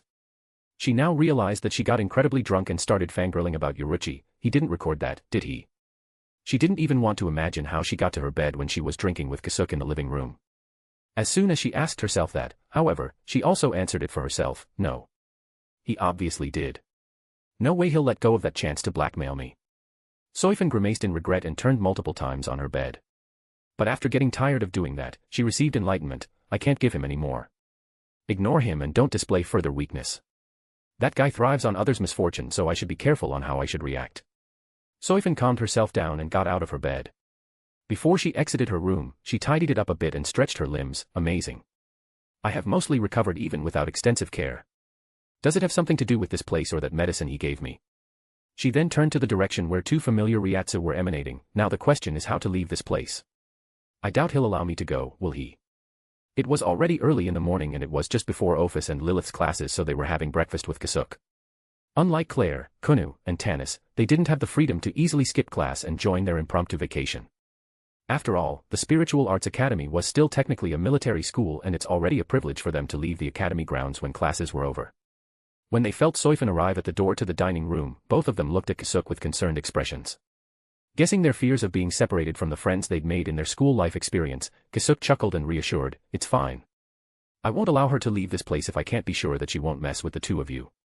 Without her knocking, Soifan opened the door while glaring at Kisuke. Those are some disturbing words, Urahara Kisuke. Kisuke didn't even turn his head to her and instead wiped the food off Lilith's cheek. I won't deny that, but it's also the truth. Ophis and Lilith finally got the relief they wanted and the former declared, "We shall go." Kisuke nodded at them with a gentle smile and said, "Enjoy your time." Ophis and Lilith gave Soifan a quick glance before a burst of black Ryatsu covered both of them and they disappeared like a bubble popping. Kisuke started cleaning up the plates and utensils from the table while asking, "We've got eggs and toast. Are you fine with them?" Soifan wanted to inconvenience Kisuke as much as possible, so she said while walking to the dining table, "Japanese-style breakfast." Kisuke didn't miss a beat and snapped his fingers. On the clean table, a magic circle appeared and soon it was filled with food that you'll typically find in a high-class ryokan like steaming white rice, miso soup, grilled fish, sashimi, tempura, pickles, and such. The corner of Soifan's lips uncontrollably twitched at this unbelievable sight and asked, "Just how are you doing this?" Since she couldn't eat dinner yesterday, her stomach was quite empty and if not for Kisuke's presence she would have already dived into this very appetizing breakfast. Kisuke also gave himself a portion, so he sat down and invited her to sit down. The place Yoruchi and I ended up with had some fascinating things and this is one of them. Soifan first analyzed the situation and the information she had right now, before sighing and sitting down to join him. "I guess you don't need those girls to spy for you." If she were to guess it correctly, the girls who just disappeared directly arrived in Siri-IDI, and it looks like it's not their first time doing it. However, even before they enrolled, there were no reports of the Sirihiki being breached nor any unusual reports from the visual department. Soifan's eyes then landed on Kisuke. If he can do something similar, then his trinkets must have already littered the entire Siri-IDI and there's no need for other people to do it for him. As soon as she arrived at that train of thought, she scowled at Kisuke and said, "You disgusting spying piece of shit." But Kisuke only chuckled and continued enjoying his breakfast. "Don't worry. I didn't put any in women's private quarters. The Shinigami Women's Association is the last enemy I want to make." Soifan continued to eye Kisuke with suspicion, but she also started eating her food. Then what are Ophis and Lilith's goals in joining the academy? Controlling a portion of the Godii 13. That sounds interesting, but also incredibly troublesome, so I'd like to pass. Kisuke's demeanor suddenly changed, which caught Soifan off guard. While staring at her, he added, "And while I do take advantage of them from time to time, I promise to never control them and use them like that. I just want them to have some semblance of a normal life." Soifan was stunned for a moment before clearing her throat. "Ahem. I see. I understand." It was Kisuke's turn to be surprised by that reaction. "You actually believe me? Yoruchi-sama always bragged about you keeping your promises unless something unbelievable turns up. I can always trust her words. But you didn't trust her at all when she recommended me to become the captain of the 12th Division. Not to mention, you stopped listening to her when she betrayed the Siri-IDI." Kisuke thought to himself. "By the way, are you not going to ask me how to leave this place?" Kisuke changed the topic. Soifan continued enjoying her breakfast and said, I've thought about it, but I decided to stay here. So if you decide to kick me out, don't bother. I won't leave. Kisuke's jaw hung open. Think about it. Where is the best place to learn about this magic that the people of hell seem to utilize? And what do you think will happen when I don't return? The Siriitii will move to pressure you and your group for my return. And if Kuratsuchi Mayuri realized that I'm not anywhere in the human world, it'll be interesting enough for him to try and sniff this place out. Kisuke smiled wryly and drank his tea, and all of this for? Obviously, to annoy you. Fair enough. Then after we finish our breakfast, follow me and I'll teach you about this magic. What? Aren't you being awfully obedient? Kisuke flashed a nasty grin at her and said, let's see how much of your pride you can swallow when this lowly and annoying one starts tutoring the esteemed commander-in-chief of the Onmitsukido and captain of the 2nd Division. Soifin could already imagine Kisuke's image looking down on her while trying to teach something obvious, and couldn't help but return a threatening smile and accidentally snap her chopsticks. You bastard. I'll make sure that you serve me well. Kukuku. Oh, please do look forward to it. It's about time you realize how Yoruichi and I are on a different level than you. Kukuku. Flana, who briefly returned to have some breakfast, was peeking through the window. They sure do get along well. Though I'd really appreciate it if they don't display their bloodlust over food. Chapter 1159, Chapter 1159 Monster. As soon as they finished breakfast, they immediately went into business and Kisuke led Soifin to the examination room. Where are we? Soifin asked after looking around and only recognizing a few of the pieces of equipment within the room. The examination room. Although both of us could see that nothing is wrong with you, it doesn't hurt to make sure that everything is all right. Kisuke replied while turning on the equipment he'd need. After preparing everything, Kisuke pointed towards a small circular platform and said, please stand on that. I'll be doing a body scan. Soifin walked towards the platform with curiosity and asked, do I not need to change out of my Shihakushu? No. The Shihakushu can block spiritual power, but not ki, which is what I'll be using. Ki. Another familiar yet unfamiliar term. Is that magic? While Soifin was asking, multiple thin poles emerged from the edge of the platform, trapping her inside. Soifin wasn't panicked nor scared and just looked with interest as these poles ejected beams of harmless green light and went through her entire body, leaving behind only a warm feeling. It's not. Kisuke replied while watching the stream of data come up to his terminal. It's something different from spiritual power and magic power. It's also something everyone who's alive possesses. Soifin turned her head to Kisuke. Alive. Am I included in that category? Of course. Having a spiritual body to house the soul is also the definition of being alive. Even those in hell. Kisuke nodded. They have something akin to a magic body, but it's still something that could house a soul. In other words, they are unmistakably alive. Soifin's curiosity was further piqued, but she didn't have the time to ask since Kisuke continued, there is still a small amount of miasma lingering around. It seems that it went dormant to protect itself. Let's move to the treatment room. The poles retracted so Soifin stepped out. Why do you have so many of these rooms? They are separated based on their use and what type of energy they are going to deal with, since a mix of two or more types could prove dangerous if not handled well. Well, just think of it as a safety feature that I implemented after numerous failures. Soifin then followed Kisuke to his treatment room and was able to eradicate all of Baragon's miasma. Amazing, you followed through without a single complaint or suspicion, Kisuke commented while watching Soifin get up from the bed. It's hardly amazing. I realized that if you want to inject something in me, you would have done that the first time I came here and I wouldn't be able to do anything about it. Well then, shall we move to the next part? Before that. Do you mind if we do something else first? What is it? Spar with me. Kisuke turned his head and stared at her, eyes full of seriousness for a little bit before asking, why? Do you really need to ask? Kisuke shrugged his shoulders and turned around. Let's go to the training ground. You even recreated this. Soifin looked around the desolate and rocky field. Oh. You entered one of the training grounds. To search for all the things Yoruichi-sama left behind, I forced Tsukabashii Tesai to let me in. Soifin then faced Kisuke and released the entirety of her Ryatsu, creating a space where normal spiritual bodies wouldn't be able to survive, but enough of that. Let's start. You actually substantially increased the amount of Ryatsu you have. It must not have been easy. Kisuke commented and released his Ryatsu ki, which felt weird from Soifin's perspective. However, something else caught Soifin's attention more. Where's your Zanpakuto? Currently running around, doing some errands, I asked. But don't worry, I won't be holding back. Soifin doesn't know what he meant by that, but it doesn't really matter. If he's not going to pull out his Zanpakuto, she won't use her own too. Immediately after, Soifin's Ryatsu started swirling around her like a tornado. Makyu Shunku, Infinite Shunku. Before she could form the wings out of her Ryatsu, she disappeared on her spot and reappeared behind Kisuke. Danku, splitting void, Kisuke muttered softly and a transparent rectangular barrier instantly appeared between him and Soifin. But Soifin didn't mind this as her raging and swirling Ryatsu wrapped around her arm. She instantly punched through the barrier without much effort. Kisuke's eyes widened in surprise. He wanted to use Flash Step but he knew that he was slower than her so he'll only give her an opening. As an alternative, Kisuke leaned his body to the right to dodge the strike. Soifin, on the other hand, just grinned at his response and the Ryatsu covering her arm to create a lethal sword suddenly expanded and exploded into countless sharp blades. Ku. Kisuke crossed his arms to protect his head and jumped back. Even then, Kisuke could feel the multiple lacerations that went through his defenses. This is even sharper than Kuchiki-san's blades.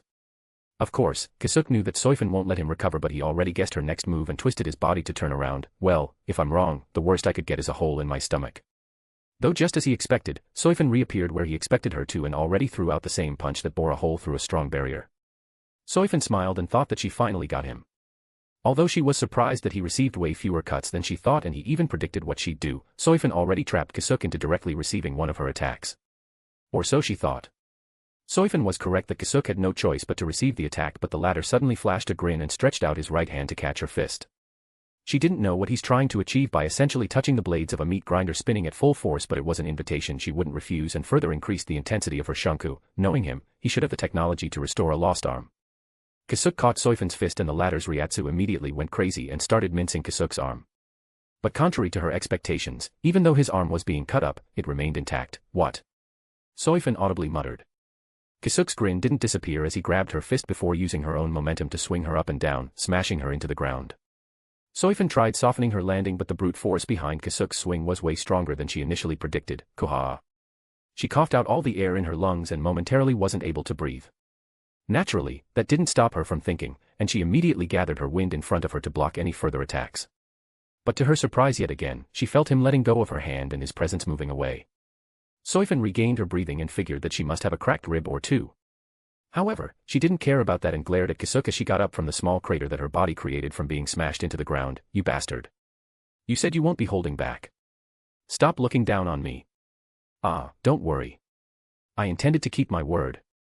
Immediately after, blood-red Ryatsuki erupted from Kisuke as he muttered, Shunku, blood gate. Shunku. When did you? Kisuke, however, ignored her reaction and continued, just this would still constitute as me holding back so I'm going to be turning up the heat even more. Third gate, bargaining. The previous room that was filled with Soifin's Ryatsu immediately changed as it was replaced by Kisuke's bloody aura, so heavy that it even temporarily paralyzed a captain like Soifin. She became nervous at the power he was suddenly displaying and couldn't look away from the blood-red gauntlets, boots, and Hagoromo that suddenly appeared. But it wasn't until Kisuke's skin started turning white and horns began sprouting from his head that Soifin became terrified. What? In Soifin's question, Kisuke only responded with a horrifying smile and equally petrifying cold words, do your best to stay alive, okay. Chapter 1160 Monster Part 2. Soifin slowly opened her eyes, but before she could open them fully, she felt her entire body scream in pain. Ugh hi. Ha. Ha. What happened? She can't remember what happened nor why her body is in so much pain right now. You're finally awake. Good morning. Soifin heard an incredibly annoying voice which made her head hurt more. She tried to sit up but her body wouldn't follow her instruction as she wanted. Stay down. I've healed you until there won't be any future repercussions or scars, but not enough to allow you to move around. Since there's nothing urgent, it's better for you to recover naturally as much as possible. She turned her head to the side and saw Kisuke's face looking at her. It was then that her memories of yesterday came rushing in. Holification. And on top of an advanced shunku. Soifin shouted. However, the most concerning thing she saw is that his holification didn't have any mask which puts him either in Ichigo Kurosaki's or Aizen Sosuke's category. In Ichigo's case, he received the Soul Palace and Ichibi's help to achieve the state that's above Shinigami, but it is obvious that Kisuke wouldn't be able to receive that kind of treatment even if he requested it. In that case, she asked, did you follow Sosuke Aizen's path? It's similar, but not quite the same. The oppressive aura around Kisuke has started calming down but Soifin knew well enough to not think that he's letting up. With all her might, Soifin gathered as much Ryatsu of her shunku as she could in front of her to create a sturdy barrier. But that's not important. Kisuke continued, as I've told you, do your best to stay alive.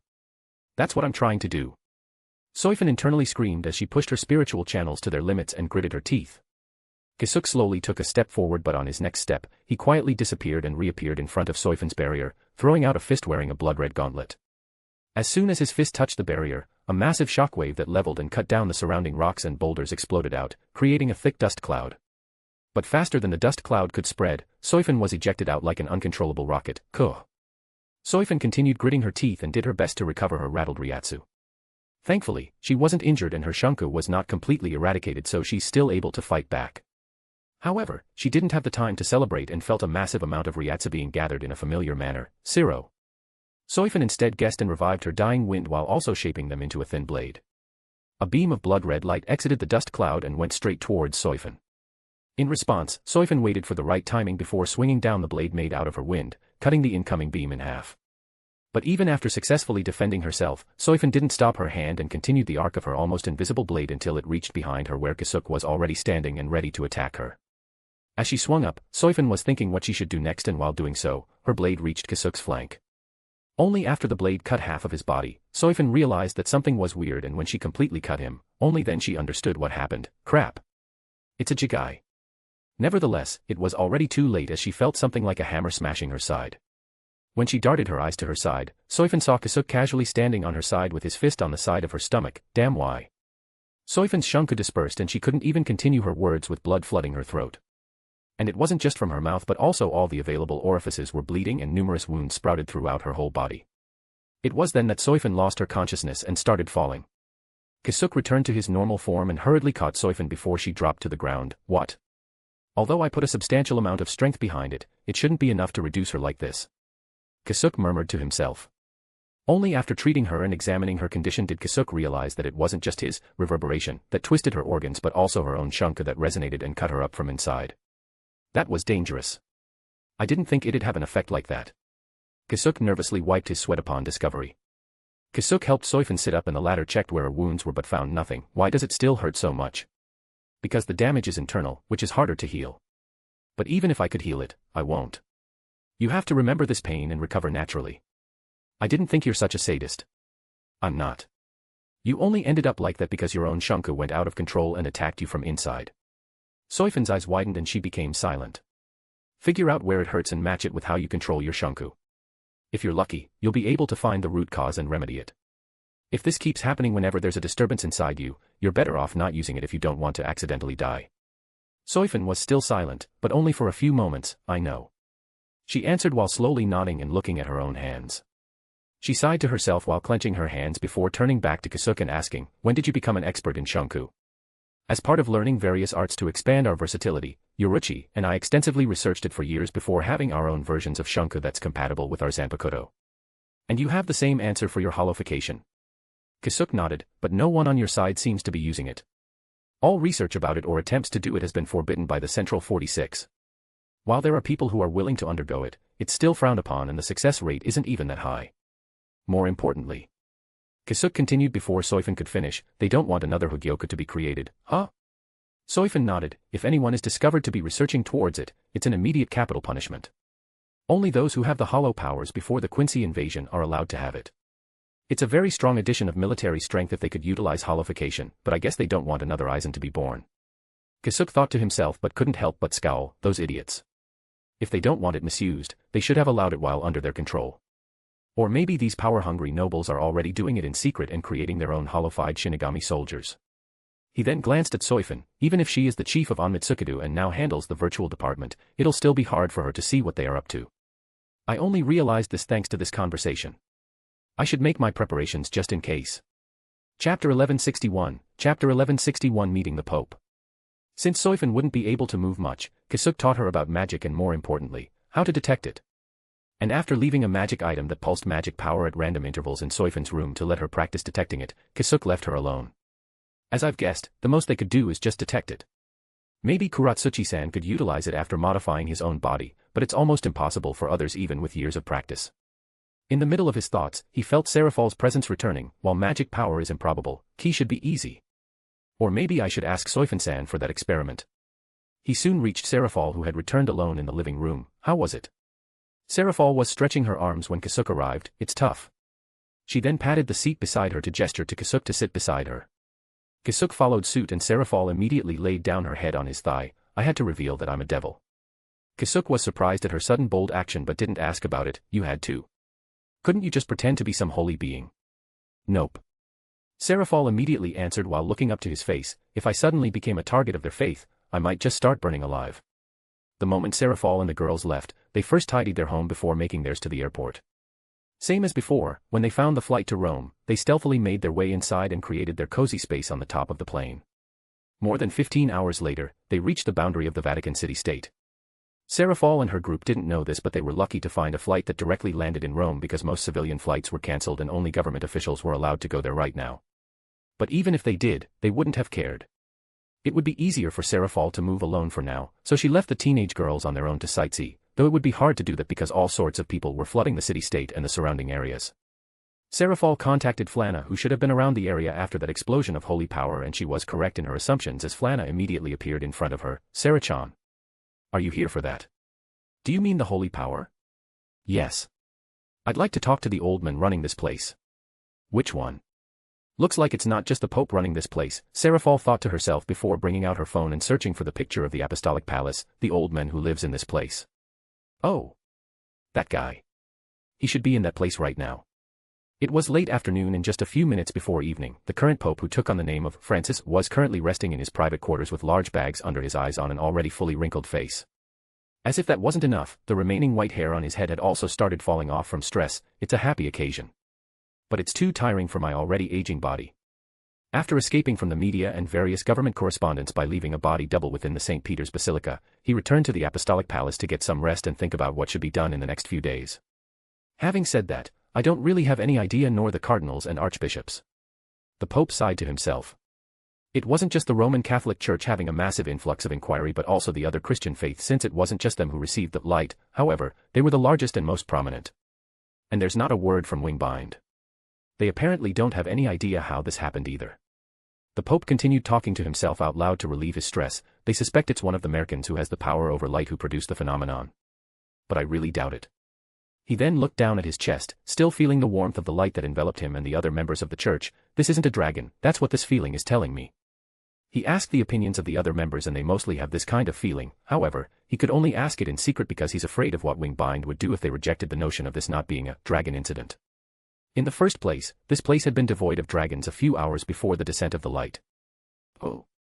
The dragons left this place a few hours before the explosion of the holy power. That's interesting. At his muttering, the voice of a woman suddenly replied. Hurriedly standing up from his seat, he turned to the source of the voice, who? And found two young girls staring at him. But instead of replying to his question, the black-haired girl looked at the red-haired one and asked, Did you feel anything around that time? The red-haired girl made a thinking gesture as if that was going to help, but ultimately replied, Nope. Though I do find their actions strange at that moment. Well, we can just say that it's the difference between you and the local dragons. Who are you? The Pope asked again while secretly pressing the emergency call button that he has all the time. The black-haired woman turned to him again with an amicable smile and said, I'm sorry, but that's not going to work. I already locked down the whole area to prevent any signal from going out. However, that amicable smile only looks terrifying from the Pope's perspective. What do you want? Seraphol found a free chair and sat down on it, to talk and discuss what just happened. I think I can provide you the answer more than those who you answer to. The Pope glared at his uninvited guest and tried figuring out their real identity. Are they from the terrorist organization who uses the dark dragons? It doesn't look like they are here to assassinate me. But before they could talk, the red-haired girl suddenly tapped the shoulder of the black-haired one. This might become a long and boring talk. Can I leave now? Ah, you can. Thank you.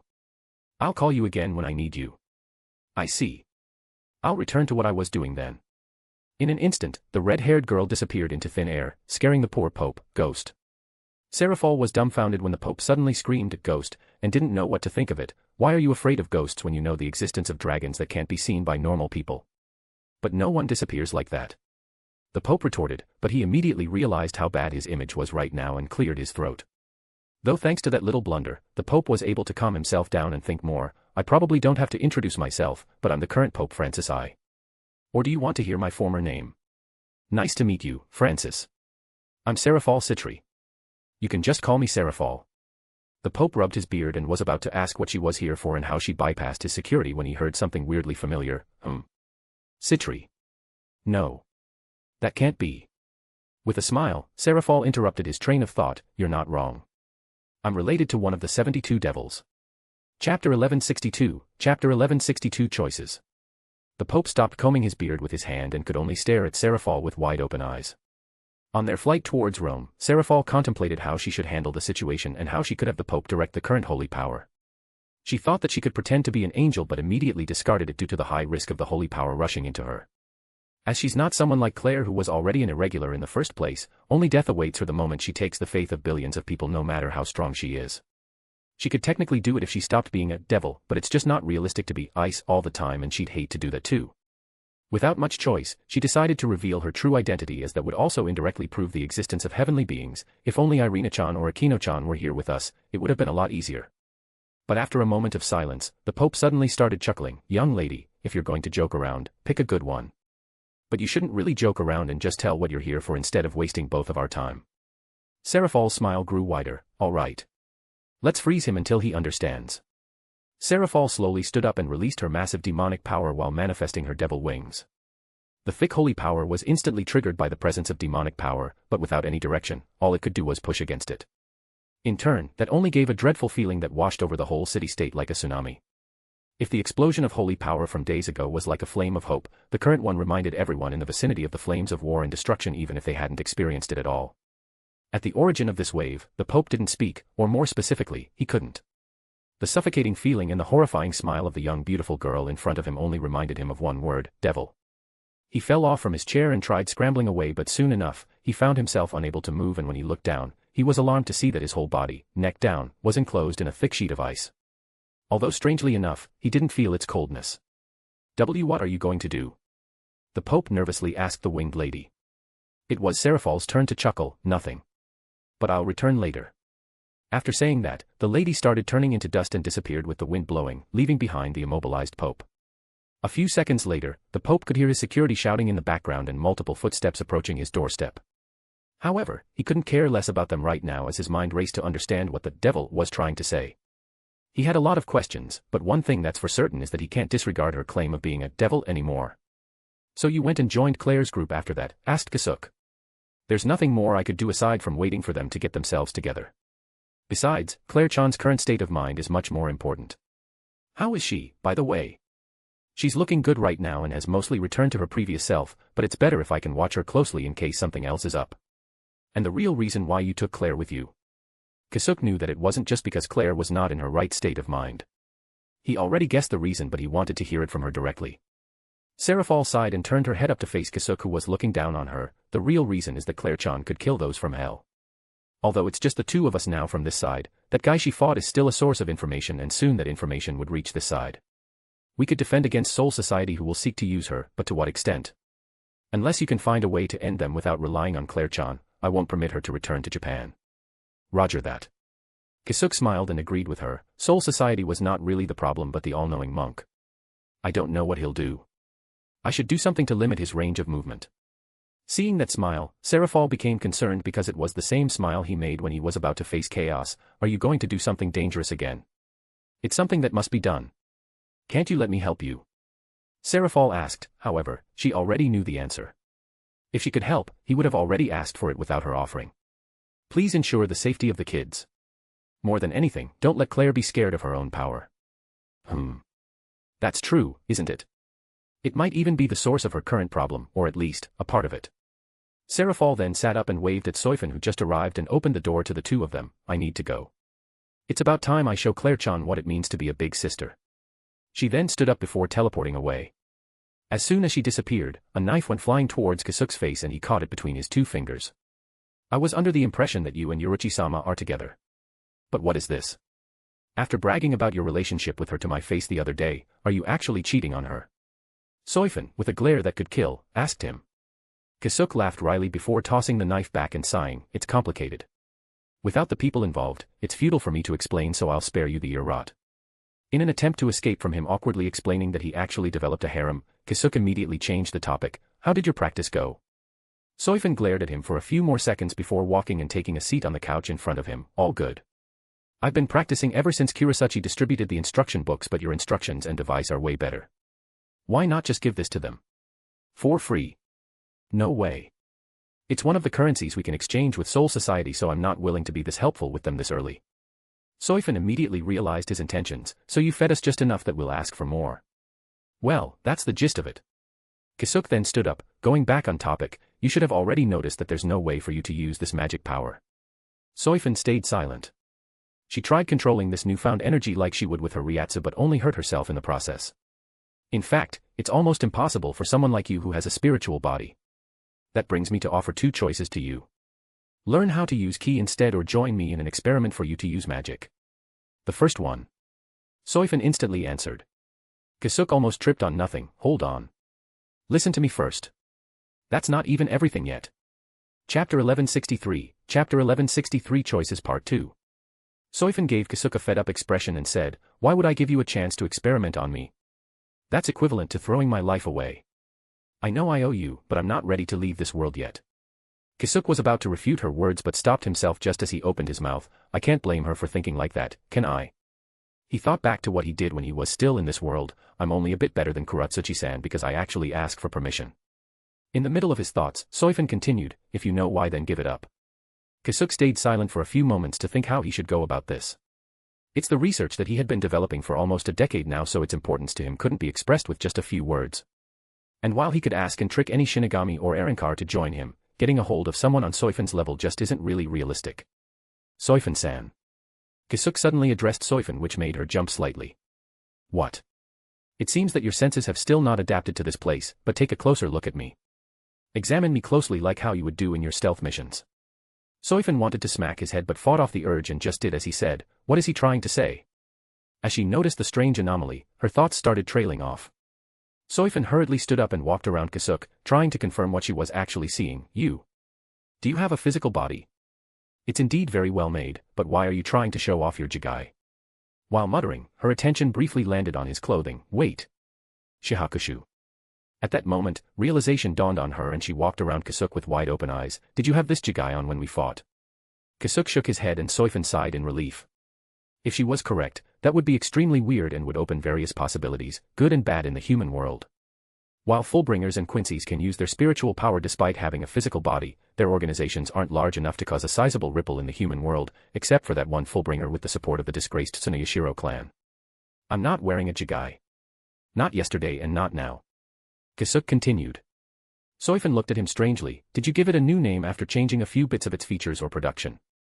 Kisuke smirked at her and said, please don't look away from reality. Soifin froze for a bit before returning to her seat. How? It has something to do with the place both Yoruichi and I ended up with after the war. If you agree to become an experimental subject, along with an oath of secrecy, I will tell you everything about it. Soifin became more hesitant before shaking her head. No. She already knew that she wouldn't be able to leave this place without restricting her ability to reveal the information about them. That's a given, and she was trying to know more about them so that she could at least negotiate the terms. If he's willing to reveal their hidden story, it could lead me to more useful information and actually figure out the origin of their magic power. Nonetheless, that slight hesitation from Soifin is already enough for Kisuke. Now then, allow me to expand on what I just said earlier. In exchange for you not telling a soul anything about this place, its inhabitants, and me being alive, I'll teach you what I can regarding ki, including how to utilize it and how to combine it with your Ryatsu. And with just that, depending on how good you are, you could double if not triple your combat effectiveness. You can even take on Baragon's miasma without much problem once you've achieved mastery. You're not lying, are you? Soifin replied. If you think I'm lying, we can stop here.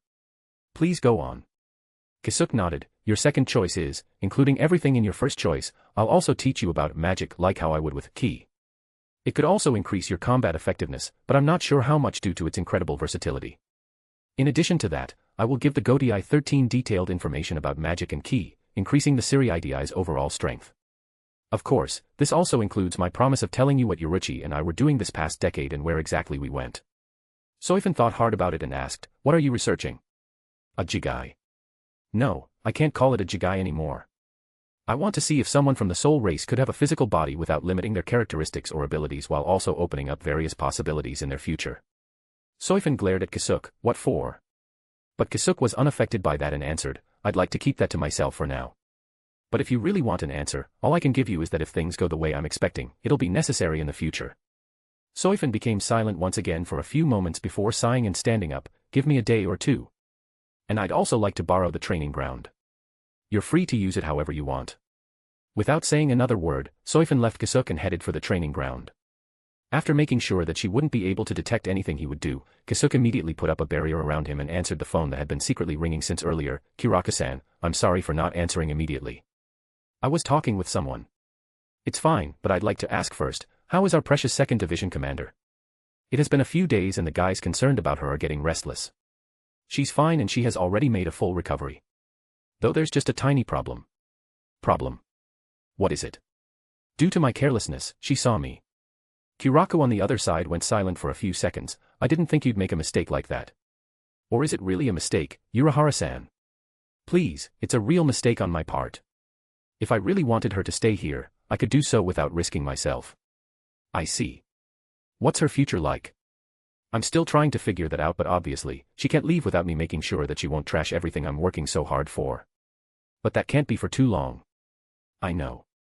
That's why I'm thinking of appearing in our house in Karakura town sometime after this. Of course, as the white-suited men. I'll leave it to you so that it won't turn into a siege situation.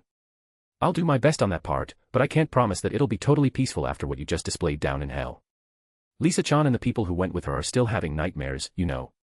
Not from their enemies but from your Zanpakuto. Well, I'll believe in what you can do for now. Shunsui and Kisuke talked for a few more seconds before they both hung up. And as soon as Shunsui put away his phone, soft footsteps rang out from behind him. Captain. Shunsui turned around and saw Nanao with an extremely concerned expression. Oops. It looks like you heard me. Nanao knew that if he really didn't want her to hear the conversation just now, she would never be able to. What was that? And why did you allow me to hear all of this? Shunsui started walking and walked past Nanao while saying, I don't know what you're talking about. But you know me, I'm really afraid of plans going smoothly. And before Shunsui closed the door behind Nanao, he added, that's why I'd like my own insurance. But setting that aside, it seems that the white-suited men will appear within a few days. I'll send you out with the envoys. Your mission is to keep things from going violent. Chapter 1164, Chapter 1164 Contract. 2 days later, Soifun finally agreed to become Kisuke's experimental subject but with additional conditions that Kisuke would provide equipment and resources for the Godi I-13 for them to adapt faster to the changes and allow her to leave from time to time. After pretending to hesitate for half a day, Kisuke agreed to her terms. Naturally, Soifun is aware of the risk that Kisuke would instead send bugged equipment, but it doesn't really matter since he already does it on his own. Within the training ground where Soifun spent most of her time to further enhance her detection abilities and improve her shunku, I have one final condition. Depending on what it is, I might add more conditions on my side to balance it out. Kisuke, who had been helping her, answered. It's nothing much, but allow me to confirm first. Since you're allowing me to leave, do you have a way to enforce secrecy on my side? Through magic, yes. It's a form of contract that both of us have to fulfill. And the price for the breach? Death. Kisuke answered without pause, any less would make the contract too light. That's fine. That's already what I was expecting. Soifun nodded, then I want to add a single condition that you won't plant a Trojan horse within Soul Society. Kisuke didn't say anything immediately, and after thinking about it, he modified her condition. I'd like to limit that to within the Siriidii. Soifun immediately frowned and thought, is he planning to do something in the Rakongai? There are few important places within it, but after internally deliberating on it, fine. It's my turn to add a condition then. What? I only asked for a small thing and you're still going to add something else. It's nothing too big. I just want the contents of this contract to be a secret between us. Why? Let's just say I don't want others helping you find a loophole within it. Is that fine? No, because it also means that you're already considering taking advantage of a loophole. I won't deny that since it's indeed a possibility. However, you added a condition, so it's only a fair trade for me to add my own. Kisuke then shrugged his shoulders. We can also just forget about this section if you don't want it. In any case, I'm already perfectly fine with the contract as it is. Although Kisuke was acting calm, he's quite nervous that Soifun would back down. If I can't keep the contents of the contract a secret, then the fact that I propose to limit the Trojan horse to outside the Siriidii is going to raise some eyebrows from sharp people. She must be thinking that I'm about to do something within Rakongai, but that's not the only place outside of the Siriidii within Soul Society. Soifun contemplated, and after a few seconds, she started scratching her head in frustration. All right. We'll have it your way. Thankfully, her duty and desire to protect the Siriidii won. With Soifun finally agreeing, Kisuke took out 2 scrolls with their previous conditions already written on them. After adding the last part that they'd just discussed, the two of them spent about an hour tweaking the words of the contract to make it more precise and specific to avoid as many loopholes as possible. So do we just sign this paper? Kisuke shook his head. We rip it at the same time. After that, it should take effect. While Soifan still had questions on how this would work, both of them ripped the paper, and as soon as they were ripped in half, the 4 pieces caught on fire with blue flame, startling Soifan for a bit before letting the 2 pieces in her hand go. Kisuke did the same and the 4 flames started floating above their heads before combining into one. The next moment, it changed into a bright red flame and divided into 2, entering each other's chests respectively and disappearing. Even without Kisuke explaining, Soifan knew what that flame meant, so this is the death you were talking about. Kisuke nodded. It only works when both flames are present within the contractors. If one is extracted through any method, the other would be alerted, and if you're unlucky, it'll kill you before you can fully remove it. I see. I'll make sure to remember that. Soifan then looked back up to Kisuke. What should we do now? Take this. Within his sleeve, Kisuke took out a paper and pen. Write something that'll make others believe that you're not in any danger. I'm going to the human world today and I'm sure they're waiting for me there. Soifan thought for a bit before writing a few words and passing it back to Kisuke after injecting her own Ryoryoku within. Kisuke received it and read it for a bit before making a wry smile. Are you sure someone's going to understand this? Omida will. All right. I'll leave right away. Let's continue once I return. Kisuke disappeared with his teleportation magic and Soifan thought that this technique was really convenient but also dangerous. She sat down on the couch and heaved a long sigh while thinking. He didn't notice. I hope someone on that side notices it. As much as she didn't want to admit it, Kisuke and her are quite close, and she was betting on it. I'm sure that he'll be sent out to meet him. I'm betting on you, as someone who discovered Sosuke Aizen's traitorous intentions first. Kisuke, while wearing a white suit, white fedora, and white blank mask that greatly contrasted his long black and straight hair, came out of a certain alley. As he walked the streets of Karakura town, nobody could seemingly see him while he went with the flow of the crowd. However, people wearing Eastern black attire standing on top of the building saw him and immediately started contacting their superiors. Around half an hour later, Kisuke entered the house that Serafal and the young girls had found. After another half an hour, Kisuke could feel numerous presents appearing and gathering around the house. Aside from more than 100 soldiers, they also sent 2 captains. They're treating me as a bigger deal than I thought. Kisuke stood up from the couch and walked to the main door. And when he opened it, he could see 4 individuals standing beyond the gate. To whom do I owe the pleasure of receiving such an important entourage? The tall man with jaw-length blonde hair with a straight cut who was standing in front of the group replied, We're here on behalf of the Godii 13's Captain Commander and the members of the 2nd Division. Do you have some time to talk? Of course. Please head inside. Kisuke turned around to head back in, but the main gates of the mansion automatically opened for his guests.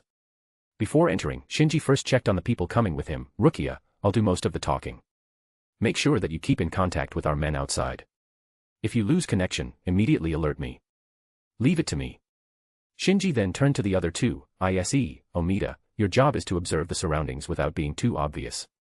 If you find something, keep it to yourself for now, but if it's something urgent, inform both me and Rukia. Understood. While answering in acknowledgement, Nanao's eyes were on Kisuke's leaving back. Chapter 1165, Chapter 1165 Shinji Hirako. The 4 individuals entered the mansion and the door behind them automatically closed.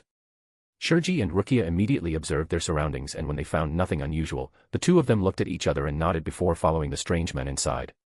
As Kisuke was not hiding his Ryatsu, the group was able to follow him without a guide and they soon reached the living room where he prepared the drinks and seats for them. Welcome. Please have a seat. A brief silence descended upon the room as the 2 sides observed each other without moving. After a few long seconds, Kisuke smiled under his mask and said while looking at Shinji's robe, as expected of the captain of the 12th Division. He was able to immediately make an improvement to the detector. It's much more sensitive than before. A smile also appeared on Shinji's face, you can tell. Kisuke nodded, my mastery over magic is enough to tell that there's a disturbance in the surrounding magic power. The device you have absorbs the leaking magic power from me but doesn't bother to rearrange its information back to how it was before. Is that so? Shinji whipped his right arm slightly and a black cube that was silently vibrating fell into his hand. I'll pass that feedback to Mayuri. Leading the group, Shinji approached the table and sat down. Rukia did the same and sat beside Shinji while the other 2 stood up behind them. Seeing that, Kisuke poured 3 cups of tea and placed the 2 in front of the captains before sitting down, but I'm surprised. To think that he didn't send out his bugs for this. Without any hesitation, Shinji picked up the cup and drank its contents which made the other 3 incredibly worried. It was a hassle to stop him. Thank goodness he still listens to the Captain Commander. And even if he did send some, it's not like you wouldn't notice it. That's true.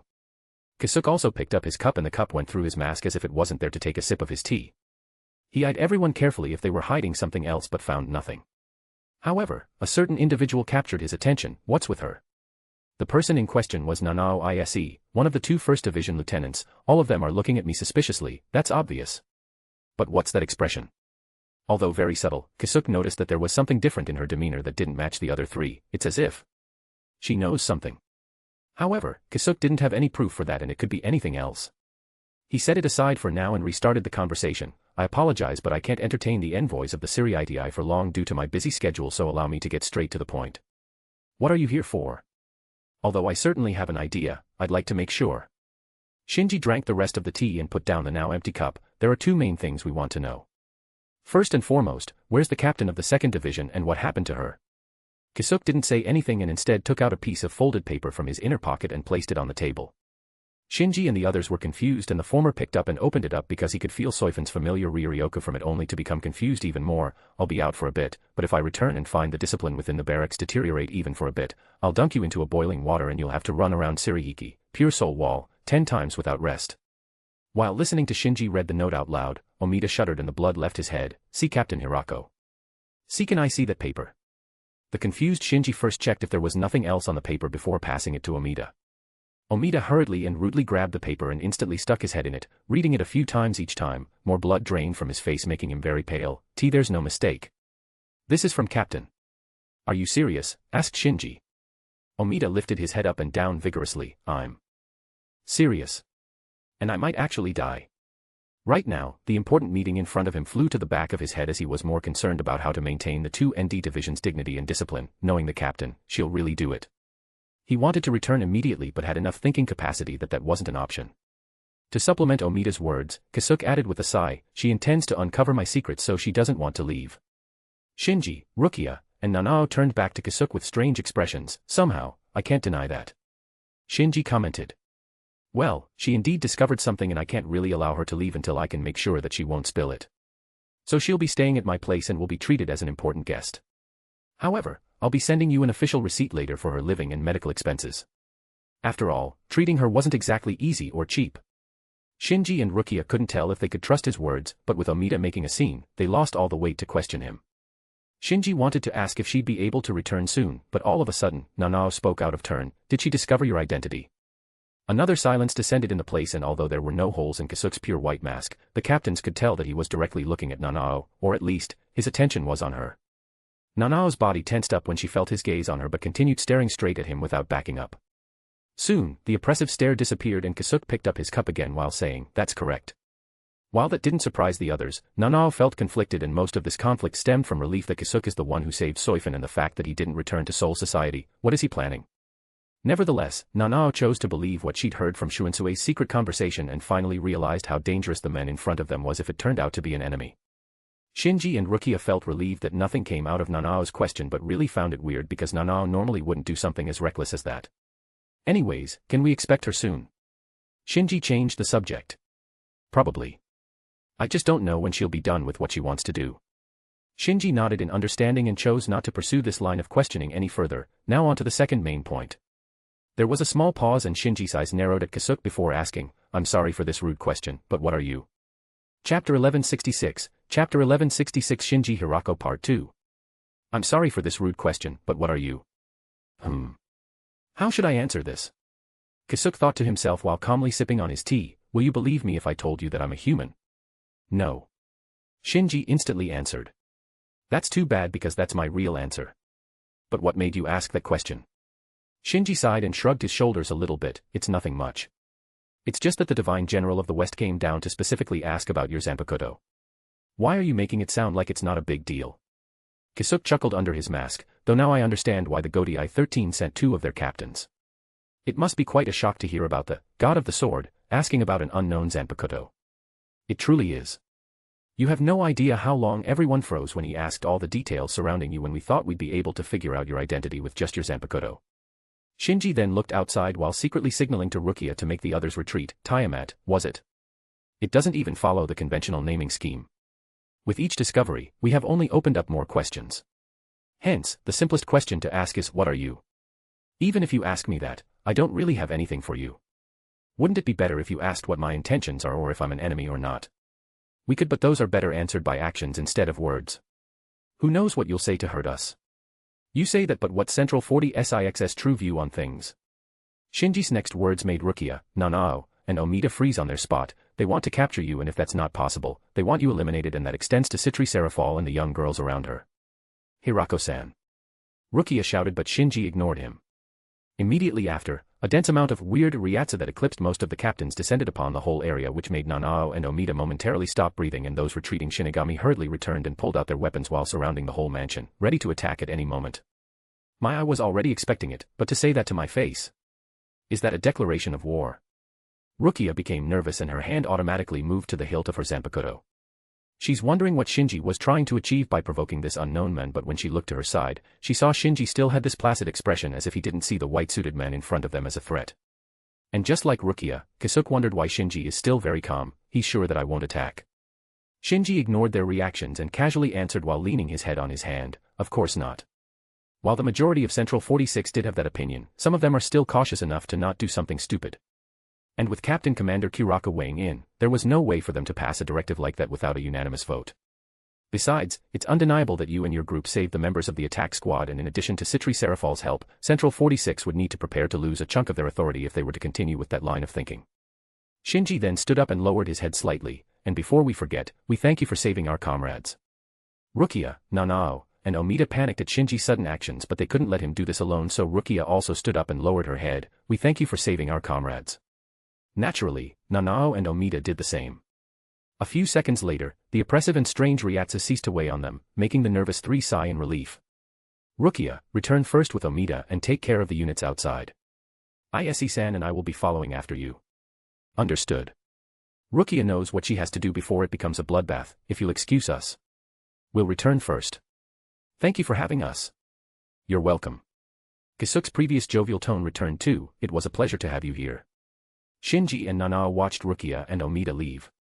Soon after, the presents outside also disappeared one by one as each of them retreated. Shinji then sat back down and asked, "Can you stop the sound from leaking?" Not just Nanao, but Kisuke also didn't know what he's trying to achieve now. Nevertheless, it was not hard to comply. Kisuke snapped his finger and the black cube in Shinji's hand started vibrating more vigorously than before. Done. You can say what you want and no one will be able to hear it besides us. Shinji's expression slightly changed and that immediately started sounding the alarms in Kisuke's head. Huh? Shinji leaned back and stared at the white-suited man's white mask for a moment before asking, "What game are you playing this time, Kisuke?" There was no release of ryatsu by anyone, however, the oppressive atmosphere returned. Nanao's eyes left Shinji and turned to the man in front of them who was staying silent. And although he's appearing calm, Kisuke's mind is racing, trying to trace where he could have slipped up, and if that slip-up has further implications, I can pretend that I don't know what he's talking about, and I'm sure that he's still just guessing at this point. However, he sounds so confident that he's not afraid to call me out. Even if I can deny it now, he'll leave with suspicion, and that much is already dangerous enough. His eyes then turned to Nanao, not to mention, Ise-san has been acting weird all this time. She was surprised by what Hirako-san said but immediately turned to me as if she wanted to ask the same. Just what's going on? Kisuke remained silent as he weighed his options. After a few more moments, Kisuke sighed and his entire body became blurred. As soon as it returned to its normal clarity, Shinji and Nanao were able to meet their former friend and acquaintance respectively. What gave it away? Kisuke asked with a wry smile. Shinji grinned and replied, "It appears that you don't know what's been happening this past decade, or at least, you didn't have a close look at the current Godi 13 all these years. You miscalculated Soifun." Kisuke's eyes widened and asked again, "The note." Chapter 1167, Chapter 1167 Shinji Hirako Part 3. Kisuke's mind raced again and he tried figuring out what was in the notes that incriminated him. When Kisuke revealed his appearance, there was a temporary shock in Shinji's eyes before his calm remained, and he said, "Stop thinking about it. Even if you dissect Soifun's words in that note, you won't be able to find anything." Kisuke gave up and sighed again. "Then what is it, Hirako-san? I'm really at a loss here." "Well, the most simple explanation is that you underestimated us." Kisuke remained quiet. "Most of the time, you underestimate yourself, however, you also sometimes do the same with the people who you consider as your comrade." Shinji grabbed the tea kettle and poured tea for himself. "Those who don't know you might think that you're looking down on everyone, but for those who truly know you, that's the furthest thing from the truth. You just like underestimating things around you for an additional safety net. While it's useful in a conflict, it'll only cause misunderstandings in times of peace. And that misunderstanding is on my part." Shinji grinned at him and answered, "Correct. Though it's mostly just Soifun, it was enough for a series of events to add up." Shinji then took a sip of the already cooling tea before continuing, "Did you know, I already found your mannerisms and your way of fighting to be suspicious the moment I first saw you." Let's say that's true, but that's too far-fetched on top of there being no evidence. Kisuke, please remember. Shinji placed down his cup and directly met Kisuke's eyes, because I didn't reach out just for that far-fetched possibility that Aizen was able to do what he wanted. Still, that's not for you to call me out with such conviction. I know you take an observer's approach if you're not sure enough. You know me well, but that's where Soifan's note comes in. I'm sure that you know that anything related to the Siri-IDI is serious official business for her, but did you know that there's really only one person, including Yoruchi, that she'll act casual with? Kisuke thought about it and finally got where Shinji was coming from. That's me. Shinji started chuckling. That's right. If you were any other person, she'd be more official with that note and probably knows that too. Just like me, you underestimated her. You looked past her not being bothered to put up appearances to you. Kisuke sighed again and scratched his head, and the last clue probably came from Ise-san here, right? Nanao almost jumped when her name was called and refocused her senses. Even now, she didn't understand how Shinji could act like normal, and she'd been thinking about what Shunsue wanted her to do in this moment. So you noticed it too? She's been acting way too weird, as if she wanted to say something so bad but was not allowed to do so. I'm guessing that she probably heard something from Shunsue, so I just asked you directly. And no. Captain didn't tell me anything. I just overheard it when he's talking on his phone. He was able to override the silencing effect of that phone. Kisuke asked himself. Meanwhile, Shinji turned to Nanao and gave her a suspicious look. So you heard from him. You know he's not careless with something like that. Nanao could only keep her mouth shut because she can't refute that. Shinji turned his head back to Kisuke and asked, since when did you come in contact with him? A while back. I see. Shinji suddenly stood up and fixed his attire. There you have it. 3 people that you underestimated working together. I don't know what you're trying to achieve, but be more careful if you don't want your identity revealed. He then left his seat and turned around towards the exit. ISE, let's go before everyone becomes too suspicious. Wait. Captain Hirako. Aren't you going to ask more? Shinji didn't turn around and started walking. My words from earlier still apply. It's better answered by actions instead of words. And it's Kisuke we're talking about here. We don't know how he'll mislead us, so it's just better to watch what he'll do. Nanao still wasn't satisfied, but she had no choice but to follow Shinji. She bowed her head to Kisuke with a complicated expression and briskly walked behind Shinji. Shinji and Nanao reached the door, but before they went through it, Shinji turned his head for one final time. Later, Kisuke. Kisuke stood up and smiled at Shinji. Yep. Later. It was good to see you again. Shinji only waved his hand back and left the mansion. As soon as they went through the gates, they disappeared with flash steps. Kisuke reactivated his disguise and disabled the barrier around the mansion. He wanted to call and ask Shunsue what he was trying to do, but he stopped himself and figured that he'll first wait for Shinji to confront him. If I were to guess his intentions for letting Ise-san in on this mess, it's that he wanted to let me know that I shouldn't push my luck too much. That's fair, since Hirako-san was able to figure me out with just a few clues. Thank goodness that he's a trustworthy one. If it was someone like Mayuri, I'm not going to have a good time. Kisuke left the mansion and disappeared in a random alleyway. As soon as he returned, he heard hurried footsteps coming his way, and a few seconds later, Soifan appeared before him. How did it go? Kisuke smiled wryly and said with a defeated tone, you got me. The happy Soifan couldn't help but grin, as expected of Hirako. He doesn't disappoint. And the fact that he's the one who appeared to you could mean that Captain Commander knows about you too. Since it'd be useless to hide that further from her, he nodded and asked, when did you start getting suspicious? The moment I was able to move on from the fact that you're still alive. The matters regarding Citri Serafal have been going smoothly. Too smoothly, even. So when I knew that it was you, there's only one person not right in the head to secretly cooperate with you. I guess I really was pushing my luck too much. Kisuke wanted to grab Soifan's nose to stop her from grinning, but he didn't really want his hand cut for no reason, so he refrained from it. To think there's this many holes in my actions. I should lay low for now. You're not going against our deal just because I found a loophole in your contract, right? Of course not. Let's go to the multimedia room. Yoruchi, in my own experience, is hard to explain with just words, so I prepared something for you to understand at least a tiny bit of it. Chapter 1168, Chapter 1168 Movie Viewing. Kisuke watched the footage he prepared with Soifan, which was mostly their daily lives, the Azazel Cup, the Hell Disaster, the Eevee Leader's attack, and some snippets of the final battle with Tiamat and Chaos. He also included some footage from the Evil Dragon's resurrection and Trihex's rampage, even though neither he nor Yoruchi were around for it. Though he was really only watching Soifan's dumbfounded reactions and enjoyed himself.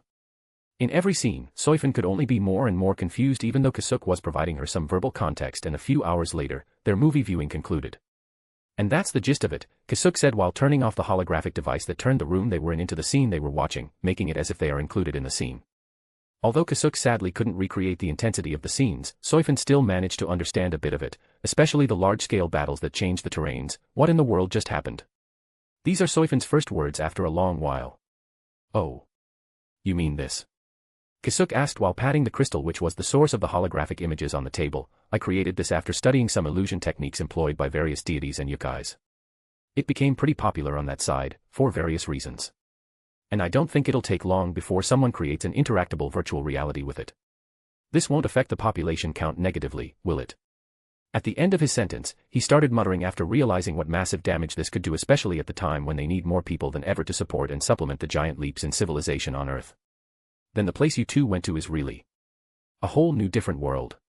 It appears that Byako is not originally from this world and already had the world-hopping ability before it came to the Shihuin clan. And thanks to Beniheim ripping out both of our souls and the Hogyoku protecting us to properly travel with Byako, we ended up reincarnating. Reincarnation. Then that Urahara Sakura is my mother, yes. We also found Yoruchi's parents, but she was abandoned due to trivial reasons, and their family itself is rife with abuse on both sides and already collapsing, so we didn't bother interacting with them. It was a good thing that she didn't have any siblings that we had to rescue. You believe that she's your mother? Kisuke looked at her seriously and said, of course. She's my mother without a doubt, and as an extension, also Yoruchi's. Regardless if I really came from her or not, even if I have the memories of my previous life, it won't change the fact that she's been a wonderful mother to me. Soifin was a bit startled and cleared her throat. I apologize. That was a rude question. I just didn't know where to start. That's fine. Just slowly think about it and ask whatever question you have. We're not in a hurry, so let's take it slow. Soifin took Kisuke's offer and requested to replay the motion picture, this time, pausing at certain moments and asking him what was happening in more detail. It took almost a day for them to finish everything, and even then, Soifin still couldn't wrap her head around on everything she just saw and heard. Soifin was about to get depressed when Kisuke reassured her that it was only normal for her not to follow, as there was a limit to what he could explain. As Kisuke still hadn't delved deep into what magic and ki could do and the various cultures and races that use it, it's perfectly normal for Soifin to be confused by all of this. I still don't understand everything, but it seems that you're still in the top few on that side. That's due to that side not being very well versed in matters regarding spiritual power. And thanks to the Hogyoku's assistance, I was able to get far. Hogyoku. Do you intend to make another one? Soifin stared at Kisuke, and within her eyes, there was even a hint of hostility. Kisuke smiled wryly and shook his head, no. And I don't think I'll be able to create another one. Naturally, Soifin didn't believe him, not able to create one again. You and Aizen created the first one and you made the second one. What's stopping you from doing the third? The Spirit King. Answered Kisuke, or more specifically, his absence. What do you mean? It's hard to explain it, but essentially, even though he's tied up there, he still could interfere with the world. But now that he's gone. At the mention of the Spirit King, Soifin was reminded of Aizen's ability. Did you become someone like Aizen? Kisuke shook his head, no. While I'm hard to kill, I don't have the same immortality and destructive force as him. You saw some individuals who are clearly on a different level, right? Aizen is almost on that stage, and the only thing that's stopping him from stepping on that is the fact that he's sealed. Soifin became quiet. By the way, do you finally believe that Ophis and Lilith are not spies? Soifin straightened her body and intensely looked at Kisuke when she was reminded about them. That's right. What's up with them? Probably the same as the Spirit King, born out of nowhere, but unlike the former, didn't care about the world until recently. Ophis is the dragon god of infinity, and living up to her name, she's an infinite existence until a dragon slayer finally got her and she had to split her power. That split power was used by someone and created essentially a copy of her and was named Lilith. So they are not twins. But since Lilith is part of Ophis, couldn't she just absorb her? If she didn't meet us, she may have. She's very proud of her power, as that defines her entire existence. However, she became much more interested in life than the power she held. Lilith is a life born purely out of her power, so her curiosity gave her a chance to live. And right now, if you ask her to absorb Lilith back, she'll get very angry. Even though she became weak for being incomplete, she could still wipe out a portion of the map. And why is someone like that attending the Spirit Academy? And she's a dragon, so how are they fooling everyone? Soifin asked. While she still couldn't believe that those little girls were capable of mass destruction on par with Aizen, she was more curious and afraid of their real intentions. Her infinity mostly means limitless possibilities, so that gave her a true shape-shifting power. In other words, she can transform into anything she can think of.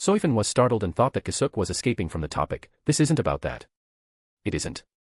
Well, anything show in that is out of place for you, but if you can't notice it, you're still not ready to hear it. What do you mean?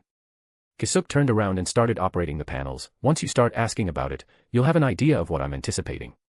However, until that time, I'll keep my mouth shut. Is it really that hard to tell me? Yes. As you are now, you'll see me as the most evil man in the world. Soifan clenched her fist hard and asked another question. Does Yoruchi-sama know about this? I didn't tell her anything about it, but if it's her, she knows what I wanted to happen. In the first place, I don't know if what I'm thinking is really going to happen. Let's just say that I'm preparing for the worst and this is one of my insurances. And she allowed you to return to become that evil man. I have her full support. Then what do you really want? I already answered that. No. I'm asking you what's making you do all of this. Kisuke's hand stopped and he slowly turned to Soifan only to see her staring at him seriously. Kisuke smiled gently and said, you may not believe it, but this is to protect all those important to me. Soifan stared at him for a few more moments before sighing, what should I do? Just like a Jigai, you'll be entering that fetus. I'm not going in that and waiting for years to reach full maturity, will I? No. It's a fetus I created from very special ingredients. It's special that its DNA is not set and only when a spiritual body enters it will start developing. And once it starts developing, it'll only take a day or two for it to get the same shape as the spiritual body that entered it. Soifan approached the glass tube and asked, and the caveats? According to my calculations, you'll only be able to stay in this. Let's call it Jigai for now. You'll only be able to stay within this Jigai for 30 days before the fuse becomes permanent and it'll become your flesh and blood regardless of the complications. With that in mind, you'll enter it and after 2 days, we'll do various tests for the next 5 days. After that, I'll separate you from the Jigai and you'll enter another one to resume the tests. You'll have to separate me. I can't do it on my own. Yes. While it sounds simple, the process of entering and exiting it is a lot more complicated under the hood and any oversight from me could cause you harm. Both of us don't want that. How many times do I have to repeat this experiment? If it's up to me, I want to do this at least 1,000 times, but that's clearly unrealistic to your side. For now, let's aim for at least 10 times and see what comes after that. At least 10 weeks, I see. You can't back out now even if you want to. That's not what I meant. It's just that it would take longer than I expected. I don't know if those who came from hell will stay still. After the 10th time, we'll discuss how you'll be able to leave this place. And about hell, you don't have to worry about them for now. While they can enter the human world anytime, Kuratsuchi-san should be able to arrange a better detection method. In addition to that, it shouldn't take long before the Shinigamis learn how to detect the aura from hell. And besides that, it seems that the hell residents are only immortal when they are in hell, so this will most certainly be a war of attrition. If you say so. How should I enter this? Jigai. Just put your palm on the wide surface beside the buttons. I'll do the rest and you'll lose your consciousness until your body reaches full maturity. Soifan took a deep breath and set aside her fears before placing her palm on the designated area. It'll be 2 days later before she wakes up again. Chapter 1170, Chapter 1170 Special Jigai Part 2. 3 months went by and Kisuke's experiment was progressing well. He would sometimes get a visit from Claire, who had already mostly recovered her mental health, and the other girls to check up on him. And even if Serafal was not saying anything about what's happening on the west side of the world, he could feel the surrounding holy power disappearing, which means it was being absorbed and controlled by those faithful. Did she teach them some holy techniques? A devil like her? That's pretty amusing. Kisuke thought to himself while waiting for Soifan to walk out of the dressing room. She's changing her clothes and most of it was ripped up after her sparring with Kisuke. It didn't take too long for her to take a shower and came out while complaining, "Why the fuck are you so sturdy?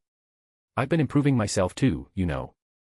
I figured that I can't depend on my regeneration all the time after it was rendered useless on one occasion. Enough about that. How are you feeling now?" Soifan placed her towel on her shoulder and stretched out her arms and legs a few times before twisting her body left and right. All the discomfort I was feeling at first has completely disappeared. In fact, I feel way better than before. I made sure that I didn't put in any addictive substances, but are you sure what you're feeling is not just euphoria? Definitely not. I'm very careful about it and have ascertained the state of my body multiple times before answering you. Isn't it because of that magic power and ki? I've been getting the hang of it and the movement of my spiritual power is in no way affected unless I use 2 systems at the same time. Let's go back to the lab and have you take an in-depth checkup.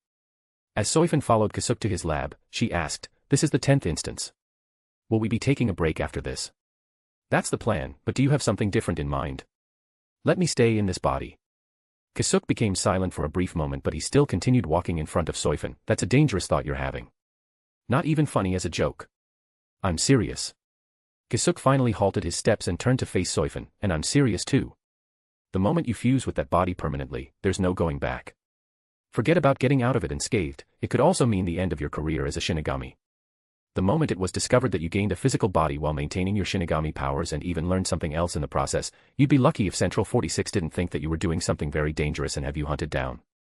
And most dangerous of all, the Zero Division will see this as a threat to their duties and will come down bearing their fangs. This is hardly about the results of the experiment but instead the storm you're causing due to crossing an invisible line. However, even with all of that, Soifin calmly returned another question, isn't going past the limit of 30 days very beneficial to you since I'll produce more valuable data? I didn't think you'd disagree with me this strongly. Besides, all the reasons you gave hardly affect you and your group. If someone is sacrificing something, it'd be me. Kisuke sighed strongly. If Yoruchi was here, she'd strongly disagree. There's no point in mentioning someone who isn't here. Kisuke thought that would do the trick but it was instantly brushed off. Did access to magic power and ki affect your head? Aren't you just drowning in power and wanting more of it? From Kisuke's experiments, he discovered that Soifin was very compatible with magic and that she was already capable of casting elemental attacks on par with captain-level Shirkai. In contrast to that, Yoruchi and Kisuke's compatibility with ki and the main reason why they took the Ryatsuki route. He doesn't know if this is the side effect of the experimental body or Soifin's own individuality. By letting her settle in that body, I might be able to find the real reason out, but I won't deny that, but I can assure you that it isn't my motivation for this decision.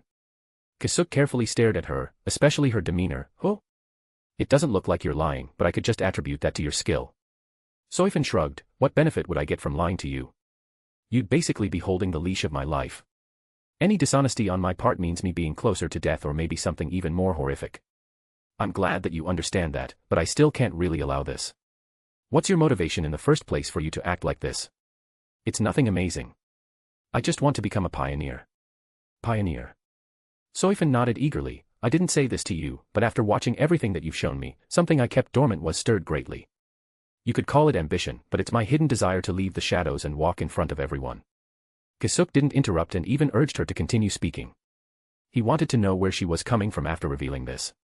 All my life, I've been following orders. I don't see anything wrong with that since it's also a duty that I have to fulfill. However, since childhood, I have had these bouts of ambitious motivations whenever I see something amazing. I was able to grant this hidden desire of mine but only for a few moments. Kisuke thought back and remembered that Soifin never really became the leader, only for a few moments. Wait, could it be Shunku? Kisuke briefly asked. Soifin nodded again. When I thought I was threading a new path different from everyone else, it turned out Yoruchi-sama already mastered it. And now you could see a new path.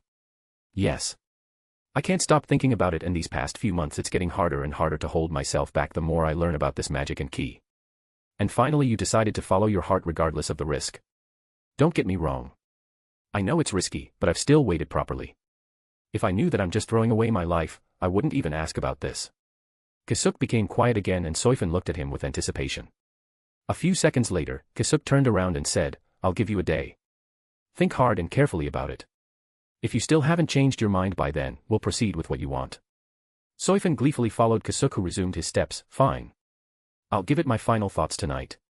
However, never forget that you're not putting your foot forward but jumping into an abyss where you can never get out from. I'll keep that in mind. Chapter 1171, Chapter 1171 Return to Siriiti. Kisuke already expected it but Soifin really didn't change her mind. He still can't fully understand her motivation since he was never ambitious. But if he's going to compare it to his thirst for knowledge and overall curiosity, then he could somehow relate. So you're going to return like this, huh? Soifin finished checking her body and Zanpakuto's condition and said, yes. That's why let's set our stories straight. Kisuke rubbed his chin for a few seconds before saying, let's go with your spiritual body not being able to survive the decomposition and I had no choice but to put your soul in an experimental physical body called a homunculus. It took us 3 months to stabilize everything so you could only return now. Regarding your abilities, just tell them that various books about magic and ki are scattered in this base and I just let you do what you want and would only interfere if you're doing something wrong or dangerous. That doesn't sound like I'm a captive.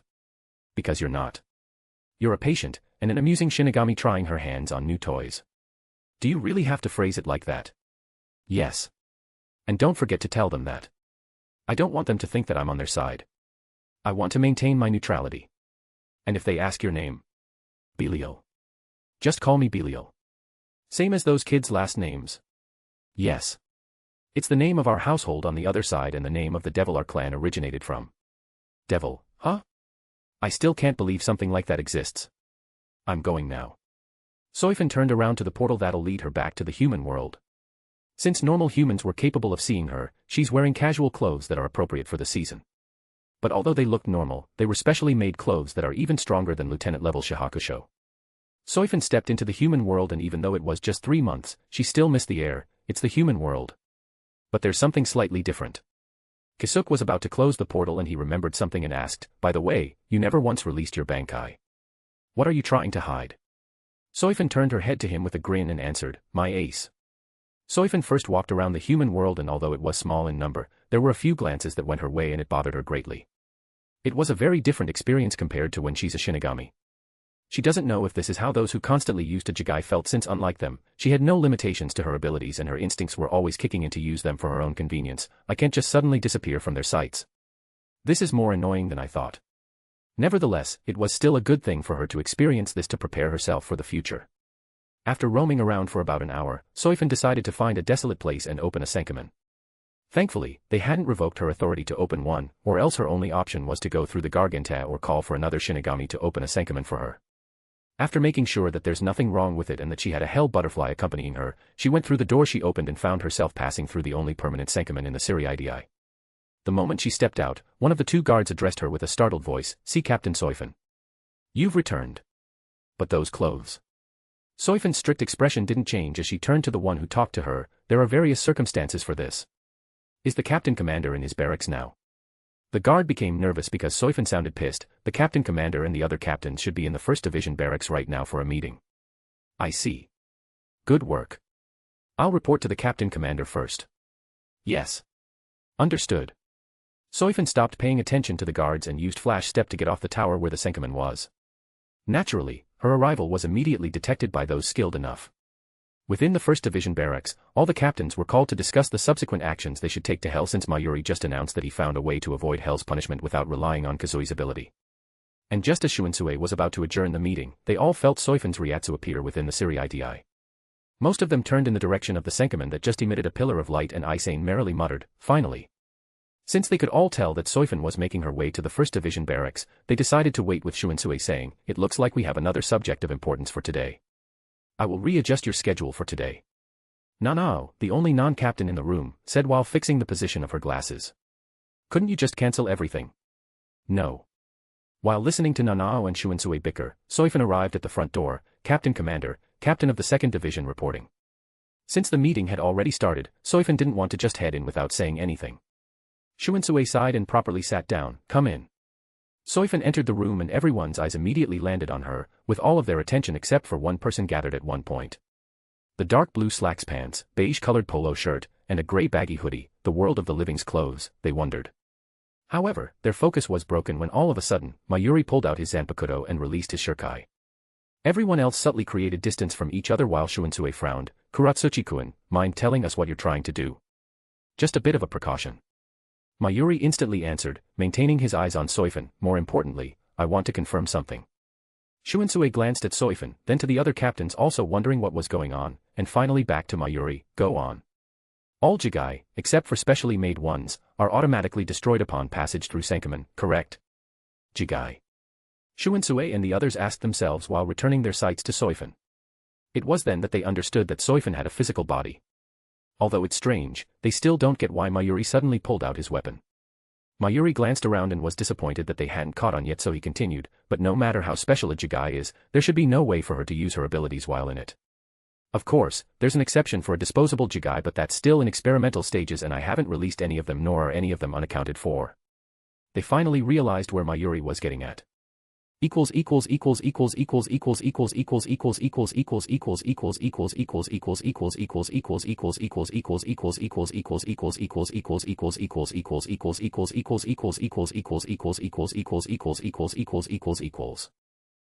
March 6, 2024. Announcement. I'll be taking a week off. The whole reason is posted in my Pat Rayon at Goya 00. But in short, I'll be dedicating all of my free time to my studies in hopes of passing an assessment that will give me a good paying job. My chances are low, but I'm taking my shot. Thank you for your understanding and please enjoy the chapters. Have a great day. Chapter 1172, Chapter 1172 Returning to Siriidi Part 2. In the middle of all of this, Soifin remained calm, as expected of Captain Kuratsuchi. You instantly noticed it. She then turned to Shunsui and asked for permission. Should I narrate my report here? Shunsui became very worried about what this report could entail, but since she's here, she must have reached some sort of agreement with him. I can only trust his work. Soifin nodded and started narrating what she found out. Meanwhile, Mayuri took back his zanpakuto and intently listened. Of course, there's still some doubt in his mind that the woman speaking is not Soifin herself, but someone else entirely, if someone could transfer a Shinigami soul into a physical body and still have their abilities. This is going to send waves through the noble clans. Starting from the existence of magic and ki and how to use them, to some information about Serafal, the other teenage girls, and the mysterious men.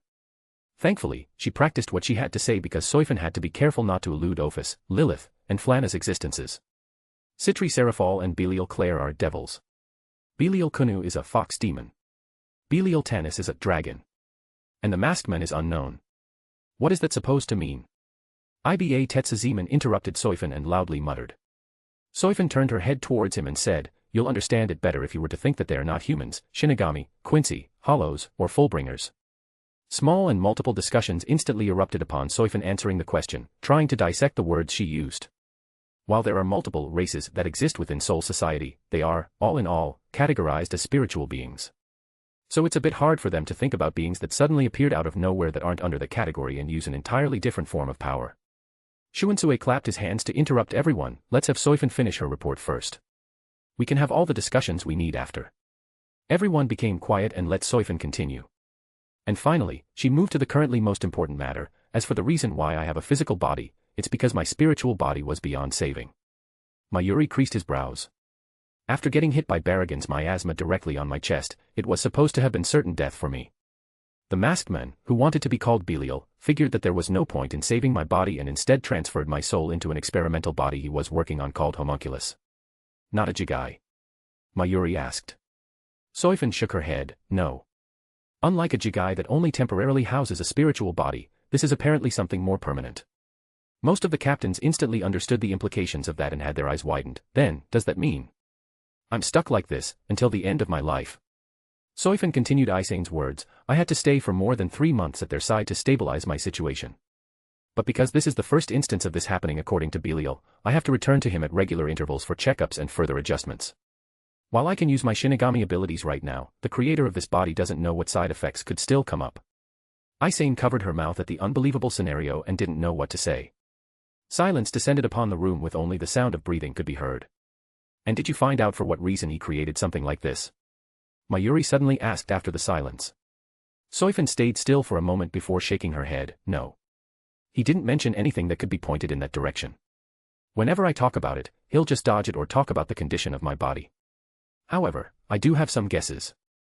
Mayuri's eyes shined. Anything is fine, tell us what you think about it.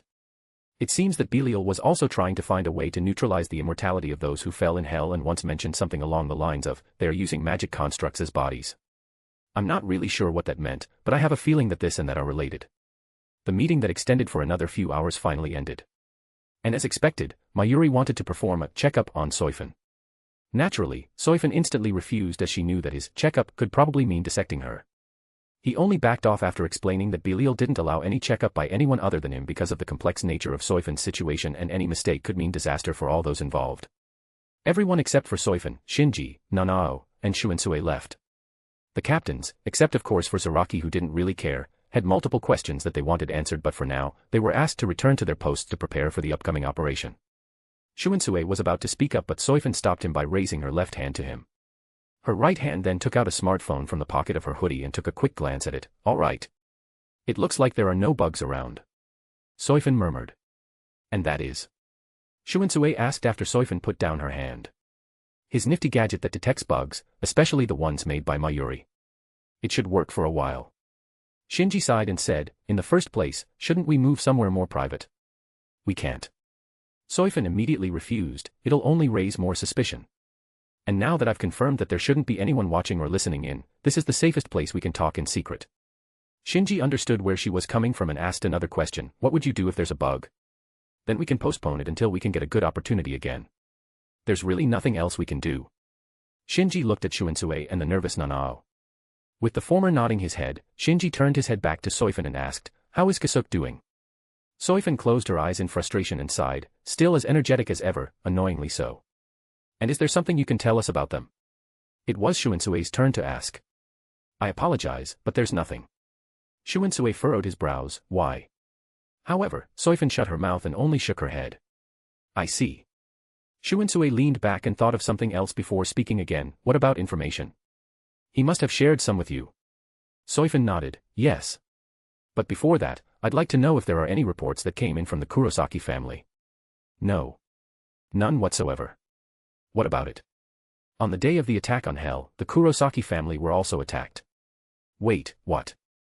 Shinji became highly concerned, "But we received nothing like that." "Of course. It is to protect the identity of the attackers from Sailaporo's eyes." Soifun then proceeded to explain to the three of them what transpired in the Kurosaki household. Chapter 1173, Chapter 1173 Flames of a Great Man. As soon as Soifun had left, Kisuke also made his way to the deepest and most secluded corner of the underground facility. There was a closed large metallic door, and after operating a few switches, it opened to reveal a very small space. Within that small space, a portal manifested, showing a scenery that was very similar to the underworld. Kisuke stepped through the portal and immediately fell down directly onto the massive manor in the middle of Oath Town. Some of the citizens of the town saw Kisuke's arrival but only gave a quick glance before going on with their day. After all, they've already seen this scene occur multiple times. Kisuke got off the roof and went through a window where a guard was waiting for him. "Where are they?" "They've been out for more than 3 weeks. However, they sent and left a message for you a few days ago, Sir Belial." The guard answered while passing a sealed envelope containing a letter to Kisuke. Skeptical, Kisuke first examined the envelope itself before moving to open it. Since he had no proof that it was really the leaders of Oath Town who sent this letter, he had to be careful. As there wasn't anything special in the letter, Kisuke proceeded to read its contents but only found a messily drawn map with few directions at the bottom. Kisuke looked at the guard and asked, "How did you receive this?" "Through the mayor's messenger bird." "I see. Thank you for your work. I'll be leaving first. Have a safe journey."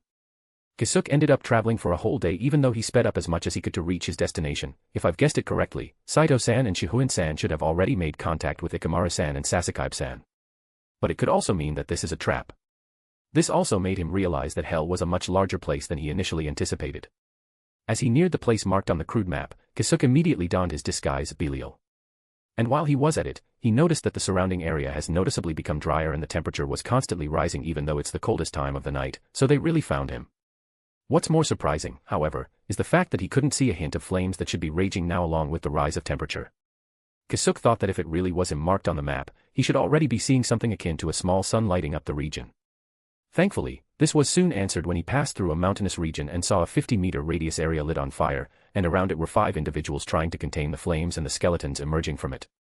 Kisuke immediately stopped flying, hid his presence, and watched what was happening from a distance for now while crossing his arms. He first looked at the source of the heat and found an old man quietly sitting cross-legged in the middle. Kisuke wasn't entirely sure if that man was the man he was expecting because aside from the familiar attire and build, there was nothing else that he could identify him with as he didn't have a face.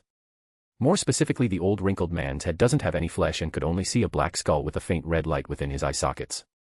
Kisuke was only able to confirm that the man he was looking at was the former Captain Commander Genryusai Shigekuni Yamamoto thanks to his Ryujin Jaka sticking out of the ground behind him.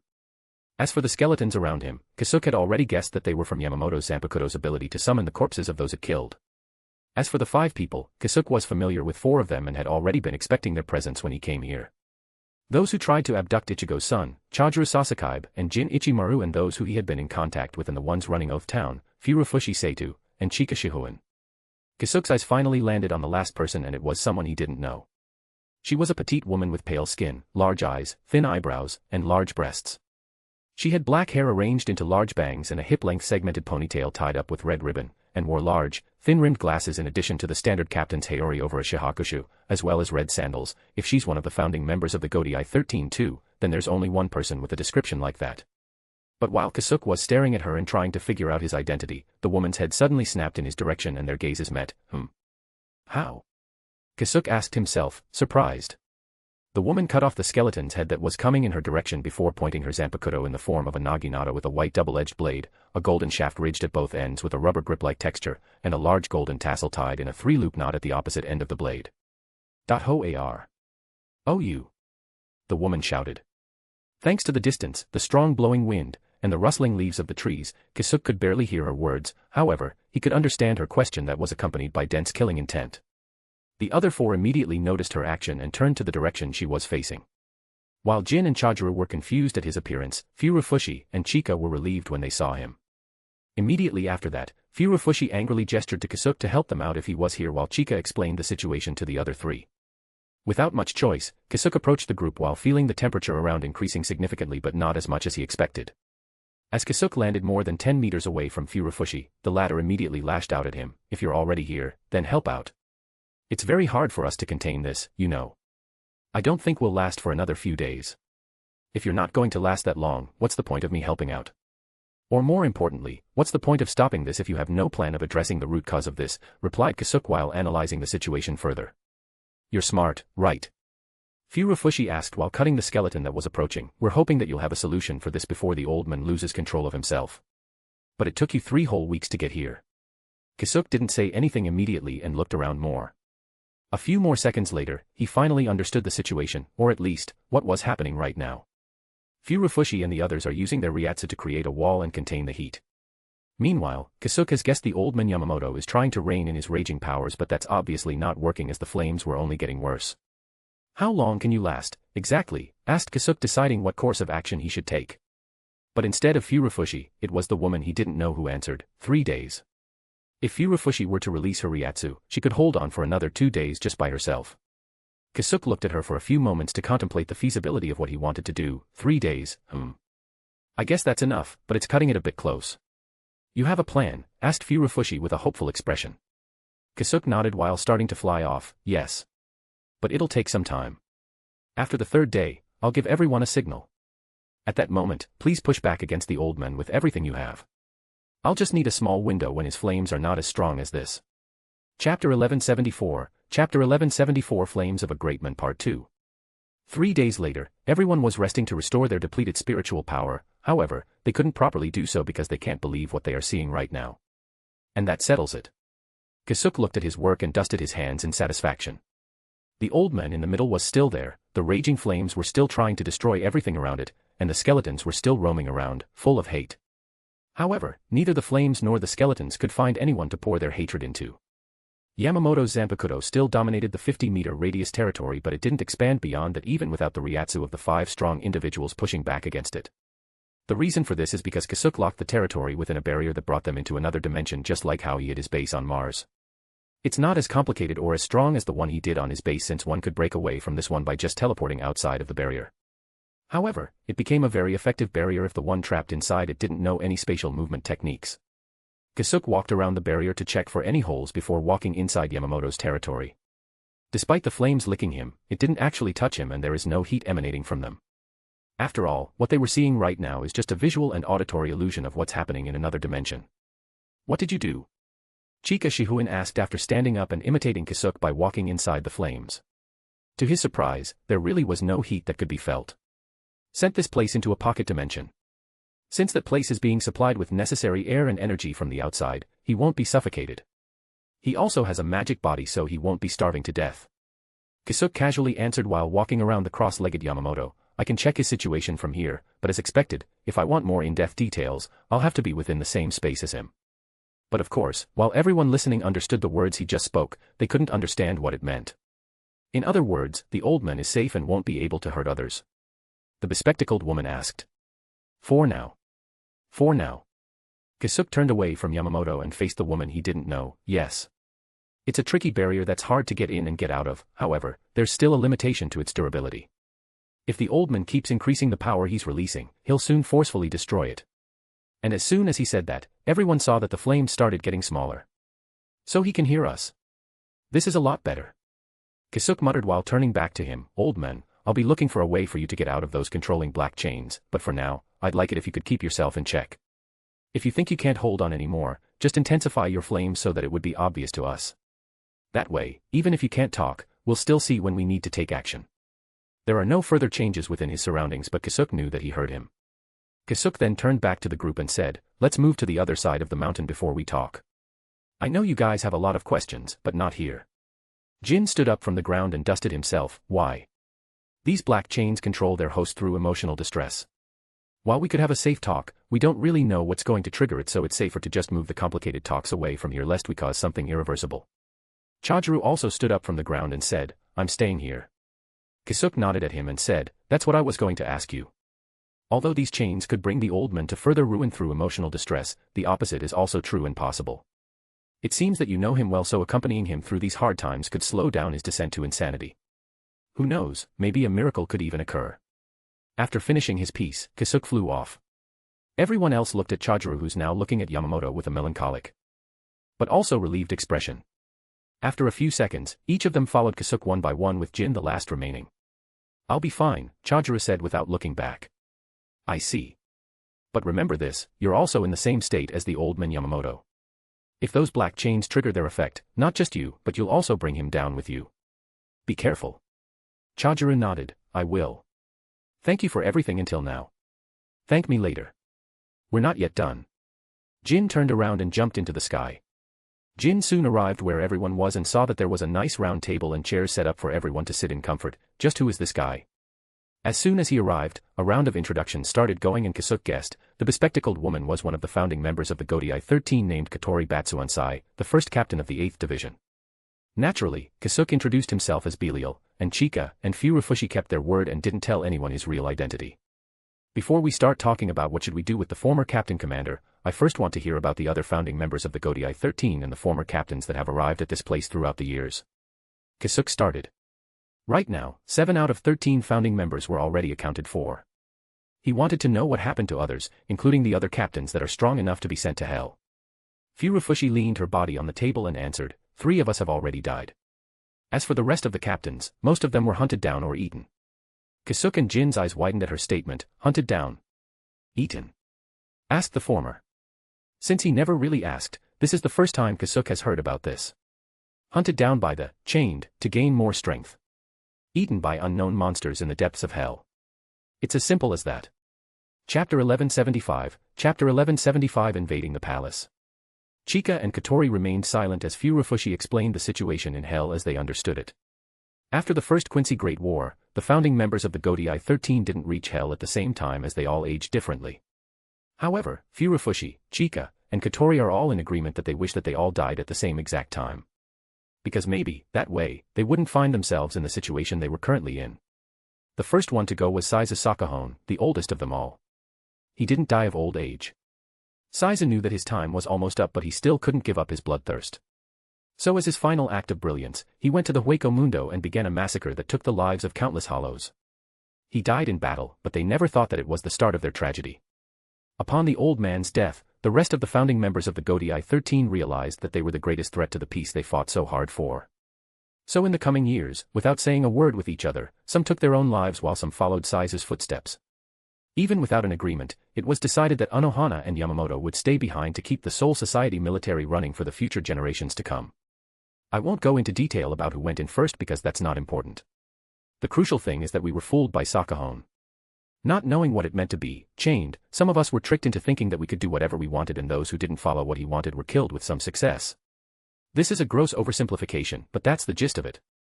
Furufushi clenched her fist tight but immediately loosened it along with a long sigh. Thank God though that we were able to survive long enough to remove our chains.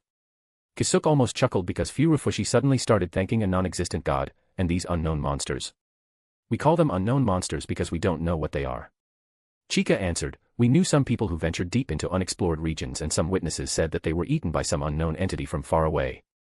To this day, we're still trying to figure out the veracity of these reports, but since none have returned alive from exploring the depths, we don't have any information about it. Kisuke closed his eyes to think, sounds dangerous, but with a remote homunculus, I should be able to explore it. He then tossed the idea to the back of his head and continued asking, what about the chained gaining more power? We are also not sure ourselves. Furufushi scratched the top of her head, since we're not chained ourselves, we don't know where they got the idea of killing other strong individuals grants them more power. However, it's a fact that only those who still have the black chains on their bodies are capable of manipulating or utilizing Hell's blessing. It's one of the reasons why we attacked you when we first met. Kisuke nodded before turning his attention to the quiet Jin. What about you, Ikamaru-san? Will you share your method of leaving Hell despite being unchained? At Kisuke's questions, the 3 former captains' eyes all widened and hurriedly turned their heads to him. You can leave Hell. Furufushi shouted. Jin was momentarily startled by the sudden attention to him but instantly recovered his demeanor and feigned a cough to clear his throat. I don't really mind, but I doubt any of you could replicate it. Anything will do. What is it? Furufushi and the other two don't intend to leave hell, but there are also other people like them. If there's a method, they want to make proper countermeasures against it. The human world will be overrun by them who can't let go of the fact that they're already dead. Jin smirked and answered, technically speaking, I'm still one of those people who you call chained. However, I managed to get off it by letting my hollow side take over the chains. The three former Shinigamis were confused by his words, but Kisuke's figurative light bulb lit up. So that's it. I forgot that he's one of Aizen's men and should have also awakened their hollow side. Since he never used it back then, I assumed that he just didn't receive the awakening of the Hogyoku. Kisuke returned to his base after hiding the spot where Yamamoto was sealed. Meanwhile, the other former captains left to search for Unohana and Jushiro. Although their characters would allow them to reject the whispers of the black chains, they still need to search for them before the other side finds them. Kisuke wanted to help them as he wanted to reduce the risk of their enemies increasing, but he had more important things to do. Benihime, are you ready? After a few seconds, Kisuke received a reply, anytime. All right. Tiamat, return to me. A few seconds later, a Tanto blade appeared in his hand. Since you're calling me, will it be a dangerous venture? Kisuke nodded while hiding the Tanto blade within his sleeve, incredibly so. There's even a chance that my identity will instantly be revealed the moment I step into that place. And if that were to happen, we'll escape to hell. Kisuke made his way towards another room where yet another portal could be opened. Kisuke stood in front of the door where the portal would be opening and took a deep breath while strengthening his disguise. I have more than 20 escape routes prepared. That should be enough, no. Kisuke then activated the portal and immediately jumped into it while also immediately closing it. The darkness around him felt very heavy and he could tell that he was going through several barriers that stopped spatial manipulations. However, these barriers were outdated compared to the EV and etold technology of the space jump. A second later, Kisuke found himself standing on a suspended half-circle white platform. Connected to this platform is a long paneled path suspended in the air, leading to a large floating cylindrical structure. Kisuke first looked up into this cylindrical structure before pulling out the Tanto blade from his sleeve and muttering, "Descend, Tiamat." Unlike the previous instance, there was no goddess descending to this plane of existence. The Tanto blade in his hand immediately transformed into a green-tinted longsword with dragon horns for its handguards. And as quietly as his Zanpakuto transformed, two figures also appeared out of nowhere, bearing their blades at Kisuke. How bold. This isn't a place you can just step into casually. The one on his left, swinging down a small blade with a curved tip attached to a long wooden pole, muttered. How did you come in? Asked the one on his right while her golden skeleton arms rushed towards Kisuke. Chapter 1176, Chapter 1176 Invading the Palace Part 2. Kisuke blocked the spear-wielding Tenjiro Kirinji with Tiamat and Senjumaru Shitara's golden arms with his left hand covered with various magic barriers. Both of them were surprised mostly because both of them were not holding back and Kisuke blocked them without even being pushed back. After the initial clash, Tenjiro and Senjumaru jumped back and took some distance to observe the intruder more. The question of how he came in was much more important than his presence here, so they need more information to pull out any reasonable conclusion. Those strange geometric symbols, magic, is it? Senjumaru started first. And that question was soon followed by Tenjiro's statement, not just that. I can smell the scent of both Shinigami and Hollow from you. Just who are you? Better yet, what are you? But instead of answering their questions, Kisuke just said in his distorted voice, I'm not here for the two of you. Tenjiro smirks and scoffs at him while taking a stance with his Zanpakuto. That's not something for you to decide. Senjumaru also prepared to attack, but just as they were about to take a step forward, the strange man's presence suddenly started to become hazy. Let's meet again on another occasion. Tenjiro and Senjumaru were startled and hurriedly initiated their attacks. However, Kisuke didn't do anything and their attacks went through him as his body dispersed like a mist. The next thing they knew, his presence was already deep inside the Spirit King's palace. The two of them realized that the moment they jumped back, he had already gone past them. Should we follow? Senjumaru asked Tenjiro. Tenjiro silently stares at the palace before turning back to his city. He's already there. Let's just prepare for the next intruders. We still don't know how he came in and if he's alone. As soon as he finished speaking, Tenjiro disappeared. Senjumaru stared at the palace for a few moments too before turning to her own city. It's only been more than a decade since the last invasion. I didn't think another one would happen so soon. Standing in front of the crystallized man, Kisuke muttered his name, Yawatch. So it's really you who replaced the Spirit King. He's the man who triggered a great war that cost countless lives and claimed that he hated violence and conflict. A man's voice suddenly resounded behind Kisuke, quite a hypocrite, eh? Kisuke was not surprised and turned his head sideways. You should be one of the few people who realize that that isn't true.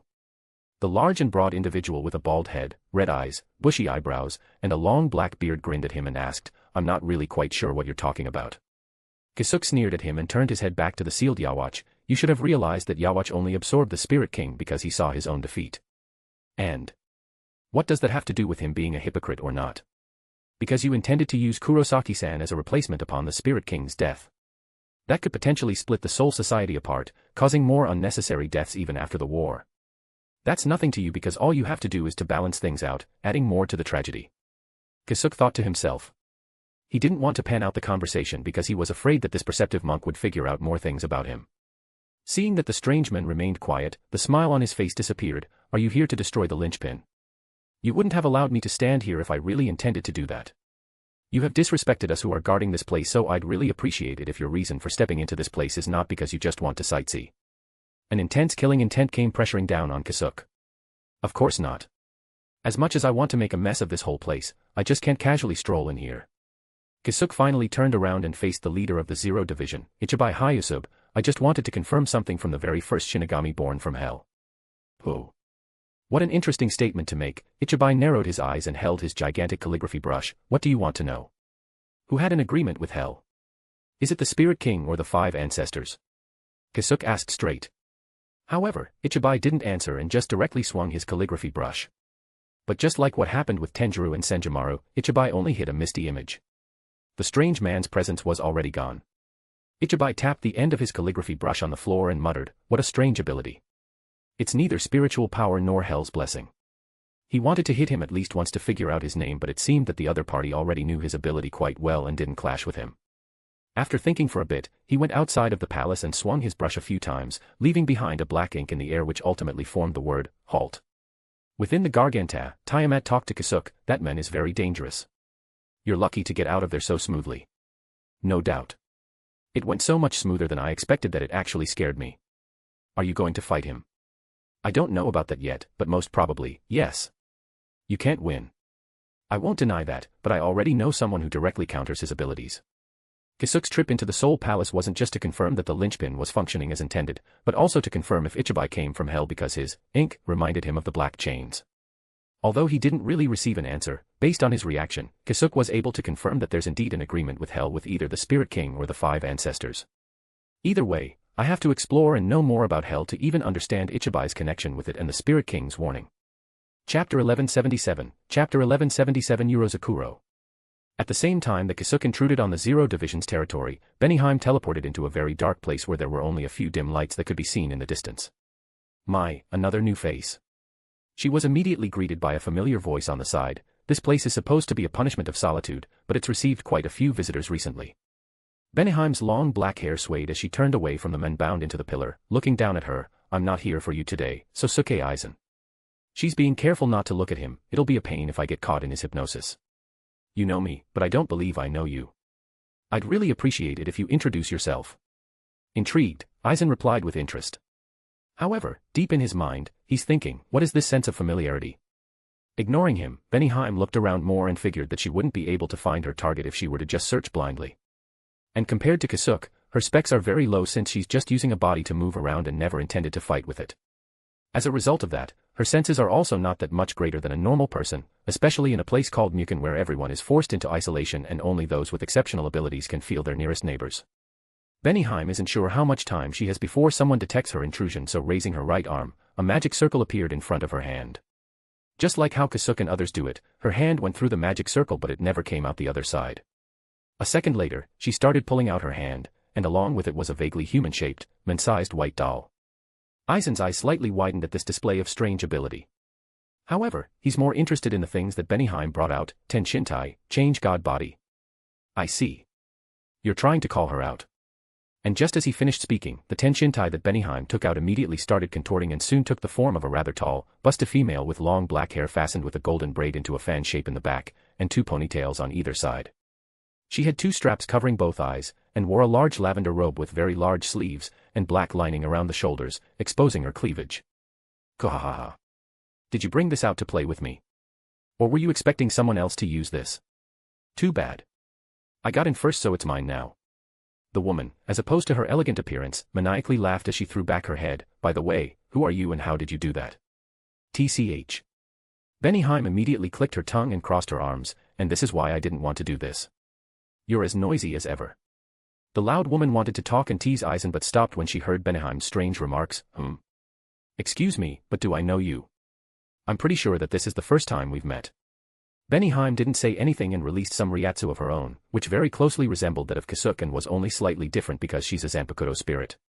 At the release of her Ryatsu, both of the people present were surprised. But while Eisen still had no idea who she was, the loud woman could instantly guess it. No way. Benihime-chan. Is that really you? How? I have no time to explain anything outside of my reason for trying to be in contact with you, Urozakuro. The woman named Urozakuro smiled slyly and asked, and that is? Ask your master to go to hell. Hell no. Urozakuro's immediate and cheerful reply. Nevertheless, Benihime was already expecting this and followed up, you can torment your master in many more ways than before if you agree. I'm suddenly interested. When should we go? Benihime became briefly silent because she did not expect that to work well. You're as nasty as I heard too. Please don't believe everything that Kisuke-chan or Yoruichi-chan said. I'm really a good girl. Benihime sighed and passed Urozakuro a map. Go to this place within the designated time. You'll have the information that you'll need to be prepared on site. Urozakuro didn't even glance at the map and took it by hand before it disintegrated into nothing. Got it. However, there's a slight problem. And that is, I don't think my master will agree. He's even ignoring me now even though he's under the influence of Mayuri-chan's drugs. Just show him what I did just now. If you tell him that it'll become a power that he'll be able to use to protect the Soul Society, you should know if that's going to be enough to convince him. For the first time, Urozakuro became quiet and contemplated.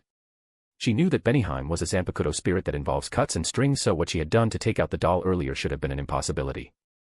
And what's strange now is that she checked the entirety of Mukon but didn't find Kisuke within it, so it shouldn't even be possible for Benihime to use the doll to have a moving body.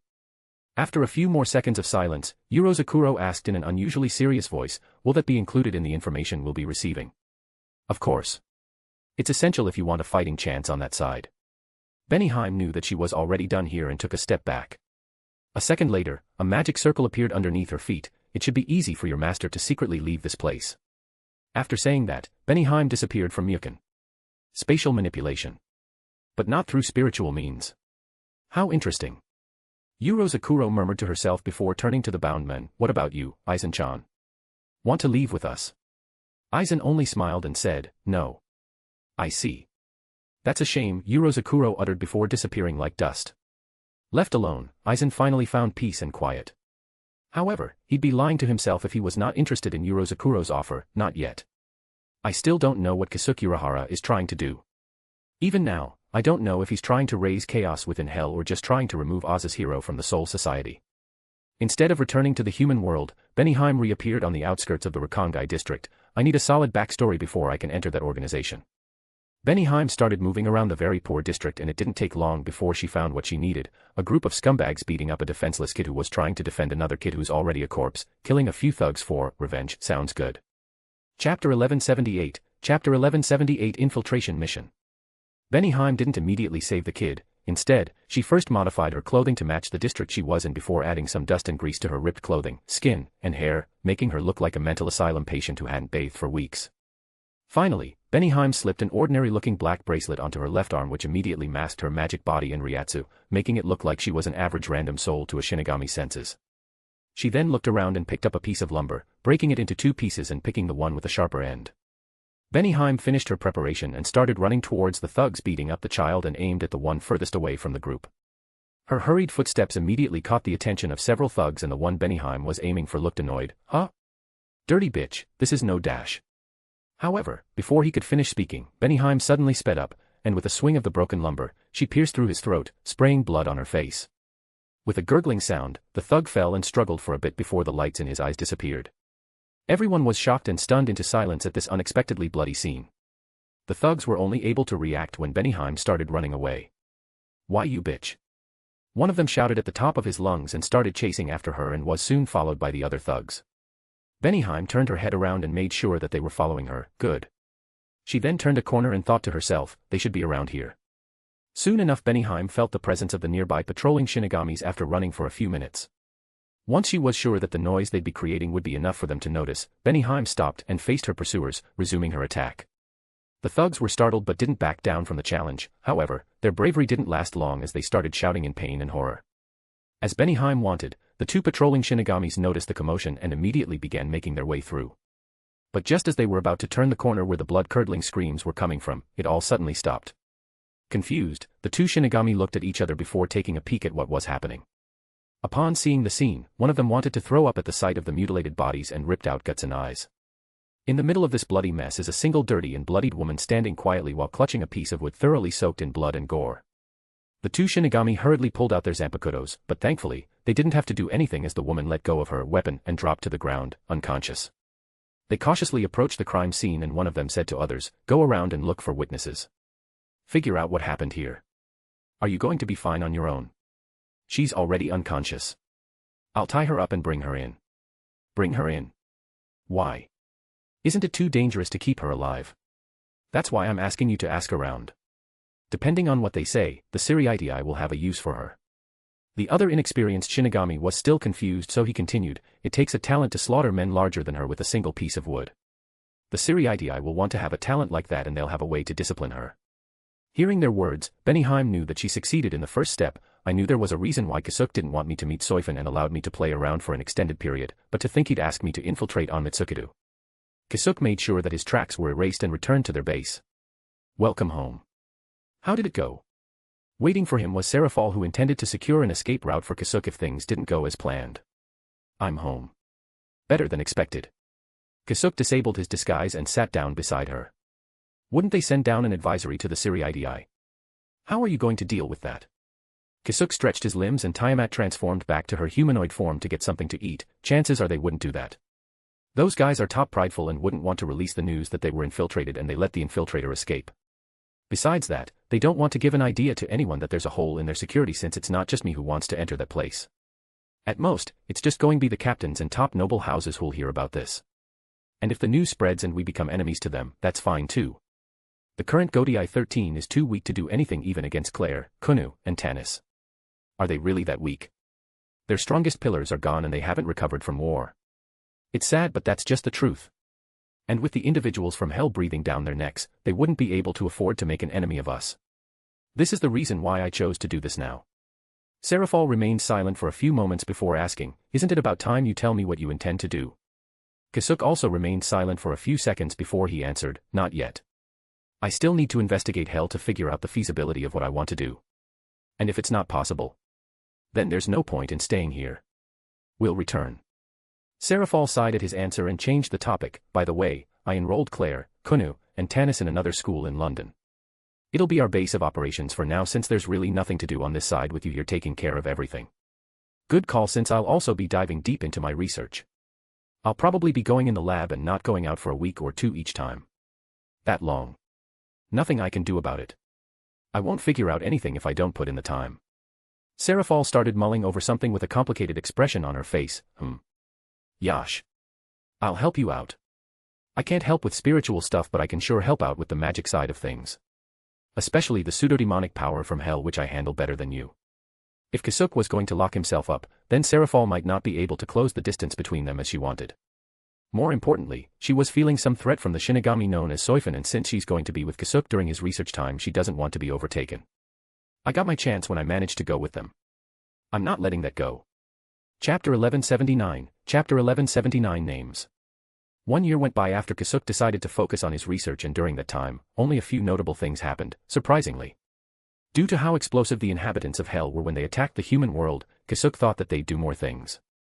But contrary to those expectations, after that 9 Gates incident, nothing else came up from their side, and even after asking the Unchained what those who are chained are up to, their area of activity was too far from them. They tried using Yamamoto's aid, Chujuru Sasakaibe, to infiltrate their ranks, but Sailaporo Grands already discovered them secretly sneaking in the human world without his knowledge and put a bounty on their heads. Nevertheless, the attacks of the beasts of hell never stopped, with a few gates opening here and there throughout the whole world, making the Siriitii and even the Wingbind busy with their random attacks. Another thing to note is that the first Kenpachi, Anohana, and the former captain of the 13th Division, Jushiro Yukitake, were still missing, and seemingly have disappeared from the world. As for Yamamoto himself, he could maintain his current state even with the difficulties he was facing. On the Eastern Soul Society side, however, there was a big change as the Siriitii's personnel started training within the human world a few months ago to learn more about magic.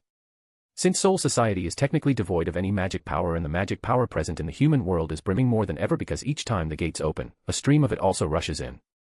Of course, the nobles of the Seriidii couldn't let their forces be left behind and coerced the Central 46 to allow their personnel to travel to the human world. As of this moment, most of the Shinigamis who came to train already knew how to detect magic power, but in terms of utilizing it even for a bit, only a very select few were capable of it. It became very busy around these parts, huh? Seraphol, in disguise, muttered while licking her ice cream and watching the Shinigamis running around in the sky. It can't be helped. They have to understand the power that hell uses and discoveries are being made each passing day. Kisuke, also in disguise, replied while licking his ice cream. Right now, they are in a park to rest after Seraphol dragged Kisuke out to play around, but a few of them aren't being careful. Many strange reports are coming out in the human world, you know. Sooner or later, specially gifted humans will be able to feel these fluctuations of magic power and some of them might even be able to use it instinctively. Kisuke looked at Seraphol in surprise and asked, "Is that how it goes?"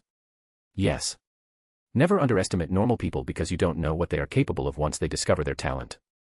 It's also because of this that Mephisto-chan decided to help humans form a magic system because he's afraid that these few individuals destroy themselves and those around them by playing with fire. Well, it was also because of his personal interest." At that moment, both of their phones rang and when they opened it, they saw what seemed to be a burnt cake with the caption, "Kunu doesn't know when to stop burning things.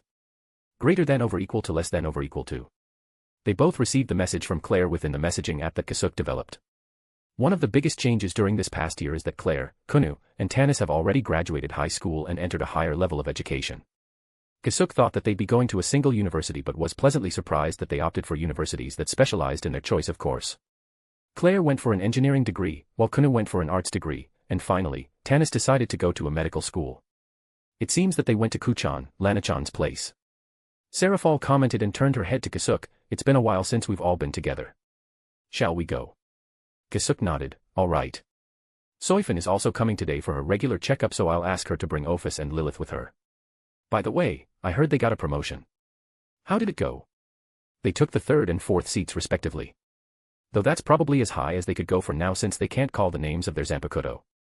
It's still amazing that they could get as high as that when it's only been half a year since they entered the second division. While tapping on his phone, Kisuke answered, "Well, despite not being able to release their Zanpakuto and the occasional failed Kidu, their basic specs are still at least on captain level so slaying a bunch of hollows and beasts of hell is pretty easy for them. On top of that, their stealth technique is top-notch which gives them even more achievement points for the second division. And if you're surprised to see them rise in such a short amount of time, don't be. While the Seriidii is very rigid, they won't stop someone's promotion just because they are young. As long as they have what it takes, they'll give them a proper position." Later that day, Soifin came with Ophis and Lilith as planned. "Thanks for bringing them out. They must have been troublesome," Kisuke said while patting the heads of Ophis and Lilith who were wearing their Shinigami uniforms and had ran towards him and Seraphol. Soifin shook her head and said, "It's not that troublesome. As long as someone proves that they can learn magic, it's easy to get permission these days."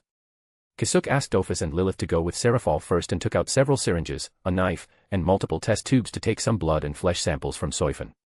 Thanks to Soifin's very stable condition, all the in-depth checkups only happen once a month now and Kisuke only requires some samples weekly. And while sealing the samples, Kisuke asked, "How long can they be absent?" "I can cover their communications for up to a month. If you want it extended, just give me a heads up and I'll do something about it." Kisuke couldn't help but smile at her answer. "I never thought that the captain of the second division would allow something like this. If Captain Commander Kiraku hears about this, he'd be very proud." Soifin immediately scowled at him and said, "Don't compare me to that lazy bum." She then turned around and started walking away. "You're leaving already? You're not going to force me to treat you to a very expensive dinner. As much as I want to do it, Central 46 and the 5 great noble houses are strangely wary of my position and activities so I can't risk prolonged contact with you." Soifin waved her hand at them and disappeared among the passing crowds. The group stared in the direction she disappeared to for a bit before leaving. As soon as they left the narrow alley, Seraphol turned to Kisuke and asked, "Are you not going to address that strange man staring?" Kisuke's expression didn't change and kept his walking pace, "Not yet. Let him do it for a while. He probably thought that he's hidden from our senses so he'll approach us on his own once he's done observing." Ophis and Lilith's situation was never exposed to the Seriidii after all this time so Seraphol also doesn't mind the stare, but she's wondering who that guy is and why Kisuke is ignoring him. Chapter 1180 Names Part 2. Kisuke, Seraphol, Ophis, and Lilith teleported to Kunu's place which was in the quiet part of London. Upon arrival, they were immediately greeted by Kunu, who led them inside where Claire, Tanis, and Flana were lazing around. Since it had been a while since the group last gathered like this, they enjoyed their time while telling stories of each other's adventures. Because Flana's range of activity centered around London, it was decided that she'll live with Kunu, who decided to attend the Royal College of Arts. Meanwhile, Claire and Tanis bought and shared an apartment in Cambridge, Massachusetts, because both of them were attending the Harvard University and Massachusetts Institute of Technology respectively. And thus, we settled down quite nicely. Claire finished it up while munching on some cake that Kunu successfully baked. Although they were now attending various universities, nothing had really changed aside from their schedules and living apart. Same as before, Kisuke and Serafall trusted them with freedom not normally granted to people of their age. After all, they are not really on the same level as normal young adults, since from their childhood, they were taught how important responsibility is, for they possessed power far beyond normal and could easily shape the world if they wanted to. If they were responsible with their power, there's no reason not to trust them to live their day-to-day lives. Of course, Claire, Tanis, and Kunu have to cooperate by consulting with Kisuke and Serafall whenever there's a problem that they can't solve. Kisuke stayed with them for a week, moving between London and Cambridge, until it was time for Soifan's next general checkup. Before he left, however, Kisuke asked Claire, "By the way, is the church still bothering you?"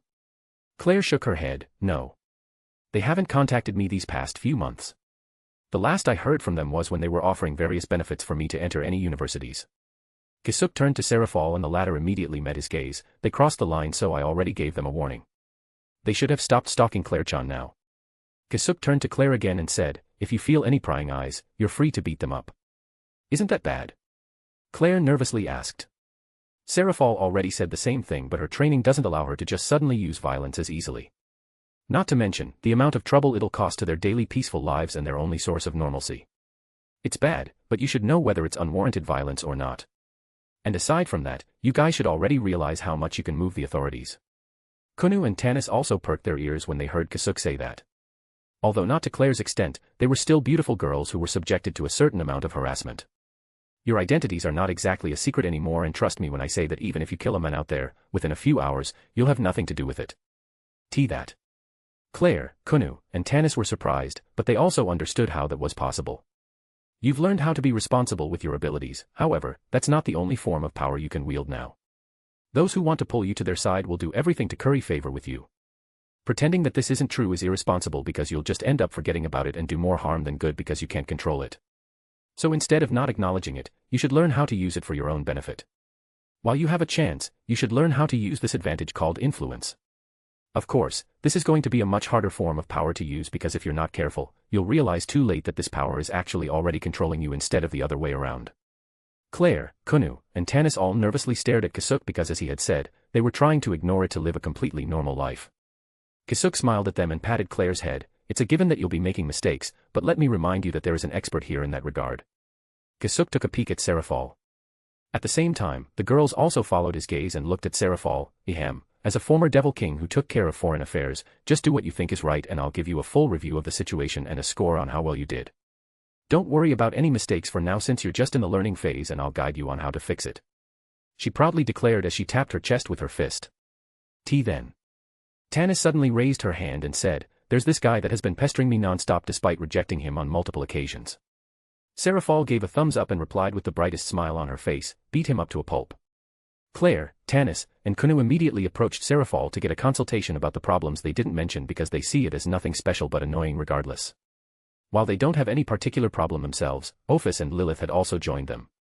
Kisuke grinned at their reaction and secretly left the girls' meeting, and when he was about to teleport away, Flana approached him and said, "Boss, could you hear me out?" Kisuke looked at her for a moment and saw her serious expression. "All right. Let's move to another location." Kisuke didn't really think of any specific place, so he just teleported Flana with him in a random direction where there were less people. "Before anything else, I'd like to ask. What's the deal with those swords?" Kisuke immediately knew that she was referring to Ophis and Lilith Zanpakuto, so he gave her the answer she wanted. "I see. Those are the same swords that you hold." Flana muttered to herself before facing Kisuke again. "Then we should probably warn them that they shouldn't try anything like calling the names of those swords. Better yet, it's better not to use them at all." Kisuke creased his brows and asked, "Why?" "It's because their names aren't unknown. Blackie and Little Blackie probably also knew their names, but are just refusing and calling them with it, not really thinking hard about its implications." A certain individual immediately appeared in his mind, and Kisuke understood the situation, are saying that instead of calling their names, Ophis and Lilith are trying to give them new ones. Flana nodded, exactly. And that's causing a conflict that those two are royally ignoring because it's not a threat to them and probably only see it as a challenge. I don't know what being has given names to those swords, but it'll be alerted the moment the names are overwritten. I didn't really mention it to them because I thought that I should consult with you first, and if there's no problem alerting the one who gives names, we'll just let them do what they want. But you think it's a problem? Flana nodded once again. I can't really put my hand on it, but if this being is a hostile one, it'll be quite a problem, especially for you and Benihim. Chapter 1181, Chapter 1181 God of the Sword. Kisuke asked Flana to warn Ophis and Lilith regarding their Zanpakuto while he returned back to Japan in contemplation. I messed up. Just because it's natural doesn't excuse me for not noticing something very obvious. It's not that Hyusub Ichibai knows the names of all Zanpakuto, but he's the one who granted them instead of the Shinigamis and Arankars who owned them. Kisuke soon reached the meeting place with Soifin and thought to himself, I wonder if Aizen-san figured this out. Maybe it's because of this that he wanted to discard his Zanpakuto but still retain its ability. Although he really had a complicated relationship with Benihim, Kisuke still couldn't understand Aizen's point of view on why he decided to discard his Zanpakuto until now. Benihim has always been a part of his life, and there's no question that Benihim was a part of his own soul. Maybe because of that, it felt so natural and he failed to question something so simple. What's the long face? All of a sudden a voice came from his side, and when he turned around, he saw Soifin staring at him. How can you be sure of what's behind my mask? Although I hate to admit it, I've known you long enough to figure out what expression you're making just from your body language. Soifin really hated to admit it on his face, but his current expression terrifies her, so what's the bad news? Kisuke shook his head with a sigh, nothing. I just overlooked something crucial. It's not going to be detrimental to us, is it? I noticed it before anything bad could happen, so it's fine. Kisuke then took out the same tools to extract Soifin's blood and flesh and immediately went to do his work methodologically. And while Kisuke was busy with his work, Soifin sent a telepathic message to Kisuke through magic. The Siriitii is finally moving. They want to secure a piece of territory in Hell. Where is it? I'm not really sure, but they seem to be targeting a wide plain and intended to build an outpost there. But even with personnel completely trained in magic, I doubt they'll do something this big with all the threats looming. It's still a secret, and even I am not sure of its authenticity, probably to avoid the leak of information since we don't exactly know where Sailaporo is getting his information from, but it seems that Captain Kuratsuchi was able to develop a drug that significantly reduces our opponent's regenerative ability while also putting them in extreme pain as they restore themselves. That's amazing. How did he do it?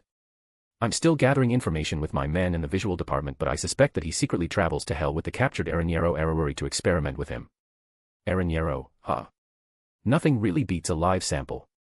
Maybe I should catch one for myself too. In any case, with funding and support from the nobles, things are moving incredibly fast, and the first pioneers might be leaving today, consisting of the members of the 12th Division with the aforementioned nobles' private army. No one else volunteered. Several captains wanted to go too, but the captain commander forbade them, at least this and the next batch of the pioneers. Kisuke finished his work and cured Soifin's wounds with his magic. Thanks for the heads up. I'll probably start moving too. I can use their movement as a smokescreen. Soifin narrowed her eyes at him while fixing her clothes.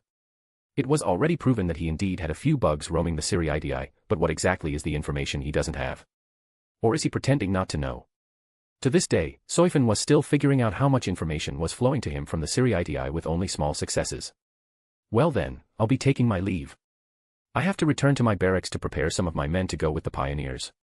Kisuke didn't stop her, and Soifin instantly disappeared from his sight.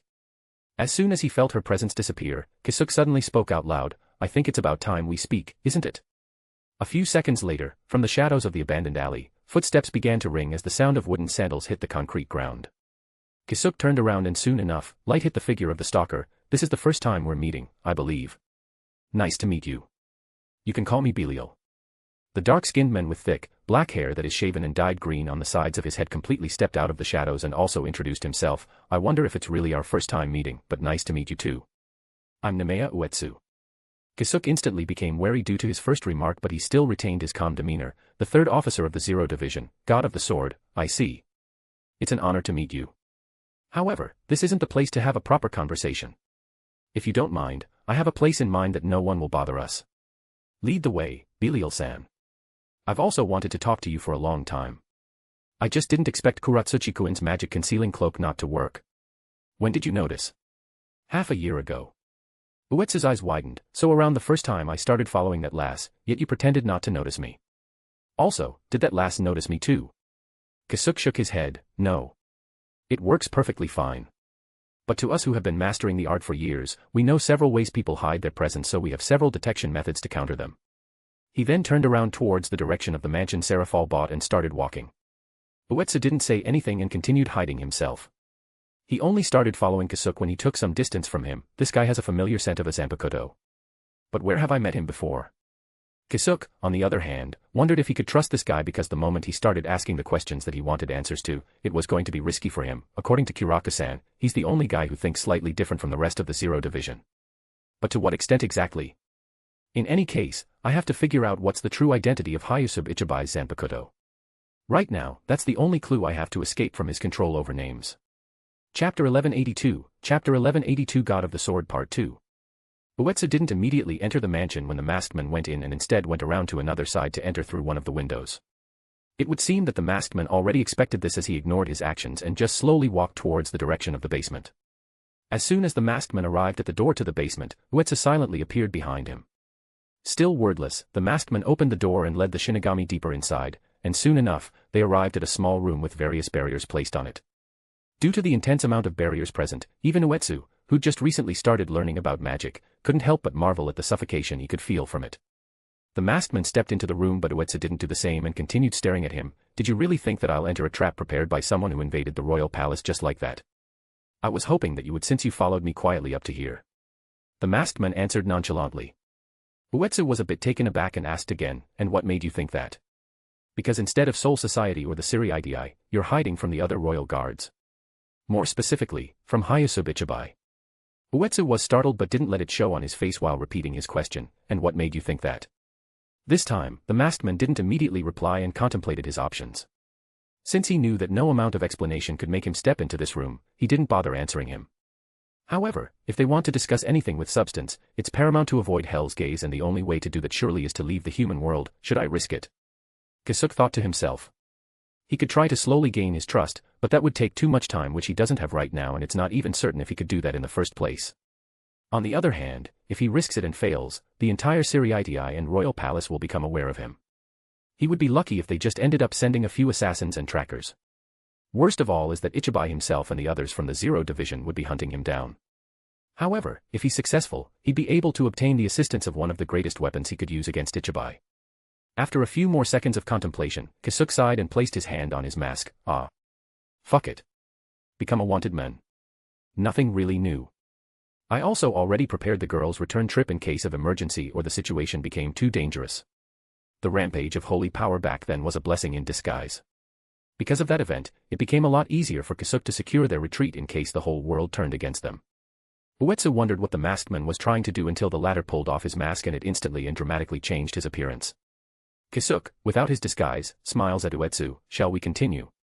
Uetsu calmed himself and thought about it for a few moments before stepping into the room and saying, fair enough. Kisuke immediately closed the door behind him and fully activated the barriers prepared for the room. So that wasn't the full capability of this room, Uetsu commented while looking around, feeling the intensity of magic power in the room thickened. After putting the room in lockdown, Uetsu thought that they'd start talking, but just as he was about to say something, Kisuke signaled him to stop. Not yet. Kisuke ignored the confused Uetsu and placed his hand on the wall. A few seconds later, a thin black line appeared on the wall and soon it turned into an opening that revealed a world with chaotic colors. This is... Uetsu muttered in suspicion. The dimensional gap. We'll have to go through here to leave the human world. Kisuke briefly explained before stepping out of the room. Uetsu followed him with curiosity and found the space they stepped into was so hostile that no normal person could ever survive. This is way worse than the Garganta. This way, Kisuke called out, opening another portal and stepping into it. As he had been doing, Uetsu followed him and soon arrived at a familiar place full of dilapidated structures and perpetually dark clouds covering everything in sight. Could it be the Zaraki district? Northwest, better place to do an important and secret talk than under the lamppost, right? Kisuke closed the portal and erased all of its traces. Uetsu sighed and said, you really are full of surprises, Urahara-kun. It's always been my forte. Kisuke grinned at him. Shall we use a random abandoned hut? Preferably somewhere that doesn't smell so bloody. Then let's walk for a bit. Whether Kisuke could pull Uetsu to his side or not will mostly depend on the latter's view on things, and there's really little the former could do about it. I hope Kuraka-san's state is accurate. With a warm tea prepared, Uetsu immediately went directly on point. So, what did you want from the royal palace? Kisuke took a sip of his tea before answering. I already told the answer to Hyosub-san, but in case he didn't tell you, I said I wanted to confirm who the first Shinigami who was born from hell made an agreement with. Uetsu became silent for a brief moment before asking, and what did he say? Kisuke was happy that Uetsu confirmed his words for him. This means he's more willing to cooperate than I expected. Did you really think that he'll entertain my question? I'm just glad that I was able to escape unscathed. And I just really want to see if the one holding up the world right now is the king of the Quincy's. Uetsu leaned back and took his cup of tea. That's true. If you could get close like that to that thing, he wouldn't humor you unless he's incredibly interested in something. What's this?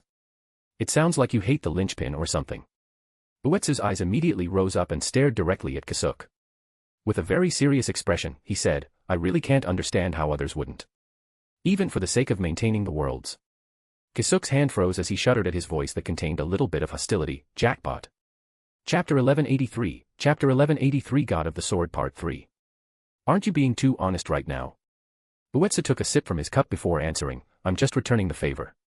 I see. Then I'm really glad that I took that mask off. Kisuke started calculating the moves he could make right now, but even if you're returning a favor, isn't that a very dangerous statement for you? And the way you said it, what if Hyosub-san cuts you off? While you are the original maker of the Zanpakuto, it doesn't mean anything if you are a threat to the status quo. And I doubt you're the only one who could make a Zanpakuto right now, so replacing you isn't really a big issue. Am I under the wrong assumption that this conversation will be secret? Uetsu finished his cup of tea and placed it down, and don't you have alcohol instead? It'll be more fitting to the current atmosphere. Kisuke smiled and waved his hand. In an instant, the teacups disappeared and were replaced by a bottle of Japanese rice wine and 2 small cups. That's really a convenient skill. Uetsu commented in awe while watching Kisuke pour alcohol into cups. By the way, do you mind if I take a look at your blade? Are you referring to Tiamat? That's right. Kisuke noticed how Uetsu didn't refer to Tiamat as a Zanpakuto. I just used her twice, yet he already noticed. Kisuke didn't mind, so he took out the Tonto blade from his sleeve and placed it on the table. Uetsu became quiet. Instead of immediately grabbing the blade, Uetsu first observed it from multiple angles before carefully picking it up and pulling the blade out slowly. As soon as the light reflected from the shiny surface, Uetsu's eyes glistened. It's as I've thought. Although the fundamental structure is that of a Zanpakuto, it's not one. The technique used in the creation of this blade is of an entirely different system. Impressive. What do you call it?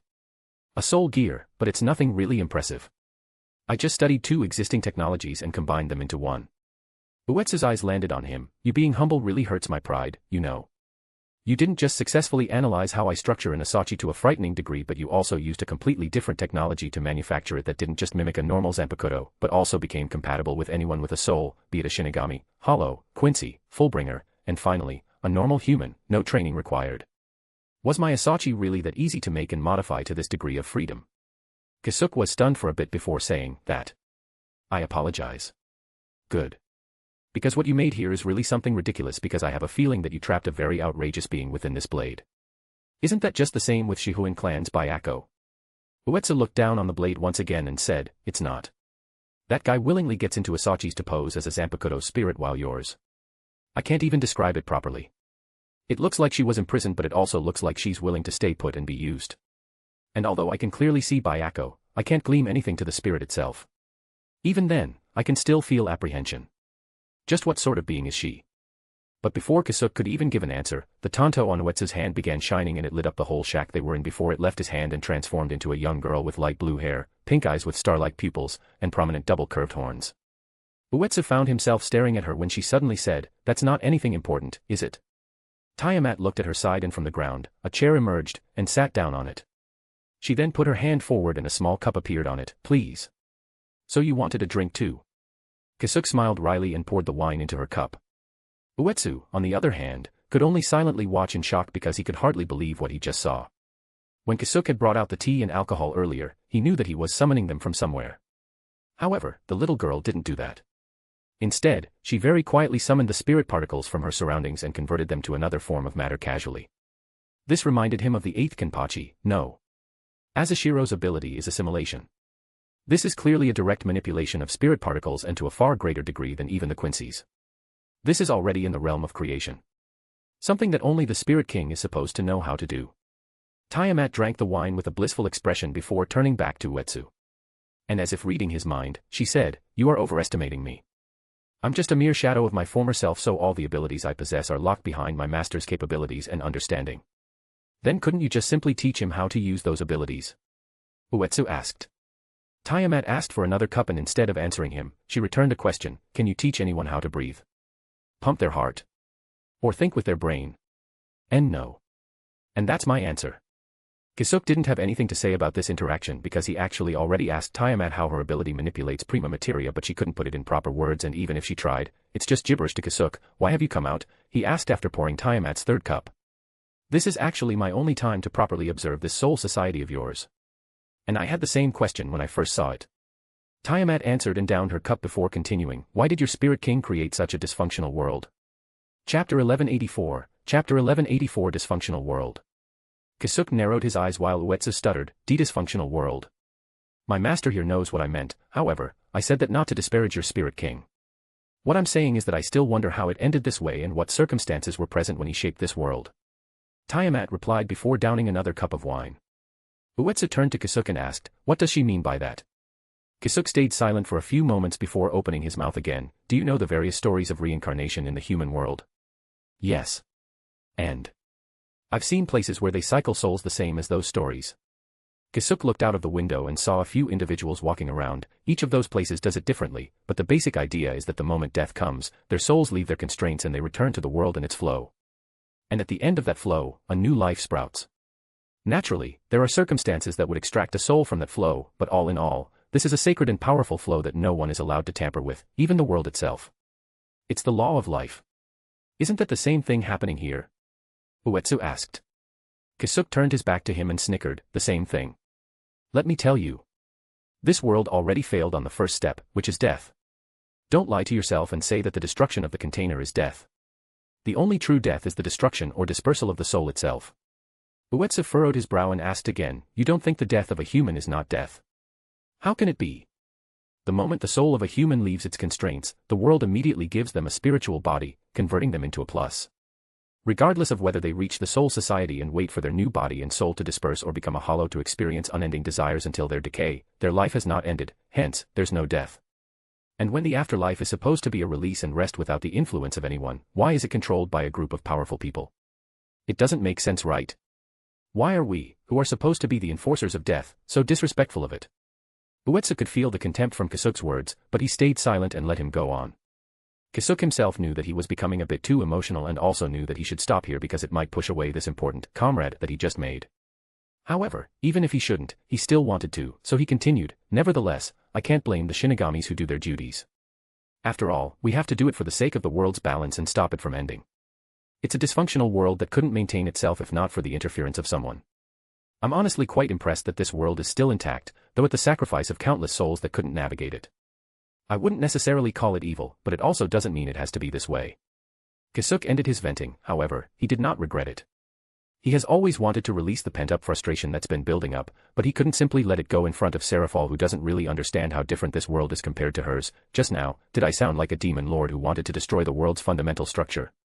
Naturally, Uetsu also caught into this hidden meaning of his and asked, are you saying that you want to restructure the afterlife? Aren't you too kind? Kisuke suddenly said, don't you really want to ask if I want to destroy Soul Society and Hueco Mundo? Uetsu sighed and added, do you? Since it's too late to take back what I said and I have no intention of doing so. Kisuke flashed a fearless grin and said, if it's possible, why not? If it's impossible, then I won't bother. A bit of killing intent immediately emerged out of Uetsu. Your idea of changing the status quo actually sounds a little nice to me, however, did you think I'll just allow you to sacrifice more life for that ideal? Uetsu is now sure of it. Kisuke is the same as Aizen and Yawatch. They'll put the Soul Society and the other worlds in danger for their ideals and ambitions. Should I cut him here now? But beyond Uetsu's expectations, he was shocked that Kisuke's expression suddenly mellowed out of nowhere. Sacrifice countless lives. If I did that, they'd lose all their respect for me and all the hardships and efforts I went through so far would be meaningless. Uetsu hurriedly turned to Tiamat because he was confused, but he only became even more confused when he saw her looking at him with a small smile, almost a gentle expression actually. In the first place, I don't intend to make everyone my enemy, since that would defeat the purpose of my coming here. Kisuke added, I can't really prove you anything right now, but I can assure you that if I'm going to dismantle the Soul Society and Hueco Mundo, the Siriitii itself would continue its existence and the Shinigamis and Hollows won't disappear. Uetsu didn't understand what just happened, but he had a feeling that he could actually trust him. This is the first. Maybe I should gamble on it now. Uetsu sighed and stood up from his seat. I still don't fully understand why this lady called this world dysfunctional nor why you are so certain that this is wrong, but let's continue that conversation at another time. It's about time someone notices my disappearance and I don't want to risk it. Kisuke nodded in agreement and opened a portal that would take him back to the human world. Uetsu took a step forward, but before he took another step, he turned to Kisuke and said, Yawatch could only defeat Hyuso because he's not a Shinigami, but that's not the same case for you. If you want to get away from his influence, take that names for yourself and bring out their real essence. If you can do that, even if he intends to erase it, he'll never be able to take it back from you. And for how you'd be able to do that, I wouldn't be in this position if I knew. Chapter 1185, Chapter 1185 told guests. Kisuke went home with a lot of things occupying his mind, more than usual. Master, you're very intelligent. And because of that, you were able to change me, my sisters, and many fates.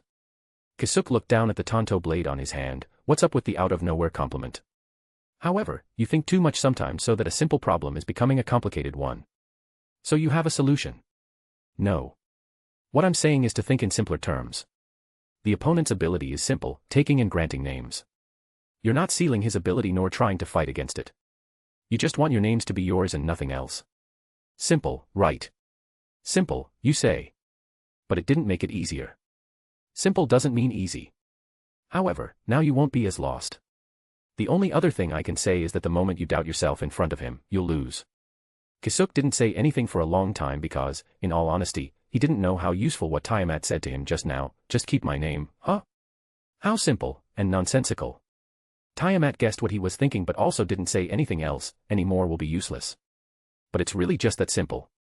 After sneaking through her own security, when the Hardagertal Mercenary Union receptionist, or rather, former receptionist, arrived at the planet called Nenbatun and its largest city where black market trade was openly being conducted, Zerg. After receiving a piece of information a month ago, she decided to track it, and this is the place she ended up with, that Yoru. After making a name for herself for 3 EXE cycles, she suddenly disappeared. But at the same time of her disappearance, the upper echelons of the atoll suddenly started getting restless, with multiple clans clashing with each other for some reason or another. Why do I have a feeling that she has something to do with this? It's a baseless line of thinking, but she can't somehow remove that from her mind. After befriending her for a bit, I'm pretty sure that she's hiding her true appearance, and her Pamatipian is just a cover. Wearing her cloak that covers her true appearance but not her presence, Gwen reaches the district where most of the combat slaves are sold. At the darker part of the city, Gwen came close to the building she wanted to go in, but before she could approach, she suddenly felt a very familiar ability brushing past her. Gwen hurriedly turned towards the source of the ability and met eyes with someone who was wearing the same cloak as her. Even without using her eyes, she was able to guess the other's identity. I certainly didn't expect to meet the Holy Witch here. Are you here to buy some manpower? You know I hate them the most, Sage's eyes. Though I also certainly didn't expect to see you here. After that, the two of them went quiet, trying to gauge each other's actions. Why is this fake bitch here? Gwen thought to herself while staring at the other party's eyes. Why is this lazy bitch here? The Holy Witch, Alicia Crowfeather, also thought to herself. The two of them were stuck in a stalemate for a minute or two when all of a sudden, a voice came from the relatively small building in front of them that only extends to 3 floors compared to other buildings in the surroundings that are at least 5-story tall. Instead of blocking traffic, why don't you both come in? The two guests were not startled because they already felt another gaze aside from each other examining them. Let's head in, asked Gwen. Alicia also dropped her threatening demeanor and walked up. Let's go. The two of them entered the building while regretting calling each other's names. When they got in, the whole place was covered in darkness except for one door with a few neon lights illuminating it. Transport pod. Both of them thought. As soon as they approached it, they stopped and their innate spiritual power skyrocketed and prepared for battle. Not far from the door is a tall woman of the human tribe. Pale white skin, short gloomy white hair, and a black blindfold covering her eyes. Please don't be alarmed. My name is Laria and I'll be your guide for today. But how could they not be alarmed? They only felt her presence when they got this close. If she intended to attack one of them from this distance, it could have been trouble. Gwen and Alicia stared at her for a few moments before glancing at each other. Truce. At the quick agreement, Gwen stepped forward. Thank you for the work, but why do we need a guide? We just need to meet one person. Since they didn't talk beforehand, Gwen is just guessing Alicia's intention, but that's Yura's voice and she's inviting both of us. The witch is also probably here for her. Laria stepped to the side and pressed the button beside the door. The transport pod will only transfer to a specific place if there's a registered aura traveling together. The door opened and Laria went inside while also inviting the two. Please. Gwen hesitated for a bit but soon stepped into the pod. However, she didn't let her spiritual power rest and her eyes scanned everything she could to glean some clues and prepare for anything unexpected.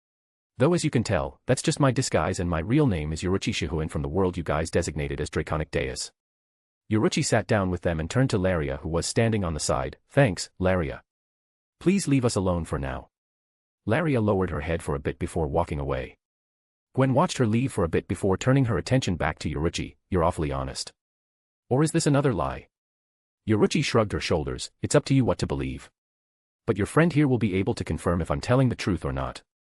But instead of confirming, Alice asked, what are you doing here? Only if you answer my question first. What is it? Are you the main contact of DXD? Alicia became silent. If you can't answer that, I can change the question. Go on. What is Chimyun Chapati trying to do by contacting Issei Hayadu? Gwen instantly turned her head towards Alicia upon hearing the name of one of the highest beings in Atolls. With a complicated expression, Alicia replied, I'm the point of contact between the higher Atolls and DXD. She answered the first one. Is she afraid that I have a way to differentiate a lie? Yuruchi thought while carefully planning her next steps. Her preparation this past year was to have a proper negotiation table with Alicia, but the problem is Gwen. I don't know where she stands in all of this. Yuruchi sighed and answered Alicia's question. I came here to study what sort of beings are messing with our world right now, obviously. And what did you find out? That we stand no chance if either side decides to destroy us. Alicia calmed down after that bit of exchange and was able to tell that she was not in immediate danger, so what did you call me here for? Before that. Yuruchi turned to Gwen, why are you here? I just released a bit of information but I didn't think you'd catch it. Gwen thought for a bit about what she should reply with before saying, after the mess you made against the enemies of Luxu, of course, I'll come. Enemies of Luxu? I wonder what you're talking about. Well, you can deny it, but I can rest assured that you've underestimated my eyes. Gwen said while pointing at her shining eyes, these eyes could hardly see through things, instead, it's much more effective at seeing flows and small details. It's easier for me to track than to find something. I still don't know about these enemies of Luxu and what they went through, but what if it's really me? What are you going to do? Gwen grinned and leaned forward with her elbow on the table, what about taking another job? This time, against the enemies of Yarwood. Chapter 1187, Chapter 1187 Atolled Guests Part 3. Are you crazy? Alicia exploded on Gwen, I just mentioned that she might have a connection to the Evies. She might even be a spy for them. Don't you know how dangerous it is when they finally get the cooperation of someone who could use spiritual power? Gwen, on the other hand, just slowly and calmly turned to Alicia, I don't exactly know what's happening on the front lines that you've neglected what's behind you, but it's about time you dedicate some of your resources back to where it was. Naturally, Alicia is confused, why does she sound like the cooperation with Evie is not a big deal? Yuruchi managed to guess what was on her mind using the clues and information she had. And because she wanted to appear to know more than she let on, Yuruchi said, there are already a few Atolled clans working with the Evies. What? With a straight face, Yuruchi added, when I said that I have no idea that I'm moving against the enemies of Luxu, I'm telling the truth. After all, I'm just receiving commissions from someone in the Wicked Gods faction to deal with an enemy faction. Huh. Alicia couldn't believe what she just heard. She almost destroyed several clans like Sublin, Lorelak, and Icebo. And most notably, Aurelius already became history with most of its high-ranking members dead or missing while the rest dispersed into the cosmos. Alicia became further confused at Gwen's words, so the latter added, you're wondering why she could stay chill on this planet, right? It's because the High Court covered it all up due to strong evidence that these clans cooperated with the Evies and the Aurelius even have an Evie affiliated with the fierce god in their ranks. It's a scandal big enough that the High Court is willing to sacrifice a few mid-level clans to suppress the news. But there's no way they'll leave her alone if she did that. Alicia strongly remarked, but soon her voice softened when she realized something, there's no way. Unless. Right, unless they are afraid of her. Or more specifically, what she knows, where else she's keeping this information, and other avenues she has to release this said information. Yuruchi smiled but didn't say anything. Alicia was stunned for a moment before gritting her teeth and slamming the table in anger, you idiot. Ha. Why are you suddenly getting angry? The startled Gwen asked, did I say anything wrong? No. Alicia replied with an almost shouting voice, you're not wrong, but you missed the most important part. Even if they are afraid of the information she possesses, it doesn't make sense that she could sit still. The more likely reason is that a few members of the High Court are protecting her because they are afraid that what she has implicates them. In other words, some high-ranked Atolls might be cooperating with the Evies. It was Gwen's turn to be stunned, oh. So that's why there's a weird atmosphere going on there and father has not been in the right mood these days. Alicia sighed and placed her hands on her head, it'll be hard to find the traitors and even if they could, they won't be able to touch them easily unless they want to risk a large-scale civil war that the Evies could take advantage of. She then glared at Yoruchi and added, simply speaking, this woman is a giant ticking time bomb. Yoruchi's smile turned into a smug look as she shrugged her shoulders. That's why I wanted to keep this space intact. It's annoying to deal with idiots who only know how to endlessly attempt assassinations. Shit. Alicia suddenly cussed. Gwen almost had a heart attack. What now? I made a mistake. This was a trap all along. Isn't that the reason why she's fishing you out? I know, but I thought you wanted to kill me or something. So it's not. Alicia turned to the not-so-stupid friend enemy of hers and exploded once again. The higher-ups are aware of her so naturally, this place will be full of eyes that even you can't see. The moment we entered this space is the moment we became her accomplices. Oh. Oh shit. Gwen finally realized her position. My father is going to kill me. Alicia, take me in. F***CKU. My mother is going to kill me first before your father can kill you. Oh right. You antagonized the whole Luxu clan just to break off your engagement with the invisible sword. Knowing your mother, you won't just receive a whooping after this. These ladies sure have a lot of freedom. Yoruchi thought to herself before feigning a cough to get their attention and flashing a large grin. Now that you know where you are, shall we proceed with our partnership? And by the way, aside from Laria, only the two of you know that I'm Yoruchi Shihuin. On the outside, I still appear as Yura the Pamataipa. What partnership? Alicia snapped back. This is basically forced collaboration. Well, I can assure you that all the disadvantages that you got from meeting me will be outweighed by the assistance I could provide. Alicia could only blame herself for neglecting so many things and falling into her trap. Damned scammer. Nevertheless, she didn't really have much choice, since if she left with nothing gained, she wouldn't get any benefits in putting a target on her back. Alicia turned to Gwen and thought, it's actually a blessing that she came here too. I can get Yarwood's aid by taking advantage of this lazy bitch's doting father. And maybe I can bring back something to get mother off my case. Sighing, Alicia sat back down and calmed herself. Let's get this over with. What do you want? After the fruitful encounter, Alicia and Gwen left Yoruchi's private space with pale ghost-like expressions. Meanwhile, Yoruchi herself felt like a large boulder had been taken off her shoulders, and she immediately contacted her employer that came from the Wicked God faction. The Wicked God herself, everything is set. I even got you some potential friends. You finally contacted me. The smile on Yoruchi's face disappeared. What's wrong? Return to Draconic Deus. I think things are about to get hectic over there, and after the mess you made on the Atolled side, Draconic Deus won't be able to get as much support as they are expecting from them. I'll contact you again once I've returned. Alright. I'll gather more information on my side for you, but I can't promise anything big because Regal Ziva has been strangely careful this time. Yoruchi hung up and called Laria.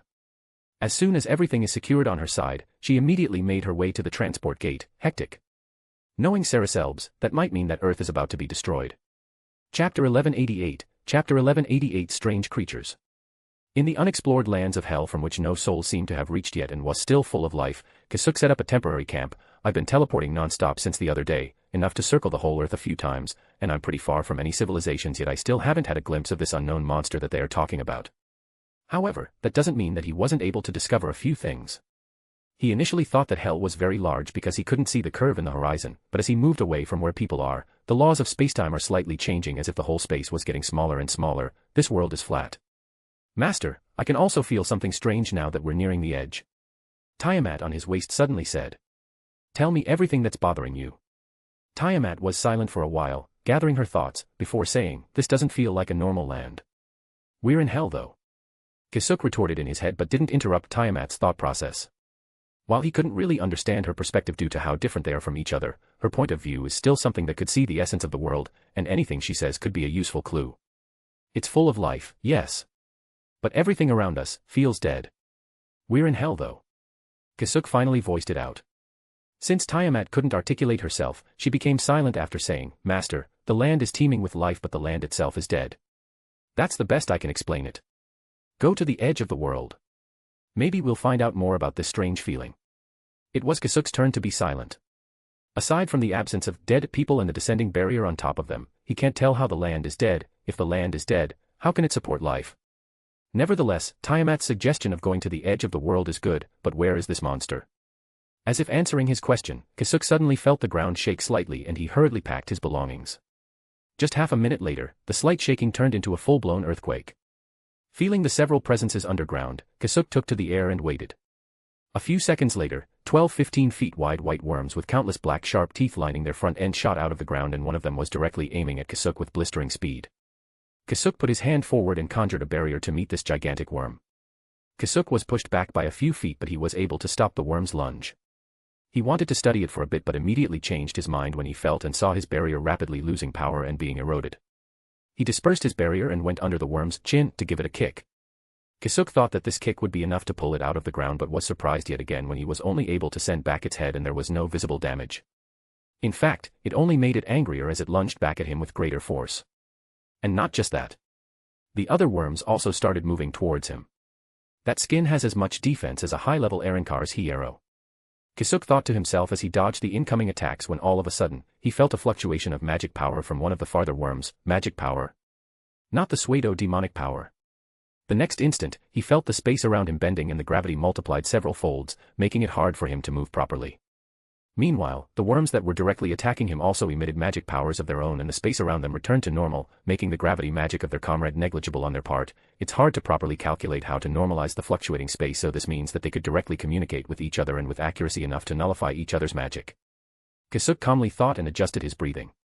Kisuke flew up and was soon followed by the worms. He flew for about 820 feet or 250 meters when the worms stopped following him. Is that their limit? My senses are telling me that they are still massive under that ground. However, the worms didn't stop attacking and instead switched to attacking with various magic projectiles. Kisuke put up another barrier to stop these projectiles and unlike the first time, his barrier didn't strangely disappear, so only when in contact with their mouths. He wanted to test more things but his instincts were kicking in and telling him to finish this now. Kisuke dropped back down while dodging bullets and pulled out the Tonto blade on his waist. Without releasing her, Kisuke swung Tiamat at one of the worms while covering her with very dense Ryatsuki, instantly severing its head. Black blood spurted out of the beheaded worm and Kisuke hurriedly collected some of it while securing the head. It's still alive. Amazing. After sealing the head and placing it in his inventory, Kisuke immediately left the place, leaving behind the worms. Something big is coming. I have to retreat first. Thanks to this immediate decision, Kisuke was able to leave the area before the earth started shaking again, this time, much more intensely. A second later, the earth below the worms started bulging up before a pillar of light more than 500 feet wide engulfed them, instantly reducing them to ashes. Kisuke braced himself and deployed multiple barriers to protect himself. He watched as the pillar of light hit the thick barrier above them that covered the entire world and pierced it. Beyond the barrier was nothingness, but that's not as important as the light that pierced it. A few seconds later, the light subsided, leaving behind a giant hole in the sky and ground. While the only in the sky started repairing itself, Kisuke approached the 500-foot hole. He couldn't easily tell how deep the hole was, but after his eyes got used to the darkness a few seconds later, he shuddered and hurriedly flew back up to get away from it. Deep inside the hole was another worm just like the others from earlier. However, this one felt much more dangerous and he could only see a part of its head full of teeth peeking from the abyss. The hole is about 500 feet wide, but I can only see a part of its head facing up. This guy is at least 600 or 700 feet wide.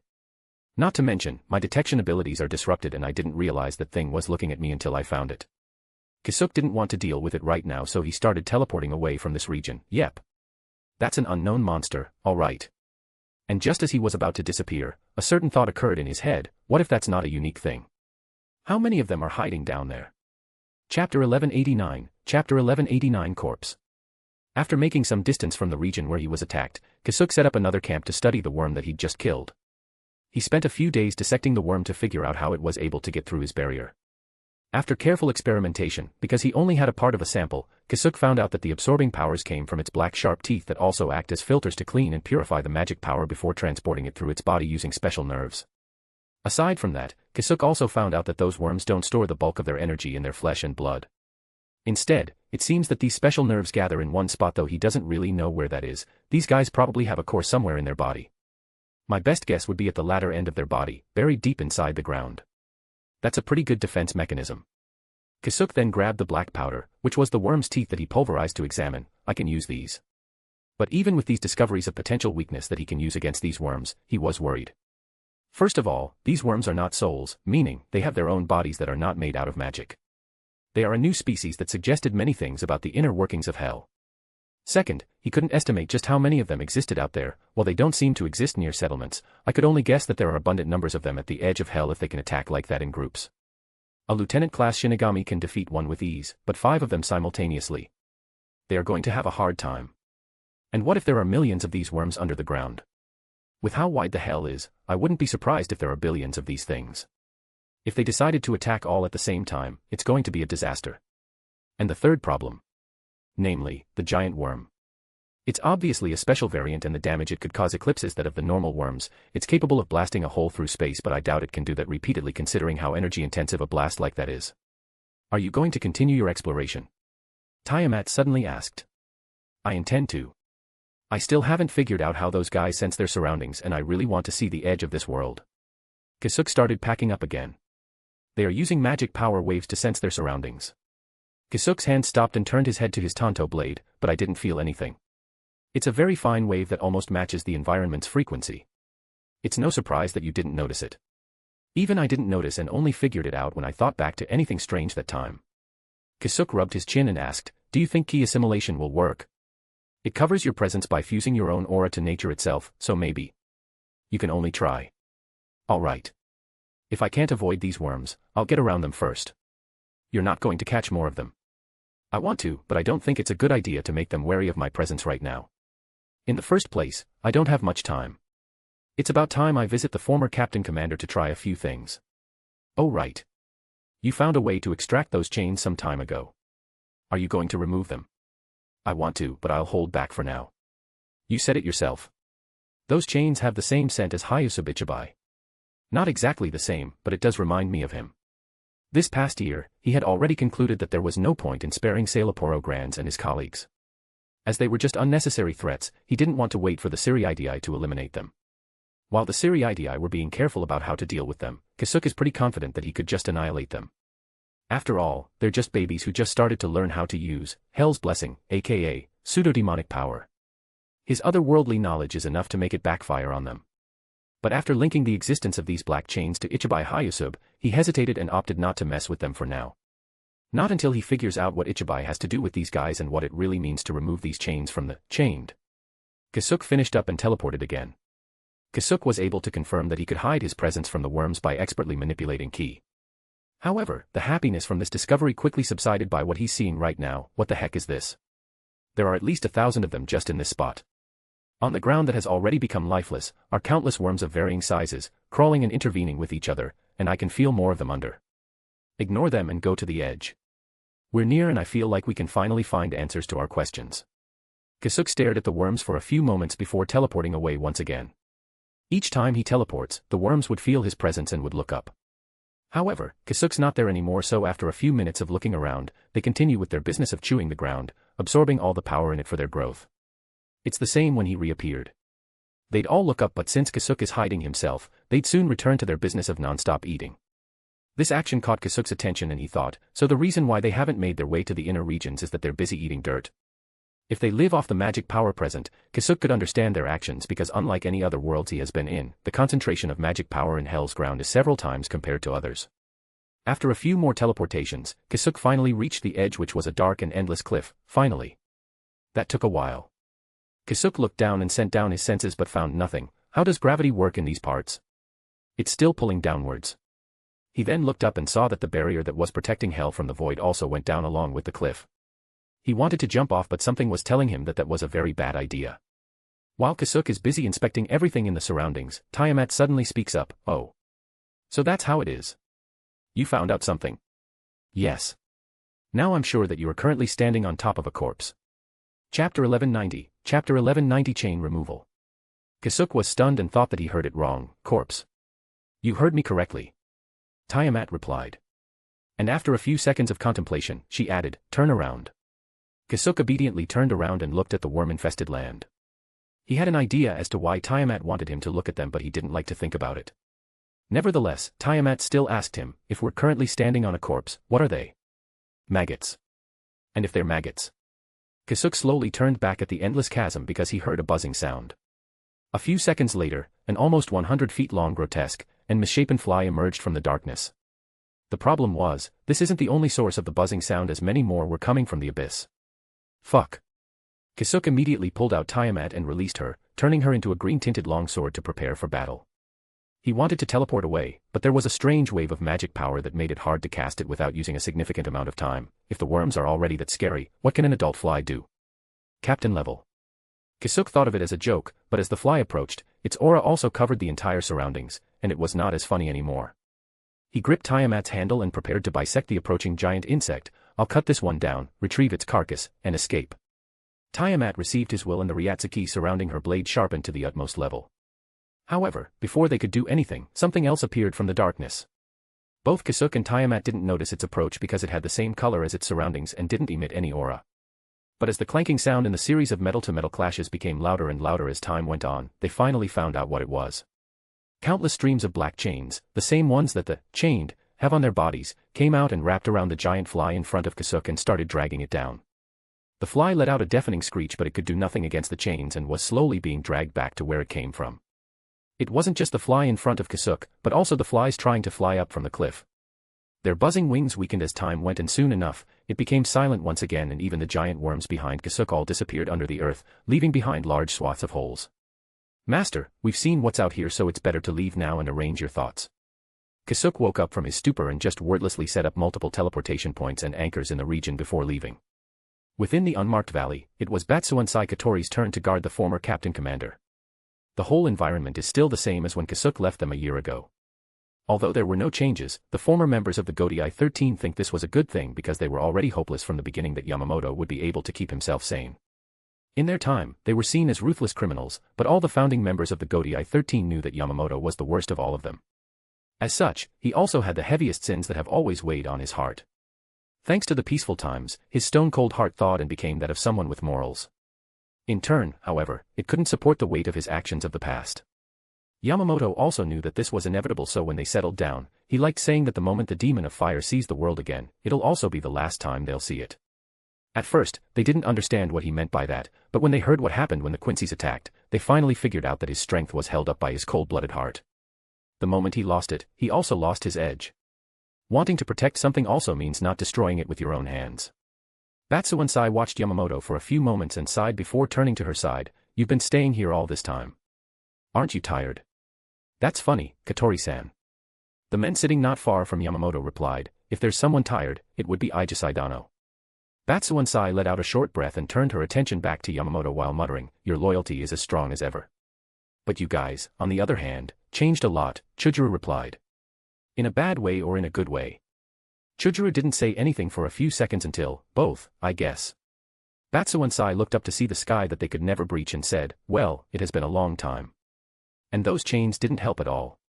Chujuru looked up to her and asked, "How did you release yourselves from these chains, by the way?" "It's not really the same for everyone since everyone has different realizations. However, the most fundamental thing is to reject hell itself.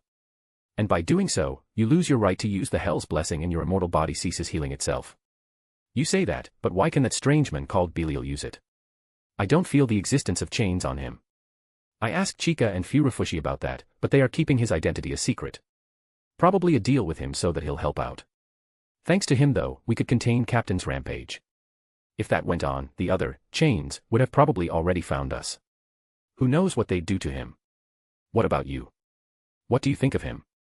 Batsuansai thought for a bit before answering. "Sketchy is the word that comes up to the top of my head.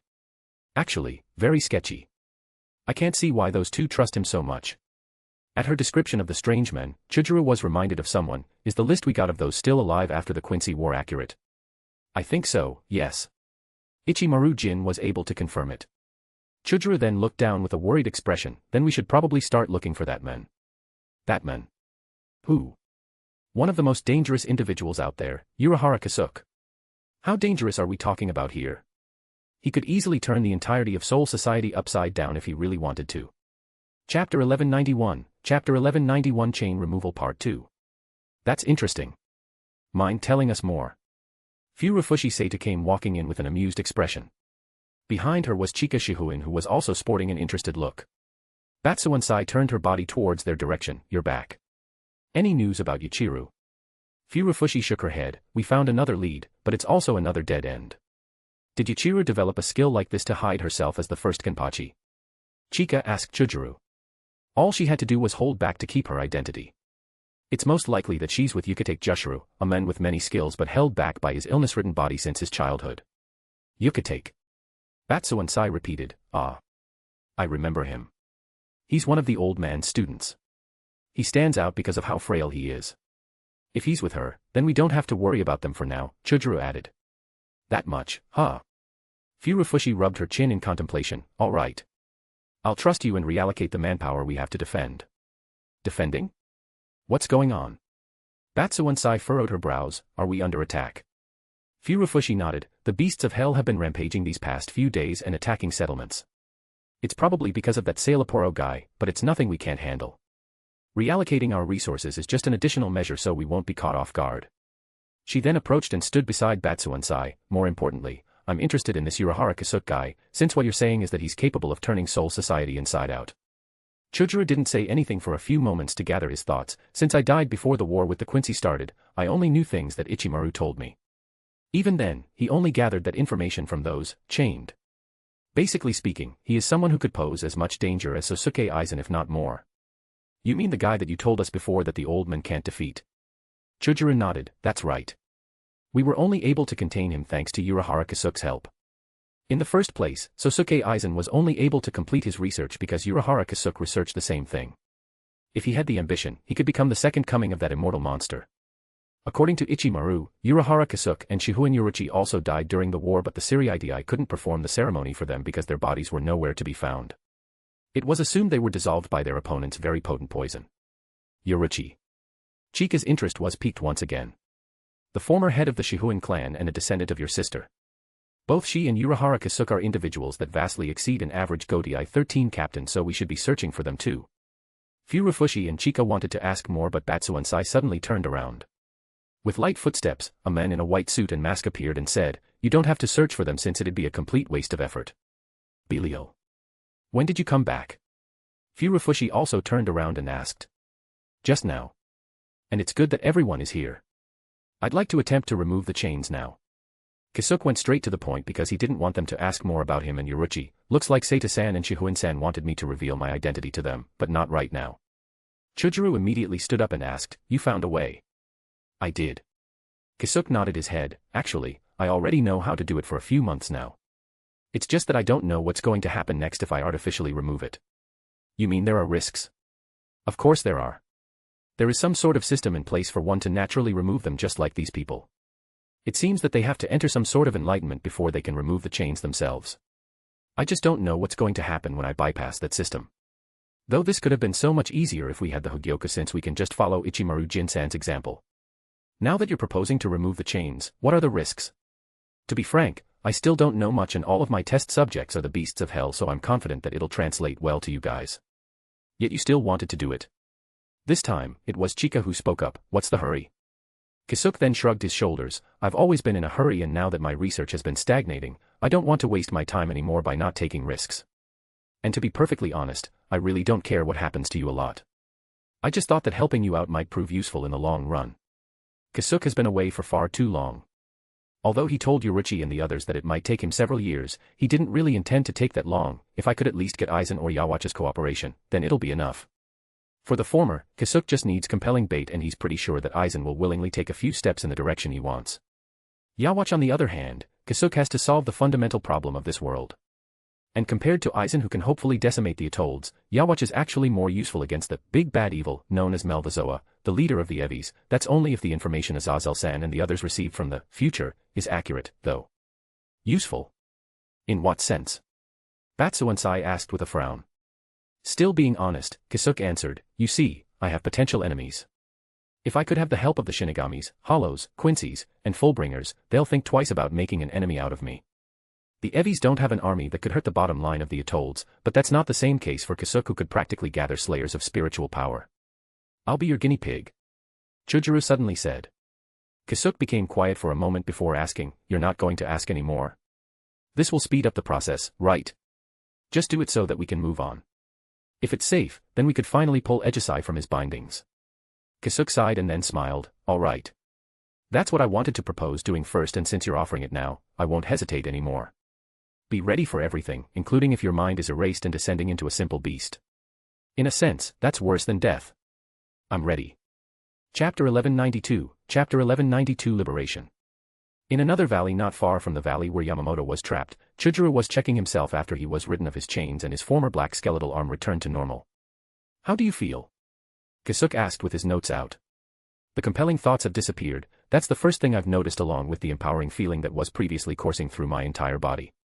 Chujiro stretched out his limbs and released his Ryatsu. As he found out that nothing was out of place, he pulled out his Zanpakuto and released it. He inspected his blade and still found nothing worth mentioning. Everything is normal. I see. Was Kisuke's short comment while looking at his notes. Aside from the pseudo-demonic power leaving his body en masse, Kisuke found that he was not much different from someone with a magic body. This is truly amazing. I only kick-started the process, yet he still was able to retain his body that's capable of using Ryatsu. Did someone deliberately do this, or is it a natural process polished through millions of years? Kisuke was leaning on the latter possibility, especially now that I know that hell is actually someone's dead body. Kisuke then turned to the other three who were present and asked, "How about you guys? How do you see this? It's no different from us." Chika first states his opinion while going around Chujuru, so an enlightenment isn't really necessary. As you've said, someone taking off his or her chains is very rare, so I haven't seen it happen. Whether an enlightenment is necessary or not, I don't know, replied Kisuke. In the first place, the last documented case that it happened was decades ago. It also doesn't help that normal hell citizens don't retain their memories for long if their souls are not strong enough, and most of them just suddenly disappear one day without any warning. Presumably, to join the reincarnation cycle once again. The five of them discussed what other changes occurred in Chujuru, but Kisuke was mostly concerned on what's its effects on the world itself, the pseudo-demonic power in the area thin to some degree, not noticeable by my own senses. Ever so slightly, the barrier in the world itself became weaker. Tiamat's voice suddenly resounded inside Kisuke's head. Kisuke couldn't help but smile wryly. Then those, chained, are really necessary for this world's ecosystem. Yes. And these, unchained, are parasites living off the land, providing no benefits. And the weaker the world becomes, the more those maggots dig into this body. But why would hell itself claim someone like Kazui? Kisuke thought to himself until a certain individual emerged from his head, Sailaporo Grands. He broke the balance so much that hell itself is trying to balance it out. Though that's probably wrong too, since Tiamat said that the unchained provide no benefit. Or maybe I'm the wrong one. In any case, we still don't have a complete and clear picture of how this world operates. Kisuke, however, had a clue pertaining to that missing piece. Maybe I should provoke the Baldy again. Looks like there are no problems. Let's release the old man now. Furufushi immediately suggested. In Kisuke's opinion, they need to wait for a few more days to truly be sure that there will be no problems. Nevertheless, he was also in need of progress right now, so he agreed. Feeling the familiar feeling of heat on his skin, Yamamoto opened his eyes slowly. For the first time in a while, light entered his eyes without the red tint he'd always been seeing ever since he reached this strange new world where he was constantly bombarded with desires for destruction and hunger for blood and flesh. Jisai. Jisai. Yamamoto's momentarily unfocused eyes focused when he heard a very familiar voice calling for him. The old man slightly turned his eyes and saw the ugly, almost crying face of his longtime and loyal subordinate, Jisai. Can you hear me? Belial. Is there anything wrong with him? He's been spacing out for a while now. You're too noisy. A deep and loud voice that felt like it sent a shockwave of authority suddenly stunned everyone. But instead of cowering in fear, a drop of tears came running down Chujuru's face as he went down on his knees. Jisai. You're finally back. Yamamoto stared at him for a few moments before sighing. You're the first one who died. Why are you being like this? And since when did you start calling me like that again? Chujuru hurriedly wiped his tears and held Yamamoto's aging hand. I'm glad. I'm really glad to have you back, Jisai. Yo, old man. I can finally say that it's nice to meet you. Chika approached and greeted him with a nonchalant expression. Yamamoto turned his attention to him and replied, Shihuin. I never thought I'd see your face again. He then turned to the other girls smiling at him, Seitu and Katori. You two still look the same. It's very hard to age down here. Furufushi replied with a grin. You, on the other hand, have too many wrinkles. Had they been stressing you too much? While they were greeting each other, Kisuke stepped back to bring down the barrier separating them from the rest of the world. After a few minutes, Kisuke was able to take down everything and the surroundings went back to normal outside of the scorched ground. It was then that he realized that they stopped talking and all of them were looking at him. Kisuke calmly turned around, lifted his right hand to his chest, and slightly lowered his head in greeting. Nice to meet you, former Captain Commander Yamamoto Genryusai Shigakuni. My name is Belial. I'm glad to see you regain your mind. Yamamoto stared at him intently and started walking forward with light strides. It's thanks to you. I see that you still had a presence of mind despite the chains binding you. Sasakai-san's efforts of keeping you company wasn't a waste. Ah. Yamamoto slowly nodded. I'm really grateful for it. It made me endure more. And then, their conversation abruptly stopped. Kisuke and Yamamoto stared at each other's eyes, trying to gauge one another. The other four didn't know why a strange tension was suddenly building up, but before any of them could interrupt, Yamamoto suddenly asked, I'm really grateful for your help and I'd like to return the favor. however, what is it that you truly want us to do? Kisuke was about to give him a non-answer but Yamamoto interrupted him. Let's not waste each other's time. We're not kids that you can trick. I already lost my life once so I don't mind losing it again. You wouldn't get anything from me if I'm dead, right? Kisuke shut his mouth. He's still the same stubborn old man, but it seems that he knows that he can't be too conservative anymore. He weighed his options but he's still not prepared. Kisuke was thinking of forcing them to a choice by creating an unavoidable scenario, however, I still can't see any success with that. Do I have to be honest here? Yamamoto noticed that he was struggling and added with a stern expression plastered on his face, if you can convince me, even with just words, I'll do what you want. Kisuke was silent for a few more seconds and sighed, that's a pretty big promise. Yamamoto grinned slightly, it'd actually take a lot to convince me. Kisuke was taken aback because he didn't know that he could make a face like that. With a similar grin under his mask, Kisuke took on the challenge, I want to abolish the Siri-IDI.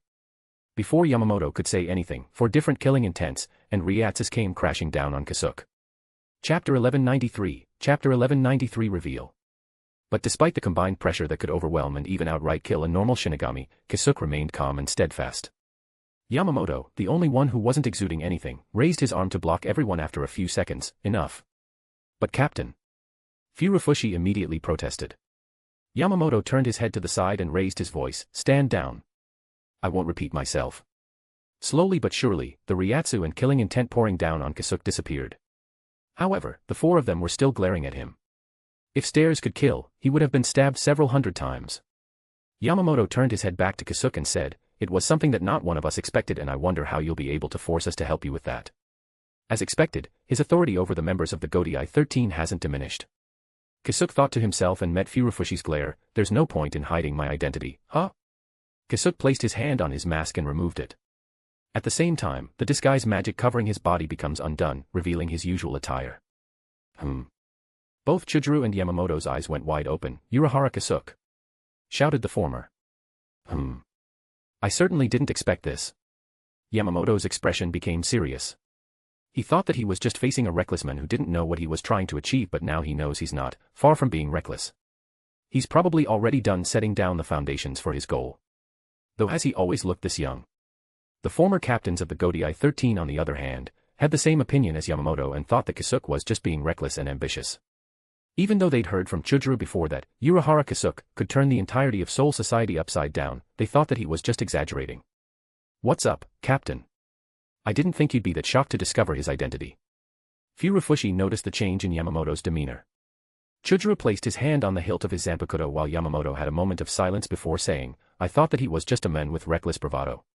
Now that he's revealed himself, I wouldn't be surprised if his plans were already halfway done. The other 3 also put their hands on their Zanpakuto and Furufushi said, then we definitely can't let him get away now. Stop it. Yamamoto shouted. No matter how strong he is, there's no way he'll be able to escape from us.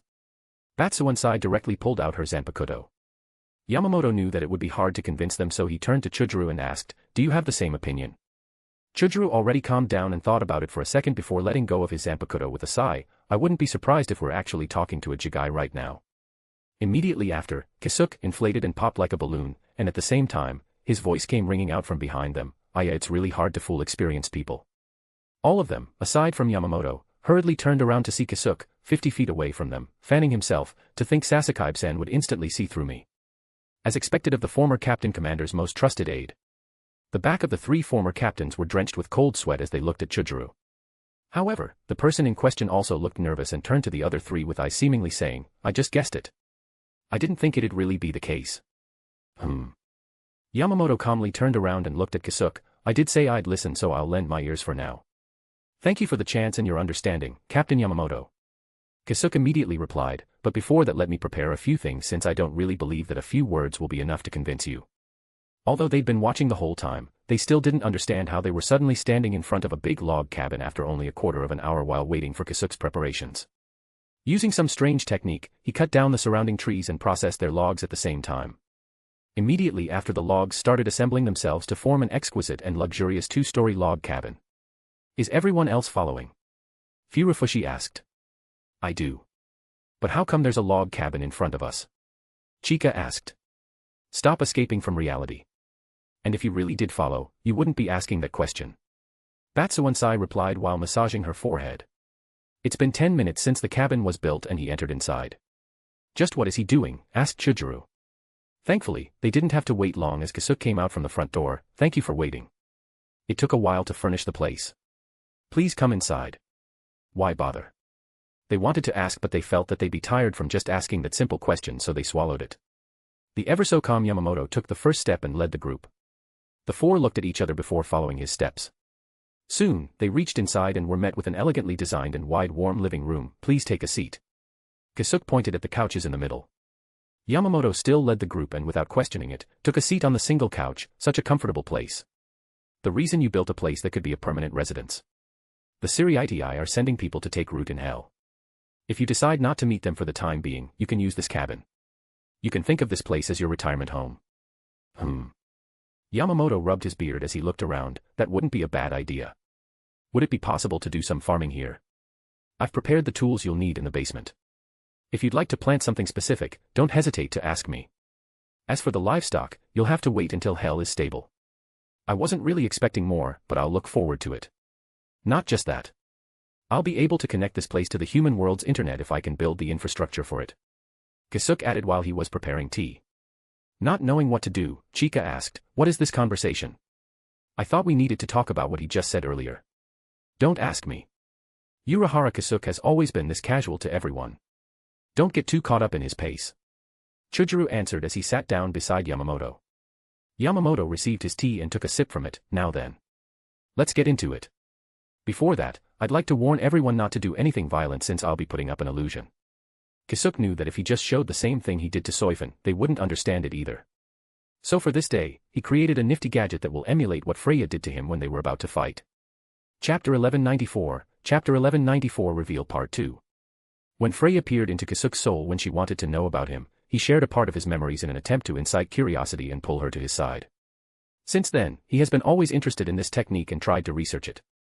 However, due to time constraints and it being at the bottom of his priorities, he wasn't able to properly develop it. However, after sharing information with Soifun, he noticed how lacking it was when the one viewing it didn't feel anything out of the moving images.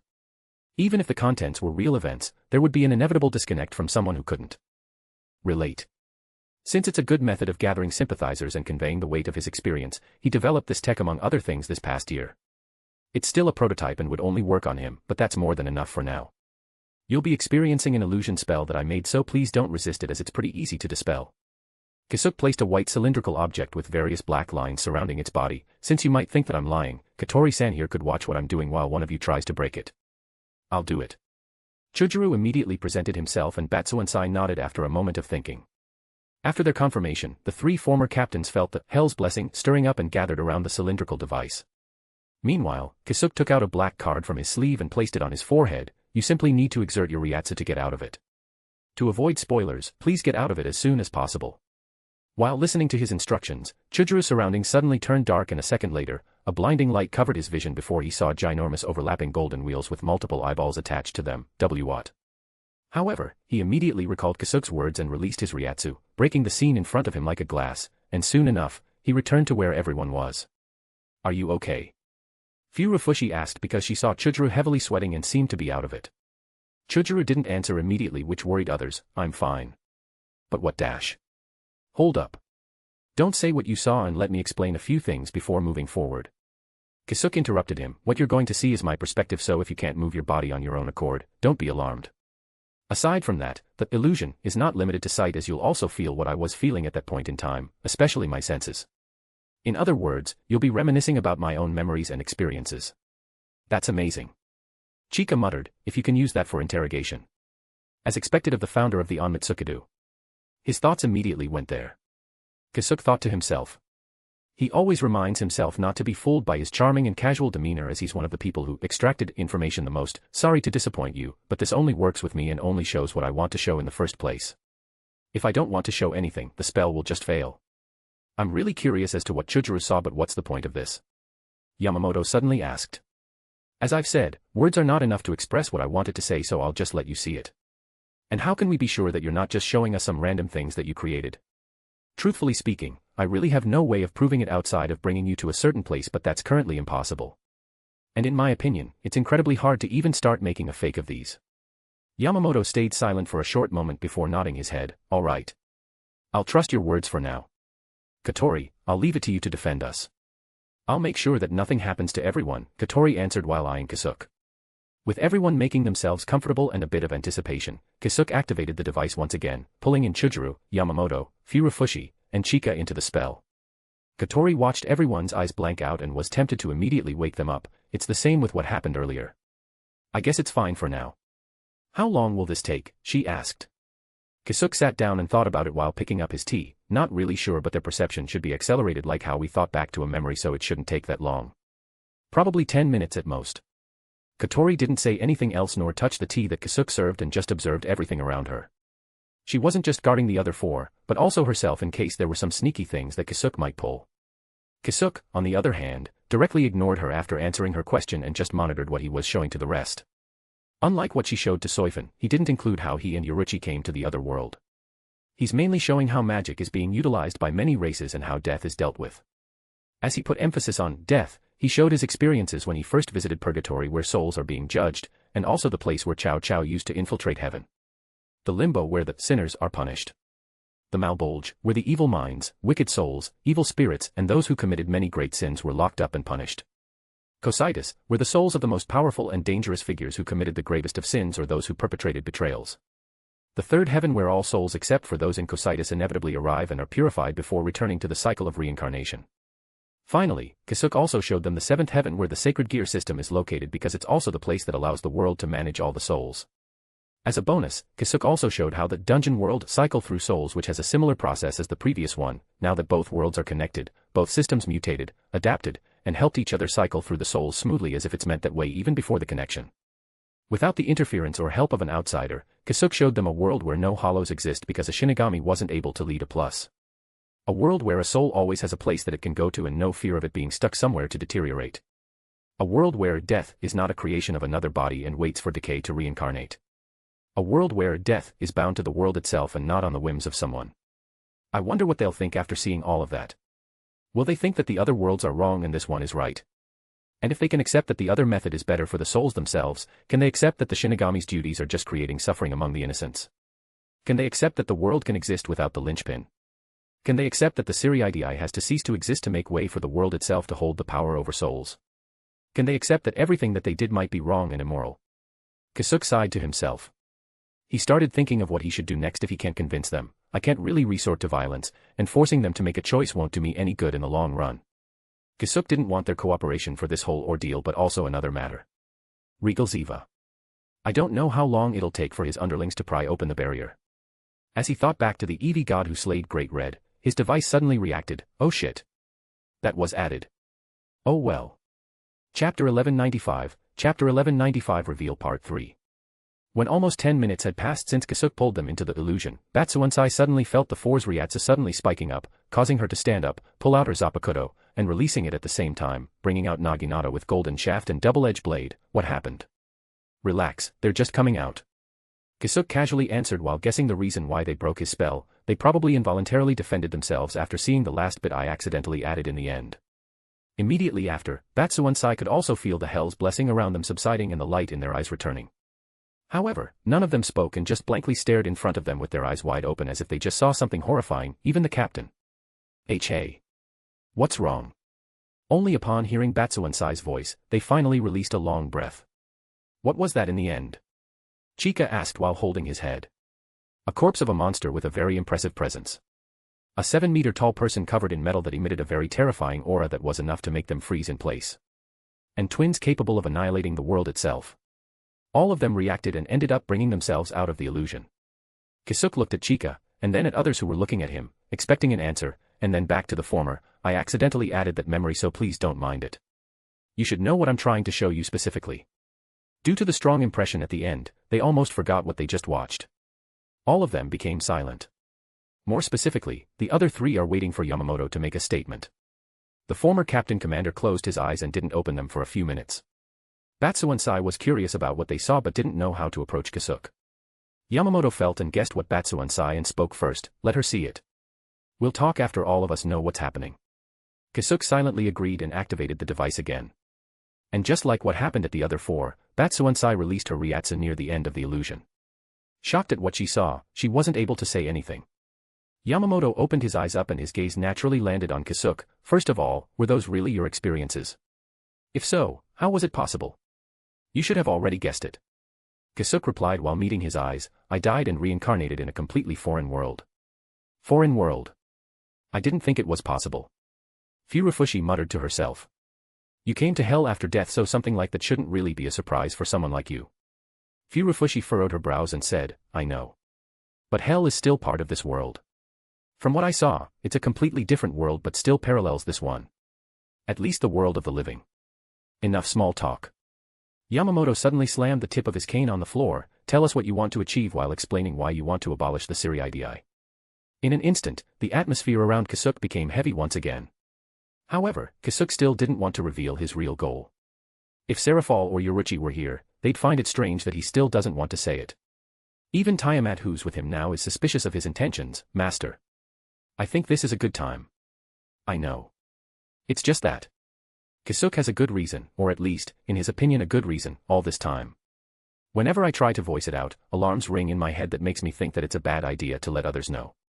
I don't know the reason and I tried finding it out to no avail.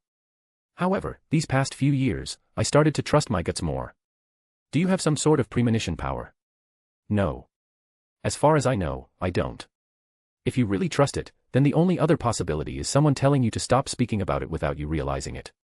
Kisuke smiled wryly and replied, I also have the same opinion. And there's only one person that I know that would want to do that. Do you still feel the same? Yes. Then I have a proposal, Master. Let me hear it. Kisuke thought that it must be something significant for her to ask for permission, and he was not wrong, as Tiamat's next words were, release me and let me have a look. Kisuke instantly understood that she didn't mean her Zanpakuto release but releasing her true form from the blade she was sealed in. Once Kisuke allows her to do that, she's going to be properly resurrected, albeit in a much weaker state. But from then on, she'll be free from his control and will be able to escape and recover. It'll take her a long time, but Tiamat will return to how she was when Kisuke killed her to lure chaos out. Since her existence itself could erode everything around her, letting her lose in this world would be a disastrous event and could potentially end this world. Go ahead. You're not afraid. I'll deal with you when the time comes, but you're proposing this to help me identify a very important problem, right? Well, I guess that's what I could expect from someone who successfully killed me. You probably already have several measures in case I escape and turn rouge. Yamamoto and the rest didn't mind that Kisuke became silent, but they became confused when he suddenly started smiling wryly. Nonetheless, they didn't have time to think about it when Kisuke suddenly pulled out a Tonto blade from his sleeve and threw it in the air away from them. While spinning midair, the Tonto blade began shining in dark green light before it shattered into many pieces. As the fragmented blade exploded outward, embedding itself into the walls, ceiling, and floor, it left its dark green glow where it was. The dark green light then became darker and darker until it was just a lump of darkness silently floating. A few seconds later, a strangely threatening aura descended on everyone, making everyone, except for Kisuke, stand up from their seat. What are you doing, Urahara Kisuke?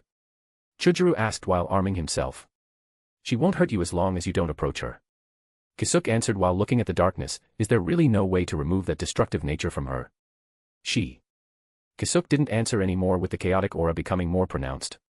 The lump of darkness started wriggling and expanding until it formed a silhouette of a tall and shapely woman with two large and double-curled horns attached to her head.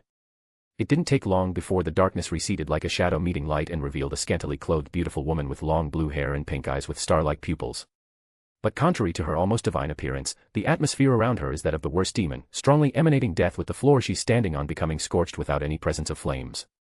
The woman directly ignored the 5 gawking people and turned to Kisuke. Master, do you have something to suppress this? I won't be able to take a seat. Chapter 1196 Reveal Part 4.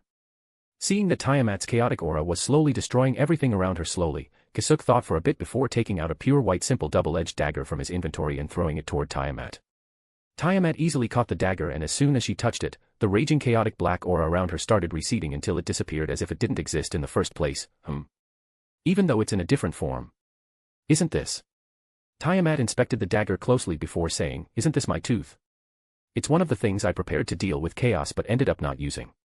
Tiamat placed her other hand on the dagger, and immediately after, a lump of chaotic magic power covered it until it formed a black sheath and attached a black cord at the dagger's handle before wearing it on her neck. So you retrieved my body and even purified it. Kisuke shrugged his shoulders. There's no way I'm going to leave something as valuable as that. And you're also overestimating me, since it took me quite a while to purify just a single tooth. It might take me decades or centuries to do it for your entire body. On top of that, it's impossible for me to purify your soul. The fact it's even possible to do that on corrupted flesh such as mine is a testament to your skills. Who are you? Yamamoto asked with a careful tone. Although the aura she manifested felt very dangerous, it was also very weak. However, when his eyes landed on her, a distinct feeling of inferiority took hold of his heart which he had only felt from one other being, Soul King. She reminds me of the Soul King. It wasn't just Yamamoto who thought like this, as everyone in this room had already met the Soul King at least once. I'm just Master's helper and nothing more, Tiamat replied as she made her way towards Kisuke. Helper. Batsuansai muttered loudly. As she's the one with the most sensitive senses among the group, and even if suppressed, the air around Tiamat was still causing her heart to palpitate in nervousness and she was doing her best not to retaliate out of instinct. But Tiamat ignored her and continued her way to Kisuke before stopping 3 feet from him. Although Kisuke was 6 feet tall, he looked short compared to Tiamat who's at least 6 feet 7 inches or 2 meters tall. Tiamat silently stared at Kisuke with her pink eyes and a few seconds later, she muttered, "So that's how it is." Kisuke was surprised. "You really found something." "What? You let me go without expecting anything." "No. I let you go while thinking about how to get you back." Tiamat sighed and stared at Kisuke again. However, Kisuke felt that she was not looking at him and that feeling was soon confirmed when she suddenly said, "Come out. You've already revealed yourself the moment you tried looking into me." Kisuke's brows immediately furrowed and the muscles on his body immediately became taut. "Someone's inside me." He then closed his eyes and entered his inner world. When he opened his eyes again, he saw the same sea of blood and the blood-red 5-tier traditional Japanese mansion. Kisuke wanted to check it, but a ball of white light suddenly started shining on top of it before it shot out to the darkness, leaving his inner world. What was that? Kisuke hurriedly left his inner world and when he opened his eyes, he saw the same ball of white light hovering on top of everyone.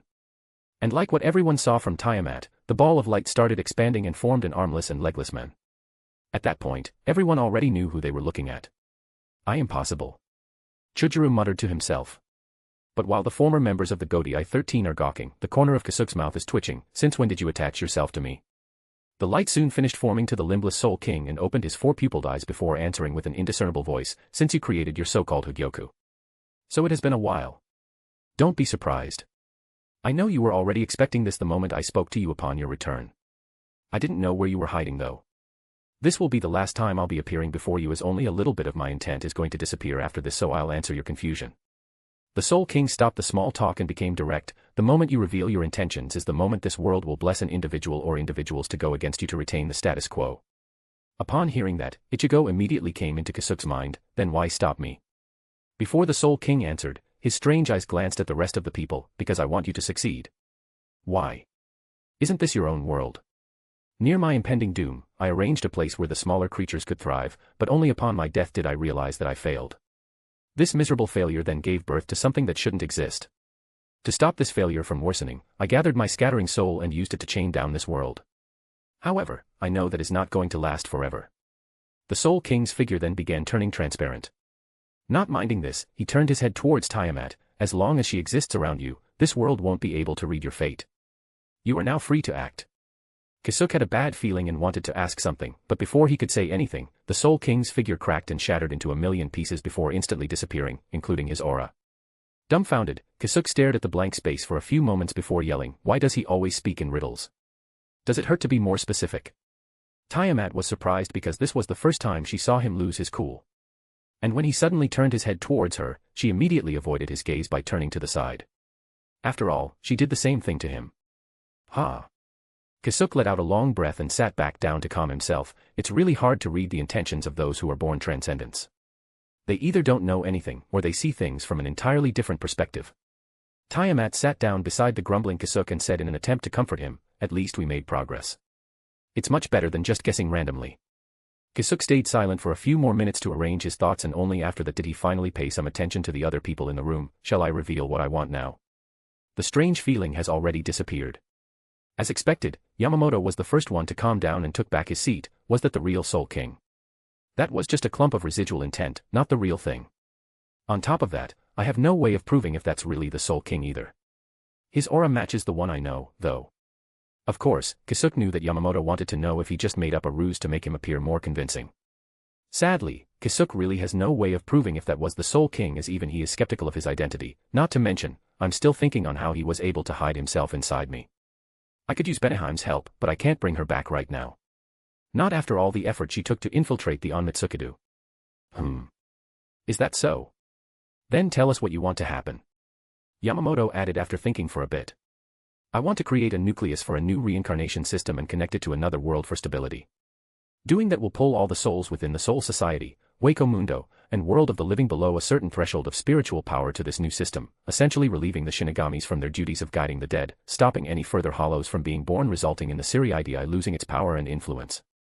Chapter 1197, Chapter 1197 Joining Forces. Oh. I was able to say it in one go without the strange feeling. Though I will have to check later if he really left. Kisuke thought to himself, it's no different from abolishing the Siriidii, no. Naturally, the former Shinigamis were having a hard time wrapping their heads around Kisuke's idea of reincarnation, as they had handled only one type of thing. However, they all understood the implication behind it. You're going to make an enemy out of every noble out there, not to mention the Zero Division. Kisuke sneered at them, which caught them off guard. The fact that you think like that shows how these nobles would rather confine innocent people than lose their influence. Yamamoto became speechless. He wanted to refute it, but what he said is the truth.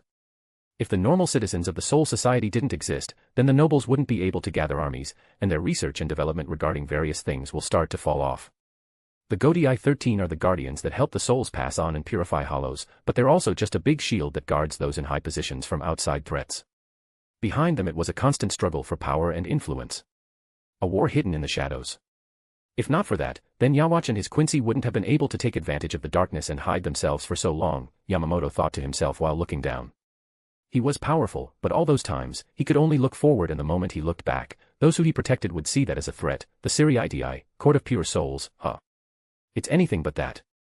Yamamoto sighed. Then do you plan to kill all of them if they go against you? Of course not. Kisuke confidently answered, if I do that, I would be nothing but a giant hypocrite. I may be a hypocrite sometimes, but I still won't deny what's a very normal occurrence in every power structure out there. What they're doing is distasteful, but both you and I won't be able to call it evil. Whether we like it or not, ambition is the biggest fuel to progress, and it's the reason why the Siriidii stands where it is today.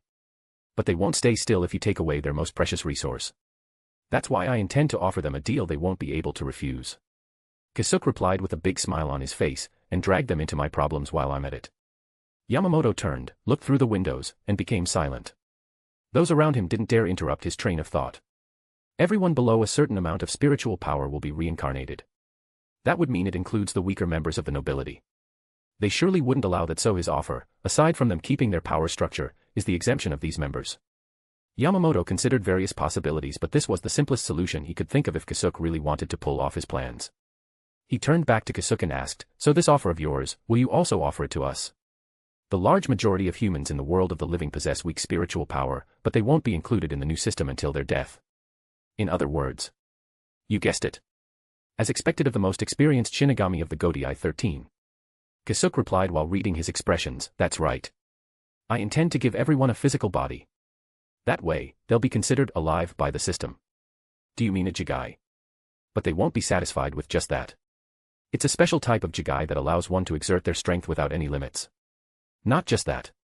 Learning how to utilize magic power, also known as Hell's Blessing, will be a lot easier. The only downside is that you can't leave it. Furufushi, Chika, and Batsuansai immediately reacted to that, with the former immediately asking, that's possible. But wait, you haven't mentioned anything about the inhabitants of Hell. What's going to happen to them? I didn't mention anything about them because as it is now, they'll be considered alive by the system. In the first place, the situation here is strange. While you might think that this is your second life, that's not the same case if viewed from a different angle. You mean the reason for our existence? What is it? Food. Kisuke thought to himself but decided not to say it. I'm still doing a lot of things to confirm my findings, so I can't answer you just yet. But after I'm done, I'm hoping that I'll be able to find a way to detach everyone from Hell's influence. All right. I'll join you. All of a sudden Yamamoto dropped a bomb. See, Captain. Batsuansai panicked and stood up. Do you know what you are saying? Yamamoto tapped his cane to the ground, creating a loud thud. My decision is final. I won't implore you to follow after me, but I hope you remember why I established the Godii 13 in the first place. Chujuru, Furufushi, Chika, and Batsuansai froze on the spot. The royal guards won't do anything against the nobles who are starting to reach out to the innocent souls with their cruel hands. Ejisai, a commoner who had suffered at their hands immensely, gained power and gathered people to establish the Godii 13 with the blessing of the leader of the royal guards. The Godii 13 wasn't initially founded to go against outside threats but to contain the noble's greed. Chujuru thought to himself while clenching his fist. A second later, he walked in front of Yamamoto and immediately dropped down to his knees. Ejisai, please allow me to follow you. The other three also walked forward.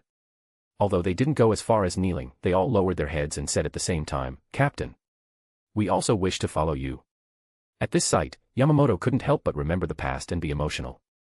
Although they were the worst slaughterers in the history of Soul Society, it was all for the sake of pushing the commoners out of reach of the nobles.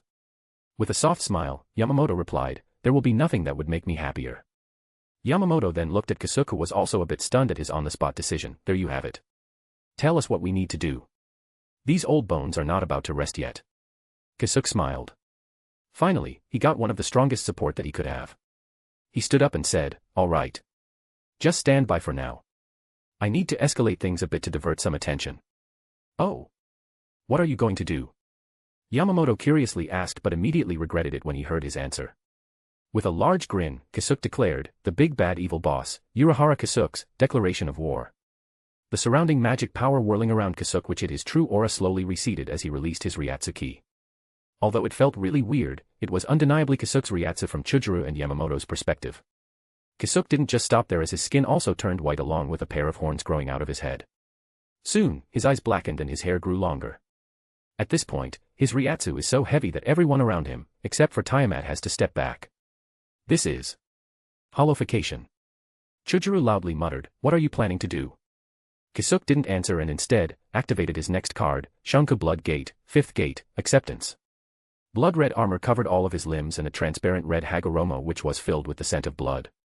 With 5 of his drum-like structures behind him opened like eyes, Ryatsuki exploded once more and became even more concentrated to the point that any normal people who approached him within a few feet would disintegrate into nothing. The very dense Ryatsu that he's releasing immediately reminded Chujuru and Yamamoto of one other individual, Aizen Sosuke. The fully hollowified and armored Kisuke put forward his hand, stabbing it into space itself and ripping it apart like how Yoruichi's Byako did it. With an opening as large as him, he walked forward while saying, I'll be back. The next moment, Kisuke found himself overlooking the Spirit King Palace and the 5 cities below it. Chapter 1198, Chapter 1198 Distraction. Kisuke immediately felt the 5 members of the Zero Division emerging, but he didn't wait for them. He raised his right arm and the veins in it started burning, had a number 96. Kisuke swung his arm down, aiming straight at the Spirit King Palace, Itakasuo, single blade cremation. From the tip of his fingers, extended a giant katana blade made out of crimson fire. The almost half-kilometer long and 50-meter wide blade descended upon the Spirit King Palace, drying its surroundings and dyeing the atmosphere red. But before it could reach the palace, a single word read as, block, suddenly appeared in the way of the blade as if someone painted the sky with it. The scorching blade hit the word and stopped, however, only momentarily as the black ink was soon burned off. The single blade continued its descent with as much force as before and was about to give its judgment to the palace. But just as Kisuke was about to reach his target, he felt another resistance, and this time, much stronger. When he looked at the end of his blade, he found 5 familiar people working together to intercept his attack. Then try blocking it, Kisuke muttered to himself and gritted his teeth, pushing his body to further limits.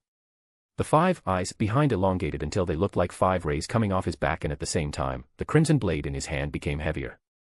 To his surprise, however, the blade didn't budge one bit. There is more resistance than I thought. Below the 5 cities, Kisuke could see hundreds of the royal guards preparing to fire off their spells to take him down. They figured out that I can't move. Should I give up? This should be enough of a message. In Soul Society, the moment Kisuke's massive and strange Ryatsu appeared on top of them, almost everyone started panicking. After what happened in Hell, everyone thought that he too became an enemy and came to attack the Soul Society. Notable individuals immediately started to prepare a counter, but some of them immediately noticed that he was not within the Siriidii. The Spirit King Palace? Mayuri asked himself. The most annoying and dangerous one finally appeared, and he went to the Spirit King Palace first. How did he even reach that place? Mayuri had already anticipated that Kisuke would study everything about space-time manipulation if he was alive in Hell, but he didn't expect that he'd go attack the Spirit King Palace. This is weird even for him. Does he have some sort of grudge against the royal guards? And this Ryatsu? It's almost on par with Aizen Sosuke. Just what was he up to all these years? While berating his subordinates to calm down, Mayuri went back into his laboratory with various questions emerging from his head. Kiraku, Nanao, Shinji, and Soifun, all at different places doing their work, looked up and questioned what Kisuke was trying to do now. After a year of silence, he appeared like this with a bang. I hoped he would give us a heads up. He even revealed himself this time. Urahara thought to himself and decided to randomly send out a command to guard the entrances of the Siriidi. However, those thoughts instantly changed when he heard Kisuke's voice echoing in his head. Deep inside the most secure prison, Aizen opened his eyes and looked up with a smile, finally doing something. However, that smile immediately disappeared when he heard Kisuke's voice inside his head as if he was declaring something to the world. Beniheim, who was about to be deployed to hell for her Onmitsukuta mission, stopped her steps when certain words suddenly appeared in her mind. Just as he thought of giving up, he suddenly heard a voice, "Boss, you have our power. Why are you not using it?" Flana. The moment he recognized her voice, a chant also appeared in his head, "This is. Do it, boss. We're with you." Kisuke smiled. He didn't really want to borrow their powers, but he also wanted to test what they could do. I guess this is a good chance. Kisuke opened his mouth and even without doing anything to amplify his voice, he was heard by everyone. "The strings of death, weave my existence." What is he saying? Why can we hear it? Tenjiro Kirinji, who was using his everything to push back against the blade, loudly asked. Sadly for him, no one could answer it. The next second, everyone heard another voice, "The blood of ever-changing fate within me, accept your destiny." Beniheim. Kisuke thought when he heard the next line. But just like Tenjiro, there was no one who answered him and soon heard Ophis and Lilith's voices, the jet-black god of infinity. Immediately after, Flana's voice was heard, the glorious red god of dreams. Finally, as if compelled, Kisuke muttered the last chant along with everyone who spoke, "We shall command the present and take hold of the future. Thou shalt swim through infinite possibilities with absolute sincerity." In an instant, the color of the blade became a mix of jet black, crimson, and blood-red flames. Along with this change was the resistance on Kisuke's arm lessening as he pushed further down. Judging that they wouldn't be able to block the attack, Ichibai hurriedly commanded, "Push it to the right." With astounding coordination, all of the members of the Zero Division matched their timing and strength to push the flaming blade to the side. The resistance disappeared and Kisuke was able to swipe down, which immediately cut the Spirit King Palace in half, albeit off by several feet from the middle. As the smaller half started falling, the flaming blade was also extinguished. And despite his right arm being absolutely charred beyond recognition, Kisuke still had this refreshed smile plastered on his face, but that also immediately disappeared when he saw the angry faces of the royal guards trying to approach him. Oops. Time to bail. From the ripped space where he went through, he traced his steps back with various Kido spells flying in his direction. Nevertheless, before they could hit Kisuke, he had already disappeared and space was already mending itself. As soon as he came back, he immediately deactivated his Shunku and Holification, but his hell friends didn't miss his charcoal arm. "Just where did you go and what did you do?" Furufushi asked curiously and cautiously. They all thought that they could take him on easy, but after he revealed his aura, they were not so sure anymore. Kisuke pulled his burnt arm off and snapped it like a twig before using ice magic to close the wound, a bit of a distraction. They won't be able to put that much attention on hell, especially the cities of Unchained, for now. Shunsui-san and Soifun-san will probably try to contact me, but it's going to be dangerous, so I'll hold off answering for some time. What's important right now is I adjust the homunculus so that it'll be able to take souls that came to hell. Chapter 1199, Chapter 1199 More Liberation. Kisuke left the founding members of the Godai 13 in the log house to make his way back to his laboratory and transfer some equipment to hell. A day later, Jin Ichimaru returned with both good and strange news, only to be stunned at the sudden luxurious log house. What is this? And as he approached the out-of-place building, he heard something hitting the ground behind it. He went around it and saw two half-naked men plowing the land not far from the house. What? Yamamoto and Chujuru stopped moving and turned their heads to the new guest, Ichimaru. The latter murmured when he saw the slit-eyed men. However, Jin's eyes are not on him but on the old bald man with a long white beard, Captain Commander. Former Captain Commander. Yamamoto immediately corrected him. The chains. You're out. Jin muttered and prepared himself to fight and escape in case Yamamoto decided to attack. After all, their last meeting before this is a hostile one. Yamamoto noticed his defensive demeanor and said, "I have nothing against you, so ease yourself. I've also heard what you've done to gain Aizen Sosuke's trust. While there's nothing good about it, you did what you have to do in your own judgment. It's not something to be shameful about." "I don't deserve those good words," Jin sighed in relief, "but enough of that. I was able to locate and communicate with both Unohana Retsu and Yukitake Jushiro. There's also something big going on in Soul Society." Yamamoto guessed that it probably had something to do with what Kisuke did yesterday. "All right. Let's head inside first." With everyone gathered, Jin first looked around and asked, "Where did this big log house come from? And from its workmanship, the one who built this is a master. Can I hire him to make me one too?" Furufushi sighed, "That can come later. Whether you could hire him or not will depend on him." "Well, you'll understand later. Tell us what you found out." Jin felt the strange atmosphere around and he could even see the strict captain commander make a weird expression. Is it a sensitive topic? Jin cleared his throat and moved on. First, I found Unohana Retsu and Yukitake Jushiro and asked them to join us. However, and understandably, they don't trust me and want proof that we're not from Sailaporo's side. But this is good since Sailaporo also doesn't have any way of pulling them in. We could just have Captain Commander come to their side and that should solve the problem. Are they doing all right? Chika asked. Jin shook his head. I'm not too sure about that since I only directly talked to Yukitake. Unohana is probably also struggling with the chains like the Captain Commander, so it's better for us to act as soon as possible. Umo. Yamamoto nodded. We'll move immediately. But before that, what's happening in Soul Society? You mentioned something big was going on. I first heard it from those who were deployed to Hell from the Siriidi. I then went to the world of the living to confirm and get more details. I don't know what the full story is, but the Spirit King Palace came under attack yesterday and the Spirit King Palace itself was cleaved in half despite the royal guards protecting it with its smaller half falling into Soul Society. What is this reaction? Jin asked himself and thought that they'd be more shocked about this. The Spirit King. The linchpin is safe, but the royal guards decided to bring back the Sirihiki, pure soul wall, after protecting the Siriidi for almost 2 decades and locked themselves up.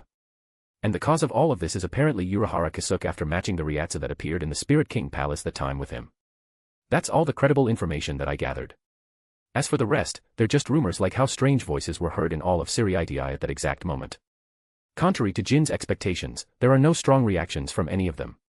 Instead, they have this same weird expression from earlier, What's going on?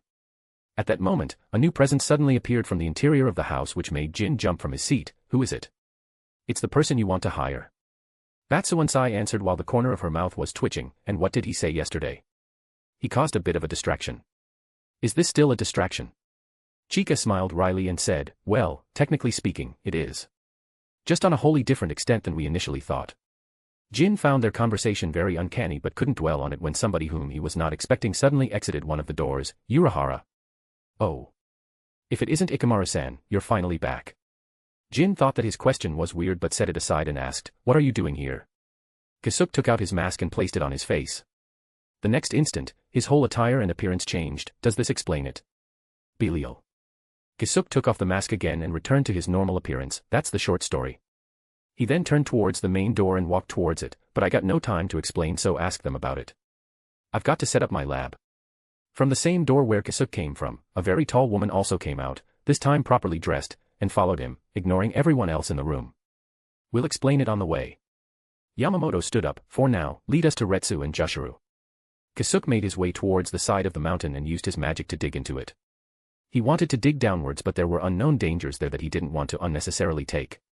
While doing so, he turned to the log house and saw Yamamoto, Chujuru, and Jin leaving with flash steps. Did he find the other two? It took him half a day to hollow out the whole mountain and set up the laboratory that he'd need inside. After checking that everything was working in order, Kisuke let out a long breath of satisfaction. You don't stop surprising us, huh? From the entrance, Kisuke and Tiamat heard Batsuansai's voice of amazement while looking everywhere. Without turning around, Kisuke asked, have you guys decided? Yes. It'll be me who'll be going first. The captain is out of the question. Chujuru will be the last before the captain, while Furufushi and Chika will have something to lose if they go first. Kisuke finally turned. You have nothing to lose. Aside from my life now. None. I've been traveling aimlessly this whole century trying to find something to do. Furufushi and Chika found something while I didn't. Out of everyone, I have the least attachment to anything. That's a sad way to put it. Kisuke then began walking to his left, though I can't really say anything about your way of life. It's your choice, so I'll respect it. Please follow me. I first have to detach your soul from that body made out of hell's blessing. Chapter 1200, Chapter 1200 More Liberation Part 2. After the whole day, Batsuansai's body was fully formed and she could wake up any second now. Thanks to Soifan's data, this became a lot smoother. With this, she should be able to leave hell. Kisuke then turned his attention to the body made out of magic power. Waiting for Batsuansai to wake up, he has been studying it in great detail and was able to confirm that there is some sort of spell similar to a curse that binds it to hell. It's not just that. The curse also includes a pipeline that supplies the land with magic power generated by the soul. No wonder ordinary people just disappeared even though they were very lively the previous day. Their weak souls couldn't support the continuous drain and ended up dissipating into nothing. And because all of the people here have almost no idea of what magic power is or how to handle it, everyone just thought that they just died of old age. As expected. They just became food. But how is it for someone who has chains? Can I directly extract their souls?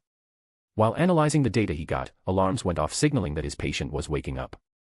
Kisuke gathered everything and walked towards the waiting room. Batsuansai slowly opened her eyes and first saw and felt the viscous green transparent liquid draining to her feet. Soon she realized that she was inside a glass tube and that the mechanical harnesses that held her down were slowly releasing her. A few seconds later, she dropped down and almost lost her balance. The falling feeling however woke her up and she was able to regain her footing and stand up. She looked around and as the glass tube opened up, she walked out of it and arrived at the table with a note, "The shower is on the right." She looked down and found herself in her birthday suit. She made her way to the shower room and saw a bunch of towels, a set of shihakushu, her pair of glasses, and Zanpakuto. Of course, he'll see everything. Oh well. A quarter of an hour later, Batsuansai got out of the room and saw Kisuke waiting for her. "How are you feeling?" Batsuansai didn't immediately say anything and stretched her limbs a bit more, except for my senses being a bit weird, nothing to note of. Your senses? Please explain in detail. It's a bit sharper but there's also this weird feeling from the air.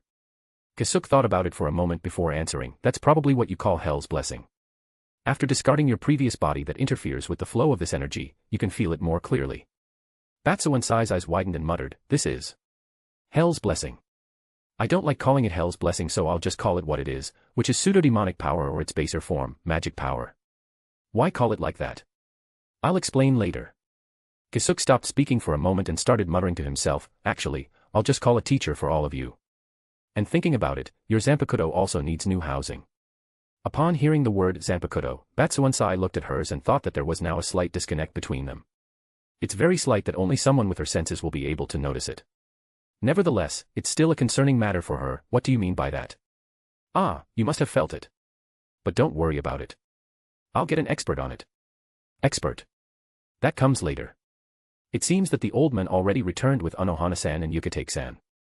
You should greet them first. What about you? I'll prepare the next batch of these special jiggies. I have a feeling that after seeing you, their inhibitions will disappear but I can only do it one at a time since I need to carefully monitor the process." "All right. But I'm curious. You said you wanted to do this for a much larger number of people. How are you going to deal with that?" "About that, after doing it to everyone, I should have enough data and safety parameters to do it en masse. Once I finalize the process, it'll be no problem for me to do tens or hundreds of thousands at the same time." Kisuke was done with his final checks and opened the door. "I actually have no problem doing it now. It's just that the first prototypes use Ophis and Great Red's flesh and blood to make. I obviously won't use something like that in mass production. And if you want to test your abilities, please go do it at least 10 kilometers from here." Batsuansai made her way to the log house and immediately felt new presences. Her eyes shined as her best friend's Ryatsu was part of it. "It has been a while since I felt it though it's a lot more mellow now." "You've changed, huh, Retsu?" A week later, Yamamoto, Chujuru, Furufushi, and Chika also had their turn and are now testing their abilities in a field more than 30 kilometers away from their current lodging. Right now, it was Retsu who's in the incubating tube and Kisuke deliberately didn't remove the chains on her body to further study the chains. While doing so, he heard a knock on his door. "Please come in." The door opened and a tall white-haired man dotted with black chain tattoos came in. "Ah, Yukitake-san. Good morning. What can I do for you?" Joshua slowly walked in and watched Kisuke operate multiple screens in front of him. "Nothing much. I was just hoping that you'd sate my curiosity." Kisuke's hand stopped and his eyes landed on him. "Curiosity? What do you want to know? After all of this is over, what do you want us to do? That's really what you're after, right? We're not even sure if we could come out of this alive so there's really no point in focusing on that, is there?" Joshua sat on one of the chairs in front of Kisuke's table. "But that's not how you operate, right? The old man and Chujuru-san are avoiding the topic despite knowing how you do things, but unfortunately, I can't contain my curiosity. I'd really like to know if we'll land in a much worse situation than it is now." Kisuke stayed silent for a bit before sighing. He then waved his left arm and made all the holographic screens in front of him disappear and be replaced by a T-set. "It's not really worse, per se, and I don't intend to infringe on anyone's autonomy. It's just that I was hoping that you'd lend your hand against something that is much worse than the Quincy army." "Much worse than that? Unbelievable.